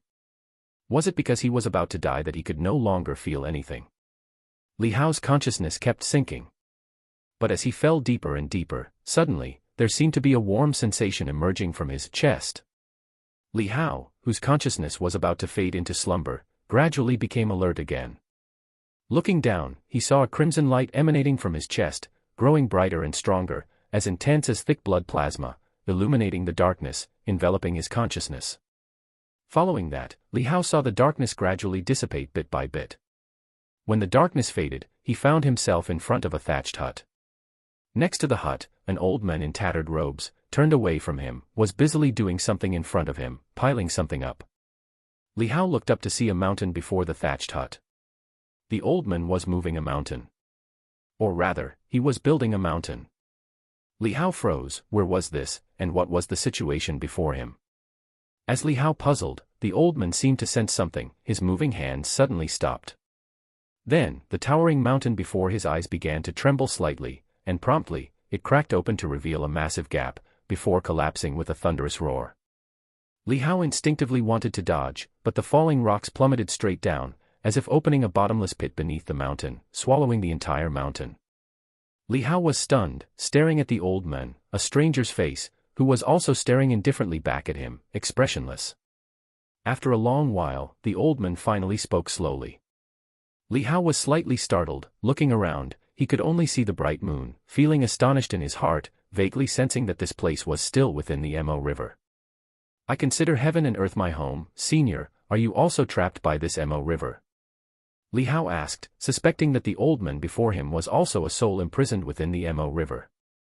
The old man looked at Li Hao for a moment, then suddenly broke into a smile. No wonder I can't keep you trapped with the Mo River.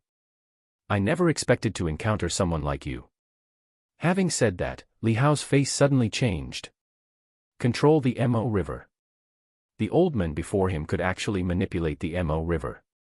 Li Hao suddenly thought of something and quickly called out to the Mo River in his mind. He saw golden characters emerge before him, coalescing into several messages. Mo River clearance progress, 99%. Main mission, defend Dragon City, completed. Side mission, growth, completed. Continue reading on MVL. Li Hao froze, clearance progress, not reaching perfection. Even such difficult main missions had been completed. Could it be that completing the main missions was not enough to clear the game?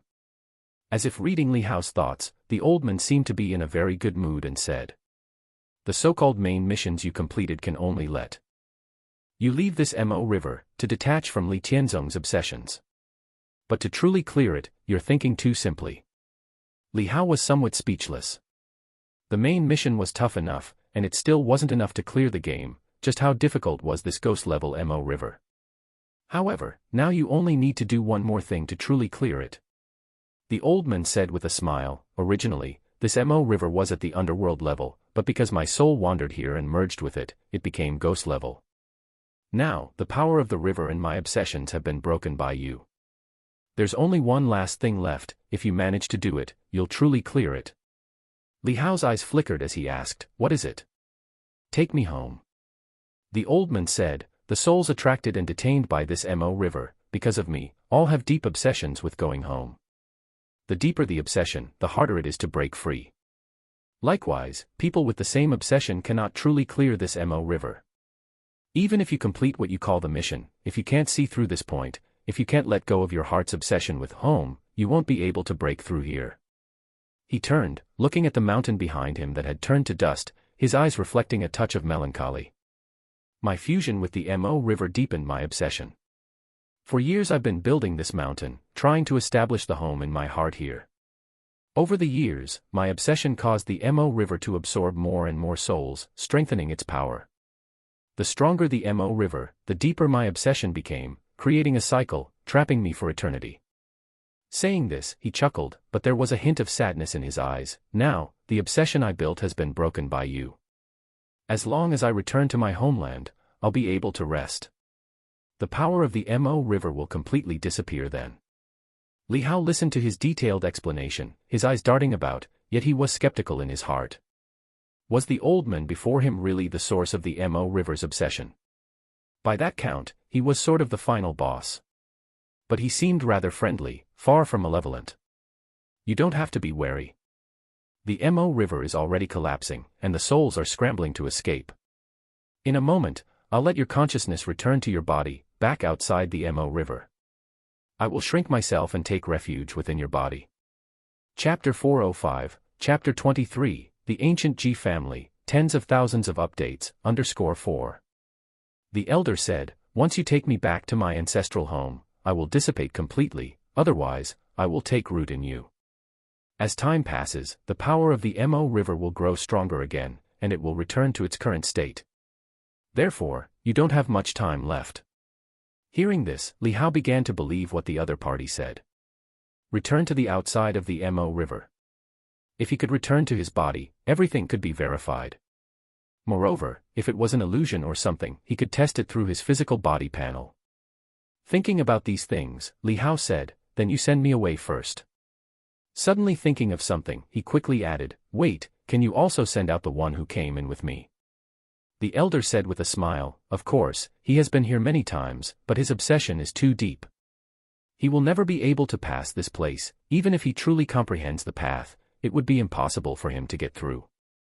Additionally, I will also send out the soul of Li Tianzong, but don't think that by passing through the Mo River he will be truly freed." "You are thinking too simply," the elder added. "This is a ghostly level Mo River, the souls here have long been corroded. Even if they pass through, they will dissipate," he continued. The elder said, "But I am able to use the remaining tiny bit of power from the Mo River to let him temporarily maintain his form, at least, to let him truly return home for a glance." Li Hao was stunned. "So, that grandfather, even if he returns to the ancestral shrine, can't stay forever. Just to be able to take a look back home." Li Hao's expression turned somewhat ugly, but he knew it was something he was powerless to change for now. "If you are ready, I will take you both out of here," the elder said quietly. In an instant, Li Hao felt the scenery around him shift as if the stars were moving, countless mountains and rivers flowed past, his vision became blurry, and he finally plunged into darkness. When he opened his eyes again, bursts of light appeared. At the same time, an odd scent of trees and grass wafted over. When Li Hao opened his eyes, he saw towering ancient trees, as colossal as steep mountains, which would take hundreds of people to wrap their arms around one. Li Hao was puzzled. This did not seem to be the strange rock-filled mountain valley outside the Dragon City Mo River. How air? Just then, two astonished and joyful voices, mixed with disbelief, rang out beside Li Hao. Li Hao turned to look and saw Li Xiaoran standing dumbfounded beside him.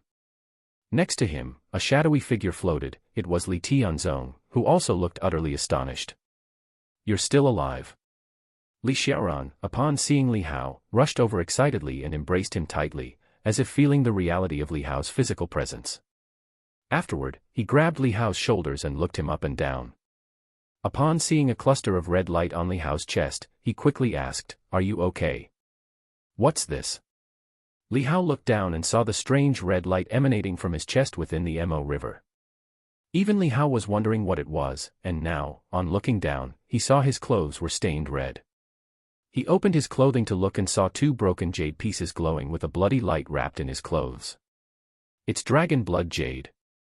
Li Tianzong's valorous soul, seeing this, lightly gasped, a hint of surprise on his face. Was this bestowed by Emperor Yu? Li Hao was also stunned. He hadn't expected the thing emitting the red light to be the precious jade he'd worn since childhood, given to him by that emperor shortly after his birth. Stay updated via MVL this. Li Hao dumbfoundedly picked up the two broken pieces of jade. Li Tianzong gazed at them for a long while, then sighed deeply and said, "The Li family has received Emperor Yu's grace. Little Nine died unexpectedly in battle, but fortunately, Emperor Yu preserved the true dragon bloodline of the next generation for our family. How heir, you must always remember this kindness from Emperor Yu." Li Hao was startled. This dragon blood jade saved me. Ever since he was awarded the jade, he had worn it since childhood. It simply felt warm and provided heat, warding off the cold and slowly nourishing his body. Compared to these effects, it usually symbolized one's identity more. Yes, not many know the secret of this jade. It was made by a true sage of the Gantao Palace. There are rumors that it has the rebellious power of a defying fate realm strongman sealed within. This jade has the effect of reversing life for a person. In a desperate situation, it's akin to a second life. Li Tianzong explained. The rebellious power of the defying fate realm was sealed within. What kind of method was this?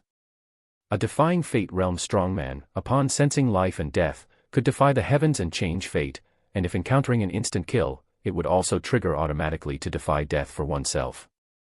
He had never heard of a method that could plunder the power of defiance from a defying fate strongman. This was terrifying. Was this the power of the strongest being of the Daiyu divine dynasty? And moreover, no one had ever told him how precious this item was. He had almost lost it several times. "It's just misleading fate," said a detached voice at this moment, startling the three of them.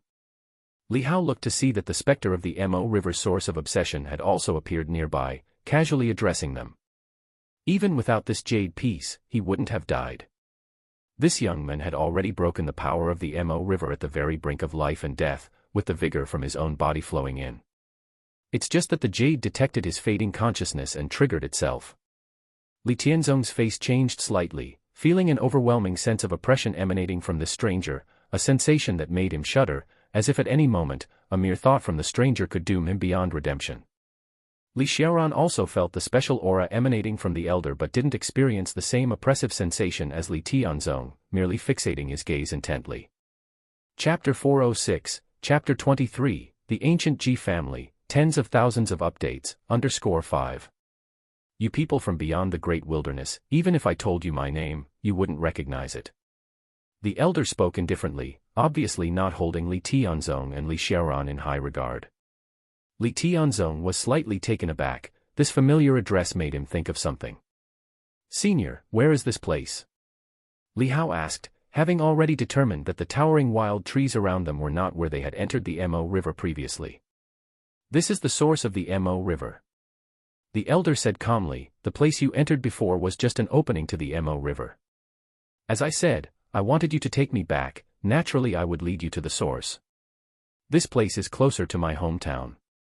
As he spoke, he looked toward a certain direction in the distance, a hint of nostalgia and expectation in his eyes, as well as a faint sense of urgency. Li Xiaoran's expression changed slightly, and he looked at Li Hao, saying, did you promise him something? Yes, he is the source of obsession within the Mo River. I have to take him back, or the Mo River will revive. Li Hao said.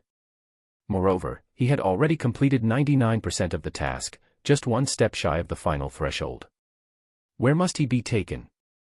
Li Tianzong asked eagerly. Li Hao also looked at the elder, now feeling certain that this was indeed beyond the illusion. If that was the case, then the elder's words were probably true. However, such miraculous events were somewhat beyond his understanding. The Mo River could actually be moved, and its source was in fact on a soul of the dead. Great Wasteland Heavenly Realm, ancient the Ji family from the great wilderness heaven. The elder stated indifferently. Upon hearing this, Li Hao and the others all shuddered. Li Hao suddenly recalled what Li Ruming had whispered in his ear about the true dragon contention, the great wilderness heaven, where my mother resides, and she is surnamed Ji. Li Tianzong and Li Xiaoran both contracted their pupils. They were present when Ji Qingqing married into the Li family, and they were aware of the woman's origin since then. The elder before them, his hometown was where Li Hao's mother's family was located. You're a member of the ancient the Ji family from the great wilderness heaven. Li Tianzong couldn't help but ask. If that was the case, it seemed they could be considered relatives. But the elder before them clearly did not recognize them. You know of us. The elder looked at him with some surprise upon hearing this. It seemed he did not expect these outsiders from the great wilderness to know of the Ji family's name. Could it be that their Ji family's reputation had spread beyond the heavens of the great wilderness? Li Tianzong was taken aback for a moment, about to speak but hesitated, finally asking, I don't know what your relation is to the Ji family, but do you know of Ji Qingqing? You know of Qingqing? The elder was taken aback, looking at him with slight surprise. Then, as if realizing something, he raised an eyebrow and said, considering the time. That little girl should have grown up by now. What, did she come to play in Daiyu? Hey, with the talent she showed, she probably could easily sweep through the younger generation of the Daiyu divine dynasty, right? Saying this, he curled his lip, seemingly a bit proud. Li Tianzong was speechless. They did not know the level of Ji Qingqing's cultivation realm, only that it was not bad. It seemed she had not really shown her full abilities. They had privately learned of her identity at the time of the marriage, and not many knew this secret. After all, many families of the Daiyu divine dynasty, including other divine general mansions, harbored fear and aversion towards the residents of the great wasteland heavenly realm. Li Tianzong glanced at Li Hao, wanting to say something, but eventually did not speak. He knew the rules of the Ji family. When Ji Qingqing married Li Tiangang, it was her own decision. If it weren't for seeing their deep affection and righteousness, he as a father would not have agreed. With a silent sigh, Li Tianzong did not say more, but transmitted to Li Hao. How heir, do you also know of your mother's identity? Later, we will accompany him back together, but we must not stay long in the Ji family, and you must not let anyone know that your mother is Ji Qingqing. I worry they might harm you. Li Hao was taken aback. During his time at Heavenly Gate Pass, he had idly asked Feng about the great wilderness heaven. Although Feng knew little, he did understand that the families of the great wilderness heaven had extremely superior bloodlines, and thus rarely intermarried with outsiders. Discover hidden tales at MVL. The union of Li Tiangang and Ji Qingqing was a mutual striving of both parties, and with the protection of the divine General Mansion's influence, hiding the information about his mother Ji Qingqing had allowed for peace over the years. This was also why after his mother revealed her identity in northern Yen, she could frighten off the Holy Palace, and why she then left to go to the Ji family but not be able to recognize his own mother. He vaguely recalled the affectionate and loving gaze of the gentle and beautiful woman looking down at him when he was in his swaddling clothes. "Let's go, it's time to depart," the elder urged. "We're coming too," Li Xiaoran stood up and said. Li Hao snapped back to reality, looking at the two ready to depart with him, and quickly said, "Fourth uncle." He turned to call Li Tianzong, but the words stalled on his lips, uncertain how to address him. If he called him grandfather, wouldn't that imply he still acknowledged that identity? But, if he did not address him as such, wouldn't it sadden the man if he knew of his current situation? With the thought of the elder saying he only had enough time to visit home one last time, Li Hao felt a pang of sorrow. After the battle at Dragon City, he knew how strong the elder's desire to return home was. "You go back first. The power of the Mo River has infiltrated grandfather's body. I'm afraid he won't last much longer," Li Hao said. This final journey, he intended not to let the old man suffer any further. Li Xiaoran was startled, involuntarily looking at Li Tianzong. Li Tianzong, however, changed complexion, also aware of his own abnormal state but had not realized it was so serious. Chapter 407, Chapter 23, The Ancient Ji Family, Tens of Thousands of Updates, _6. "That's right, you all hurry along now, this kid alone is enough to take me back," the Ji family elder said impatiently. "Big brother, is it really so?" Li Xiaoran's eyes suddenly reddened as he looked at Li Tianzong. Li Tianzong was silent. He turned to Li Hao and said, "Anyway, it's just one glance and not seeing would be fine. Being able to see that I have a fine grandson like you, I am already utterly content. Since I am going to fade away sooner or later, I will pass on this strength of mine to you, perhaps it will take you to greater heights." Li Hao understood his intention but shook his head slightly. "I have yet to grasp the essence of the Tao. Your strength, if given to me, will only enhance the power of my divine soul, it cannot help me break through to the next realm."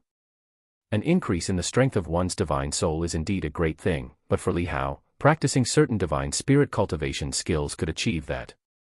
How could he let this old man perish in soul and spirit for something that could be achieved through cultivation techniques? Li Tianzong paused, feeling an urge to cry, "But my dear grandson, I have not given you anything yet, and you almost died for me." "You have already given." Li Hao looked at him and revealed a hint of a smile, saying, "You have acknowledged my paintings, those pleasures I indulge in when I am not attending to my duties." Hearing this, Li Tianzong felt even more sorrowful and said, "How minor those things are. My grandson, with your unparalleled talent, do you not deserve praise?" Li Hao fell silent for a moment, then smiled again, and said to Li Xiaoran, "Fourth uncle, please take grandfather back, be careful on the road." Li Xiaoran, upon hearing that his big brother Li Tianzong was soon to fade away, still felt dazed, somewhat distraught.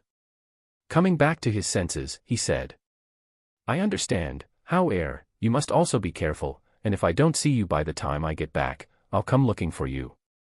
"No need for you to come looking, this kid is much stronger than you," scoffed the Ji family elder. Being the source of the Mo River's persistent obsession, he knew everything that had happened inside and was extremely satisfied with Li Hao's performance. Such talent, even within their Ji family, would be considered exceptional. "Fourth uncle, farewell." Li Hao then bade them goodbye. "This looks like the border of great wilderness heaven, where demons abound, and their strength is formidable. You should also be cautious," Li Xiaoran said.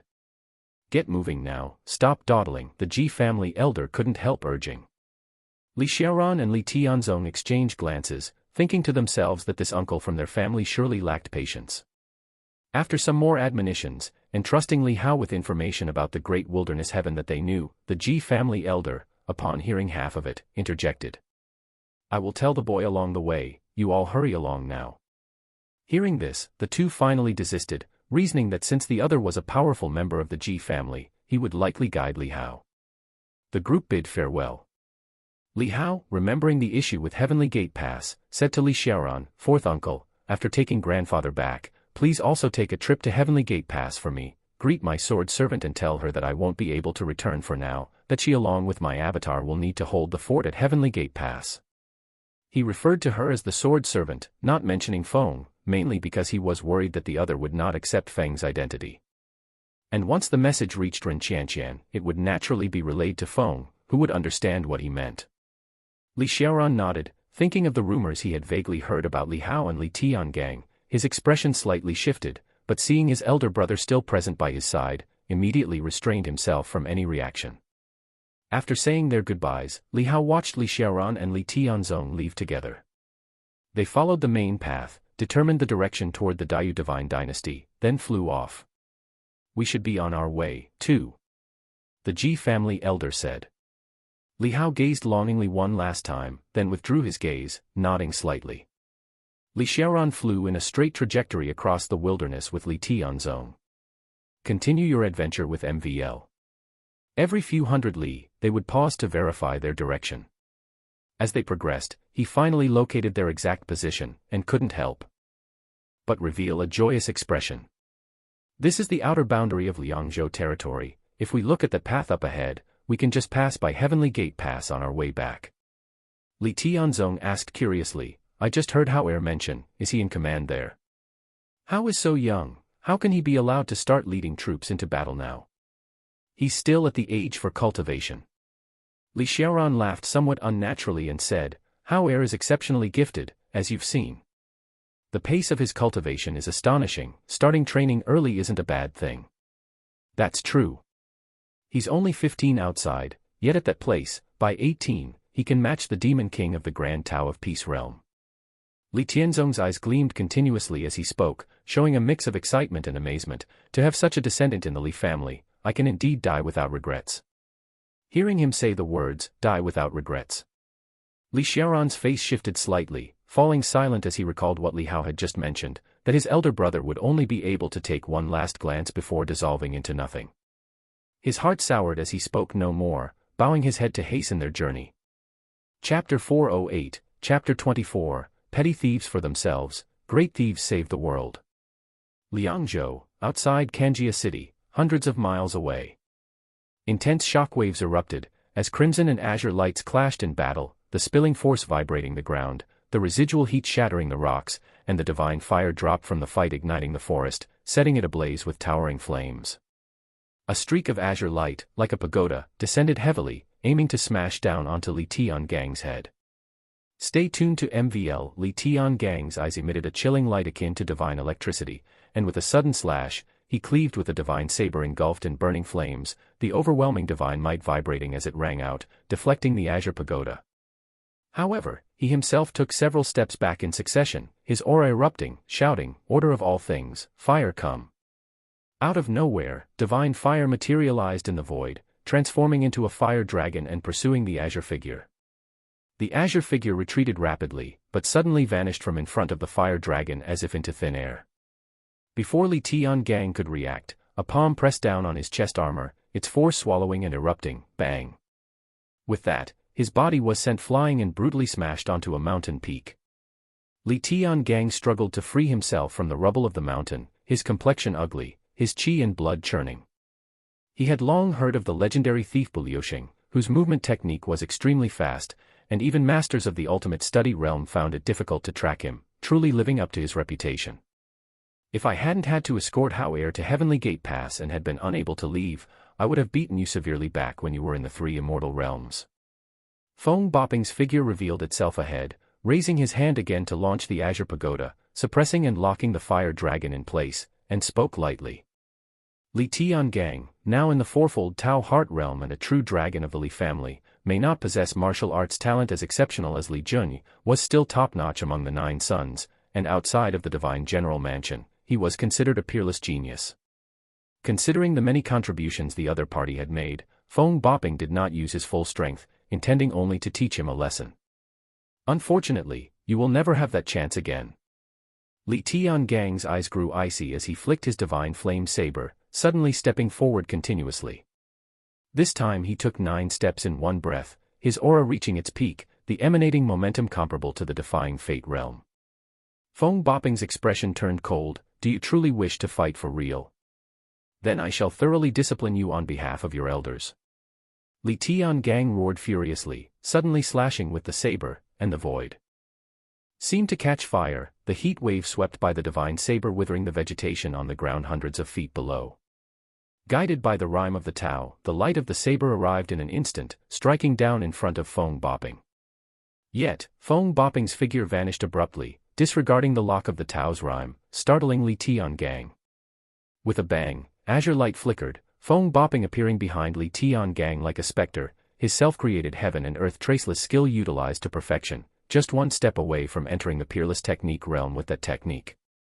A palm vibrated as it descended onto Li Tiangang's back, but suddenly, as if Li Tiangang had eyes on the back of his head, a burst of firelight surged out, condensing into the great flame luo hand, clashing against Feng Boping's palm.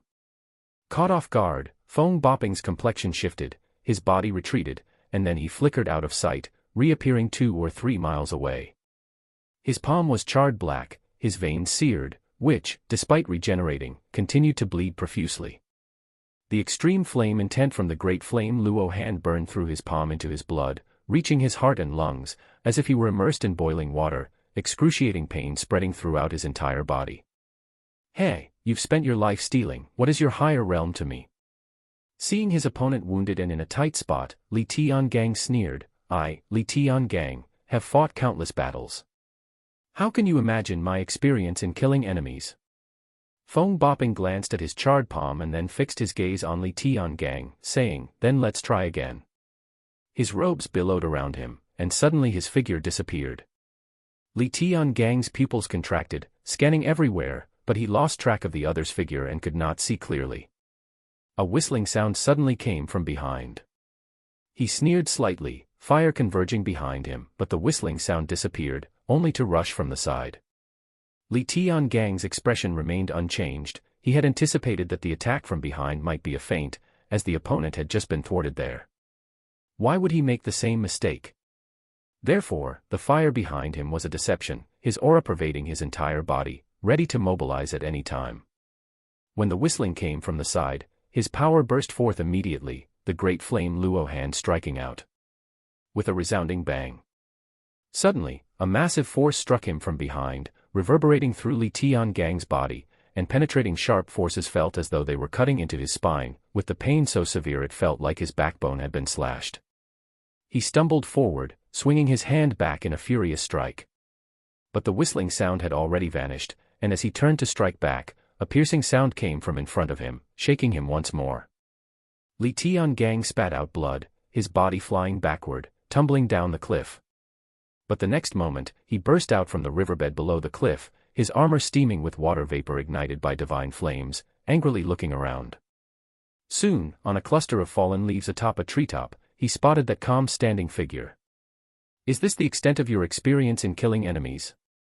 As for insight into the human heart, I've frequented the secret grounds of all the great sects throughout my life, never failing. How can you imagine? Feng Boping slightly sneered, returning Li Tiangang's words. Li Tiangang's eyes blazed with divine fire, flames rising from his body, and declared, you're courting death.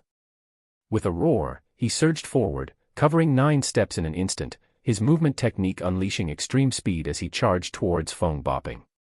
Just then, a dragon's roar came from afar, with a golden sword light whistling in their direction. Chapter 409, Chapter 24 The small thieves for themselves, the great robbers benefit the world. 2. With a loud bang, sword light cleaved down upon the divine sword, casting out showers of sparks. Li Tiangang turned his head to look and saw the coming clone of Li Hao, his brows almost shooting upright in anger. You beast, how dare you help this wild bandit to kill your father? The dark-faced Li Hao's expression was cold and unmoved, only his body erupted with a daunting presence, as he controlled the divine sword to lock onto his opponent, waiting for a gap to launch his attack at any moment. Hao heir, get back here. Feng Boping's expression changed slightly when he saw Li Hao approaching, and he quickly said. The clone of Li Hao shook his head slightly, I cannot let you face the invader alone. Upon hearing this, Li Tiangang could not help but burst into laughter. What an invader. Read new adventures at MVL. In the midst of talking, his divine flame surged even more vigorously. Like a god in fire, he stepped toward Li Hao. I have tried to be good to you time and again, tried to make amends, but you have disappointed me repeatedly. You really are too disappointing. Feng Bopping, seeing the momentum, couldn't help but step forward and angrily shouted. Li Tiangang, what are you trying to do? Do you want to annihilate Hao Er's clone? If his clone causes a great battle here, should anything happen to his original body, you will regret it. Li Tiangang's angry face faltered slightly, and his stepping forward halted. His face turned ugly, and anger surged through his body, but he held it back. There are many kinds of martial arts clones, some can live independently but are very weak in combat, sharing memories and merging with the original. Some share the same field of vision with the original, acting as sentinels, others are constantly connected through bloodline, affecting each other. There are even demon clones that share a life with the original. These clones are very strong in combat, but if the clone dies, the original suffers heavy damage or may even die with it. Which kind of clone Li Hao has, Li Tiangang still couldn't judge at the moment. Seeing that Li Tiangang still had some rationality, Feng Bopping also let out a sigh of relief and immediately told Li Hao, Hao Er, listen to me and go back. I cannot leave.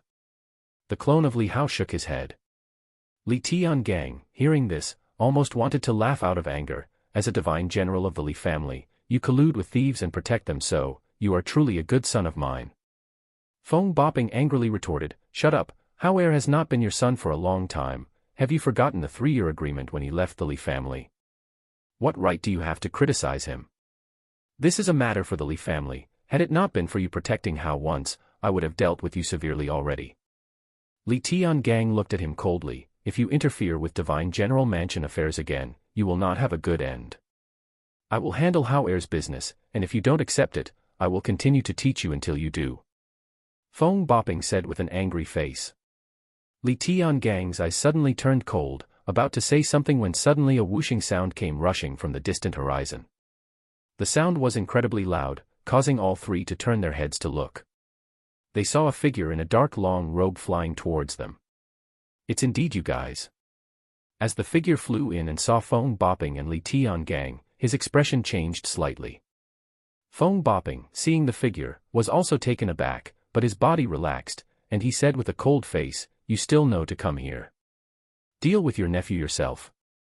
In the midst of talking, he protected the clone of Li Hao behind him, withdrew a step, and moved away from Li Tiangang's side. Li Tiangang, seeing the figure's approach, couldn't help but freeze and changed his expression. Uncle, how come you are here, the Divine General Mansion? Li Muxiu however directly interrupted him, looking dumbfoundedly at the clone of Li Hao protected by Feng Bopping behind him, his face quickly becoming agitated. When did Hao Er escape danger? Wasn't he at the Mo River? What about the fourth brother? Feng Bopping sneered, he hasn't escaped danger yet, this is just Hao Er's clone. Li Muxiu was slightly taken aback, hearing the word clone, it was as if a bucket of cold water was poured over his head, cooling down his once excited heart. He looked at Li Tiangang, then swept his eyes around, and his face grew uglier. I sensed your auras from a distance, what's going on here? Li Tiangang looked at him, then glanced at Feng Bopping, narrowing his eyes, Uncle, it seems you know this divine thief. From Feng Bopping's attitude, he had deduced the two knew each other. Considering Li Hao was still a child, knowing the divine thief was strange unless the thief had approached him with ulterior motives. But if Uncle was the one who introduced them, it seemed to make more sense. Li Muxiu's face changed slightly, knowing Li Tiangang's temperament, he sighed silently and nodded, indeed, your Uncle Feng and I have known each other for many years. What's going on here? Were you fighting? Li Tiangang, upon confirmation from his uncle's mouth, only felt a surge of anger rush to the top of his head. Gritting his teeth, he said, Uncle, I respect you as my father's brother, as my uncle. They say you were reckless in your youth, but are you still so reckless now that you're older? Li Muxiu's face turned, saying, how dare you speak to me like that? Our private relationships have never affected the Divine General Mansion. Is it your turn to teach me what to do? I don't care about other things you do. In these years, you've guarded the Divine General Mansion and contributed to the family. I have seen it all. but to actually make friends with a thief. Li Tiangang was so angry that he clenched his fists, and to lead Hao Er astray, corrupting him. Uncle, how could you be so muddle-headed? Li Muxiu exploded in anger. Li Tiangang, I need to tell you once more, he's not a thief. A thief steals for himself, a great thief helps the world. Your Uncle Feng's conduct deserves the title of saint. As for the accusation of leading Hao Er astray, it's completely baseless. Hao Er is exceptional, the person who really hurt him is you. Are you saying he robs the rich to aid the poor? Chapter 410, Chapter 24 Thieves for Themselves, Great Thieves Benefit the World _3. Li Tiangang sneered, don't talk to me about Uncle Feng. There are many ways to save the world, like slaying demons, enlisting in the army, defending the borders. Aren't all of these services to the country and its people? Yet he specifically chose to steal. Feng Boping coldly retorted, that's right, Li, don't call me uncle anymore. I'm not worthy of being an uncle to the true dragons of the Li family. Li Muxiu knew his old friend was upset. Seeing Li Tiangang's sneering demeanor, he couldn't help but heave a long sigh and said, Tiangang, you've trained in martial arts since your childhood, and later led troops in battles. You have too little exposure to the Jianghu and too much to the temples of power. You don't understand the helplessness behind the world's feuds and resentments. If one could be openly chivalrous, who wouldn't want to leave behind a good name? The world's suffering is endless, you can't experience it all, but you should understand it, rather than looking down with cold eyes from your temple high above. Li Tiangang replied indifferently, considering that he protected Hao Er in the past, I can spare him. But he must never come close to Hao Er again. You should know, if others find out that our divine general mansion is in collusion with the thief saint, how will it look to other divine general mansions and to His Majesty? Li Muxiu remained silent. He naturally knew this, and that's why he only associated with Feng Boping in private. At first, they were unaware of each other's identities, enjoyed each other's company immensely, and became friends. After revealing their true selves, they realized who the other was. But by then, how could they completely break off their relationship just because of their identities? Despite many reluctances and worries, their friendship didn't wane but instead grew deeper over the years. Hearing Li Tiangang's words now, Li Muxiu sighed deeply. As a child who was not favored, he harbored resentment, thinking how much better life would be if he were not part of the divine general mansion. Now, he found himself somewhat wishing for that again. However, he now bore too much responsibility and was no longer the spirited youth who could gallop across the Jianghu, recklessly roaming everywhere without a care. Only you know about my relationship with Feng, and if you don't speak of it, no one will know, Li Muxiu said. Li Tiangang sneered, Uncle, you should know that paper can't contain fire. Li Muxiu took a deep breath and slowly said, let's not talk about this now. I came here intending to go to Dragon City Mo River to retrieve Hao Er. Passing by Heavenly Gate Pass, I thought to have a look here first. How did you end up fighting? What about on the Dragon City Mo River side? Bringing Hao Er back safely is the priority. Li Tiangang said, I was about to ask you. Have you checked the situation in Qingzhou before you left? Was your departure secretive? You should know how dangerous Qingzhou would be if people knew you were gone.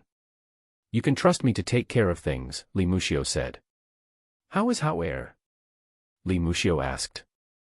Li Tiangang slightly sneered. He indeed used to be confident, but ever since returning from northern Yan and witnessing all the family affairs, he had become increasingly concerned. Hao Er has his fourth uncle looking after him there, he should be fine, Li Tiangang said. Unless there are other variables, the situation is currently unclear. I came to the Heavenly Gate Pass to inquire through his avatar, but instead, I stumbled upon this great secret. As he said this, anger surged in his eyes again. Li Muxiu no longer paid attention to him and instead turned his head to look at Li Hao's avatar. His gaze softened as he asked, Hao Er, can you sense your original self in the Mo River? The dark side of Li Hao shook his head slightly, I can't sense it. Is it because of the Mo River or something inherent within you? Li Muxiu quickly pressed for more details. The dark side of Li Hao explained everything meticulously. Seeing how forthright Li Hao was in front of Li Muxiu, answering all his questions, Li Tiangang's face darkened with a complex feeling that made him both uncomfortable and angry. I'm your father. It was not long before Li Muxiu had asked all he wished to know and found that the avatar was unaware of Li Hao's true situation. However, through the avatar, he learned that Li Hao's combat strength was extremely strong, no less than that of a demon king of the ultimate study realm, and, using the special methods the avatar spoke of, could even reach the limits of the ultimate study realm. In addition, Li Tiangang asked Li Muxiu to inquire about the matter of the war flag, and upon Li Muxiu's questioning, the avatar pondered and then communicated the information to him via mental transmission. Seeing that Li Hao had intentionally avoided him, Li Tiangang's expression turned ugly once again. But all he could do was ask Li Muxiu via mental transmission, and when he learned that the war flag was indeed personally crafted by Li Hao, Li Tiangang was struck by a wave of shock in his heart, followed by ecstasy. This talent that Li Hao possessed was nothing short of a gift from the heavens. Once Li Hao returned, if he could make full use of this talent, its impact could even surpass the significance of his own martial arts. After all, no matter how strong one's martial arts are, by reaching the Grand Tao of Peace realm, one can only protect a single state, but if such war flags could be mass-produced, they could shelter the entire Dao divine dynasty. With Hao heir possessing such strength, along with the fourth child, as long as no unexpected events arise within Mo River, there should be no issues. After Li Muxiu gathered intelligence from the avatar, his tense emotions settled slightly. But without seeing Li Hao's true body, he still could not relax completely. "Second uncle, let's go to Dragon City Mo River now," said Li Tiangang to Li Muxiu, "but you need to hide first to prevent your exposure on the battlefield, which might lead demons to shift their attack to Qingzhou and strike the Divine General Mansion, causing a disaster." "I am well aware of that," Li Muxiu said. Li Tiangang glanced at phone bopping beside him and then said, "Additionally, there is one more thing, you must sever ties with this man." Li Muxiu's expression changed slightly, however, phone bopping merely frowned slightly and did not speak, instead giving Li Muxiu a quiet look, as if waiting for his decision. If the other party chose to break away for the sake of the Divine General Mansion, he would not blame him. After all, when they first discovered each other's identities, he had vaguely anticipated such a scene. His own identity was, after all, not on par with the Divine General Mansion. "Tiangang, this is a personal matter of mine, don't interfere," Li Muxiu said coldly to Li Tiangang without looking at his old friend's face. Li Tiangang responded with a cold face, "Second uncle, you should know the consequences if something happens. This is not your private matter, but something that concerns the entire Li family. Do you want the ancestors of the Li family to be shamed because of this?" Li Muxiu's face changed slightly, looking a bit unsightly. "I have known Feng for 6 decades, and I understand his character," said Li Muxiu. But before he could finish, he was interrupted by Li Tiangang, who said, "I don't want to discuss his character with you. All I know is that once he gets involved with our Li family, it will be bad for both parties. So what if he's a good person? I can listen to your explanation, but can the world?" Li Muxiu's expression kept changing, he knew this point, naturally. His explanation was just an attempt to sidestep the issue. "Li, if it really doesn't work out, let's stop associating with each other in the future. Even living in different worlds, we can still enjoy the sun and the moon," said phone bopping at this point. He knew the consequences once his identity was revealed and did not wish to put Li Muxiu in a difficult position. Li Muxiu's body trembled slightly, and turning to look at his old friend, his eyes filled with sadness, he bowed his head and slowly shook it, saying, "I have severed enough ties. I don't wish to sever any more." Chapter 411, Chapter 25, Slapping Li Tiangang. Hearing Li Muxiu's words, Li Tiangang couldn't help but change his expression and immediately called out. Li Muxiu lifted his head, gazing deeply at him, and said, "He is my good friend, and even in front of His Majesty, I would say the same. My friendship with him is pure and transparent. I have never asked him to do anything for the Li family, nor has he done anything for our Li family." As he spoke, he seemed to recall something, paused for a moment, and his face turned slightly unsightly. "Except that I entrusted him to take care of Hao heir, but that's your child." Phone bopping interrupted, "Taking care of Hao heir was my own volition, it has nothing to do with whether you entrusted me or not. If you hadn't said anything, would I have neglected Hao heir? Just for the 7-year fish Hao heir cooked for me, I would protect him for life." Li Tiangang's eyes narrowed slightly. 7 years. That means Li Hao has been in contact with this saint of thieves for 7 years already. Thinking of the second uncle's predilections, he immediately figured out the general situation and sighed inwardly. It seems Hao Er has been influenced since childhood. Keeping Hao Er at home was my greatest mistake and what I regret the most. Li Tiangang took a deep breath and said to Li Muxiu, "Second uncle, I won't pursue the matter of your influence on Hao Er, but now, I, in the name of the true dragon, demand that you sever all ties with him, with no further contact." Li Muxiu's face changed, and he looked at him with a mix of shock and anger. "You want to command me in the name of the true dragon?" Li Tiangang's expression was cold and serious, restraining the anger in his heart. "Second uncle, don't forget what blood flows through our veins and the surname we carry. Even though my father is no longer here to restrain you, the 1,000-year-old family rules of the Li family have been passed down through generations. Do you also intend to defy them?" Li Muxiu looked at him with a mix of shock and anger, but in the end, his eyes were filled with disappointment. He closed his eyes, and after a long while, reopened them. His gaze was filled with indescribable agony and time-worn sorrow as he said in a low voice, "I've led a wayward life in my earlier years and have done many wrong things. I'm sorry to your father, for leaving him to guard the lonely city alone. I won't break the rules anymore. My life was given by the Li family, and I will let it burn out for the Li family." His body trembled slightly as he slowly turned around to look at Feng Boping. As they gazed at each other, Li Muxiu's eyes brimmed with tears of blood. Old Feng. Feng Boping's body trembled slightly, but his face slowly cracked a smile, and he said, "Old Li, how can you cry at such an old age? Haven't I said before, even if we're worlds apart, we can still share the sun and moon? Gatherings and partings are not up to us. Both of us are old enough to accept our fates, just accept it." Li Muxiu's fists clenched tightly, his whole body shaking. His fist, strong and forceful, was known as the fist of a saint, yet it couldn't shatter the shackles of blood nor break the bindings within his heart. Half a step invincible, yet not truly invincible after all. That half step taken could never be retracted. "Second uncle, this is for the best for both of you. Don't blame me, Li Tiangang, for being heartless," Li Tiangang said solemnly. Li Muxiu's silhouette was filled with vicissitudes. He said nothing, only silence. Feng Boping gave Li Muxiu a smile, and then glanced at Li Hao's alter ego, his eyes filled with regret, and said, "But I promised Hao Er to guard Heavenly Gate Pass for 3 years. Not necessary." Li Tiangang looked at him, his face not so good-humored, and said coldly, "If you truly care about Hao Er, you should know that your notorious reputation, constantly being involved with Hao Er, will only burden him.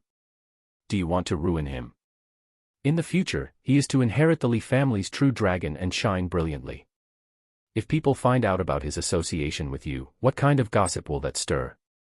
Feng Boping's cheeks twitched slightly, wanting to retort, but as the words reached his lips, he only chuckled softly. "That's true, I'm just a solitary traveler in this world, incomparable to the illustrious divine general mansion. I'm not worthy to reach so high." He self-mockingly shook his head and looked at Li Hao's alter ego, whispering, "Hao Er has grown up and doesn't need someone to look after him anymore.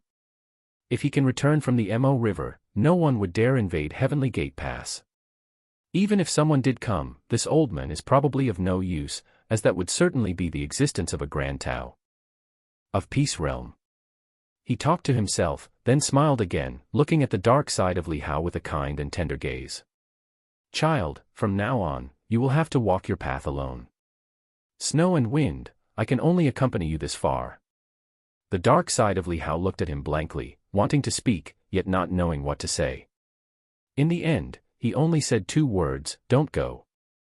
Feng Boping's lips trembled slightly, but he just smiled, then turned around to look at the vast and boundless world, took a glance around and looked towards the direction of Kanjia City. His eyes flickered for a moment, he said nothing, just suddenly stepped forward and disappeared into thin air. Heaven and earth traceless skill, if he wished to leave, no one could keep him. He invented this cultivation technique, and with his martial arts, he could perform it to the utmost limit. A breeze swept by, lifting the corner of Li Muxiu's robe like a gentle hand, fluttering it, before it fell back down. Li Muxiu was as silent as a stone, without a single sound. Li Tiangang glanced at him, understanding his second uncle's discomfort, and said softly, "Second uncle, we should head to Dragon City Mo River now. I'll go ahead and check on the situation there." Li Muxiu did not respond. But from afar, a sudden whooshing sound came, accompanied by a voice filled with surprise. Second brother, Tian Gang. Hearing this voice, both of them trembled, and even Li Muxiu sharply lifted his head to look in the direction of the voice. Chapter 412, Chapter 25 Slapping Li Tian Gang _2. Only to see a figure rapidly soaring towards them, dressed in tattered grey robes like a beggar, hair unkempt and without regard for appearance, but that face, and the knife hanging at his waist, was unmistakably Li Xiaoran. Fourth brother. Li Muxiu was stunned. Li Tiangang was also taken aback, doubting his own eyes for a moment before concentrating his gaze and really seeing that it was indeed their fourth uncle. He's back. How come he's here? While Li Tiangang and Li Muxiu were shocked and astonished, Li Xiaoran noticed the obscured figure of Li Hao beside them and couldn't help but be taken aback, almost letting out a cry of surprise, but quickly, he realized something was not quite right with the Li Hao before him. His aura wasn't as strong. And his clothes were clean and tidy. Where were the signs of the dilapidation from when they had last parted? Previously, when Li Hao was pursued to the Mo River, he experienced the great battle of Liangzhou, his hair tinged with the blood of demons, his clothes torn and tattered from the conflict. Why have you returned alone? Where's Hao Er? Once Li Muxiu confirmed that it was indeed Li Xiaoran before him, he asked in an urgent tone, eyes widening as if all the blood in his body was tensing up. Coming back to his senses, Li Xiaoran hastily replied, "Second brother, don't get excited. Hao Er is fine, he has just one last step before he clears the Mo River, he's currently on his way to the great wilderness heaven." Upon saying this, he glanced at Li Tiangang, hesitating, unsure if he should continue. After all, the Ji family of the ancient Holy Clan was a sensitive topic. Li Tiangang, who had been campaigning in northern Yan for over a decade and had heard of the events that transpired after the war ended, knew it involved that woman from the Ji family. He went to the great wilderness heaven. Li Muxiu was taken aback, but upon hearing that Li Hao was all right, his body, which had been rigid with tension, slowly relaxed, and he immediately inquired, "The great wilderness heaven is so dangerous, what's he going there for? How long will he be gone?" "He should be back soon," said Li Xiaoran. "He just needs to escort that elder of the Ji family back to their homeland of the ancient Holy Clan, it shouldn't take much time."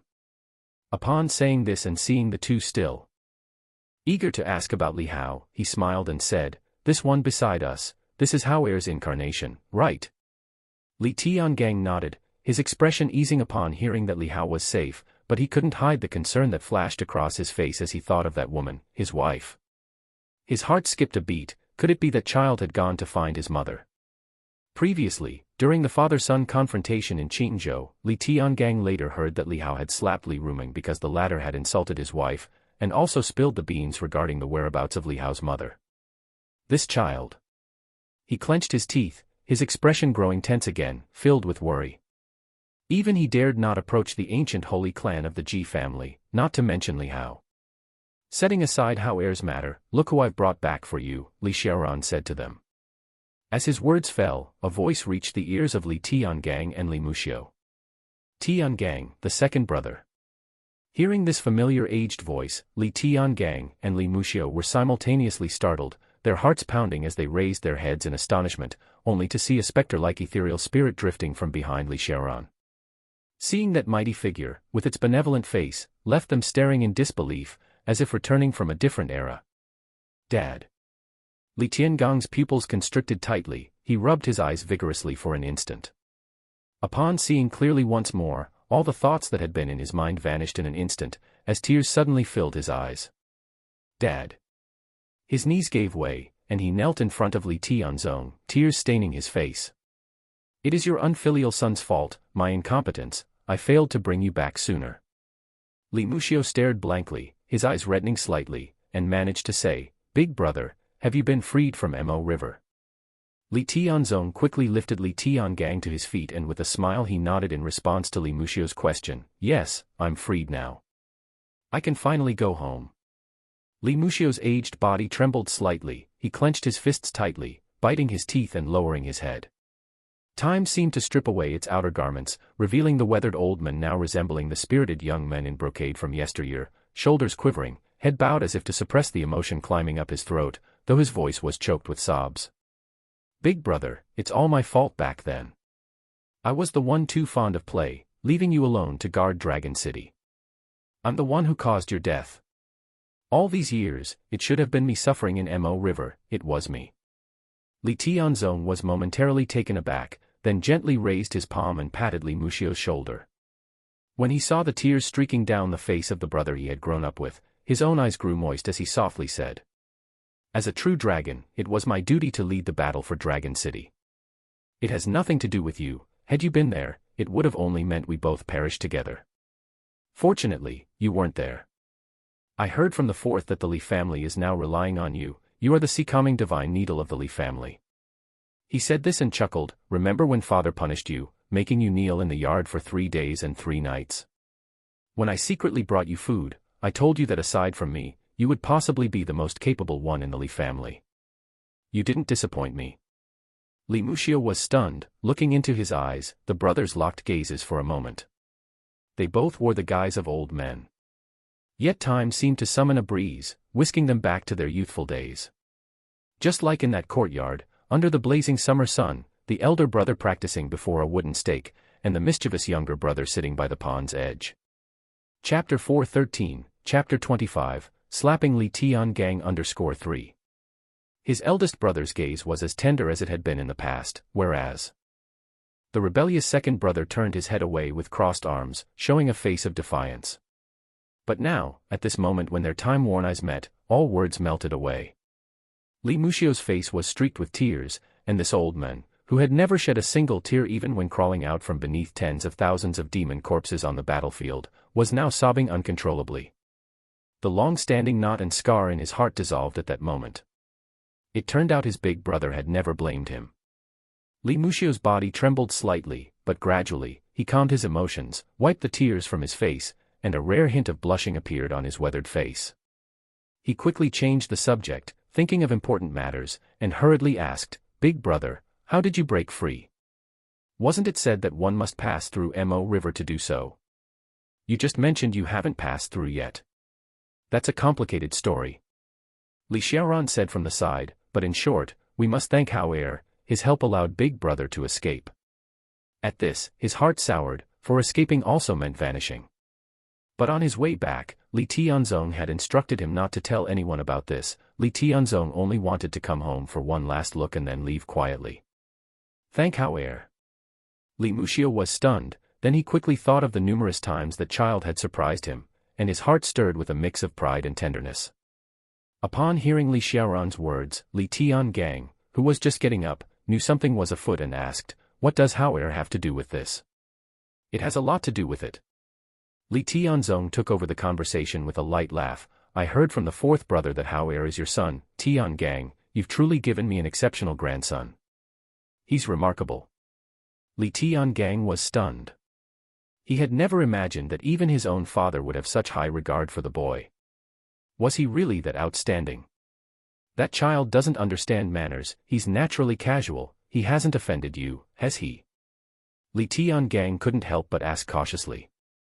At that moment, he was no longer the general with the divine sword, but a son in front of his father. Li Tianzong was taken aback and laughed. "What are you talking about? Hao is lively and endearing, proficient in music, chess, calligraphy, and painting, unmatched in every aspect. His martial arts talent is comparable to an ancient sage reincarnated. In the thousands of years of Dao divine dynasty, he has been a peerless prodigy. Moreover, he's sensible. There's no lack of decorum, just cumbersome formalities. Although our Li family needs family rules, a home is a home, a nation is a nation, there's no need for everything at home to be so rigid." Li Tiangang was deeply shaken and stood dumbfounded for a long time, unable to speak. If it had been anyone else, he might not have taken the words to heart, but hearing this from his father, he suddenly wondered if he had been wrong all this time. Had he been too harsh on the child? Or perhaps, had he been too meddling? Everyone who came into contact with the boy seemed to favor and admire him. Was it because of his esteemed identity from the divine general mansion, or was it simply because of the boy himself? Li Tiangang's thoughts raced. The memories of his interactions with Li Hao since returning from northern Yen flashed quickly through his mind. But before he could reflect properly, Li Tianzong spoke gently. "I heard from the fourth that after Xiao Jiu passed on, you took over his position and became the true dragon of the Li family. You must have had a hard time these years." Li Tiangang snapped back to reality, feeling his blood tremble at this gentle concern. He knelt before Li Tianzong once more, crying inconsolably as he bowed his head, "Father, father, I am incompetent. I am not worthy of being the true dragon of the Li family. The third brother, the sixth brother, they are gone. I failed to take care of them, I failed to protect our home." His shoulders shook. He had not cried when the borders of Liangzhou were breached, his tears had dried up in northern Yen, as they did during the Li family's funerals. Yet, at this moment, he cried like a child again. Li Tianzong was momentarily stunned, reminded of the family affairs he had inquired about from Li Xiaoran on the way. Out of his 9 children, 6 had died in battle, some had even perished while he was still in the divine general mansion, such as the first and the second. He hadn't expected that after he was gone, the others would gradually meet with misfortune.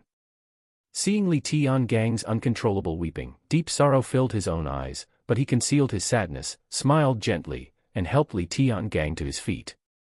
"Child, don't blame yourself. It's my fault as a father for not doing well enough. If I hadn't encountered trouble in Dragon City, if I had stepped into the Grand Tao of Peace realm sooner, none of this would have happened. Father, how can it be your fault? You were already strong enough." Li Tiangang couldn't help but say, momentarily releasing his restrained emotions, but his many years of military life allowed him to quickly regain composure. He wiped the tears from his face and, grasping the arm of Li Tianzong's spirit, said, "Now all is well, you're back. When I step into the Grand Tao of Peace realm, I'll bring Xiaojiu back too."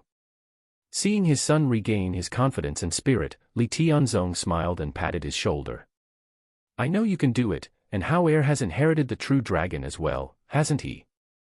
Give him a few more years, and Hao Heir will surely lead our Li family to eradicate all demons, restoring the Li family to the glory of our ancestors."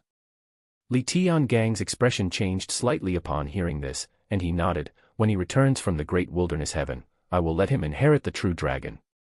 "He hasn't inherited it yet." Li Tianzong was somewhat surprised. Inheriting the true dragon was better done at a younger age, around 14 or 15.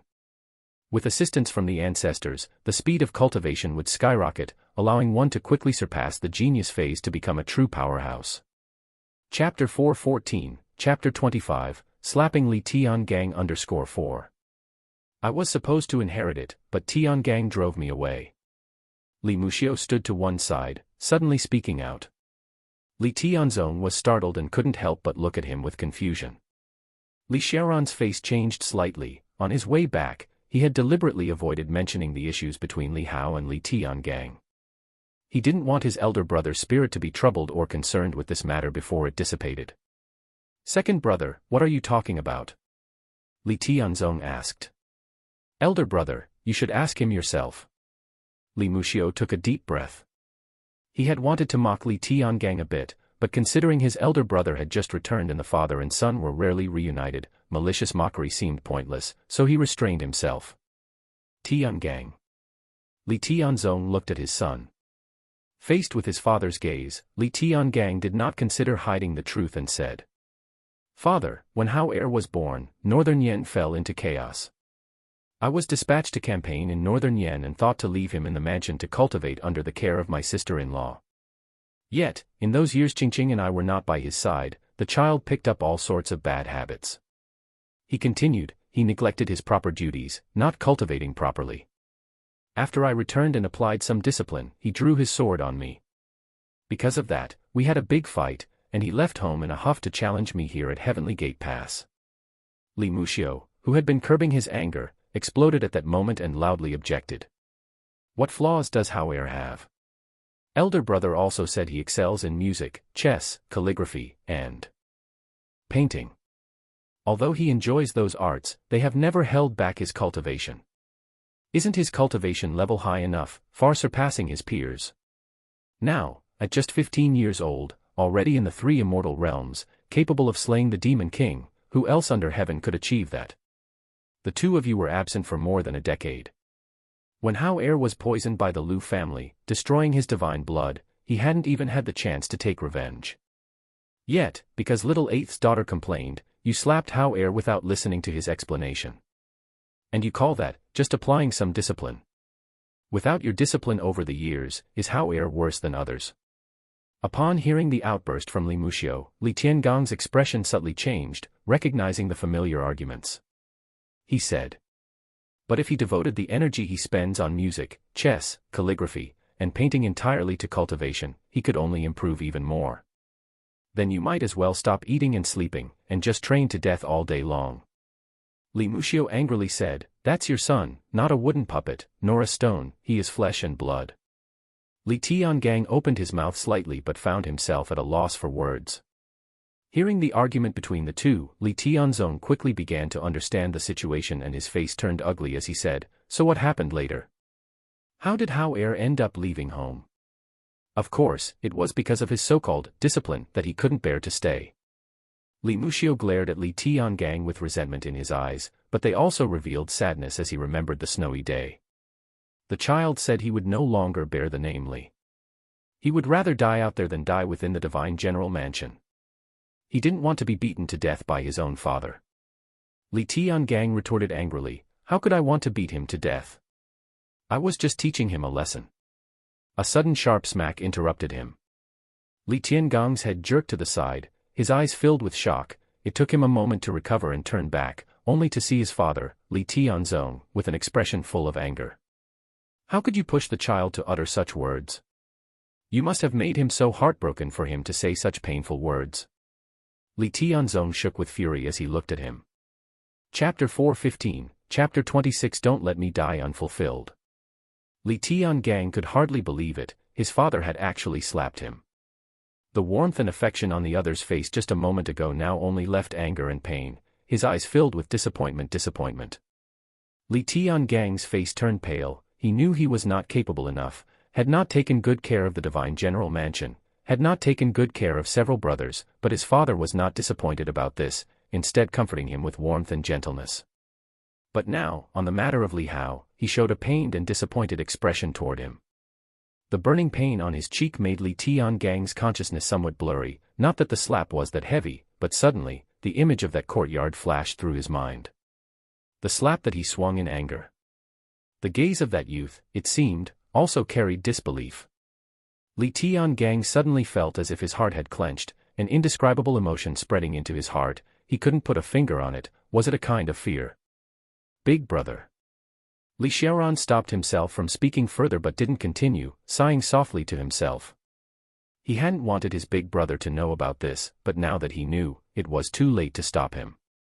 Moreover, Li Tiangang's handling of the Li Hao incident, he also felt somewhat incomprehensible, not to mention the boy's talent. His temperament was also not like what was rumored in the family, frivolous and unruly, undisciplined.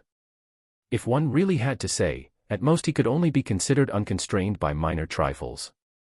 Li Muxiu just stood by with a cold face, saying nothing, even feeling that the slap was a bit too light. No wonder that kid looked at me with a feeling of discomfort. The reason lies here. He had already left the Li family. He also doesn't want to acknowledge me as his grandfather.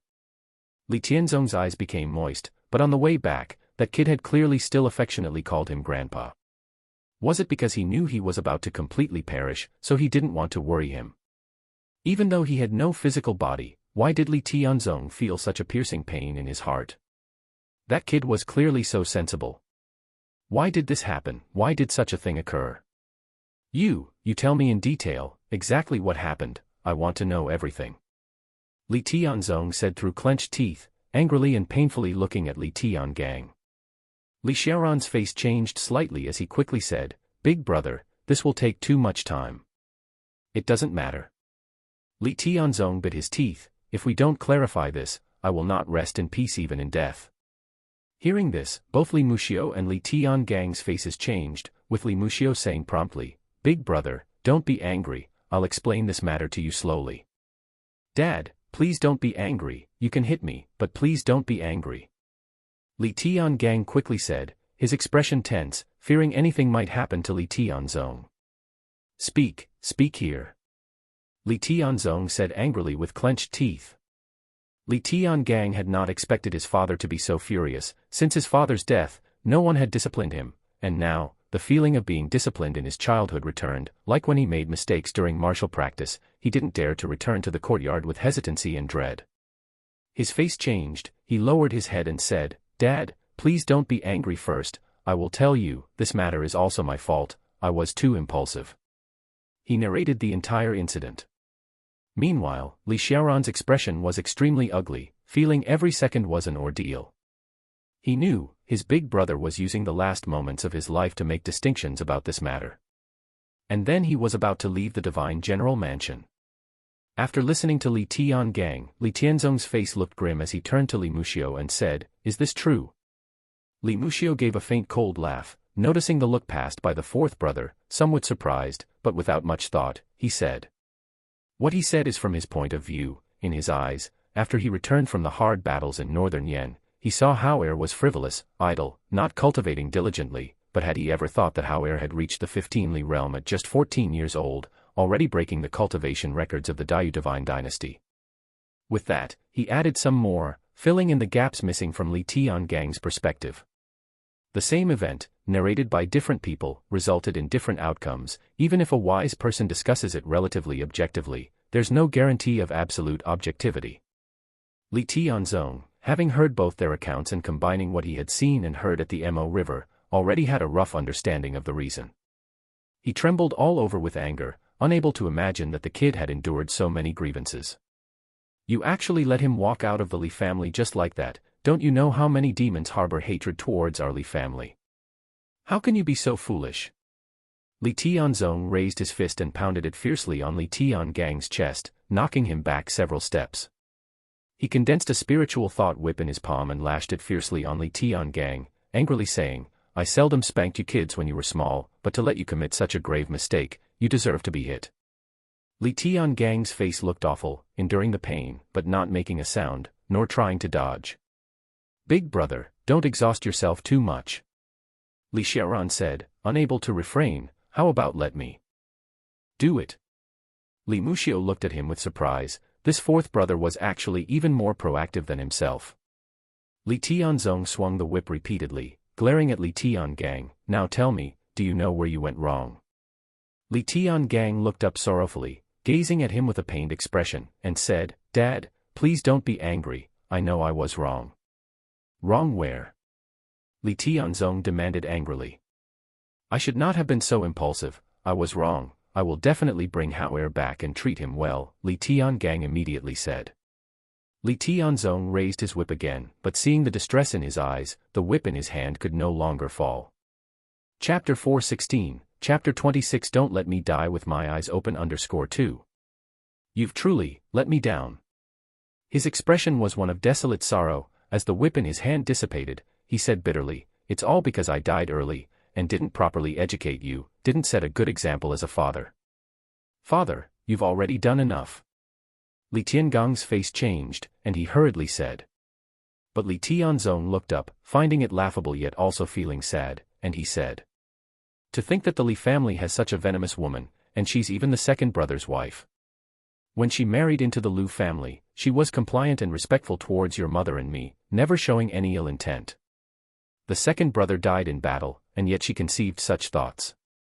It's tragic that such a thing could happen in the Li family." He lowered his head, looking at Li Tiangang with bitterness. "What good will punishing you do, Tiangang? You should know, some mistakes are absolutely forbidden, and once made, no amount of regret can ever make amends." Li Tiangang quickly said, "Father, don't be angry anymore, I will find Hao-er, it's not too late, I can still make it in time." Li Tianzong looked at his nervous, fearful expression and couldn't help but feel waves of heartache. He knew that his child was very filial, and though it angered him to lash out with the whip, it also cut him like a knife. Angry at their lack of initiative, hating their foolishness, yet cherishing their obedience and filial piety, Li Tianzong was overwhelmed with complex emotions. He sighed deeply and said with downcast spirit, "I had intentions of going home for a visit, but now, it seems there is not enough time." Li Xiaoran was shocked, looking at the fading figure of Li Tianzong, unable to hold back, he exclaimed, "Big brother." Li Tiangang and Li Muxiu were both startled, and upon hearing Li Xiaoran's mournful call, their blood seemed to freeze for a moment. It was as if all their blood had rushed to their brains and then frozen over. A chill caused both men to shiver uncontrollably. "Big brother." It was then that Li Muxiu suddenly noticed that his eldest brother's figure was much more ethereal than before. His heart trembled and he asked, "Big brother, what do you mean by that? You can't return to the family." With sudden realization, he turned to look at Li Xiaoran and hurriedly demanded, "Fourth brother, what's happening? Tell me, what is going on?" "Father." Li Tiangang just stood there, staring blankly at Li Tianzong, rooted to the spot. He wasn't slow-witted. That brief statement, combined with Li Xiaoran's reaction, plus the sight of Li Tianzong's now spectral presence, immediately filled him with fear. Big brother has been trapped in the Mo River for too many years, deeply eroded by its power. Although he has escaped now, he can barely make it home for a final glance. Li Xiaoran said wistfully, "But now, big brother can't make it back." Years of staunch resolve kept in the Mo River were now dissipating here, leaving him feeling so heartbroken he could hardly breathe. Li Muxiu and Li Tiangang, upon hearing his words, were thunderstruck, standing still as statues. They had thought that with Li Tianzong's release, he would be able to return to the ancestral shrine, to rest in the family tablets, and that they would be able to see him often in the future. But now, this was the last time. Big brother Li Muxiu shook uncontrollably, staring blankly at Li Tianzong, feeling as if he'd lost all blood and warmth, chilled to the bone. Li Tiangong's pupils constricted, his head buzzed noisily, feeling as if the world were spinning. At the funeral, he had wept until his eyes were red over his father's half-corpse, and now, was he to witness his father's dissipation before his very eyes? Was it because of his earlier action? He could feel his heart beating, twitching, with a tearing pain that felt like it was ripping apart. "Don't be sad anymore." Li Tianzong, looking at their saddened faces, managed to calm himself, though his expression still carried a hint of bitterness. "I never expected such a thing to happen. Well then, second brother, remember to say hello to your sister-in-law for me, tell her I left first, and for her to take good care of herself. If she misses me, let her go to the mountain we often sat upon, and the chirping of the cicadas will be my greeting to her." Li Tianzong spoke with an aged gaze, beginning to make his final arrangements here. His words made Li Muxiu shake with uncontrollable sorrow, not able to utter a single word. "Father, it's all my fault. I made you angry, it's all my fault, my fault." Li Tiangang suddenly fell to his knees in front of him, and abruptly raising his hand, he fiercely slapped his own cheek.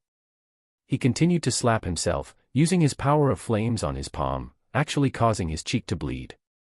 After several sharp slaps, he then looked up at Li Tianzong, his eyes brimming with tears. "Tell me, what must I do to bring you back?" Seeing his state, Li Tianzong couldn't help but sigh and said, "What you need to bring back is not me, it's your son. And you shouldn't be sad, with my current strength, I can still hold on until I reach home, only there's no need anymore." Taking a deep breath, he said, "I planned to pass on my strength to Hao Er, but he refused. Now, I will pass this power to you. Go immediately and bring back Hao Er, at any cost, no matter what happens, you must bring him back. If anything happens to him, I will never rest in peace even in death." His palm landed on Li Tiangong's body, his eyes became extremely serious as he gazed. "Did you get that?" Li Tiangang was jolted to attention, his eyes red as he said, "I can't take your power, you should go have a look home, mother misses you too. Stop being a mama's boy." Li Tianzong, with a large wave of his hand, interrupted him and said, "Forget your rules, back when you defied the entire family for Qingqing, even breaking military rule and the family code, now for Hao Er, your own flesh and blood, you should take up the real responsibility of a father." Chapter 417, Chapter 26 Don't Let Me Die Unfulfilled _3. You must remember, you are first a son, then a husband, after that a father, and only lastly are you a subject, a general, and a member of the people. Li Tiangang was shaken. Looking at the solemn and earnest face of Li Tianzong, he realized that he might have truly been mistaken. His father's words were never wrong. His heart filled with sorrow, he said, "Father, your son understands all, please don't speak anymore, I don't want your power, just go back for a look, I'm begging you. As long as you can bring back Hao Er, our Li family will certainly shine brightly, and the Daoism dynasty will once again return to its golden age, an age I have witnessed." A faint golden glow and reminiscence flickered in Li Tianzong's eyes, as though he could see that distant glorious view. "If you want to truly have a look at home, then go find Hao Er, even if it means apologizing to him. Even as a father, you should bow down if you were wrong. He is your child, what is there to fear?" Li Tiangang's heart was flooded with sorrow as he repeatedly nodded. Your son has taken it all to heart. Father, please don't speak anymore, just go back for a look. Li Tianzong raised his hand to wipe away his tears, smiled faintly, and then said, You too must live on well, my child. In that moment, he was not just a grandfather, but also a father. As he spoke, his body's radiance suddenly intensified, like a fierce white light, enveloping Li Tiangang. Li Tiangang cried out in panic. But Li Tianzong's figure had already disappeared into the white light, no longer visible. Li Muxiu and Li Xiaoran came forward to shout at the same time, but only Li Tianzong's voice echoed in the void. Second brother, fourth brother, the family is now in your hands. Let's be brothers again in the next life. I probably don't have a next life, but you must live well, live on for me. Tiangang, open your mind, don't waste my power. Li Tiangang was heartbroken, but could only grit his teeth and open his mind. A vast power poured in, engulfing his entire body. You must bring back Hao Air. Otherwise, I will die unrestful. Li Tianzong's voice eventually faded away from Li Tiangang's ears. The great and powerful force suddenly expanded, turning into a sky-reaching golden column of light, enveloping Li Tiangang within it. That column of light lingered for a long time, slowly contracting after a while, and finally transformed into a vertical streak of golden light, completely dissipating. Big brother. Li Xiaoran roared in grief and anger, his voice like that of an injured wild beast, raspy and echoing through heaven and earth. Li Muxiu wanted to shout, but could make no sound, feeling as if his throat were clutched. He just stared blankly, his wrinkled eyes moist with tears. The only thing left between heaven and earth was the wind roaring in tumult, fluttering non-stop. After a while, Li Tiangang's body trembled slightly as he woke up from that inheritance. He immediately looked around but did not see Li Tianzong's figure. He clutched his chest in pain. This kind of pain was just like back in northern Yen, when his wife Ji Qingqing left his side. Just like at the funeral, witnessing the other brothers being buried in a collective grave. Pain so intense, it made it hard to breathe. He called out in sorrow, but there was no response. The hand that had gently patted his shoulder was now utterly gone. Father, Tiangang was wrong, come out and hit me. Li Tiangang shouted in grief. But all around was empty silence, with no echo in return. However, Li Xiaoran seemed to be provoked by Li Tiangang's words and abruptly looked at him, then suddenly rushed over, kicking him squarely in the chest. With a thud, fierce power was unleashed, kicking Li Tiangang's body directly into a distant mountain peak.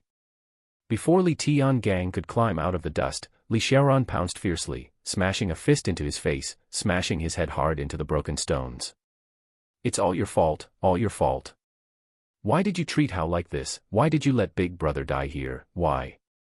He flailed his fists like a madman, each punch landing fleshly, battering Li Tiangang's cheeks, mouth, and nose, his fists covered in blood. Do you know how much Big Brother wanted to go home? Do you? That was his obsession. Do you understand what an obsession is? It's the thing you want to do most in the last moment before death. Big Brother had already made it out, he had already left. Why? Li Xiaoran's roars were frenzied, his fists swinging wildly. Li Tiangang was beaten until he was bloody and bruised, and his immortal treasure body cracked open, spilling copious amounts of blood. He had intended to fight back, but upon hearing Li Xiaoran's angry roars, those words pierced his heart like a knife, and he stopped. Resisting for a moment, allowing the other's fists and feet to fly. Stones crumbled and the ground caved in. As Li Xiaoran beat Li Tiangang into a pit tens of meters deep, the ground cracked all along the way. Enough, fourth brother. Suddenly, Li Muxiu's figure appeared, grabbing Li Xiaoran's flailing arm. With disheveled hair like a madman, Li Xiaoran raised his head, his face streaming with tears as he hoarsely said to the other, Second brother, Big Brother's spirit has dissipated. He doesn't even have the chance to be reborn. His voice was not of anger, but of an utter despair and heartbreaking moan. Chapter 418, Chapter 27. Too late for regrets. Li Muxiu's body trembled slightly, but he just stood there, silent. Li Xiaoran struggled with his arm but failed to break free. He glanced at his second brother and saw the utmost sorrow beneath those eyes. His heart shook, and he sobered up a bit. Seeing the weakening breath and the blood-covered Li Tiangang lying beneath him, he was stunned, and finally, he embraced his head in a pitiful and painful manner. He knew that his big brother would never come back. All those years guarding the Mo River, all the failed attempts to pass through, what was it for? Wasn't it to hope to bring big brother back home? But now, there's no going back. Ah! Li Xiaoran let out a heaven-shaking roar, tears of blood streaming down. Li Muxiu remained silent, standing still like a statue as the winds from beyond the border swirled around the three men before drifting away lightly. For a long time, a very long time. Li Muxiu looked at Li Tiangang, who was still lying in the deep pit, his face covered with blood, and said, "Do you just plan to lie here for a lifetime? If you are not dead, then stand up." Li Tiangang's body shook, but he slowly sat up, wiping the blood and tears from his face. He looked at Li Xiaoran, who sat collapsed like a stone next to him, and at Li Muxiu, whose face was now expressionless. Grief welled up from his heart, but he endured it. He knew he was still the Li family's true dragon. Since he was the true dragon, he had to persevere. Everyone could fall, but the true dragon could not. That's the responsibility the true dragon had to bear. I need to find Hao Er. Li Tiangang got up from the ground, swaying a bit just after standing up, almost losing his balance, but soon he channeled his true energy to heal his body. He took a deep breath, his teeth clenched. I must bring Hao Er back, then pass the true dragon legacy on to him. The prosperous era that father wanted to see. I, Li Tiangang, am incapable. I'm afraid I cannot fulfill father's lifelong wish. It can only be left to Hao Er. Li Xiaoran watched numbly into the distance, his gaze unchanging, as if he hadn't heard anything. Li Muxiu, expressionless, said, "Now that the fourth one has come out, it's a good opportunity to counterattack the demon forces of the Mo River beyond our border. Don't you plan to go and take command?" Li Tiangang looked at him, unable to discern his inner thoughts from his unchanging eyes, and laughed mockingly. "It won't make a difference without me. With the fifth brother there to command, as well as two princes, and you lurking in the shadows, father was right. If I could bend the rules for Qingqing before, then for Hao Er, I can do it as well. I'm his father. What's wrong with breaking the rules for him once?"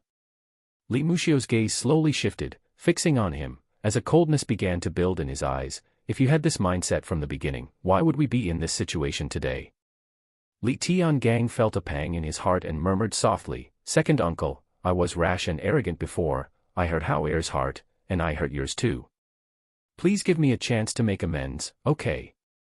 Li Muxiu looked at him, now humbly pleading, the previously emotionless gaze in his eyes now showing waves of sorrow and pain. "Your father died here. Can you make amends for that?" A light sentence, yet it struck Li Tiangang's heart heavily, like a hammer blow, making his blood seem to freeze. When the heroic soul perishes, like the scattering of soul and spirit, how can one make amends? He understood the meaning behind Li Muxiu's words. Death cannot be mended, but what about a broken heart? How can that be made whole again? At that thought, his body began to tremble. He had never been timid in over a decade of battles in northern Yan, but now he felt fear and dread. Could it be that the mistakes he had caused were irreparable? No, that can't be. Hao Er is my son, and although I hit him, my father also hit me, but I have never resented him. We are father and son, he will surely forgive me." Li Tiangang murmured. "Your big brother hit you because he loved you, because you made a mistake, because he had high hopes for you. Occasionally punishing you, his other brothers would secretly take care of you." Li Muxiu's eyes could hardly conceal his sorrow, but what about Hao Er? Was he at fault when he was poisoned? Have you truly cared for him, understood him? Do you know what food he likes, which streets in the city he enjoys visiting? Do you? You only want him to bear the Li family's burden. Don't you realize how heavy that is? When your father chose, designating the ninth as the true dragon, do you know how helpless and pained he was for the little ninth, that he couldn't sleep well for months? Li Tiangang was stunned. Was his father pained over the ninth inheriting the true dragon? If you had true affection for Hao Er, why would he leave? That child remembers even the tiniest bit of kindness deep in his heart. He has seen through you long ago. That child is far smarter than you think. You treat him like a child, but Hao Er far surpasses other children in excellence. I've treated him as an old friend. How could you underestimate him, treat him with such stubbornness? Hearing Li Muxiu's indignant words, Li Tiangang's heart trembled, increasingly feeling an indescribable emotion surge, like a fearful hand gripping his heart. If this had been earlier, he might have thought Li Muxiu was being biased toward the child, but now, after experiencing various things, having saved Liang Zhou, with the banner of Hao Tian flying everywhere, and learning the young man's reputation from the demons' mouths, a reputation no less than those of the generals who had been battling for years, perhaps even greater. At 15, to have reached such heights, even his proudest youngest brother was utterly overshadowed by Li Hao's talent. Now, even his father who had fallen in battle favored the child so much that he was willing to pass on his power to him, insisting on bringing Li Hao back. This realization suddenly awakened him, and the layer of prejudice that clouded his vision was torn away by that slap. Chapter 419, Chapter 27 Too late for regrets _2. At this moment, he finally realized that he had made a mistake. He was too obsessed with enhancing the child's strength but ignored the child's feelings. I must go find him. Li Tiangang clenched his fists, his eyes slightly brimming with redness. He will forgive me. After all, we are father and son, he won't hold a grudge forever. If he truly held a grudge, there might still be a chance to make amends, but I fear that child doesn't even bear resentment towards you anymore. Li Muxiu's eyes filled with sorrow as he said, "You have never taken his leaving home seriously, but did you know? He waited alone in that courtyard for 14 years. What did he wait for? When he stepped out of the Li family, how many dangers did he encounter? Did he almost die? We know nothing of this. But he attained such a cultivation level in just 1 year. Without the fear and pressure of life and death, how could he have transformed so rapidly? Do you take life and death as child's play? Can't you imagine how desperate and furious one must feel when facing life and death? When will you truly understand that you have already truly lost him?" With a thunderous noise, Li Tiangang's mind was struck as if by lightning, standing there stupefied. Had he truly lost that child? His pupils slightly contracted, his breathing almost halted as he cried out fiercely, "No, it's not possible, he can't truly leave, I will surely bring him back." As he spoke, he strode towards the outside. But Li Muxiu stepped forward to block his path. "How will you bring him back? By force?"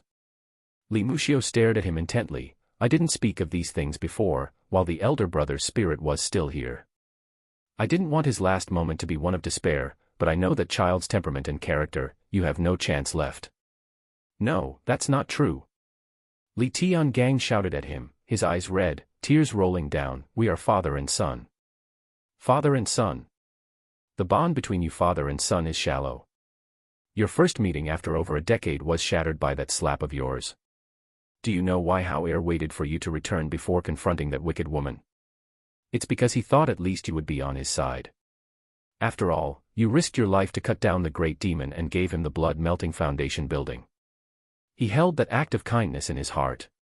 Despite the few letters you exchanged and the distance between you, it was that bit of warmth that sustained Hao Er to this day. But that was gone with one slap from you." Li Muxiu said sorrowfully, "When I saw Hao Er returning the Demon King's blood essence to the Divine General Mansion, I knew you two had no more emotional connection. Hao Er can't come back anymore." Li Tiangang stood there dumbfounded, as if doused with cold water, his entire body chilling. Outside of blood relations, was the only thing between them that act of slaying a demon and offering blood. He swayed, feeling unsteady on his feet. He looked at Li Muxiu, eyes filled with sorrow and despair. "Uncle, what should I do? You wouldn't want to see Hao Er truly leave either. What should I do to make him forgive me?" Li Muxiu looked at him with a frantic look in his eyes. In the past, his heart would surge with anger, wanting to use this opportunity to mock him severely, but now, he just felt a desolation as if his heart had turned to ashes. The most hurtful thing in this world is not being unable to do something. Rather, it's clearly being able to do it, but stubbornly not willing to. With your insight and wisdom, you clearly could have handled these things well, but your prejudices, your indifference towards Hao, led you to arrogantly choose the most convenient method by disciplining your own child with military training. That is the most hurtful thing. Uncle, say no more, I know I was wrong. Just tell me, how can I bring him back?" Li Tiangang said in agony. Li Muxiu's face was solemn and silent. He had said so much, and was it not because deep down he still harbored a sliver of faint hope, that by chastising Li Tiangang, he might awaken him to realize the truth? If that were to happen, then there might be a slim chance to bring Li Hao back. Perhaps, just as your father said, only if you sincerely apologize to him will there be that slim possibility. Li Muxiu whispered softly. He took a deep breath and, looking at the grief-stricken and remorseful Li Tiangang, said, "But whether you can do it, that's hard to say, and whether Hao Er can forgive you, I don't know either. After all, you've hurt him too deeply. I understand. I will find Hao Er, no matter what happens, even if he draws his sword against me again, I will let him strike, as long as he is willing to come back," Li Tiangang declared fiercely. Seeing such determination in him, Li Muxiu fell briefly into a heavy silence. His heart held only a frail hope, but it was overshadowed by regret. If only this realization had come earlier, would there be such a day? His elder brother might have been able to return home for one last glimpse. His heart felt desolate, and he no longer had the desire to speak. Li Tiangang looked at him and then at his emotionless fourth uncle, Li Xiaoran, beside him. Filled with sorrow, he thought of his father's final words. He could not let his father die with his eyes unshut. "Dad, I will surely bring back Hao Er and let him visit you at our ancestral shrine." Li Tiangang knelt on the ground, facing the spot where Li Tianzong had last vanished, and kowtowed 3 times with heavy thuds.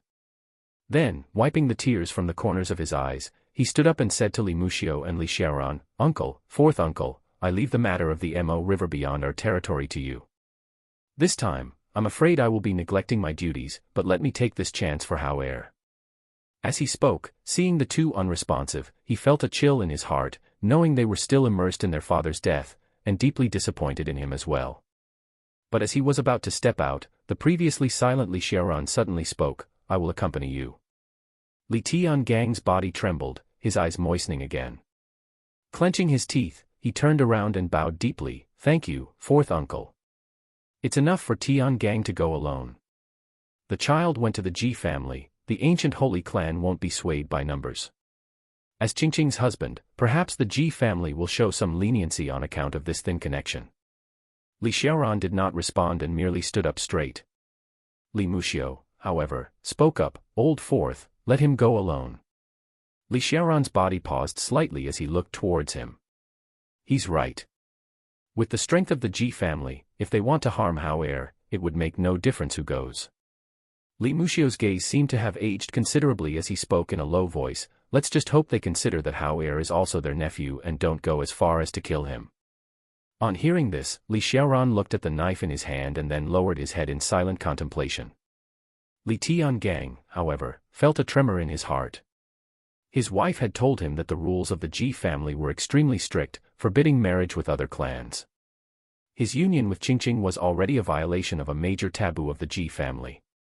With the child now approaching the Ji family, the prospects might be more perilous than auspicious. He could not afford to say more and immediately said, "Uncle, fourth uncle, wait for me to bring back Hao Er." Having said that, he turned and dashed out swiftly, transforming into a streak of golden light and speeding towards the distant great wilderness heaven beyond the border. Chapter 420, Chapter 28, The Young Man Enters the Great Wilderness. Donghuang continent is vast and boundless. If Daiyu Divine Dynasty is considered the center, the imperial city is the bullseye. The contours of the 19 provinces resemble that of a teapot. The spout curves upward, and at the edge of the spout is Heavenly Gate Pass. Extending from Heavenly Gate Pass and weaving through the gray demon territories beyond, this place is rife with demons residing and entrenched, while even further on lies the stark black area on the map, the Great Wilderness Heaven Realm. The Great U Military Department consists of 4 divisions, overseeing military selection, cartography, state transportation, and arms and armaments, among other responsibilities. The second division, the Mapping Department, is in charge of the maps of the world and updates them regularly.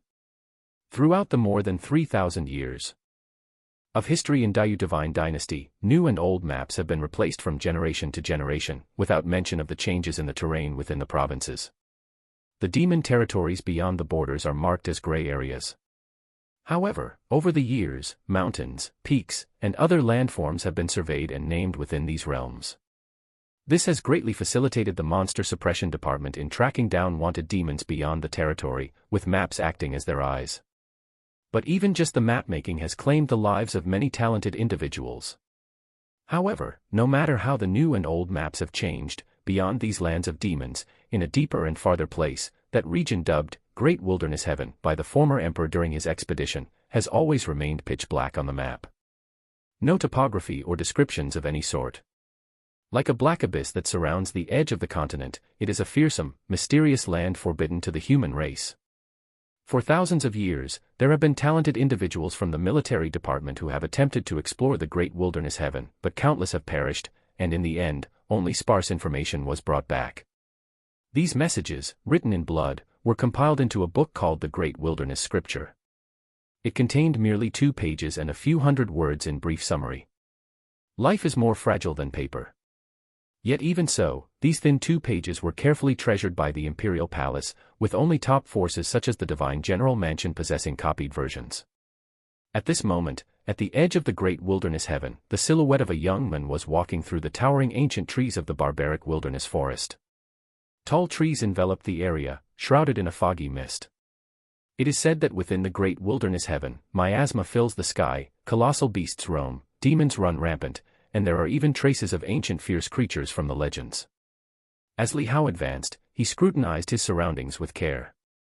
The records indeed were true. Although he had not yet encountered any colossal beasts or demons, he could already feel the damp, toxic miasma in the forest. Fortunately, his indestructible treasure body was extremely resilient, easily fending off the miasma without being harmed. Yet, if it was someone from the 3 immortal realms, even if they were to stay here for a long time, their bodies would be damaged. And those with an even lower cultivation level would not even need to be mentioned, as they would face even greater hardships. My mother actually lived in such a place. Li Hao's gaze flickered, his thoughts shifting, as he asked the elderly member of the Ji family hidden and shrunk on his body, "Is there really a human tribe living there as you said?"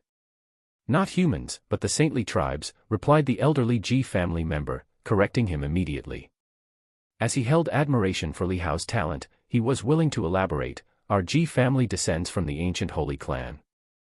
Though we emerged from the human race, our clan's members possess the bloodline of ancient sages, with strong and formidable physiques, far from comparable to you primitive savages. Moreover, with the blessing of the sacred land in our midst, we are impervious to the miasma. To call it a land of deities would hardly be an overstatement." Hearing this, Li Hao felt somewhat relieved. It seemed that his mother's living environment was not bad. As he walked, Li Hao started to converse with the elderly Ji family member. He learned the man's name, Ji Yungo. Ji Yungo touched only lightly on the subject of the Ji family, and did not delve deeply into it. However, he gave Li Hao many insights into the great wilderness heaven realm, clarifying that it was indeed as perilous as countless predecessors from the military department had explored and verified. But the perilous regions were divided into areas. For instance, their current location belonged to the outer periphery of the great wilderness heaven realm. Although extremely terrifying demons could be encountered here too, the likelihood was not high. Mostly, the area was dominated by demons and fierce beasts of low ancestry. However, with the abundant energy from heaven and earth here, even low ancestry demons could hope to cultivate into demon kings, which is why the warnings in the Dao divine dynasty's records, that those without the 4 stands realm should not easily step into the great wilderness heaven, were deemed quite reliable. Among the towering ancient trees, Li Hao, following Ji Yun's guidance, hurriedly made his way. He moved swiftly between trees, each with a diameter of tens of meters, where every branch was wide enough to comfortably accommodate several people lying down. In the midst of his journey, a sudden shadow shot towards him. Drawn by a path of essence, the attack was unerring, and he felt an inescapable sensation. Li Hao, slightly taken aback, abruptly and quickly moved his just settled foot again, vanishing without a trace and evading the pull of essence with a whoosh. Before the pulling essence could even reconnect, Li Hao appeared at the point of attack, speedy as lightning, and saw it was a woman hidden behind the thick leaves at the top of a tree launching a sneak attack. The woman was half human, half demon, with her lower limbs resembling the fierce form of a praying mantis. Upon seeing Li Hao, who had abruptly appeared before her, the woman was taken aback, evidently not expecting that this young man, with an unremarkable presence but clearly of the human race, would possess such remarkable skills. Her pupils contracted suddenly, but she reacted extremely fast, spitting out a jet of green poison. Li Hao threw a punch, the ferocious power of the blow dispersing the poison and pulverizing the demon woman's delicate white face, revealing an exoskeleton-like bone structure underneath as she screamed in agony. An ancient holy scion. The demon woman retreated, shocked as she stared at Li Hao. To have such a terrifying explosive strength at such a young age, had she really encountered an ancient holy scion on the fringes of the great wilderness heaven realm? Cursing her luck inwardly, she didn't bother with the pain in her face and turned to flee. Li Hao reacted with incredible speed. As soon as the Thousand Mountains Flying Birds map was activated in tandem with his traceless movement ability, he almost instantaneously caught up to her from behind.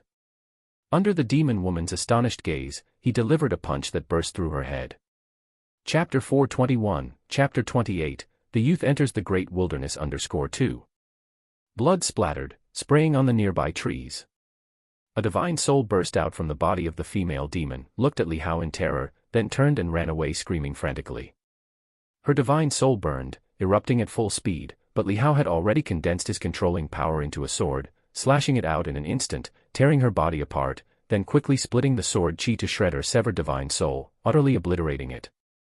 All of this happened in the blink of an eye, and this Tao Heart Realm Demon King had already fallen at Li Hao's hands. Ji Yungu, hidden within Li Hao, couldn't help but show a smile on his face upon witnessing this. In the Mo River, although he saw Li Hao displaying extraordinary talents, it was somewhat due to the lingering will of Li Tianzong secretly blessing him. Now, the explosive power of Li Hao's true body, along with the skill and strength he demonstrated, were in no way inferior to that in the Mo River, which put his mind at ease and left him satisfied. He thought that once he helped Li Hao return to the Ji family, he could introduce him, and if he could get Li Hao to cultivate with the Ji family, that would be an excellent way to nurture him. At the moment, as Li Hao killed the female demon king with his fist, he felt a piercing pain in his knuckles. The venom had touched his fist, corroding his skin. His own flesh was susceptible to corruption. If it had been an ordinary cultivator of the three immortal realms, their flesh would probably have rotted away, exposing white bones. Li Hao took a deep breath, not expecting that he would encounter a demon king's ambush just tens of miles after arriving in the great wilderness heaven. He looked at the female demon's corpse, her head smashed, but the rest of her body was still intact. He quickly flew back, arriving at her body, reached out his hand, and absorbed the life essence within her. The female demon's body rapidly withered, eventually becoming like a wrinkled piece of gray rotten flesh. Li Hao casually slapped the remains, pulverizing the bones and scattering them, to avoid leaving tracks behind. After absorbing the life essence of the female demon king, Li Hao circulated it within his body for refinement, and the stinging sensation on the back of his hand immediately disappeared, and the corrosive decay stopped as flesh regenerated. He had just come out of the Mo River, with his true body's strength still the same as before the great battle in Liangzhou, his physical body barely comparable to a divine weapon cast 7 times. Now, he had advanced slightly further. This showed just how potent the female demon king's venom was. Even though his physical body could hardly be gravely injured by a peerless technique realm demon king like Lu Yuan, she was only of the Tao Heart realm, yet she had made him bleed. To injure me while only at the Tao Heart realm, is this the might of a demon king in the great wilderness heaven? It feels even more formidable than those outside, Li Hao muttered to himself. Ji Yungu heard these words and couldn't help but laugh. To injure an immortal of the 3 immortal realms and still be praised. That's certainly defying the heavens. However, prodigies in the ancient holy clan are like this, defying odds to slay demon kings. In the barren lands beyond, such feats may shock the barbarians, but in the great wilderness heaven, it's merely considered excellent. But he knew that Li Hao's true strength was not as it seemed, and even among the ancient holy clan, Li Hao was certainly capable of being a prodigy, which was why he valued him so highly. After dealing with the female demon, Li Hao did not linger and immediately continued on his way. He possessed the myriad attributes, which could conceal his aura, but the noise he made while moving could still attract some demons along the way. On his journey, Li Hao dealt with 2 more, but they were both of the 3 immortal realms, attempting to launch a surprise attack, and he slapped them to death with his hand. Without any weapons at his side, Li Hao's own body was already at the level of a divine weapon, and his fists and feet possessed tremendous destructive power. As he hastened on his way, Li Hao was also digesting the memories and martial arts cultivation techniques he brought out from the Mo River. Due to his memories, these techniques were directly added to the panel, and within the panel, after being deduced through the 7th stage of the physical body path, some new cultivation techniques evolved. For instance, the previously deduced 10,000 blood true demon skill had now become the soul sacrifice true demon skill. The absorption and refinement of the essence from demons had become more efficient. This allowed Li Hao's physical body to refine towards its limit even faster. Ji Yungu guided Li Hao, avoiding some of the more perilous forbidden areas within the great wilderness heaven along the way. Within these places resided well-known great demon kings, and one should not tread lightly there. Li Hao had no intention of venturing into these areas to hunt. His current urgent task was to return Ji Yungu to the Ji family, and if possible, deep down, he still wished to see that mother of his.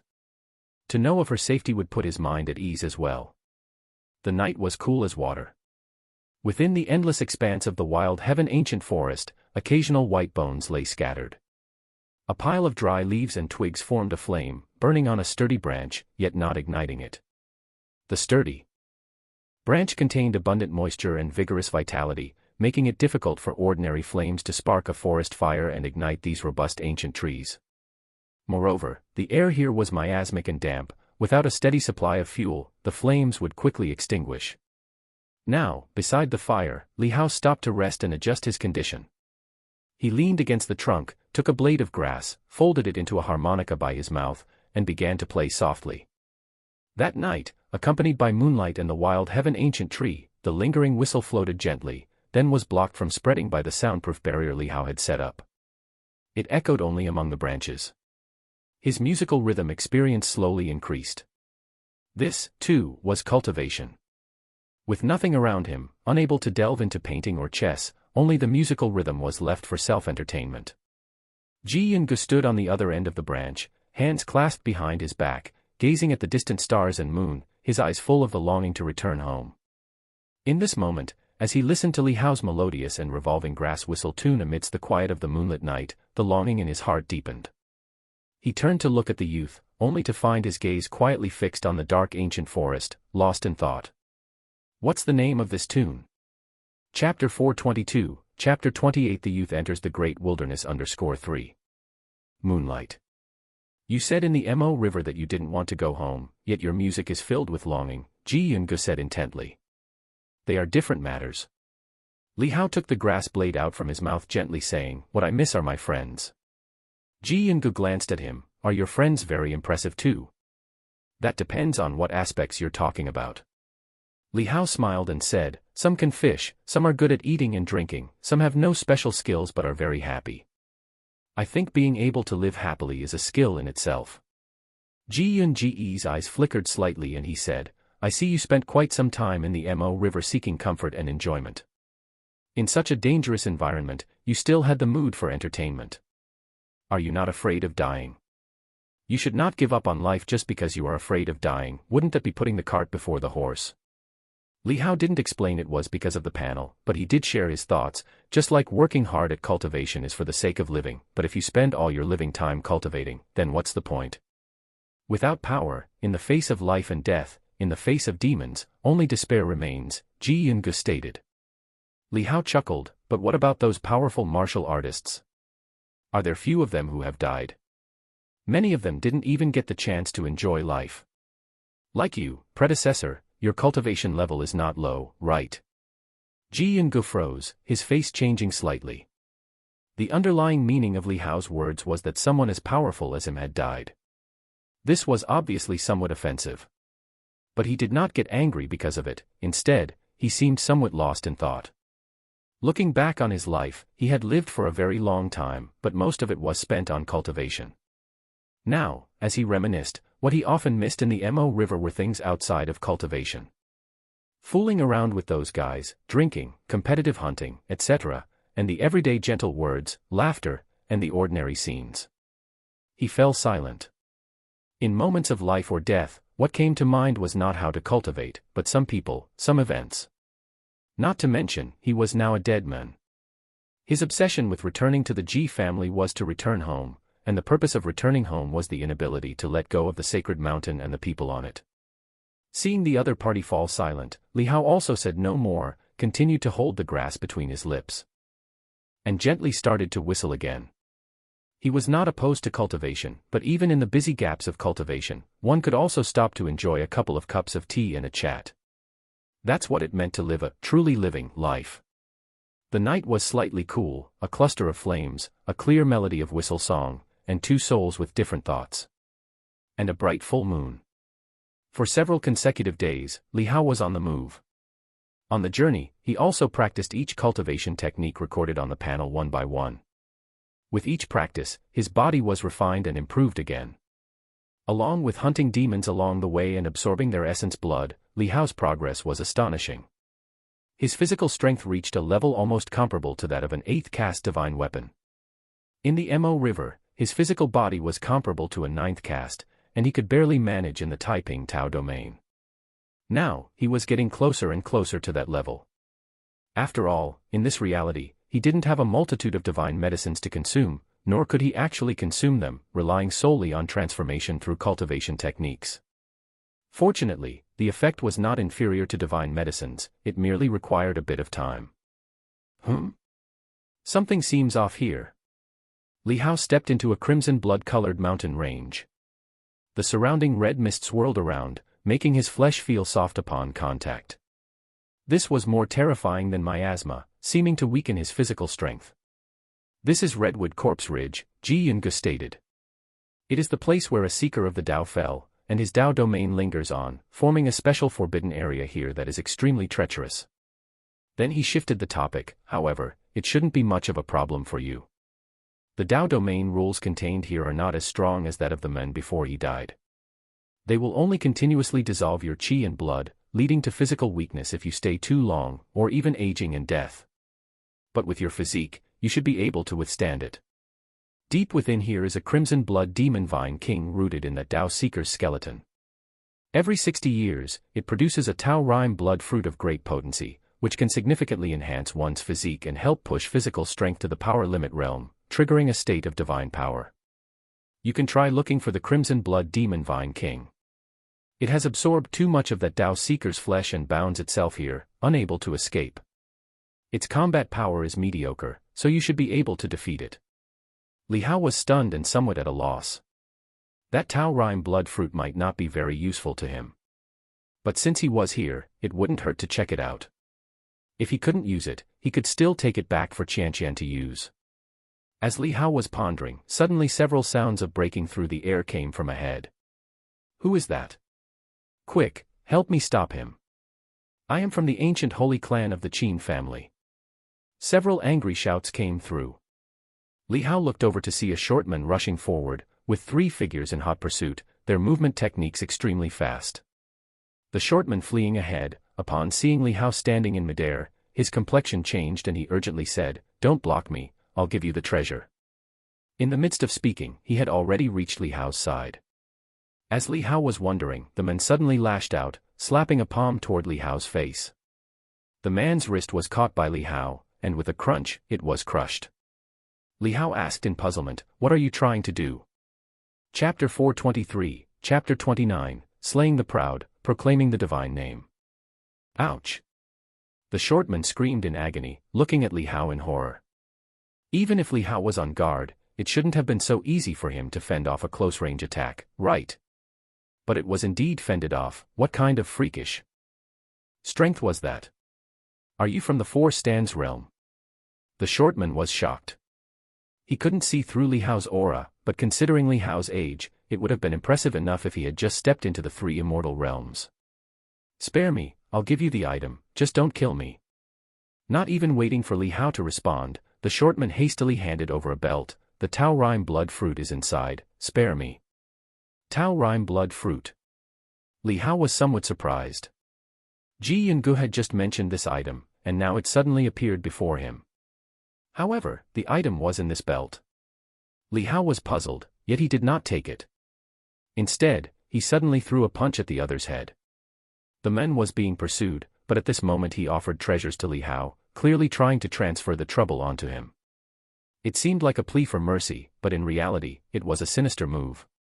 The shortman was furious and let out a roar as a golden talisman ignited in his palm. It was indeed a Saint Heart talisman. Where the golden talisman burned, divine light emerged to envelop his body, intending to block Li Hao's punch. But when Li Hao saw the golden talisman, he suddenly realized what was happening and forcefully used the flying phase ability, doubling the distance of his attack. His fist had just swung halfway when the fearsome destructive force struck the opponent's head. With a bang, it burst like fruit pulp. The short man's mouth was slightly open, his final moment before death still filled with disbelief, not understanding why he was dying. Yet his body had already lost all motor functions, and a divine soul flew out from the top of his skull, attempting to escape into the distance. But the sword chi that Li Hao had condensed, having the hidden Bao attribute, was already lurking in the surroundings. As the man's divine soul burst out, it was instantly slashed at. If sword chi employed the hidden Bao to stay hidden and went undetected, its lethality would double. In that moment, it directly split the man's divine soul in half, and then the sword chi exploded like a porcupine, shredding the divine soul. The shortman was only from the 3 immortal realms. In front of Li Hao, he had no chance even to plead for his life using the Saint Heart talisman. Everything happened in the blink of an eye. The man's body and soul were both destroyed, leaving behind only the activated Saint Heart talisman still burning and enveloping his headless body. One just had to wait for the talisman to burn out, leaving only a corpse behind. In the brief moment, 3 silhouettes were already chasing after him. Upon seeing Li Hao kill the shortman in a blink of an eye, they were all startled and immediately surrounded Li Hao in a triangular formation, locking him down. "Damn little thief, he died too easily without me personally killing him." The leading youth looked at the headless body with a trace of anger still in his eyes. The man was merely from the 3 immortal realms, yet he nearly snatched the Tao Rime blood fruit from his grasp, a complete humiliation. "Boy, hand over his body. I am from the Qin family of the ancient holy clan. You better not be as foolish as this idiotic thief," the youth shouted at Li Hao, eyeing him closely. The more he looked, the more he frowned. This young man didn't seem to be from the great wilderness heaven. But those of the lower human race beyond the great wilderness heaven, at such a young age, who had such a cultivation level, to instantly kill someone from the 3 immortal realms. Li Hao, holding up the corpse enveloped in divine light, slightly raised an eyebrow and said, "Shouldn't you thank me first? I stopped him for you, and I also killed him. Young man, hand over the Tao Rime blood fruit first, and our young master will surely reward you handsomely," another middle-aged man said, carefully watching Li Hao with a calm voice while quietly exuding his aura to envelop the surroundings, sensing in all directions, trying to discern if Li Hao was alone. Another elder was silently locking down the area, using a secret technique to prevent Li Hao from escaping using a Saint Heart talisman and secret arts like the small man had attempted. Li Hao, with his heaven and earth vein, had an extremely refined perception of the surrounding world. The opponent's subtle movements and probes, though discreet, were immediately picked up by him, and his eyes became slightly cold as he sensed their murderous intent. He felt a hint of anger. The people of the great wilderness heaven seemed to care even less about rules and order. "Whatever you want, just say it, but hand over that body first," the youth said angrily, his emotions from the earlier provocation by the shortman not fully calmed. "What if I don't want to?" Li Hao said. The youth's eyes suddenly turned icy cold as he angrily said, "Then you're asking for death." The elder had secured the area and sighed with relief inwardly. After exchanging glances with the middle-aged man and confirming that there was no one else around other than Li Hao, he concluded that this unknown young man had come alone. Without politeness, his attack came in a sudden, even as he was speaking. As a member of the ancient holy clan, there was no one they dared not kill. Even if Li Hao were some holy clan scion, it mattered not. Great wilderness heaven respected the strong, and those inferior in skills deserved their fate. With a thud, pouncing from such close proximity, the elder was from the 4 Stands realm. As an old servant from the ancient holy clan, he also practiced a profoundly mysterious cultivation technique. The attack was as swift as lightning, unavoidable under the guidance of the Tao Rime. Li Hao didn't choose to dodge either, and the attack was incredibly fast. His back vibrated violently, and his body leaned slightly forward, feeling piercing pain. But soon enough, his indestructible treasure body kicked in, swiftly healing the grazing wound and the pain along with it. The elder's eyes widened in shock. This young man wasn't wearing any treasure garment, he actually took the full brunt of his strike with his bare body. The youth and the middle-aged men were both stunned, their expressions changing immediately. Chapter 424, Chapter 29 Cutting Down the Proud, Exalting the Divine Name _2. Li Hao's eyes were ice-cold as he used his control over objects to put the headless body aside, suspended in the air. Suddenly he stepped forward, using the heaven and earth traceless skill, and instantly closed in on the youth. The young man's face changed with shock and fury, and he instantly raised his hand to slash with his sword. But the sword light was shattered by Li Hao's punch, the sharp blade sparking against Li Hao's fist, drawing a bloody streak, clearly a divine weapon of extremely high quality. However, as the sword light broke, Li Hao's fist also landed on the young man's chest. A low growl suddenly burst from within the young man's chest, followed by the appearance of a dark Xuanwu phantom that roared at Li Hao, using its back to block Li Hao's punch. A look of surprise appeared in Li Hao's eyes. The young man's golden silk robe, apparently armored with a divine armor inside, didn't seem like ordinary clothing. It appeared to be a treasure garment that was impervious to fire and water, soft in material yet extremely tough. The powerful impact sent the young man flying backward, the dark Xuanwu phantom fading slightly. Having made a move, he must ensure to root out the problem completely. Divine light shot from Li Hao's eyes, his footsteps quickened as he pursued. "Damn it, stop your arrogance." The middle-aged man was furious, a primitive spear appearing in his hand, rough as stone but containing the aura of an ancient wilderness, as he suddenly stabbed at Li Hao. Li Hao didn't meet the attack head-on but used the heaven and earth traceless skill to pass by, his movement technique enhancing drastically as the patterns activated. Like a dazzling bolt of lightning, he caught up with the youth. Fury condensed in between Li Hao's palms, and he violently smashed his fist out again. "You're courting death." The young man roared in anger and a hint of fear. This youth was like a wild dragon, terrifyingly powerful. Even with divine armor to protect him, the young man still felt his blood roiling. He should know, he was in the Tao Heart realm. At this moment, Li Hao's combat revealed his cultivation level, which was indeed in the 3 immortal realms. It was always the prodigies who defeated enemies against all odds, yet today he found himself humiliated in adversity, something the young man could hardly believe. The bright sword light, like dark fireworks, whistled through the air, but Li Hao instantly activated his supreme body, entering a state where he could not be targeted for a brief moment. The sword affected by the supreme body lost its guidance, and despite being locked within his sight, the blade quietly slid past Li Hao, touching nothing. Li Hao's fist landed once again, the Xuanwu phantom roared out, but this time, the fist's intent surged like a tempest, engulfing it entirely. The phantom dispersed, and the fist struck the young man's chest. The gold silk robe caved in, his chest collapsing into a massive depression as bones snapped and organs shifted. The young man spewed a mouthful of fresh blood, his body flying backward like a golden canary with broken wings. The middle-aged and the elderly men had caught up, their faces filled with horror. The young master had divine armor to protect him, but he was still gravely wounded.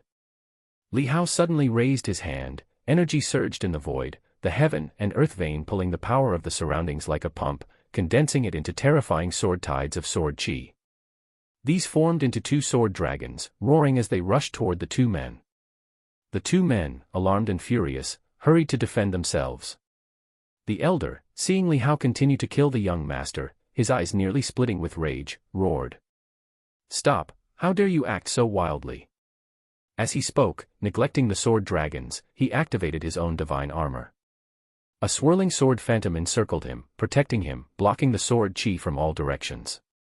But still, many strands of sword chi, like fish slipping through a net, struck him. Before the elder could reach the young master, a strand of sword chi entered his body. In an instant, his body trembled as if his nerves were pulled out, freezing him on the spot. A force pulling him towards the abyss assaulted him suddenly. The elder's pupils contracted as he felt his strength drain rapidly. He was horrified. Was he dying? Yet he hadn't sustained any severe injuries. As his consciousness nearly vanished, he panicked and quickly stimulated his life-reversing power.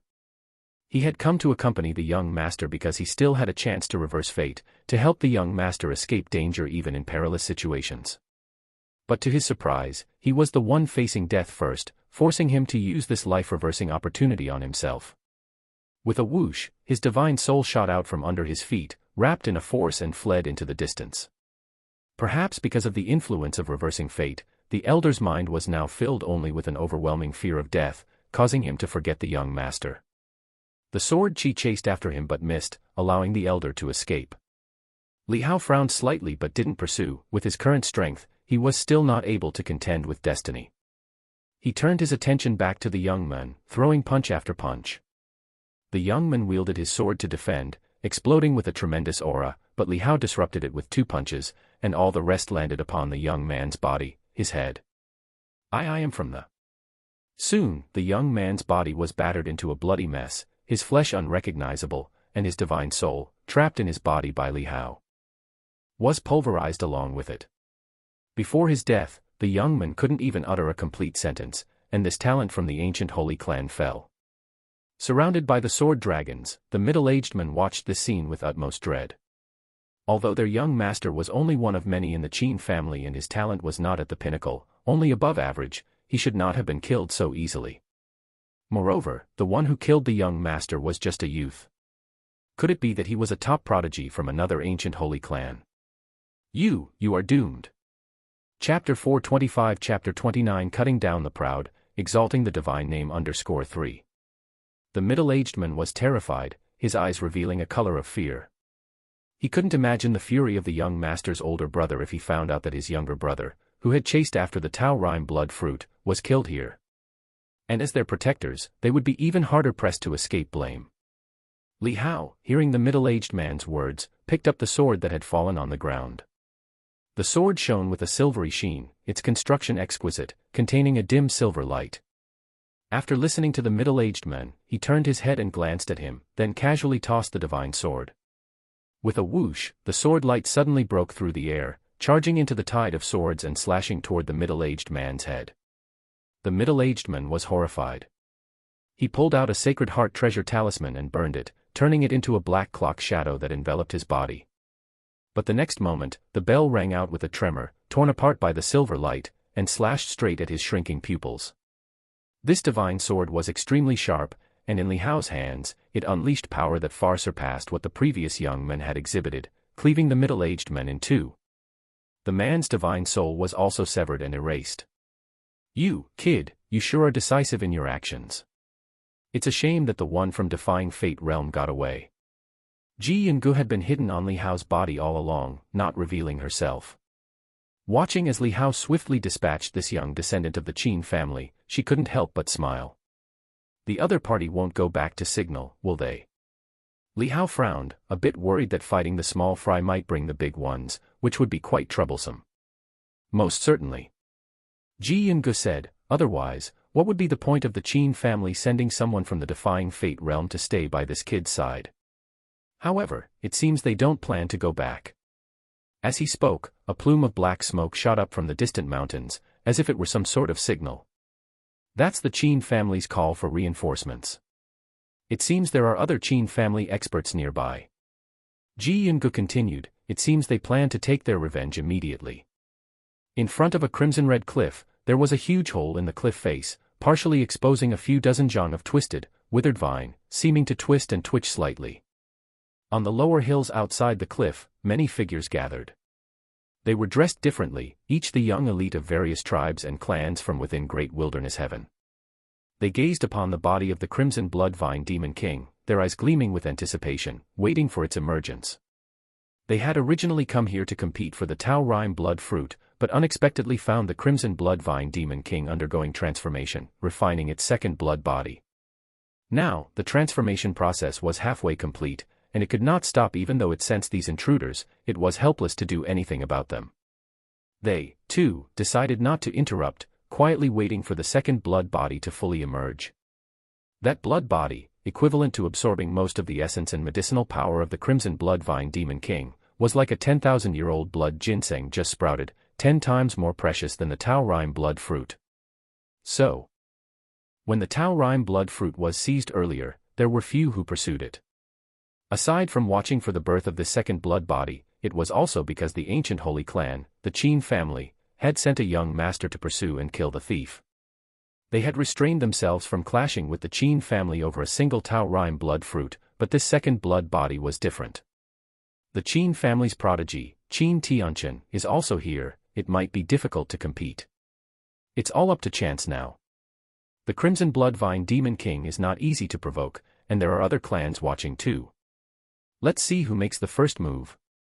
The gaze of many focused on several extraordinary figures in the crowd, one of whom was especially striking, the prodigy of the ancient holy clan, the Qin family, Qin Tianqian. There were rumors that he possessed an innate holy bone, an exceptional talent, and was said to have the demeanor of a saint. He could cultivate at the age of 3, reach the divine travel realm at 10. Stepped into the Tianren Grandmaster level at 14, entered the Immortal realm at 17, and was extremely fierce, having slain a demon king in a reverse state of power. Now, only 24 years old, his strength was already on par with many of the older generation, dominating one side, and it was said that not long ago he had even ventured deep into the great wilderness alone to slay an ancient fierce creature. In the crowd, Qin Tianqian stood with an illustrious air, extraordinary bearing, quietly staring at the crimson blood vine demon king inside the cave. Not far from him, several other figures occasionally cast glances his way, their eyes filled with seriousness. It was said that he had already reached the limit of the power passage realm, grasping a state of divine power, and to everyone's surprise, he had come here as well. While everyone waited, suddenly, a trail of black smoke soared into the sky from afar. The two elders beside Qin Tianqian saw it and were startled, their expressions immediately turning grim. That direction was precisely where their second young master had gone earlier. A flicker of recognition crossed Qin Tianqian's face as he noticed it, too. Usually impassive, his eyes now widened, and a tremendous aura burst forth from his body, shooting up towards the heavens. Big young master. From a distance, a divine soul raced over swiftly. It was the elder who had previously attempted to kill Li Hao. He saw Qin Tianqian, who had just leaped into the air, and hurriedly said, "Young master, someone is trying to steal the Tao Rime blood fruit and wants to kill the young master." Upon hearing this, Qin Tianqian's pupils constricted. He had come here precisely to protect his brother and help him acquire the Tao Rime blood fruit. Now someone dared to kill his brother. All those who had come to compete were already here, none had left. Seeing that only the divine soul was left of the old servant in front of him, his face changed, and he asked, "Where is Tian Yu?" I only managed to escape by using my defying fate ability." The old servant suddenly became somewhat incoherent, his heart filled with nervous fear. Seeing this, Qin Tianqian's eyes suddenly shot out lightning like divine light. "You mean to say, you abandoned my brother and escaped alone?" "Great young master, please hurry and save the young master," the old servant quickly said. He had escaped using his defying fate opportunity, but the young master was only at the Tao Heart realm, he likely could not escape from harm.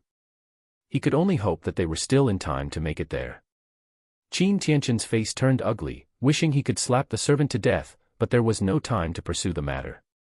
He turned around and stepped forward, about to chase after him, when he saw a figure in the distance rushing towards him, wearing a golden threaded robe and holding a shimmering silver sword. This attire was exactly like his brother's. But the one wearing it was a young man. Li Hao, having fled from the great battle in Liangzhou to the Mo River, had long been in tattered clothing. After killing that young man, he took his clothes, which happened to be a treasure garment, as something to cover his body, replacing his own ripped robe. As for the divine armor, which was already ruined, he had been too lazy to take it. Coming here now was to strike first to gain the upper hand, as well as to avoid being caught escaping, and having them search beyond the great wilderness heaven, causing trouble for the Daiyu divine dynasty by attracting a powerful enemy. So many people. Li Hao glanced around and saw figures on mountaintops both near and far. His gaze locked onto the divine soul of the old man and, seeing him pleading in front of a youth, he immediately understood that the youth was probably the target of the man's plea for help. "Was it you?" Qin Tianqian saw Li Hao wearing his brother's clothes and holding his brother's sword, and his eyes immediately reddened. His previously icy demeanor instantly turned furious. "Your next journey awaits at Empire. Who are you?" Two old men beside Qin Tianqian also rushed over. Seeing Li Hao's attire, they were shocked and urgently yelled. The incident here alerted everyone, causing all those nearby waiting for the crimson blood vine demon king to be born from the blood body to look over in astonishment. From the looks of it, the Qin Tianqian's brother who had just been pursued seemed to have been slain. Li Hao's attire was immediately recognized by them. His clothes had been stripped, and his weapon lost, which clearly meant that the person was gone too. Who is that person, so young? He looks like he's in his teens, right? Which clan's prodigy is he? He dares to kill someone from ancient the Qin family and even chase after them. This guy's got some nerve. Everyone watched in shock, buzzing with stunned discussions. Listen well, I am from the ancient divine clan, Heavenly Clan. Li Hao, hearing the old man's question, thought to himself that they were paving the way for him. He had arrived intending to disguise his identity. If he just walked away, he didn't know what means the ancient holy clans had at their disposal. If they traced him back to being from outside the great wilderness heaven, that wouldn't end well. Since you all are holy clans, it's not too much for me to be from a divine clan, right? Hearing Li Hao's loud response, there was a moment of silence in the heavens and earth, leaving everyone dumbstruck. Ancient divine clan. Had they heard wrong? They had never heard of this name. In the great wilderness heaven, was there really such an ancient divine clan? Everyone was shocked, feeling as if their horizons had been broadened. Qin Tianqian was also shaken, astonishment showing on his furious face. Ancient divine clan. His family elders had never mentioned it, and the ancient holy clans were called holy because their ancestors were ancient sages. Therefore, they all had the bloodline heritage of ancient sages in their bodies. This young man before him claimed to be from a divine clan. Could it be that he was a descendant of gods? But in this world, where are their gods? They had never even heard of such a thing. Part 6 of the series ends here. Thank you for watching and listening.